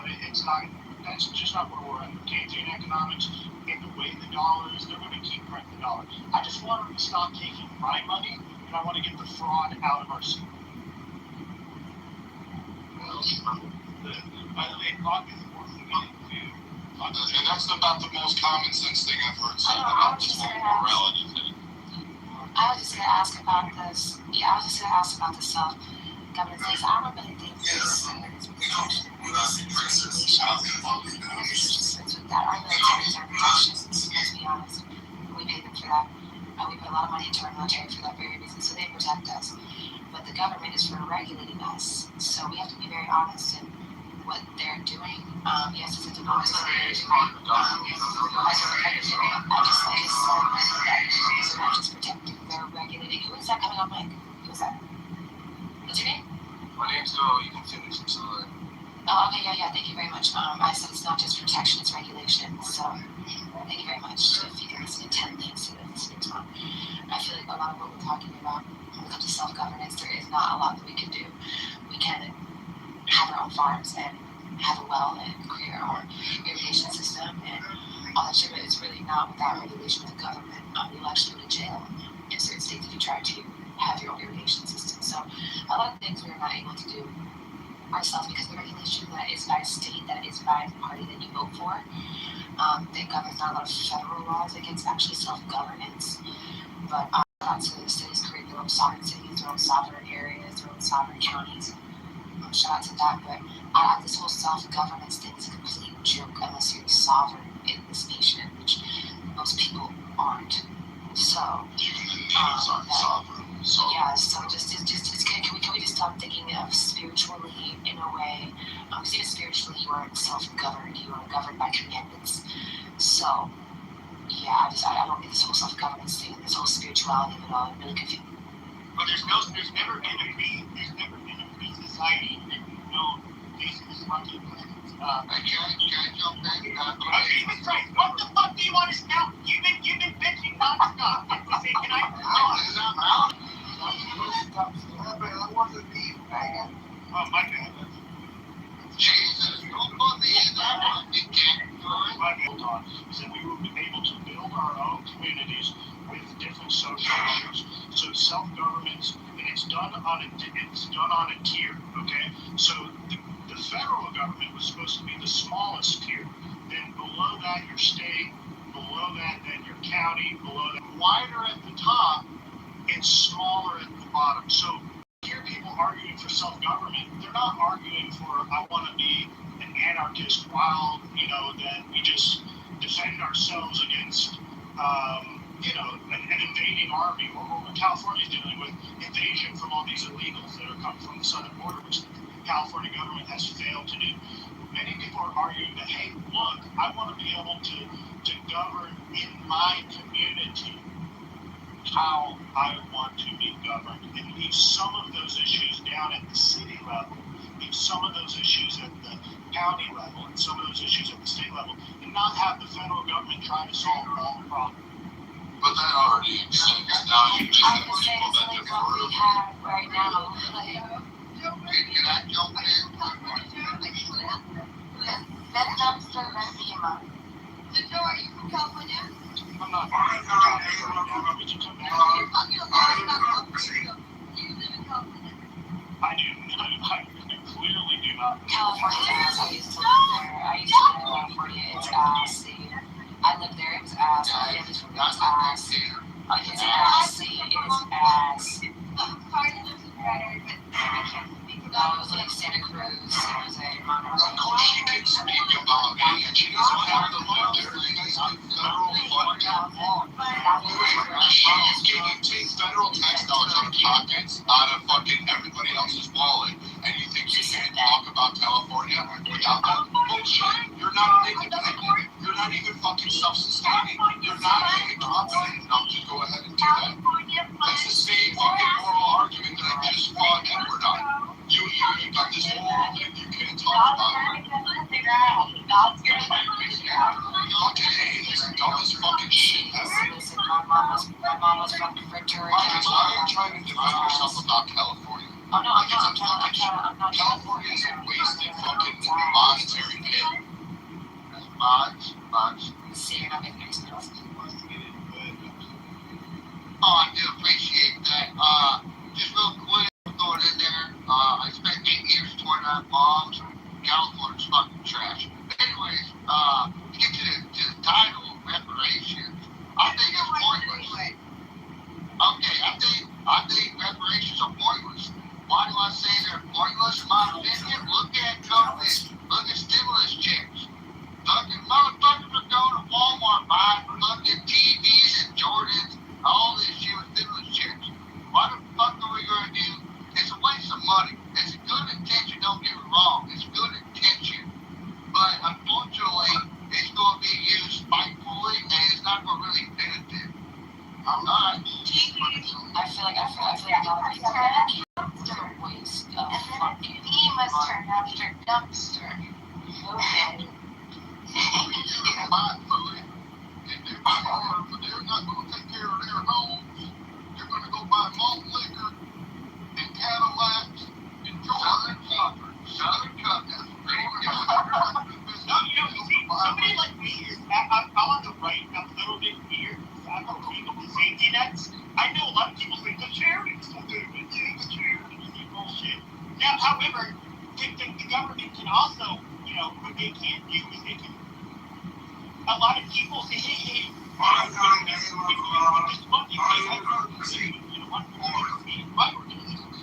of people make money off of this shit. So, it's absolutely, I wish we were more like Scandinavians in terms of not being corrupt and being high trust. Unfortunately, we're a bunch of fucking dicks in the United States. I'm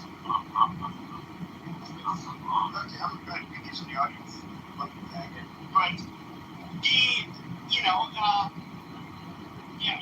God damn, stupid. That shit is like totally too young. Yeah, I remember what you were saying. That's EDB for you. But black people. You're mentioning about the Cadillacs. That kind of, look, there is a real thing, though, is that even the lefties, the communists, the socialists, they had what you consider parasitic people. They absolutely despise parasitic people. In fact, one of the things a person is going to do is, depending on what kind of communist, they might make you face a wall, or a lot of things you just don't want parasites to come. But yes, we definitely have a lot of fraud and abuse, also by fellow citizens. That's actually not tolerated. So we're going to have to the crux of where we find ourselves politically today. And you know what? I gotta say, you freaking people, let me remind you, I'm the anarchist in the room, okay? I'm the anarchist, not you. You all are sadists. And you're the Hold on, Pepe, don't. I don't want to hear anyone on this stage make an anarchist argument. You hear me? That's my job. Okay? I just want to make that clear, because I almost came off mic 3 times defending our country. I'm just like, wait a second. Now this is not the way this is supposed to go. Okay? Now, but I'm curious. You're an anarchist that is pro reparations for African Americans. That sounds like don't deflect. I can explain that another time. I'll talk about that another time. But this is what I wanted to bring us back to. The reason that an anarchist, okay, and it's because of where we're at right now. Because it's not so much us. The question isn't just what should government do, right? What the question comes down to is what level of coercion can be justified when we can't figure out how to identify what the role of government is, when we have moral disagreement on the level of the general welfare, quote unquote, what type of safety net, how much of a safety net, right? When we have an imperfect knowledge of understanding of what anything might be, when we just understand.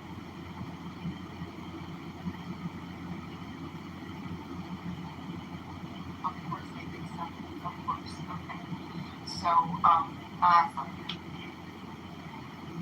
You know, it's funny we're having this conversation about the Roman code, and I can't help but being in favor of confidence about holding on to dear life, holding on to wishing to dear life. This is like institutional holding inside of the study towards the end of this career, changing the entire way this Facebook to change, potentially one of the greatest demonstrations of cross-party, intra-party, corrupt self-dealing in government.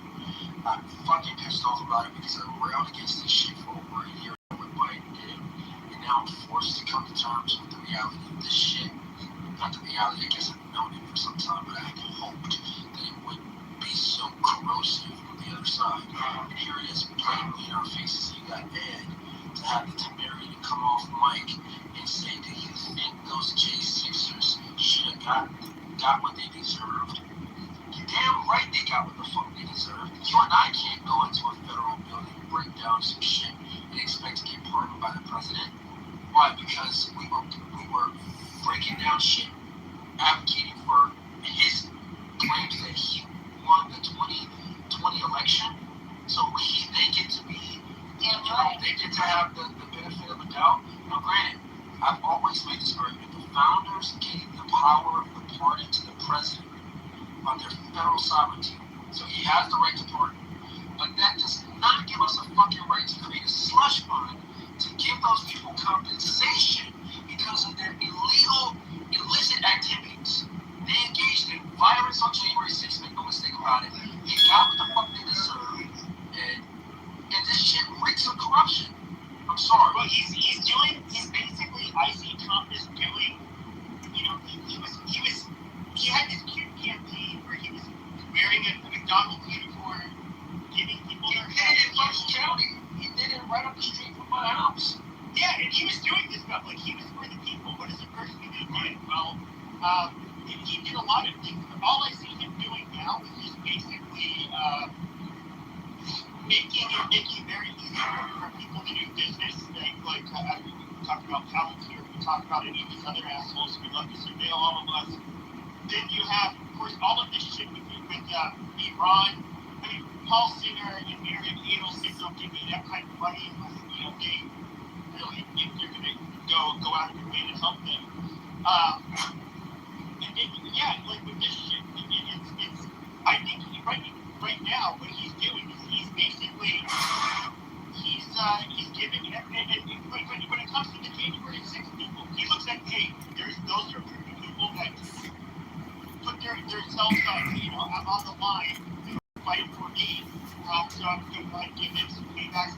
He's just like greasing the wheels now. He's just basically paying everybody back. It's called state of play. It's called gamification. State of play. So he's got $1.8 billion. State of play.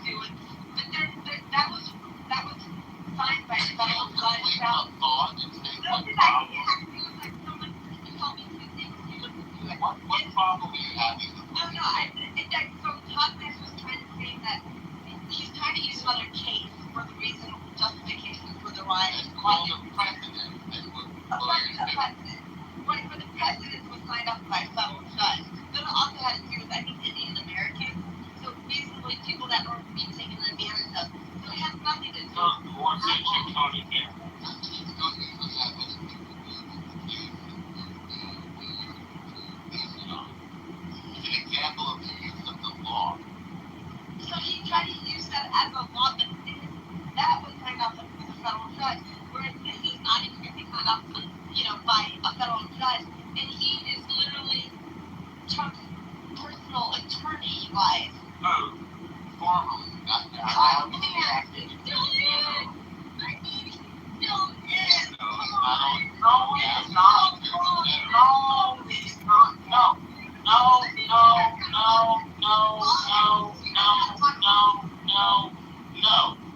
If he was personal attorney, it would be so. He went from his personal attorney to something else. If you want to say that bias and fine. But do not for one moment conflate the idea of being a man. Dude, do not conflate for one moment being a man's personal attorney for being something else. They are different. No. They are different.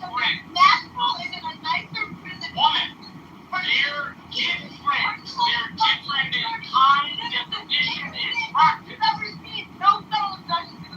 They are different in kind, practice, and definition. If you don't want to map onto American law, that's your problem. And don't pretend for one moment you happen to understand American law because you don't.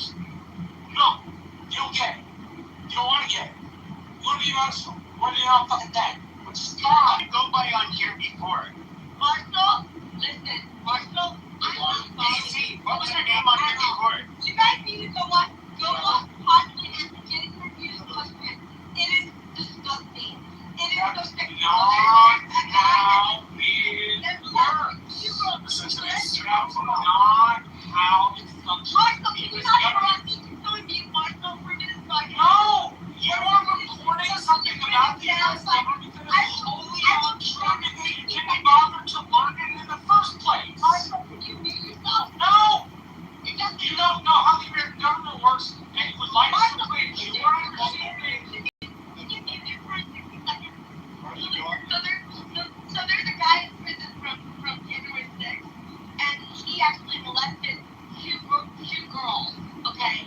And it is disgusting. You need to watch the YouTube thing. I will leave after this. I don't want to... Yeah, that was under the Biden administration. They didn't know about it.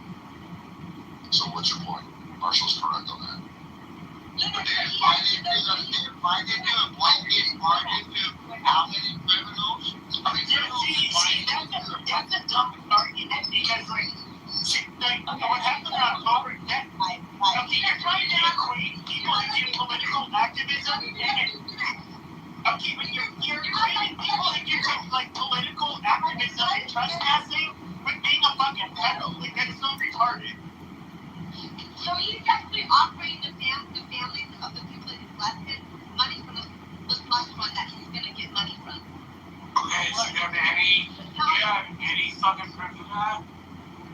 Why don't you guys watch this? No, you are making intellectual claims about having a more responsible for providing the proof. It's disgusting. So you're going to say, Honestly, that's not the point. The point is you're going to make it. No, the point is you're making a claim and not supporting it. You're asking us to believe you. Stop your shit. No, you are asking us to believe you personally without a fact. I'm sorry, you are not that interesting. Please provide facts. Yeah, that was low IQ finish. Oh, for God's sake. I said with an A. Jesus Christ, again. Never do it. And people expect me not to say the hard R. People expect me not to say the hard R. They did the whole thing. I don't know about this part. Look at the Jew, the pious Jew, being to the world, trying to call out the world. Why would you do that?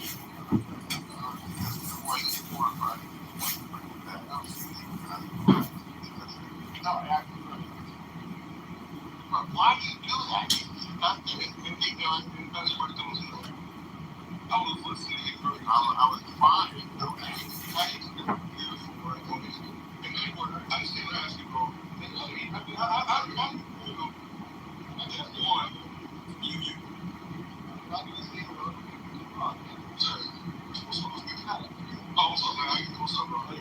so, So this is what I said.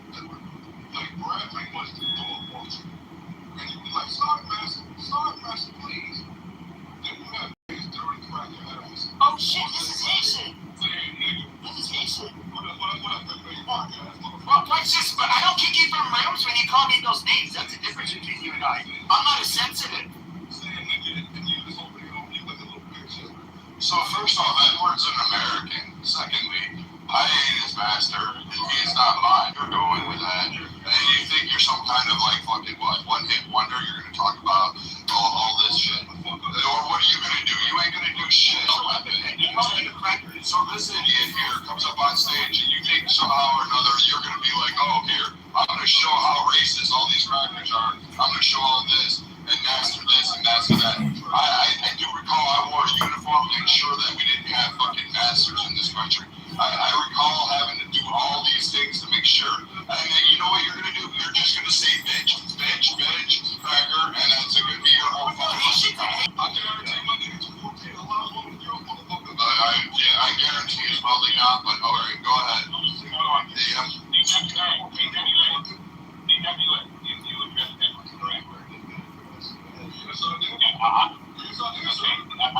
And I'm gonna ask you a question. First of all, you can call yourself whatever you like. My name is okay. Just because you think that we have the same color skin. Oh, we're not the same. No, I know that. I know that. You know why? Because you really stoop lower. You know why? You come off saying that I have the right to control another person's mouth. I can control my mouth.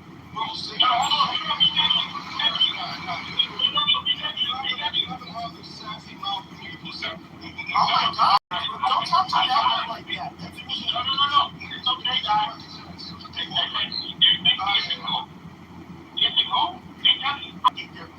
So first of all, Brad and I don't know how long I Brad. How long we know this is Brad? 5 years. Exactly. So Brad and I, we have no beef. We can go back to that stuff. No big deal. Brad and I not going to lose anything over them and be talking to each other. Anthony and I, I'm telling you, how many times I come to your respect before? You guys just want to be gotten into it. Yeah. But do I lose any sleep, guys? But you called me out for being my views, and yeah. But you don't resort to name calling. Not at all. And Brad called me out too. Guys, I'm big enough and old enough to handle my own. It's okay. Guys, the beauty of America is we have diverse opinions. None of us are alike. My DNA is not the same. My fingerprint's not the same. I don't like people think I'm not pro-black. I'm pro-responsibility. I'm not pro-white. I'm still pro-responsibility. I'm not pro-Asian. Pro-Hispanic. I believe that every person, again, should govern themselves. And I cannot make judgments for anybody. And I know people don't like that. But I'm trying to hold this on. No, you got your own man. Who is that word to tell them about how to go? Come on, guys. You guys are moving. I thought we had BWA, I'm an octa root, okay? Like, I've been made fun of my whole life for being 1/8 black, so, you know, like, please. 1/8 black. Oh, okay. I wish I was, then I could be, like, I'm not gonna cuss that person. I've never heard of it before. And one thing I've never heard this before, but you didn't come off. And I even say hello to Mr. Edward. You told me, I don't know if you ever heard this before, but for you to actually say, hey, Yes, Mr. Edward. I've heard your Christian show before. Yes. I was on a different name, so yes, I've heard your cooking show several times. Okay, you heard the same name the whole time. I heard you from that tap shows and everything. I've been calling you. You got it. So can I ask you a question? Do you have this is one question for you. Yeah, who's responsible for being everything? Really, Master?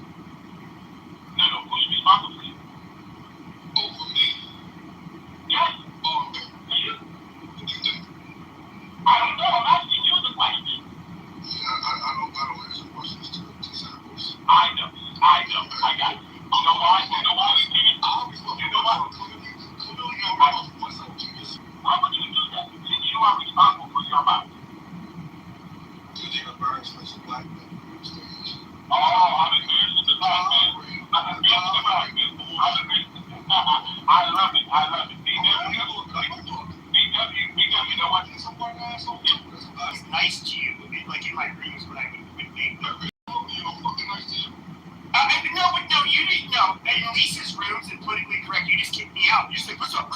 pussy. It's like, oh, do you? It's after you don't even throw shit like that.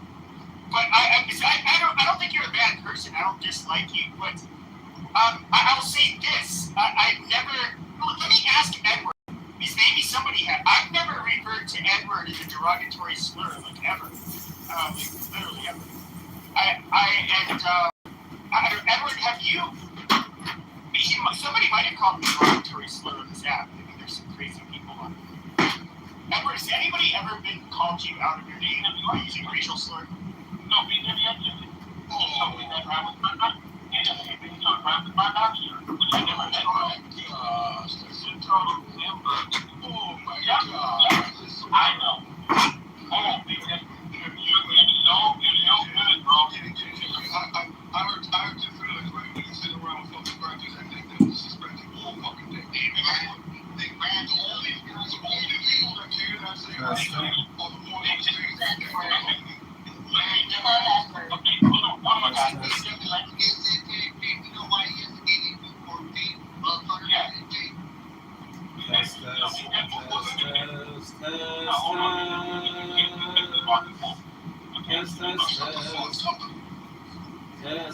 Test. All right, everybody, can you hear me?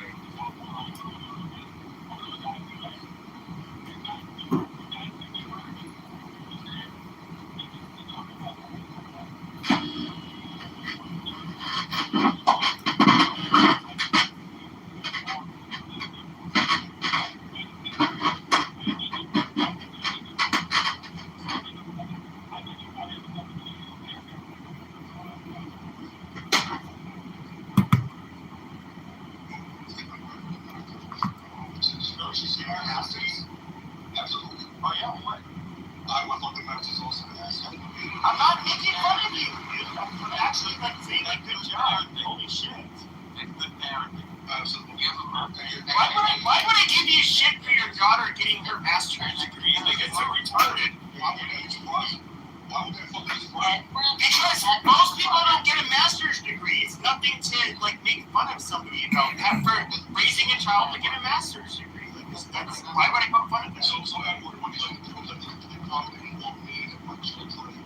No. BWA, I want to ask you, what exactly did you take exception with? Involvement in any act. One thing I've learned in life, you do that. I mean, You know, also be surprised.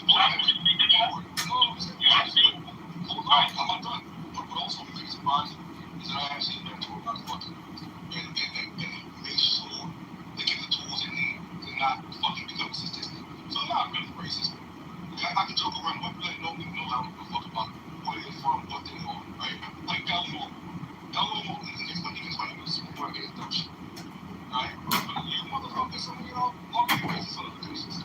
They're sitting on stage and making these fucking topics, right? And that's like it's all motherfucking good. So fuck all you motherfuckers that think that I'm supposed to be on feel bad because I heard their feelings or y'all think I'm the crazy black dude. No, I personally don't care. What did Edward do though? Yeah, what did Edward do? Why are you choosing this black man's embarrassing? Why do you think that?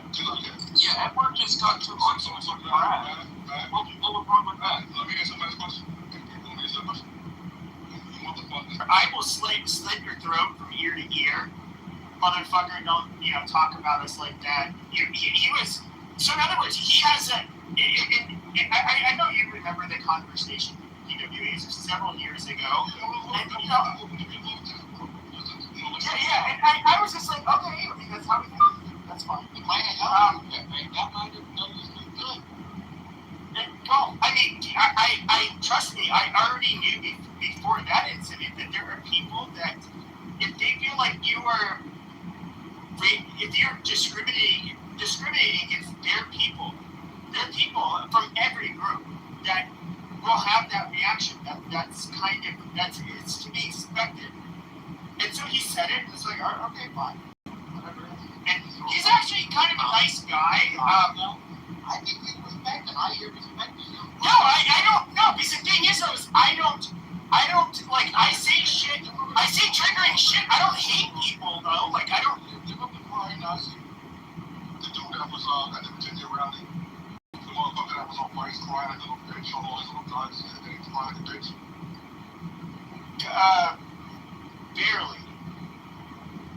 Democrats white and Edwards black. I don't understand what the problem is. I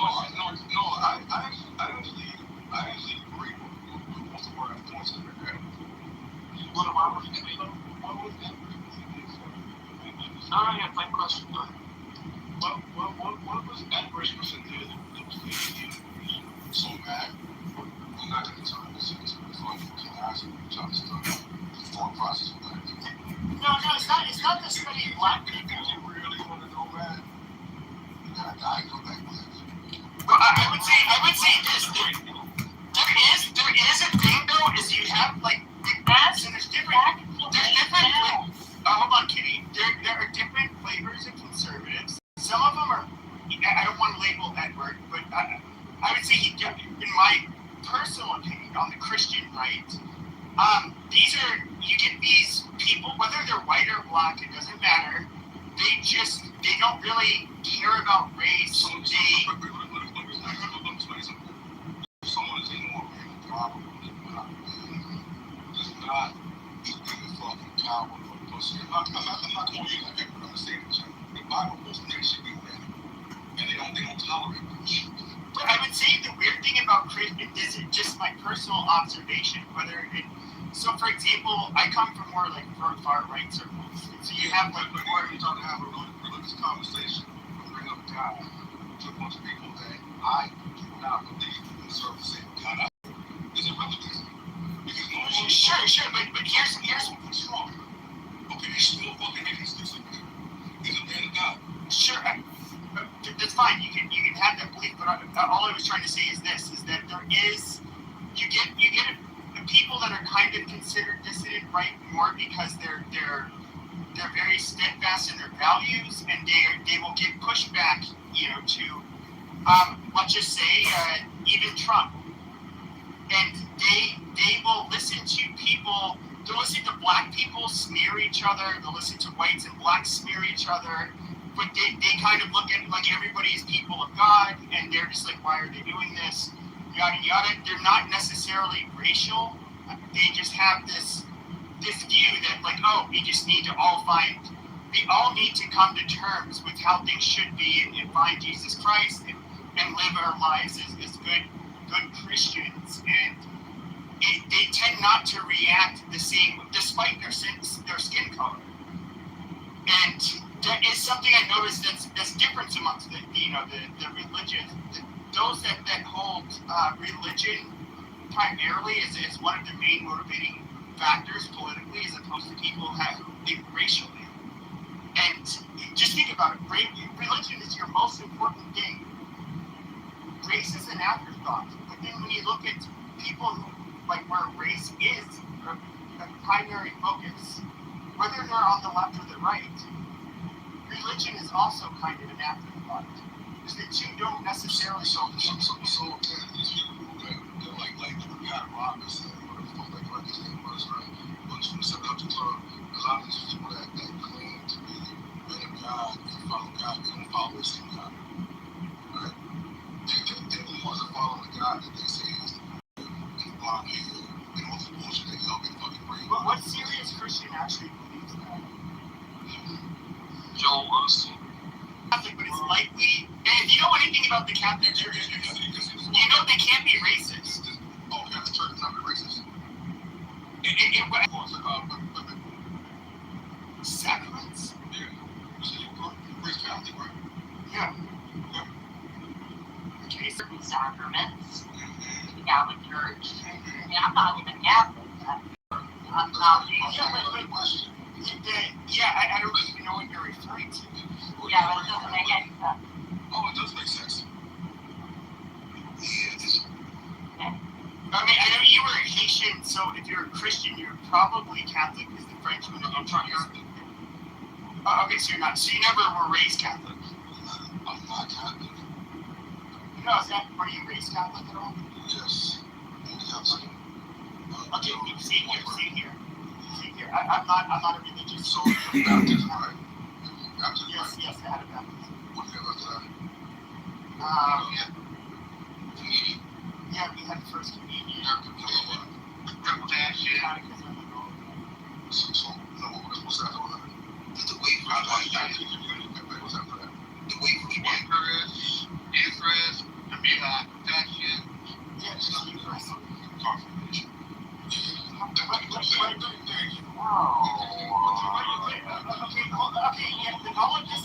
all of this happened within grade school. You just realized though, a non-Christian answer the questions further. No, the guy who's answering is a Catholic. No. Oh, I thought you were talking about. I heard dumpster. Tell the truth every day. What you talking about?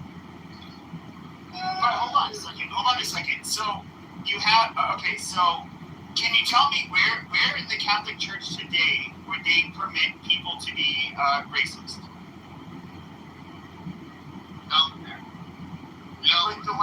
Even the last 30 or 40 years. I'm just telling you, obviously Catholic schools they're given a certain they have to teach values that are within line with the Vatican. No organization necessarily teach that, right? So you can tell me that there's no organization at the top that have people that discriminate or have biases about people. I don't see it happening. Where does it? Okay. Where is the Vatican? Okay, so where is the Vatican or Catholics? Where do you see any kind of top-down directive where it shows that they're discriminating against anybody for the last 30 years? No. Okay, but what's the point? What's the point of the question about Catholics? Okay, because my point was, here's my point. My point was, is that, okay, what was always drilled into my head is we're all children of God. A lot of this nationalistic stuff, a lot of this, when it comes to class warfare, when it comes to racial and ethnic differences, that is ultimately not supposed to matter. God does not want us to treat each other in a poor way because of these differences. That was... And if we look at the Catholic Church, so forget about hold on, sir. The Catholic Church, did you know a Catholic can marry? He's not he's actually a person who I believe is half black, who's married to a Mexican woman. He's also a veteran. My mother's Haitian, bro. His mother's Haitian. Fucking. So what is it? Hold on, please don't you fucking drunk already, bro. Relax. Bro, it's got a southern accent, bro. South Carolina, dog. So, coming through? I know. I don't know. I know that show. Exactly. Okay. My God. So again, it's not my feeling or what I feel about it. You cannot marry in the Catholic Church. Bullshit. I'm gonna call bullshit, bro. 2 weeks ago, I was at a fucking wedding. Christian, yeah, I'm gonna call bullshit, y'all. What did I say? What you gonna bullshit on? What did I say? Dumbass. You said, you fucking said it. Christian can't get married in the Catholic Church. Okay. So tell me, what are the requirements to get married? I thought if you're not somebody who... I know that requirements are to get married in Catholic Church. Oh, yeah. So, you usually go to your father, what a lot of us call, and then you gotta go to what's called a marriage class. And so Christians married a Catholic, whether it's a male or female, whichever way, whichever Christian, they'll go through a matrimony class. How, what marriage is, what the meaning of marriage is. What is determined in a healthy relationship, not just between each other, but also with the Lord. And after you complete with that, then you go into the next stage of getting married. Basically, no condoms, no blowjobs, no birth control. All we can have this conversation.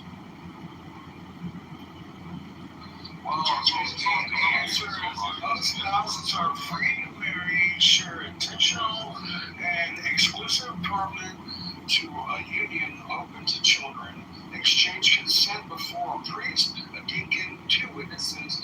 Engaged couples must complete mandatory marriage preparation classes and provide recent baptismal certificates. That's basically what I was going to say earlier. No. You have to go to a marriage class. What's the big one? It's all in a fucking marriage plan. There's a lot of what? Who are you reading from? He was telling what the requirements for the marriage. Yes, from what? Well, obviously, Google it. What? Religion. What denomination? That was Catholicism. He said Catholicism.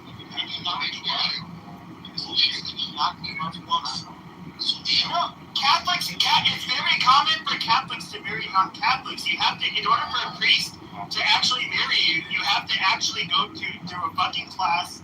And of course, you're going to have. And here's where we'll get a lot. Yes. Here's where we'll get a lot of people. Okay, hold on. This is where it will get a lot of people. Okay, so this is where we'll get a lot of people. Because a lot of people like to cohabitate before marriage. A lot of people have sex before marriage. All of that stuff. All of that shit will have to be absolutely like that cannot happen. Like they want it to be I guess as pure of a marriage as it can be, even after you've been into that shit. But you're not going to be cohabitating with that person. You're not going to be doing a lot of things, at least as far as the knowledge of the movies goes. And it's super common. Okay,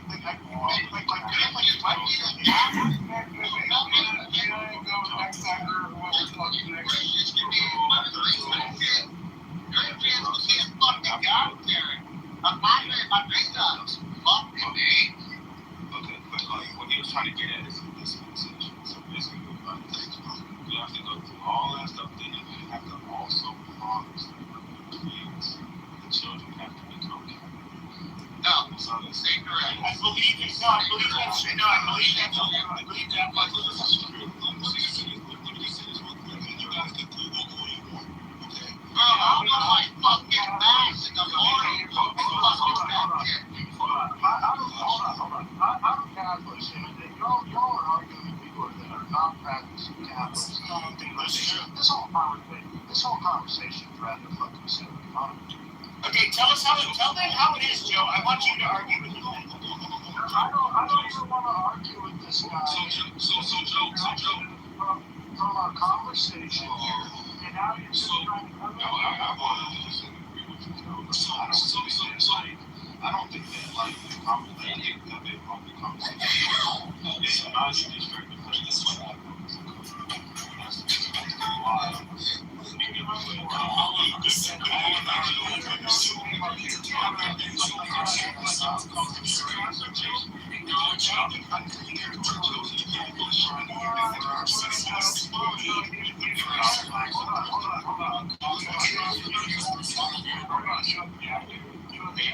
We were saying things wrong. However, you weren't always right. I'm going to tell you that. And Toaster got a lot right. So Joe, you know, we're in agreement. I couldn't get a word. I couldn't get it a word. And I was talking with y'all. So you wanted to come up here, and you wanted to jump around and yell and that's why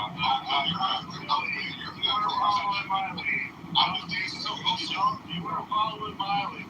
I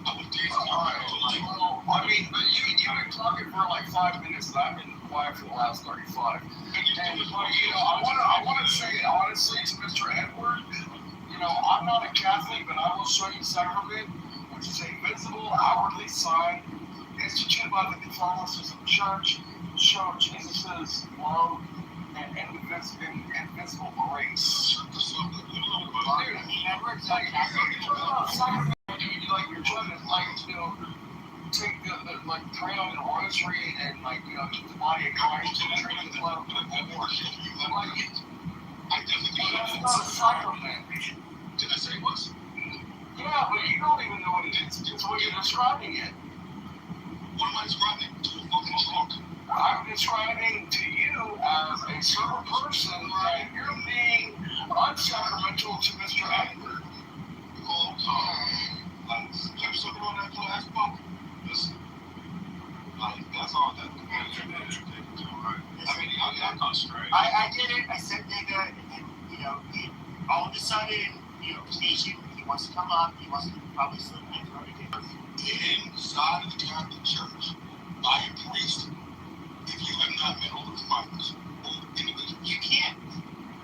okay, so what the fuck was I incorrect about? And as far as the full conversion, No. I didn't say full conversion. I'll answer. Okay, the part you got wrong was what it all came from. Came Christians marry inside the Catholic Church. That's not 100% right or wrong in how you're addressing it. So, let's say the mother is a Catholic, or in the Catholic Church, the mother's a Catholic and the father is a Christian, right? They do have to go in front of the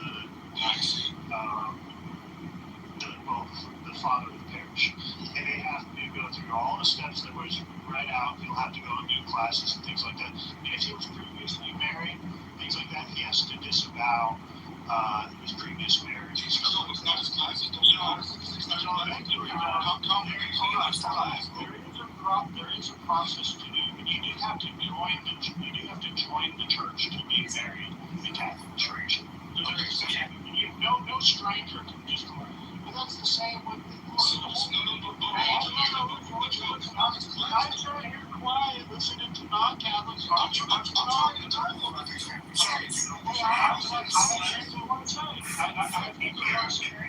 What I want to say about it is, this is usually what a lot of non-denominational Christians have into place about Catholicism. It's about that we don't allow them to take Eucharist. Well, yeah, because we want you to come to learn about it. You just disrespect it. Thinking of it to just come up. There is a process to being a Catholic. However, the doors are open to join, but you don't get to just walk all the magic and do whatever you want and act like you've just been there for years. We want you to learn about our faith. That's what it is. Okay, so you teach great, right? So it's all you say. God, it's classes. Is confirmation just a class, or is it a process? It's a process.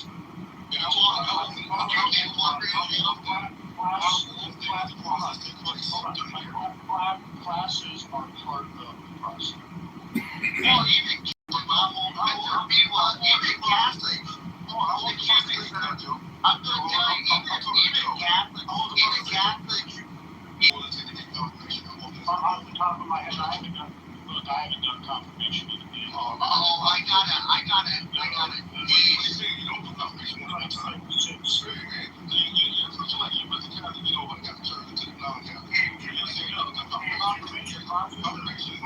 Confirmation is when you accept it, but the second is the Catholic. No, don't, hold on.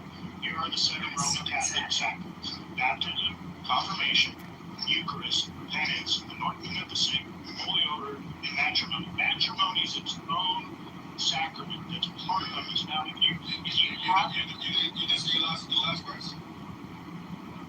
And this last verse. The final verse. That's represents the life of man. It's literally that fucking that's part of anointing. That's part of the sick. That falls into the part of the anointing of the sick. We do the anointing of the sick at the end of the month. Right. I know you're supposed to be the expert. This is boring. I agree with you. We're gonna transition back to politics now. Reparations are worthless. Okay, I got it. Tell us how you feel about Donald Trump. When you get to last only 3 letters, Joe. Just looking at you. Joe. 3 easy letters, bro. DWA. How do you want to be called? DWA. Do you think the word you need to shout? DW. Let's have to give like what? Is that the name man? What's that? Is that an name for the BWA? Bro, shut the fuck up, Dustin. I'm just curious. Ask your mother. Said your mother thought that, right? She said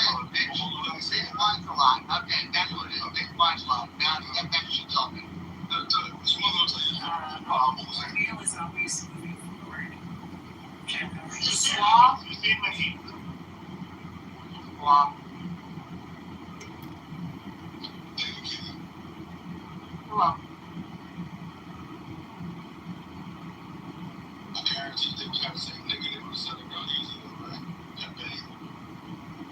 Okay, look, See why I say cracker easy too? you say cracker, and I say don't care. That's the thing, I don't care. But when we look at that, you have to understand, like, more on this side of the app, because I know you guys are more in your own space, which is fine. Like, you don't have to come here. You know, you do what you want to do, but okay, but I would say that, like, sure, and so I would say, like, the people who fight the most amongst each other, like this, on this side of the app, so I haven't been on the dark side, it's pretty cool, not me, you know, for a few years, and it's white people fighting with white people, it's just having arguments, and you come in here and you think like oh, it's we're all about being against the brothers. What most people like practice saying. Because I'm also shit. Right? I know in real life, I know actual white men and all real men. Oh, spit on the hat, they want to put this one up. Right? And they would also point out the fucking project for this to understand why Edwards is being more sample. And why I, as a black man, cannot respect him. To stand on this, to be on this stage, you not talk with me. And allow you crackers to talk the way you speak to me. And then for your bitch ass, the one who, I don't want you full cracker or fucking Mexican. I mean, you're doing that. Right. To be the one that's on the stage to say, nigga, you need to say fucking, I want you motherfuckers. You know, I mean, my answer is probably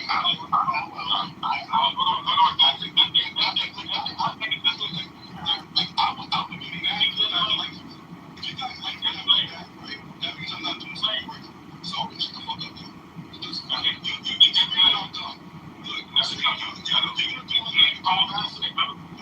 so you say white for man? I know.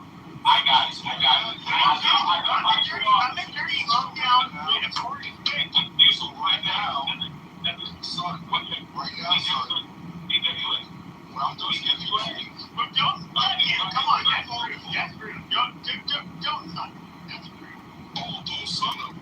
Oh, that's rude. Oh, yeah. Oh, but you felt like you had no problem saying anything about those things.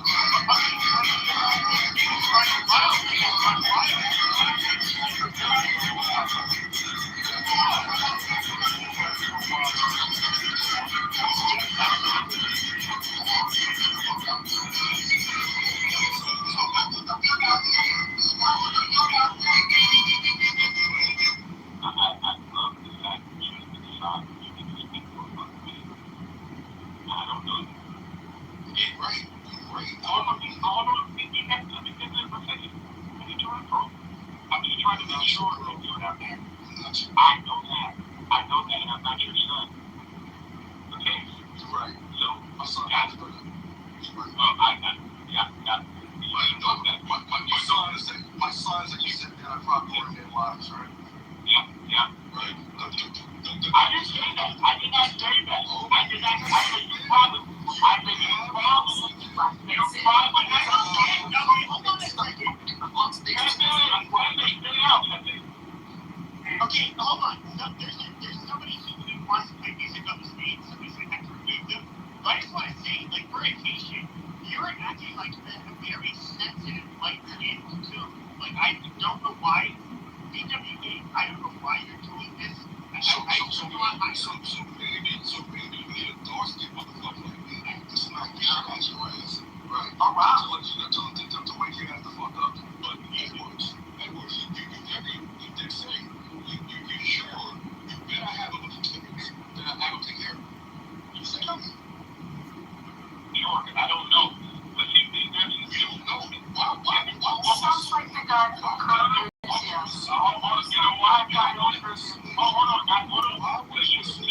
Kitover. Why did you assume that? Would you like an answer? So there was no assumption.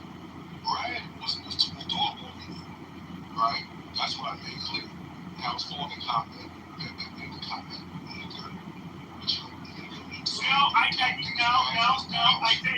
No. I don't answer questions, Sam. I got rag dog walk. You for your life. You explain to me what dog walking you do. I don't answer questions, Sam. I got it, because you don't know. Because you know what Brad said? I don't respond to Brad. I got it. This is what Brad said. You're right. Stay quiet. You know. You do sound like that actor on Curb Your Enthusiasm. Do you get that a lot? I think that's what I think it's like Leon. He sounds just like him. What's that actor's name? It's driving me crazy. Is it Leon or I don't know? It sounds just like him. Sounds just like him. I think BW is Jewish. Represents a healthy decision. Black healthy Jewish slant.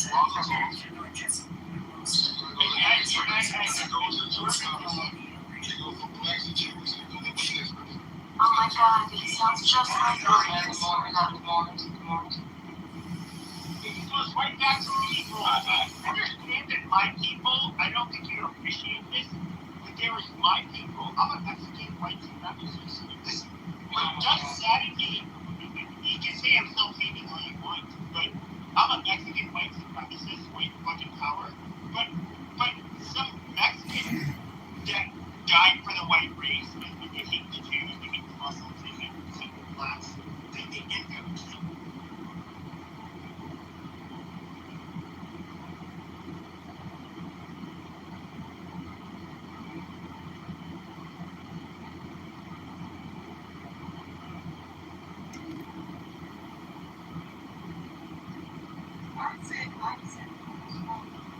Because he was fighting back the most.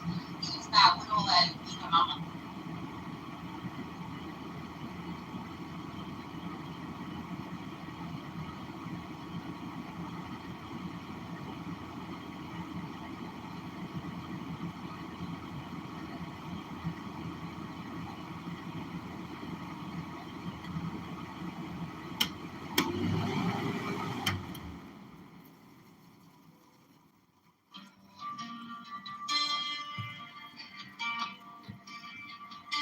Now ye shall know that the chosen priest, that ox of infinite space, is the prince, priest, the beast, and in his woman called the scarlet woman. Most of all, the original is all the family.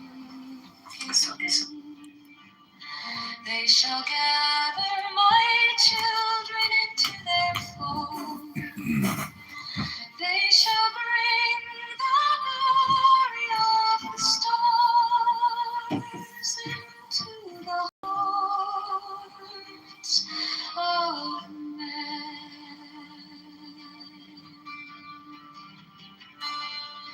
16, for he is ever a son and she a moon. But to him is the winged secret flame, and to her the stooping starlight. But we are not so chosen. 18 burn upon their brows, O splendorous serpent. 19, O azure-lidded woman bent upon them. 20, the key of the rituals is in the secret word which I have given unto him.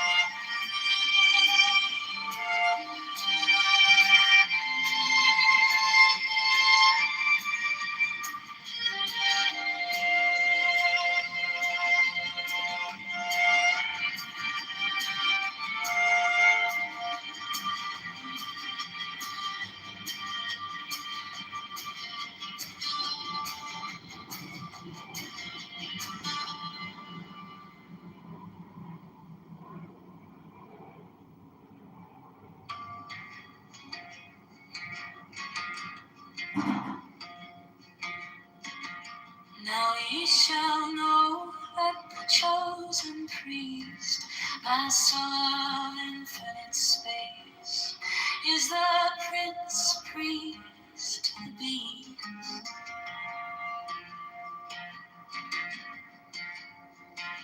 And in his woman, called the Scarlet Woman, is all power given.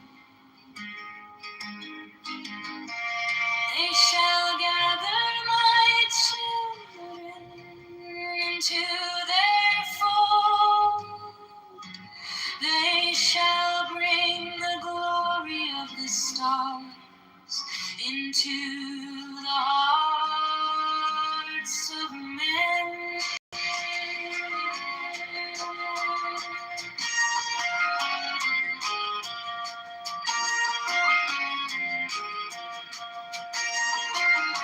16. For he is ever sun, and she moon.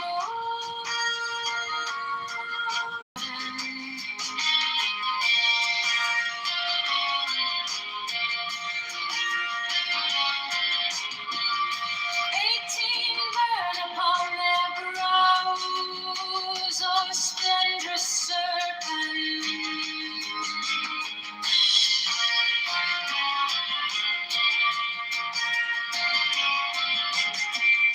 19 azure lidded woman,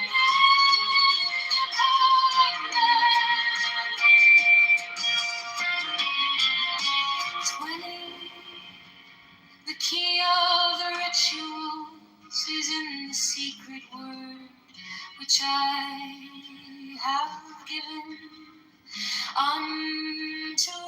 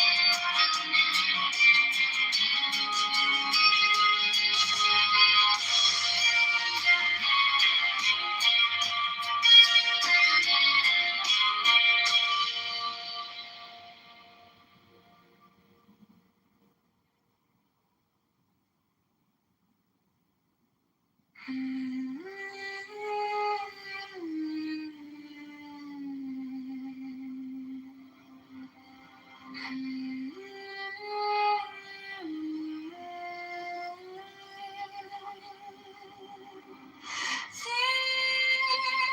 are fools that men adore, both their gods and their men are fools.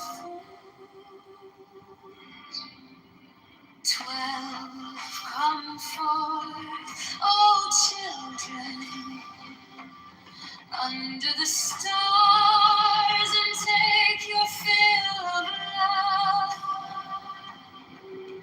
13, I am above you, and in you my ecstasy is yours. My joy is to see your joy. 14, above the chambers, rise the naked splendor of the wind. She bends in ecstasy to kiss the secret orders of our tears.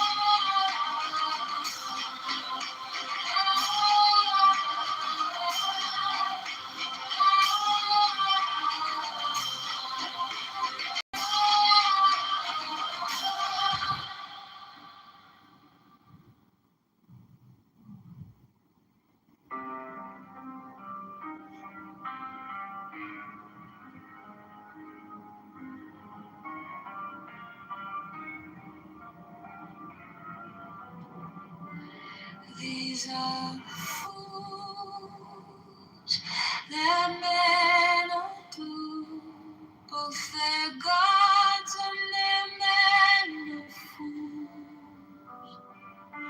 12 come for children under the stars and take your fill of love. 13 above you, and in you my ecstasy is in yours. My joy is to see your joy.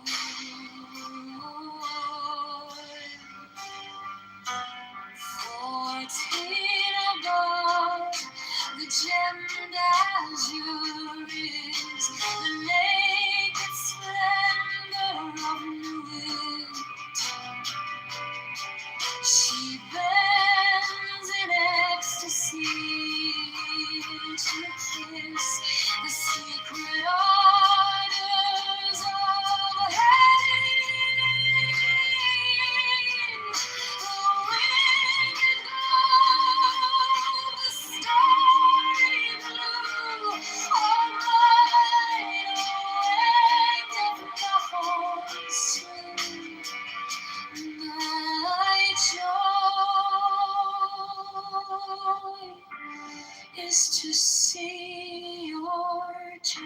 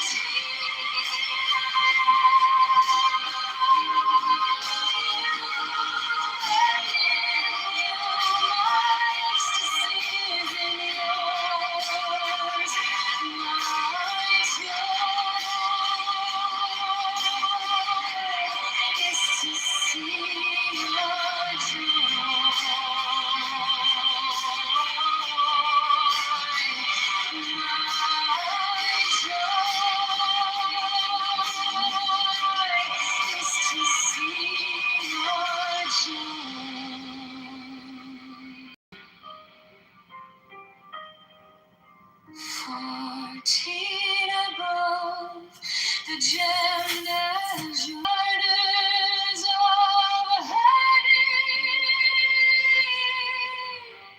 the winged glow, the starry blue, a night away doth Nahon sue. My joy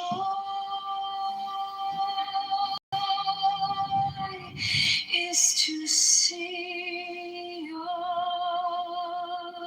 joy.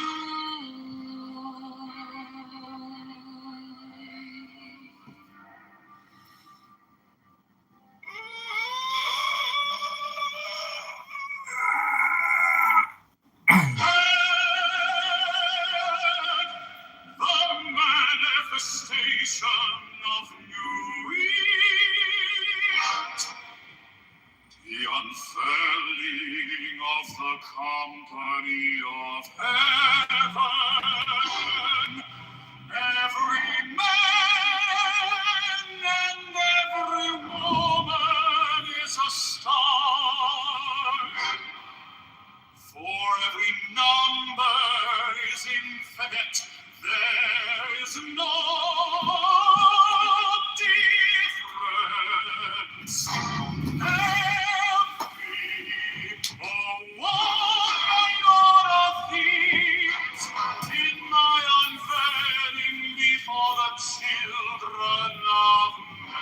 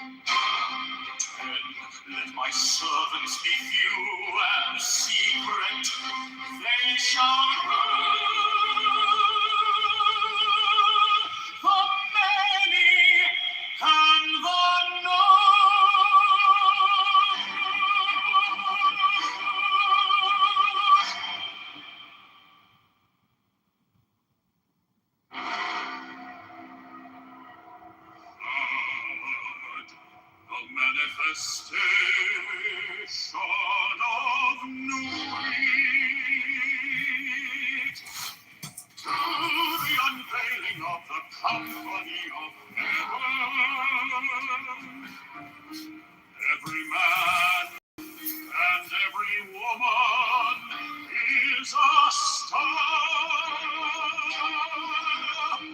that is infinite. There is no difference. Five help me, O warrior lord of deeds, in my unveiling before the children of men. Devour it, my secret centers, my heart and my thought. Seven, evil. It is revealed why I was the minister of poor Patras.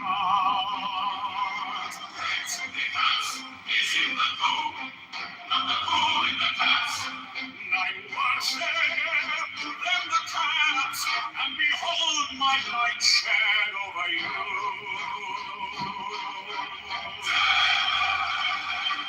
Let my servants leave you a secret, they shall look at me and the Lord.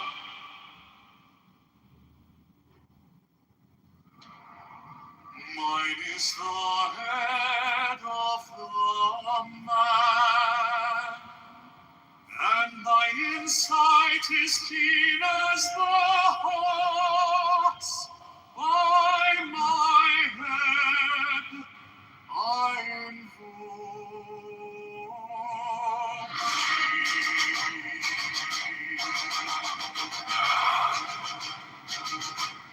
I am the only begotten child of my father and mother. My father is dead. My mother bore me with labor and pain and fear. By my body I invoke thee.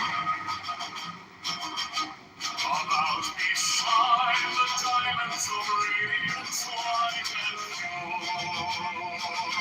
By their brightness I invoke thee. Mine is the red triangle, reverse the sign, given on the sacred deed of thee, O Lord. By the Lamb I invoke thee. Mine is the garment of white, sword with gold, flashing of light that I wear. By my robe I invoke thee. Mine is the sign of the prophets and time. By the sign I invoke thee.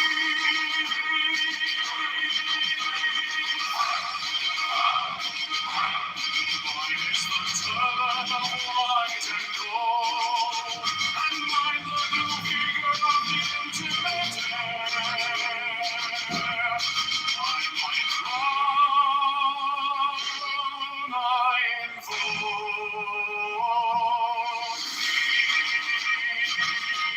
My fingers travel the beats of pearl. One I after thee, my power and glory.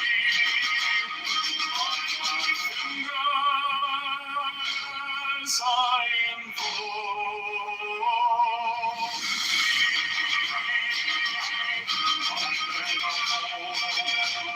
To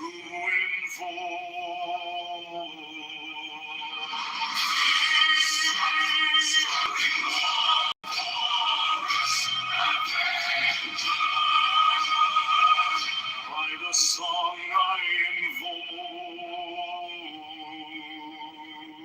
thee.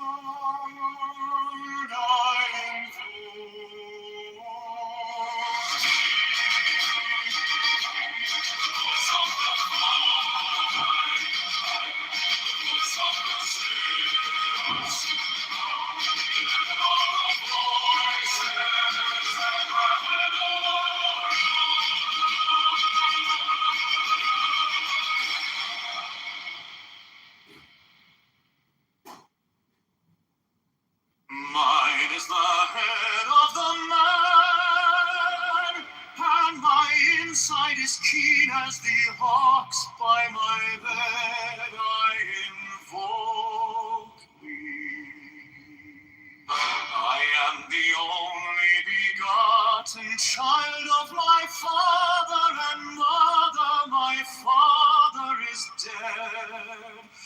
My mother bore me with labor and pain and fear. By my body I invoke thee.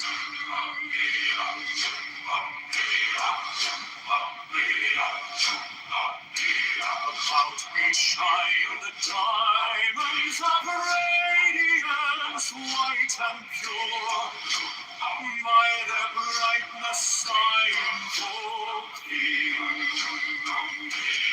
Mine is the red triangle, reverse the sign given of none. Save it thee, O Lord. By the Lamb I invoke thee. Mine is the garment of white, sewn with gold, the flashing of day that I wear. By my robe I invoke thee. Mine is the sign of a prophet and Typhoon. By the sign I invoke thee. Mine is the turban of white and gold, and mine the blue figure of the entire Master Abraham. By the word I invoke thee. I know the dark blue waves of music and the song that I made of hope to implore thee.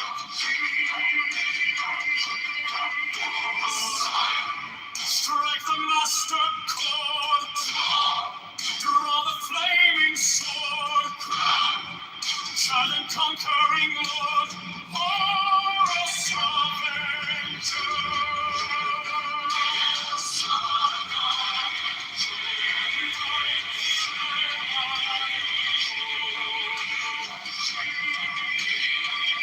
In my hand is thy sword of revenge, and strike thy cheek.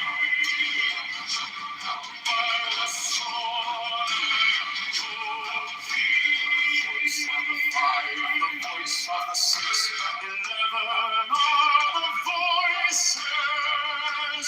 Abrahadabra.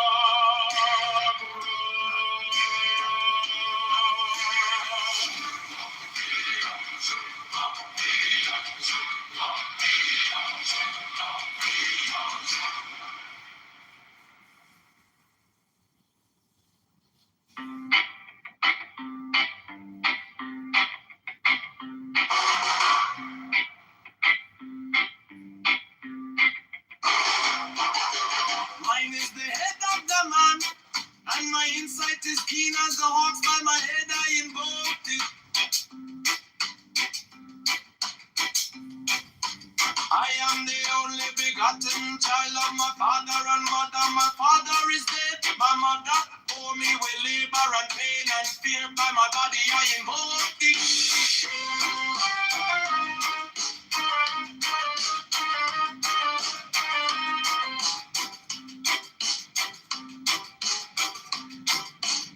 About me shine the diamonds of radiance, white and pure. By their brightness I invoke thee. Mine is the red triangle, reverse the sign given of none. Save it be of thee, O Lord. By the Lamb I invoke thee.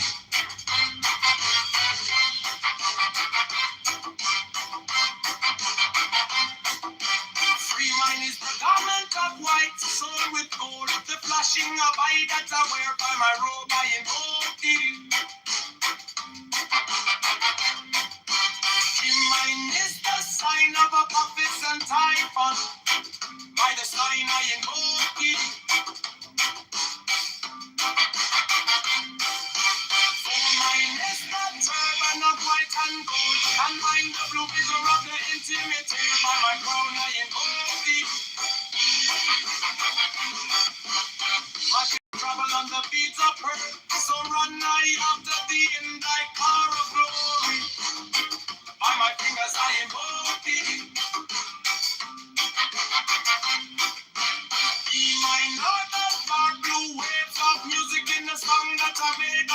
to invoke thee. Strike a monster cord. Draw, draw the flaming sword. Draw, child and conquering Lord. Horror, avenger, by the song I invoke thee.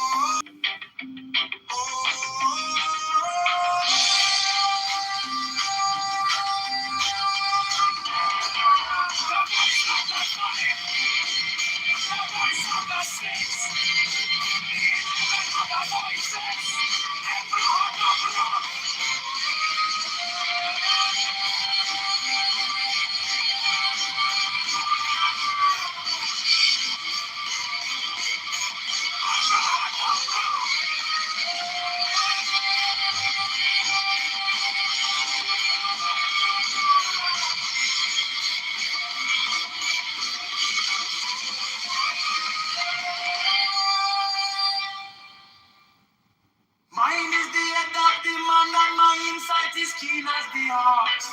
By my head I invoke thee. I am the only begotten child of my father and mother. My father is dead. My mother bore me with labor and pain and fear. By my body I invoke thee.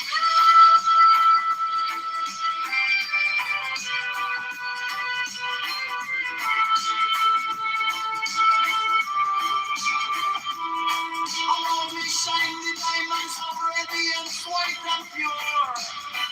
By the brightness I invoke thee. Mine is the red triangle reverse, the sign given of none. Save it be, oh be, oh Lord. By the Lamb and I invoke thee.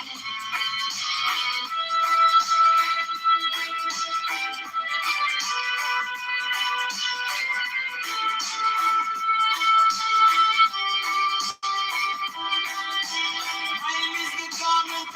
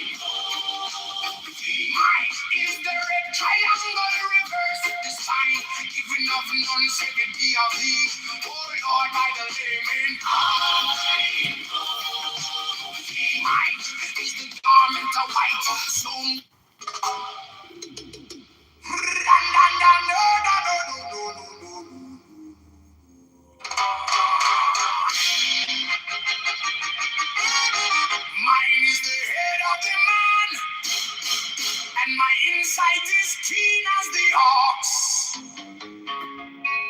By my head, I invoke thee.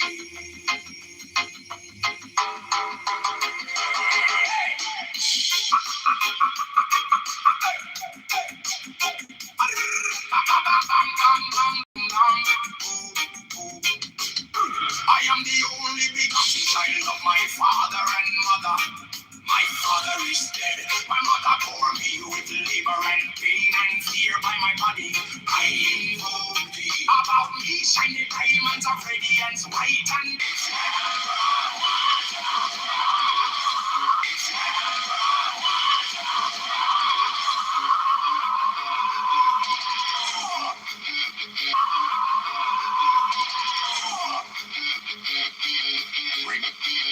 remaining in the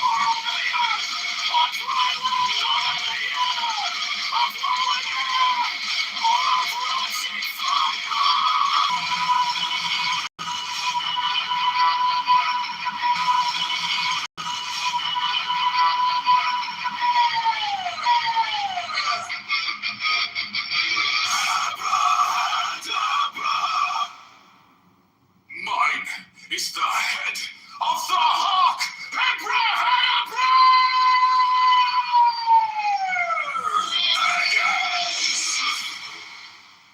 I bear the rose and cross of life and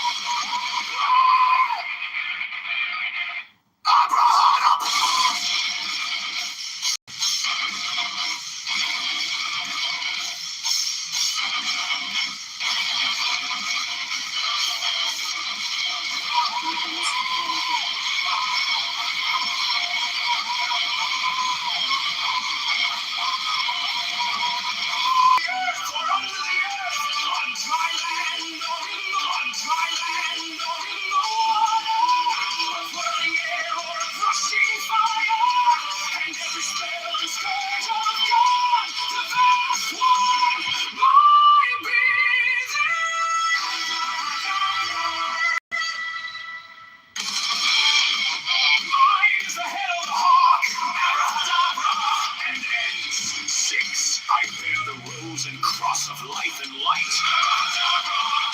Hearing the sign, teach it Abrahadabra. Remaining in the sign, the invocation concludes.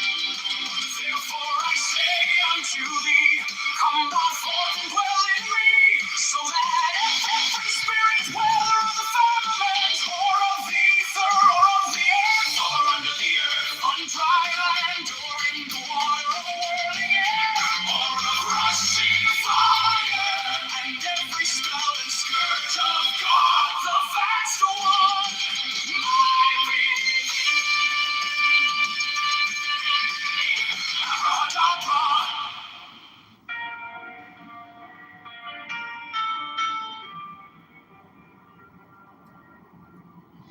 You came like dawn in my hands, soft but stronger than now.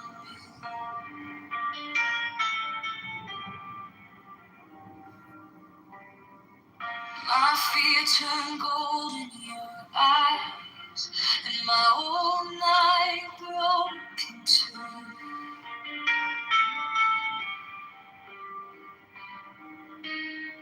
I was lost in the noise, and now I'm learning how to stay close to your quiet light in the middle of the day. Stop thinking, let it fall.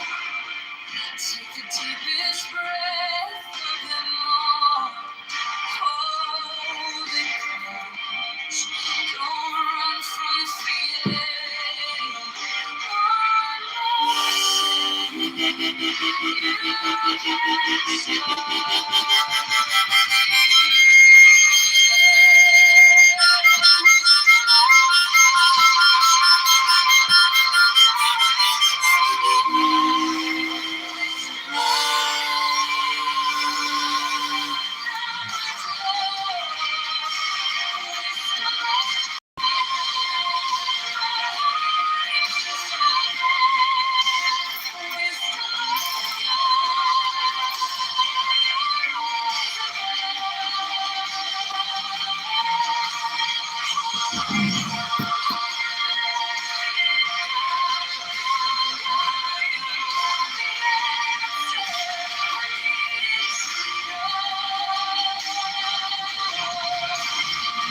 Your touch is a steady rain on the dust of who I am.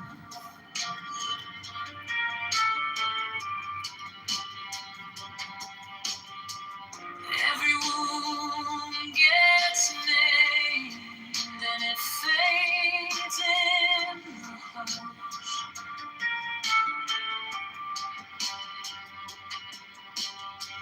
I don't need 1,000 signs when your name is in my chest. One deep breath, one brave step, and the rest can be blessed. Stop thinking, let it fall. Take the deepest breath of them all. Hold it close. Don't run from the feeling. One more second, you can't stop believing. We still love you.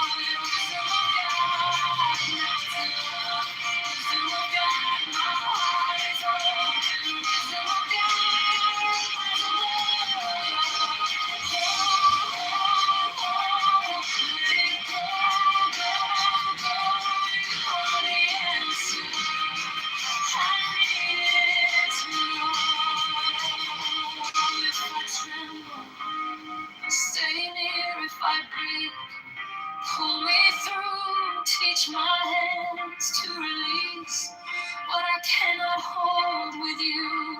10 not 9, 10 not 11.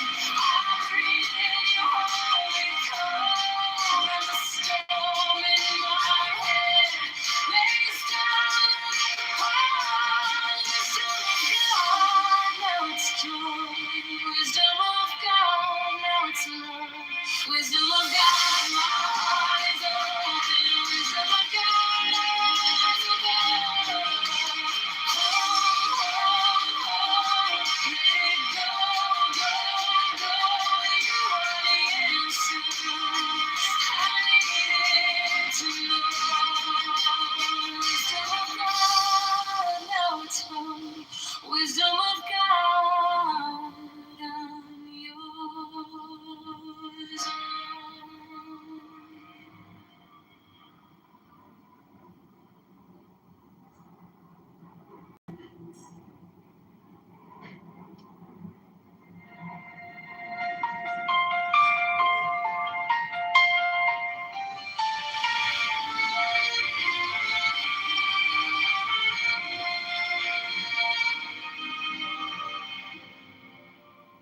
Wisdom of God is now joy of heart, enlightenment. You found me in the quiet, with my hands still shaking. I was carrying the hurt like a name I couldn't drop. Then you touched my trouble, and the whole room stopped. Stop thinking and your problems. Take the deepest breath of the day. Hold for 10, not 11. 10, not 9. Stay.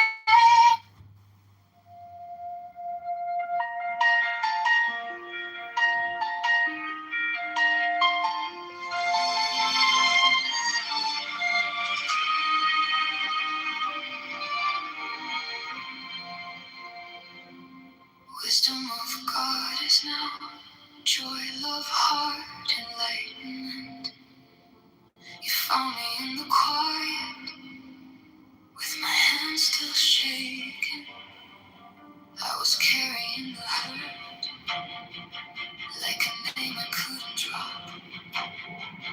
Then you touched my trouble, and the whole room stopped. Stop thinking, and your problems. Take the deepest breath of the day. Hold for 10, not 11. 10, not 9. Stay.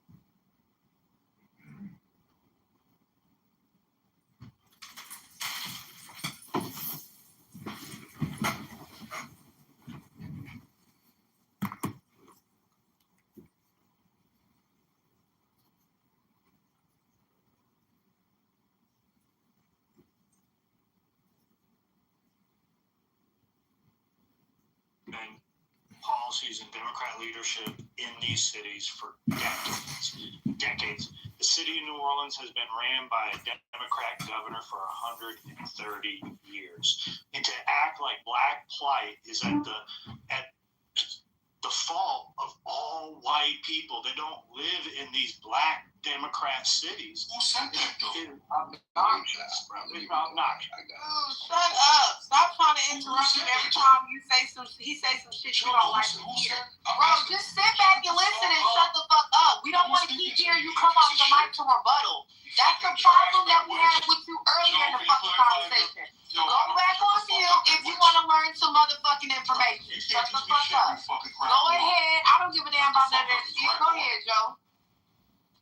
Yeah, Joe, when did you hear me say that, Joe? Bro, shut up. Thank you, Joe. You fucking crack. Yeah, I don't give a fuck. Your mama was a cracker when she was getting her back cracked. Not at all. Yeah, your mama was over there cracking when she was getting her back cracked. Go ahead, Joe. Yeah, I don't give a fuck about none of them cracker, Joe. At the end of the day, tell your mama to stop getting her back cracked. Tell your mama to stop getting her back cracked. Okay, go ahead, Joe. If I was to pose the question would be, you know, everyone knows about the racial gerrymandering now is no longer legal in our country, and they're going to be changing this. What black politician can anyone name that's in office today has done one thing for the advancement of black people? Wait, can I rebuttal? You said something in reference to Democratic states. When I said the Great Migration and how they went to these Democratic states, you said, "Oh, they don't do this." Do you know the reason as to why black individuals were leaving southern states, which is what? Can you answer that question? Yeah, but it's black. But I said cities, though. I said Democrat cities. No. Yeah, so I said Democrat cities, and you're asking me about Democrat states. So you framed what I said. I love this. You know one thing about it is, Joe, they still ain't answered your damn question. You see how they keep trying to deflect every time you ask them a question highlighting what black people are doing in communities? You notice that, right? They don't have the fucking answer. Are incapable of answering, or they don't have the fucking answer. So, Joe, can you re-ask that question one more time? So these niggas can hear it in the back? Can you ask that question one more time, Joe? That was a good I'll pose the question one more time, real quick, Joe. We have Michael on stage. You can answer too. He's pretty thoughtful. But go ahead, Joe. Hey, look, this is an open question. I'll just sit back and listen to. I'm not even trying to debate anyone here. Look, we're at the end of racially gerrymandered House districts, and my question is, of all the racially gerrymandered House districts, name one black politician that has advanced policy, and what is that policy that has bettered black Americans? I'm just curious. I just want to hear it. I'm not even debating. Yeah, so not without like knowing, everybody's policy, like, work, kids and all that stuff, but just the fact that black people are running and winning seats in office, that does advance like sort of the cause or the plight of black people by someone seeing someone that looks like them being able to win an office and do whatever they're doing as a representative. That does help to put the cause forward without looking. But most people, like just like you'd be concerned about the plight of your people, if somebody's elected and they're black and they've had a black experience, they're going to do things that are going to be beneficial to their own people. It's just the way America is. So I doubt that there's anybody in there, Joe, that hasn't done anything to help out, black people. Yeah, look, that may not be, and I see where you're coming from. However, I'm just asking for one. Look, we're at the end of racially gerrymandered House districts. One active, current, right now, black politician in the Black Caucus of the House, because that is clearly going to change over the next few years. Can we name one policy? That's it. Just one policy. I don't want to ask. I don't want to answer. Hold on for 1 second. I would ask you, Joe, do you read a lot of policy? Because I don't. I just read a book on the Constitution, but I didn't read on policy. So if you're up on policy on the other side, then please share with me some policies that you know about. I really don't look to see what everybody votes on in their policy. It's just not an area that I'm looking at. I asked it to the room. The answer is none. I don't know. I don't know what the answer is. I'll give it to the room. I'm not trying to argue with people here. I just wanted to. I hope I didn't steal your thunder, Beam. I thought it'd be a good topic to talk about advancing Black Americans in our. Yeah, no. Can I ask another question? Just a question. That sort of some of the stuff that Pretty Red was talking about, as far as with some of the statistics that she read off. Can I ask, and this is a general question, again, then you can basically put back into slavery. So, when is it that we've been sort of this blight on the white community? Oh, also too during Jim Crow. I don't think black people ever have been a problem. He articulated the evils of the Democrat Party over the last hundreds of years. I agree. It's been awesome. Right. So the Southern strategy. So the Republicans are now the Democrats. The Dixiecrats, they're on the other side now. But another thing I would say too about sort of some of the stuff that Pretty Red was talking about, I would say a lot of that it's learned behavior. If you go back and study African history, like Kevin Roberts did, with his PhD in African American Studies, President Heritage Foundation, you'll learn that the way our families and the way that even when we warred against each other back in Africa, it wasn't like this. So I would say a lot of the stuff that we're doing is learned behavior. I think Viking said it earlier, and I agree, that when white people decide to conquer something, just look like, freaking anything. Alexander the Great, go back as far as you want to go back in time, it's like total destruction. There's no care for human life, even with the dropping of the atomic bomb on Hiroshima and Nagasaki. The fact that we're the only country ever has done that. A lot of people in the world don't move like that. The Native Americans had their warring, but I think when you look at where we are now, those of us who have been in this country, our descendants have been in this country for the hundreds of years we've been here, I believe that we're damaged by a lot of things that have happened. Even the thing about whipping or like spanking kids. So, a lot of us grew up where our parents spanked us with belts. I think that's like maybe a white-black thing. I had friends. I grew up with a lot of white friends. I had one of my best friends, mom, used to paddle him and put soap in his mouth if he would have cussed. Saying all that to say, that we also have this thing that's called getting a switch, where you go out and you, like, if I guess Southern people, white, I think this white black thing, but you go out and you get a switch, you know, basically you pull something off a tree, like a vine, and sometimes they braid them. That's very much like a whip. So essentially, black people were whipping their own kids because it's something that was learned over generation after generation after generation from 1619 on up into the 1900s when this was going on when I was a kid in the 70s.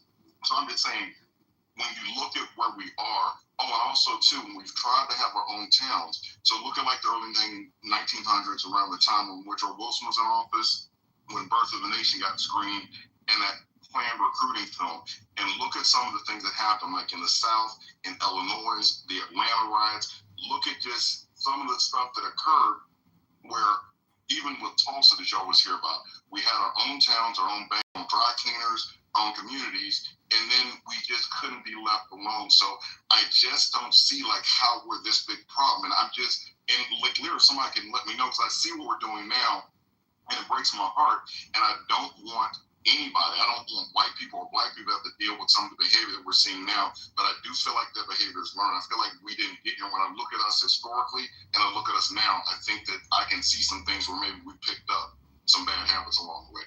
And Alan, thank you for allowing me to talk. I have a follow-up. Look, you said that the Dixiecrats are now the Republicans. Can you name one Dixiecrat that is now a Republican that's in office today? Or is this just really, hold on for a second. Hold on. No, 60 years ago, 100 years ago? Hold on. I'm finishing my full thought. That's my question, and I'll ask again. But is this really just an old playbook to keep people divided? I mean, this is, look, I've conceded the Democrat Party is awful. Woodrow Wilson was horrible towards Black Americans. It's something that I am deeply. He was horrible on blacks globally, not just Black Americans. So look, what I'm asking though is, can you name one Dixiecrat that is currently in office as a Republican? Oh no, I probably, maybe not currently, but wasn't Strom Thurmond, didn't he switch over? One Republican switched parties. Understand. Yeah, you're Ronald Reagan. Joe Biden. Hold on. Joe Biden was an apologist to the segregationists. Robert Byrd was a Democrat. We know Al Gore's father was in office up for many years. He was the famous Democrat that sat there and filibustered the civil rights, bro. So like, look, I've conceded that. Can we talk today? Yeah, we can. Yeah, we can, but we have to understand. Okay. And Joe, after y'all finish y'all dialogue, let me go ahead and put me in this chat, because I'm about to get ready to get down to the nitty-gritty when it comes down to politics. Yeah, Pretty wants to get back into. Okay, yeah, go ahead. Yeah, definitely. All right, so I do want to read this real quick based off of my information that I have pulled up so far. Now, Black male politicians often emphasize in criminal justice and policing. Many prominent Black male politicians have been heavily involved in sentencing reform, policing policy, gun violence, and economic opportunity and voting rights. Such as examples of Cory Booker, which is criminal justice reform, Raphael, voting rights and healthcare poverty. That's one that cares about healthcare. And then we got also two, Barack Obama, healthcare, jobs, and education, criminal justice incentives. Some Black male politicians also focus strongly on business development, infrastructure, workforce programs, and public safety. Now, moving down to the Black female politicians, often emphasizes about healthcare, education, and family issues. Now, many prominent Black women in politics are known on focusing on maternal health, child care, education, domestic violence, reproductive health, housing, and economic equity. So we have examples like Kamala Harris, which is reproductive rights, voting rights, and criminal justice. Maxine Waters, such as housing, banking, oversight, economic inequality, and Ayanna Pressley, which is mental health, racial equality, and violence prevention. Now, Black female politicians. Positions that they hold when they go out and campaign. But I wasn't able to hear any direct policy. The healthcare stuff. But when it came down to the keep sitting here talking about this is fucking insane because once again you're not noticing what you guys care more about and what you care where y'all care more about emphasizing on business development, infrastructure, workforce programs, and public safety. I don't hear anything about community at all. Exactly. But this is the main thing that you niggas complain about though. But this is the main thing that you niggas complain about though. I mean, the last time we had a nigga in office that cared about healthcare was what? Barack Obama? PC, if I might, pretty weird. So you understand the difference? I'm sorry, did you want to go PC? Because I wasn't. Yeah, I wasn't talking about her. Like I don't know what this came from. Like saying this, I didn't even say nothing like that. This is from a former conversation. But yeah, I could go right after one of y'all. Okay, let me respond. Let me respond directly to what she said, and then I will definitely yield. Yeah. So real quick, we're gonna keep the conversation civil, really nice. It don't gotta be all that name arguing none of that. Okay, we all human beings. No, Michael, the reason why before you go, hold on, Michael, before you go, the reason I brought up these things is because I've noticed that black male politicians sometimes focus more on broad and racial economic issues, and black female politicians often center and focus on family and community well-being more directly. That's why I brought up those situations. Okay, and I just want to respond to you, and I literally would yield after that. So I was going to say there's a difference between men and women. So as far as and I know I'm saying that men are more patriarchal, women have more maternal instincts, and I'm just saying that for us, like I think PC was alluding to, like you need both halves of that. So the things you read off to me sound like the world is right, like that's about the way it should be. Men should be trying to be diverse, figuring how we can reach across the aisle, like how we can build business, how we can build, because we're building the community through economic strength as well. So the men are focused on that. Ask you. So hold on for 1 second. So Donald Trump promised no new wars. He also promised lower grocery prices. The other day he made a statement. J.D. Vance said he took it out of context about he doesn't care about the financial plight of Americans. He also talked about he doesn't care about daycare. He cares about Iran not having a nuclear weapon. I'm just saying that politicians lie, and because of Citizens United and the fact there's so much money in politicians' pocket, we can see like the way that we move with Israel and the way that different things go. I just think that all politicians maybe start off with some admirable type of goals, and then they get to DC, and I mean, therefore for the grace of God go I. If I was an elected official and I had somebody give me like fucking $1 million to support something, I might support it. It's like generation can change my family's situation. So I don't know, the lip servicing, I think, it's done on both sides. Like all politicians do that. That's typical. To a certain degree, I guess I can agree with that. So if you pull up, you could pull up the current Democratic Party platform, and they're going to give you, it's about 90 pages here on Ballotpedia, and then just the Democratic Party platform. Okay, so looking through, it's exactly what we understand and what we're taught in secondary education. Democrats generally want to expand our social programs.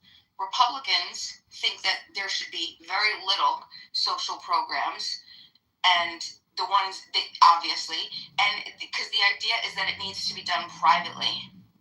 Okay, and the reason it needs to be done privately is because once the expansions happen, that then creates criteria for you to move within those programs, and that criteria then it basically ties other people's hands. It stops and inhibits creativity, innovation, because it doesn't allow multiple avenues to be chosen on the private side. So this is really what we're fighting. So if you look down for example, the Democratic Party platform, you're going to see exactly what you would expect, exactly what you're taught in frickin' college 101 in political in poli-sci. You see all of these over and over. All they want to do is they want to expand current existence. I'll give you an example. This is now current, again, this is the current Democratic Party platform. They want to expand child tax credit. They want to restore and expand SNAP, WIC, okay? Now, those are generally, you would think like, yeah, let's do it. Wonderful, okay? Hold on. Interesting. This is now Republicans take note. This is where Republicans can gain some new adherents. Okay, they specifically focus on Black businesses. They want to expand access to capital, SBA loans, and they say this, right? This is highways, this is invest in schools, can I ask you a question before I gotta leave? Invest in HBCUs, and hold on a second. Republicans, you read the Republican Party platform, okay, which I also brought up, which is hilarious. It's all about lowering. So we can see the reason I'm saying this is because both parties are working against each other because we have different ideas on how to reach the same goal. We both want the same things. People will argue that we don't, but that's not true. We want to attain the same things, but we just don't want to do it. We have completely different ideas on how we want to do it. So they exactly the complete opposite. They want to attack inflation. They want to lower. There's just lower taxation. Just one after another. Lower prices, tax cuts. One good thing: anti-discrimination, civil rights enforcement. I was happy about that.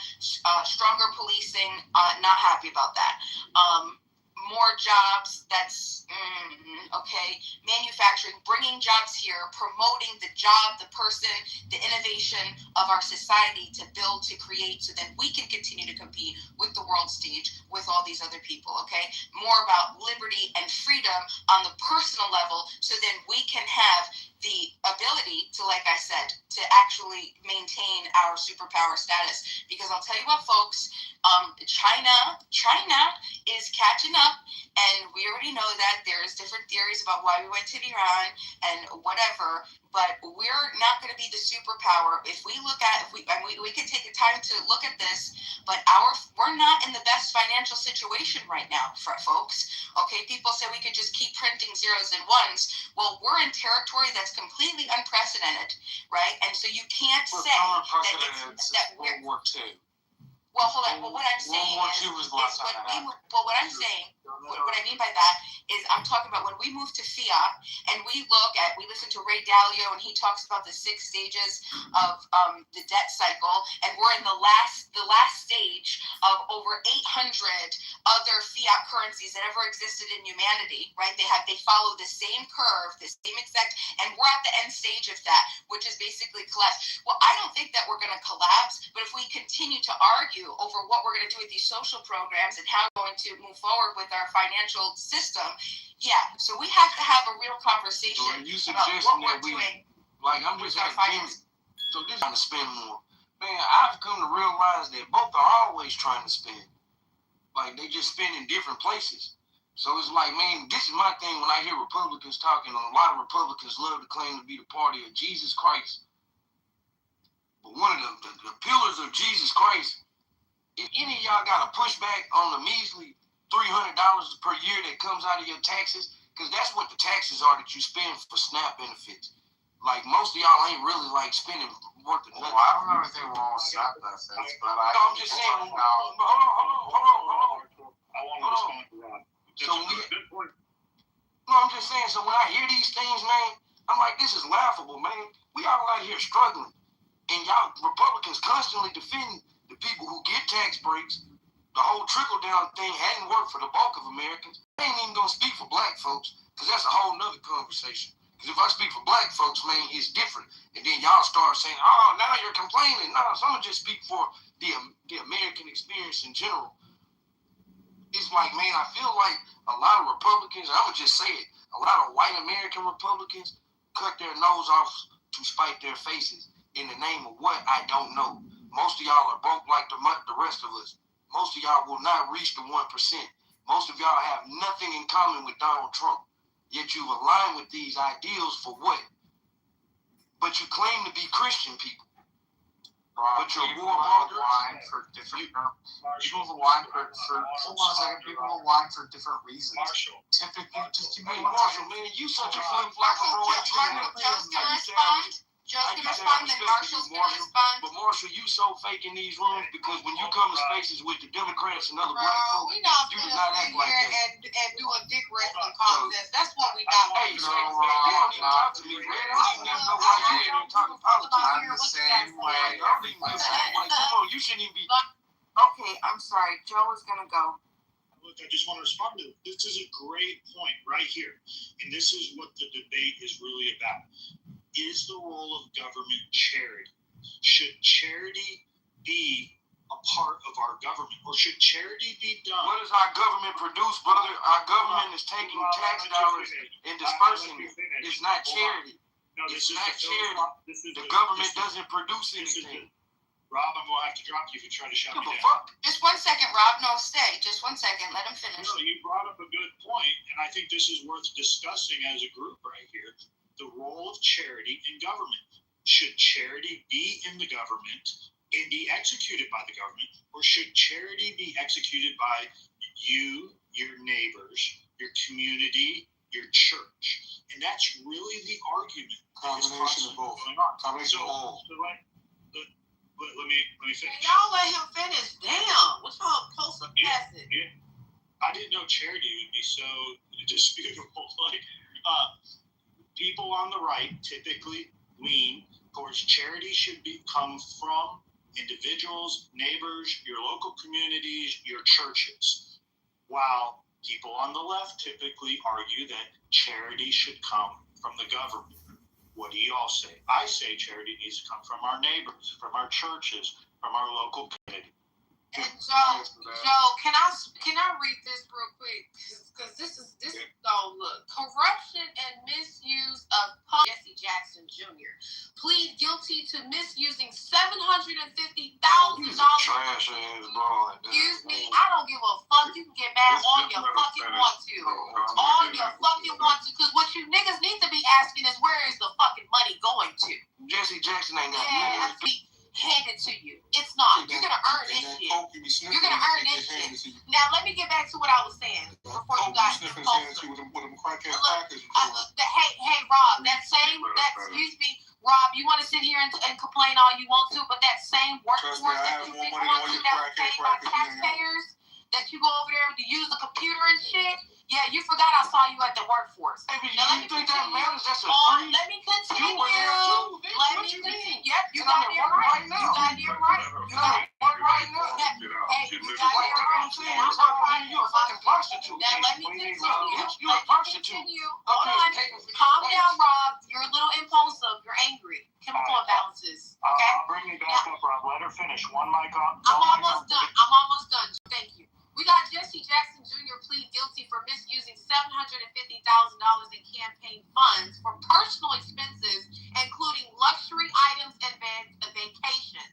Now, LaToya, which was indicted in 2025 on allegations involving misuse of taxpayer money connected to travel expenses and police guard, she denied wrongdoing. Excuse me, calm down. Mel Franklin was charged with allegedly embezzling campaign funds for personal use. Patrick Wimberly was also federally charged with bribery. Donald J. Trump was convicted of 34 felonies. Calm down. Probably should have been bribery tied to city property deals. Then we have Cliff Dunn Jr., who was indicted on charges including bribery, money laundering, and public contract fraud involving transit system contracts. So the question is, y'all need to be asking is, where's the fucking money? Where's the money going? Let me respond. Where's the money going? Let me respond to Joe. Okay, Pretty Red. Let me respond to Joe really quickly, and then I'll answer what you just said, bro. Michael, I'd like to go after you if that's cool. You Yeah, Joe, to what you were saying about the whole way the government should work. So, like with these political parties, I feel like we get too caught up on political parties because they've shifted. Like in some of our lifetimes, I'm not old enough to have been alive when the shift happened, but I was, I guess, on the planet when the Southern Strategy was going on. Saying all that to say that the Federalists and the Democratic Republicans, so the Federalists, I think it was like Hamilton, and they wanted more power for the federal government, and then Democratic Republicans was Jefferson, and they wanted more power for the states. Like where we are now, like we had a Whig party, we really had fist fights on the Senate floor. I'm just saying that these political parties sort of are what they are.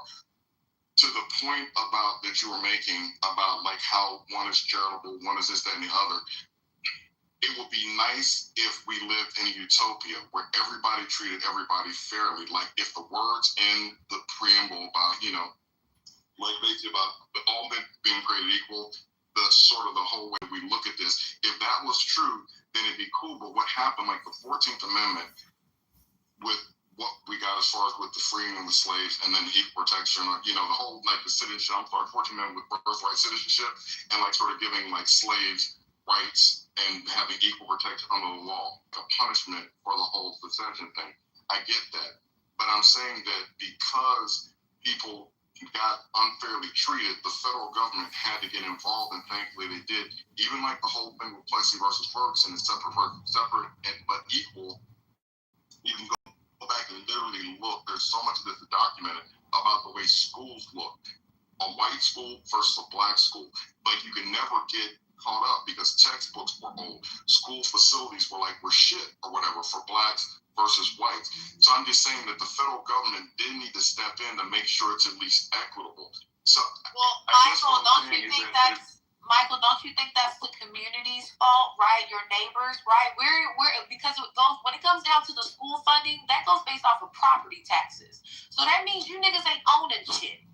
Y'all barely. I'm not saying that you're not owning shit. Hold on, excuse me. I'm not saying that y'all are not owning shit because there are some black homeowners. I'm not gonna sit here and act like there are not black homeowners because there are. But what are you guys doing with your money when it comes down to property taxes? You guys would rather own liquor stores rather than actual fund your schools. Please. So, because you can shut the hell up. Don't nobody care about you coming on mute. Go ahead, Michael. So yeah, no, you're fine. So in the South, we're going. So to the point about communities, if you're coming out of slavery, the whole thing about like how black people kind of got behind or whatever, and it's like you have to look all over the place, and it's like so some of these points not be the most cogent, but it's like ownership, right? So coming out of slavery, we're free. We've been slaves, so what are we gonna do? They try some degree Reconstruction, but a lot of times that's where you hear about some of these sharecroppers. Even if you watch like a show like The Jeffersons, he talked about his dad was a sharecropper. Literally, there were sharecroppers in my family. After we were released, we were still working the land, and it was like the whole thing, Tennessee Ernie Ford, like the company store situation, where basically they worked the land and they were to the landowners, so it was still like another form of slavery. You necessarily weren't like, a slave. You just had to go out and work the land to make enough to be able to live and just to stay on the land. Saying all that to say that we didn't have like a tax base or money. Even in the whole thing with the Three-Fifths Compromise, we weren't considered like a whole person. It was just done for population.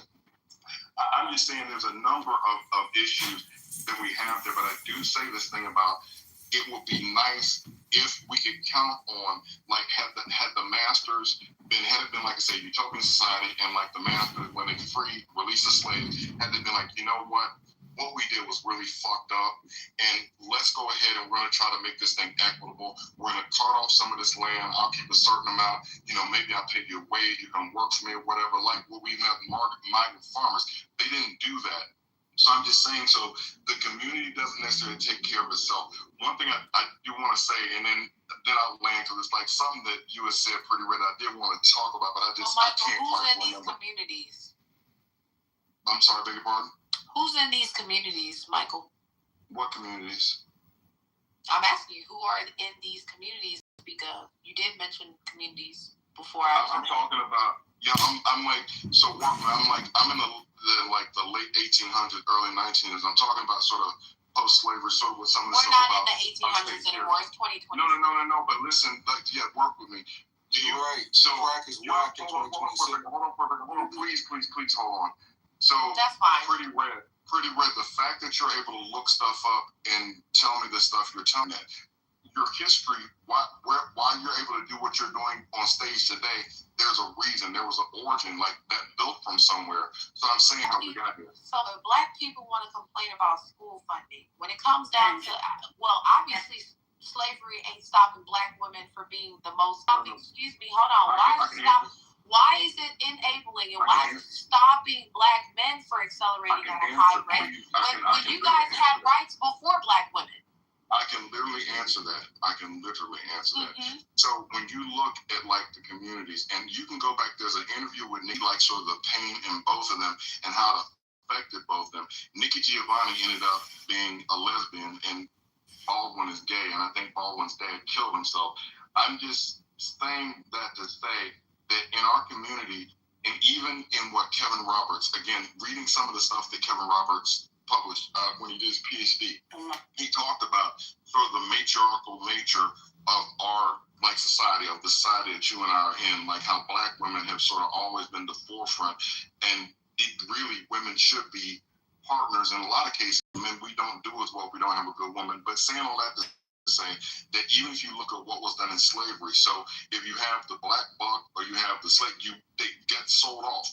They were sold children. A lot of times women had a higher place and were able to do more, even with being in a house with like nursing children. There's a place that our women have held to where they've had a little bit. I'm just telling you, it's like it's history. I'm saying, Michael, how are we being put in a higher position when we had to breastfeed children that weren't even I'm trying to tell you. How the hell is that being put in a higher position? I'm trying to tell you. This is how I know black men are jealous of black women. Ain't no fucking way you can't just say we were put in a higher position, being sit in the house, being raped by folks, and being sold and abused. Okay. Look, sir, you're sitting here talking about us breastfeeding and all of that. Since when was that an accomplishment? You're asking me about how we got to a place. So when you look at like lynchings and you look at things that have happened to black men, go back and look. I literally studied history and I look at this. No, lynchings never happened to black people. It happened to black men only. Can I please finish? Because you're not making any sense. I'm trying to, you keep interrupting me. I'm trying to get my point out. I'm literally, if I can just finish, I'll shut up. But you saying something, I'm just trying to, you can go back and look at videos from like the 1960s with some of the stuff I'm talking about, when some of the voting rights was going with education. There are literally women who are at the forefront. Ella Baker was a mentor for Martin Luther King. There are women that were at the lead of a lot of this stuff. Even Rosa Parks was the first person to sit down and do the thing with the bus. Women have always been prevalent or like sort of leaders in our community. But I'm saying it to say that this video. I wanted to finish hearing what he had to say. Go ahead, Michael. Sounds like a fucking loser. I get it. It's hurting your ears. I get it. It does. I'm tired of you niggas sounding like fucking words. You niggas sound like bitches. Michael, go ahead and okay, thank you. Let Michael finish because people were invested in what he was saying. Okay, so go ahead, Michael. Your mother's a quack hornet. You know what? Yeah, it's all good. I'll land. It's probably the wrong place to do this or what. I'm just trying to give history, but I'll land. You got it. At every fucking head of every community, the man is at the head, except the black community. Why is that? They're going to be loud mouths, Michael. Don't let it. No, I want to ask a question, and I need an answer to the question that I'm asking. At the head of every fucking community, the man is at the head of the community, except the black community. Why is that? Because you niggas are still fucking slave-minded today. That's why. Yo, what that do we say when you pee, bro? Shout out, y'all. But yo, here's what's up, man. I'm just trying to understand. Did you guys? Low. Please forgive. Okay. All right, we're gonna get some decorum up in this shit. All you niggas that be all in the mail center rooms, don't come up here with all that shit. We're gonna do one at a time in this bitch. You ain't getting the decorum on 2 for 5. Go ahead, Anthony. Yeah, let's see if you can make the original louder. What do you got, buddy? And I got some 2 for $5. I can get a cheeseburger. Get a little closer to your mic. It's cats playing balls. Yeah, just a little bit. You Go know, ahead. men playing with their balls. Listen, I don't want to disparage Mike. I really don't. But I'm going to be honest with you. That was one of the worst submissions I've ever heard on Clubhouse. Played by somebody Like, added yo, pixels. There's no way. It's really through was it black people anti-black? Because they're on a social. I'm also running for consideration. Like, yo, It's like you say, round up and put on yourself. And then, if I do that, look at this YouTube video, the gym. All I heard Which is was not victim mentality on top of victim mentality. 10 months on that. Victim mentality. To me, it's a waste of money. Like, black men can't impose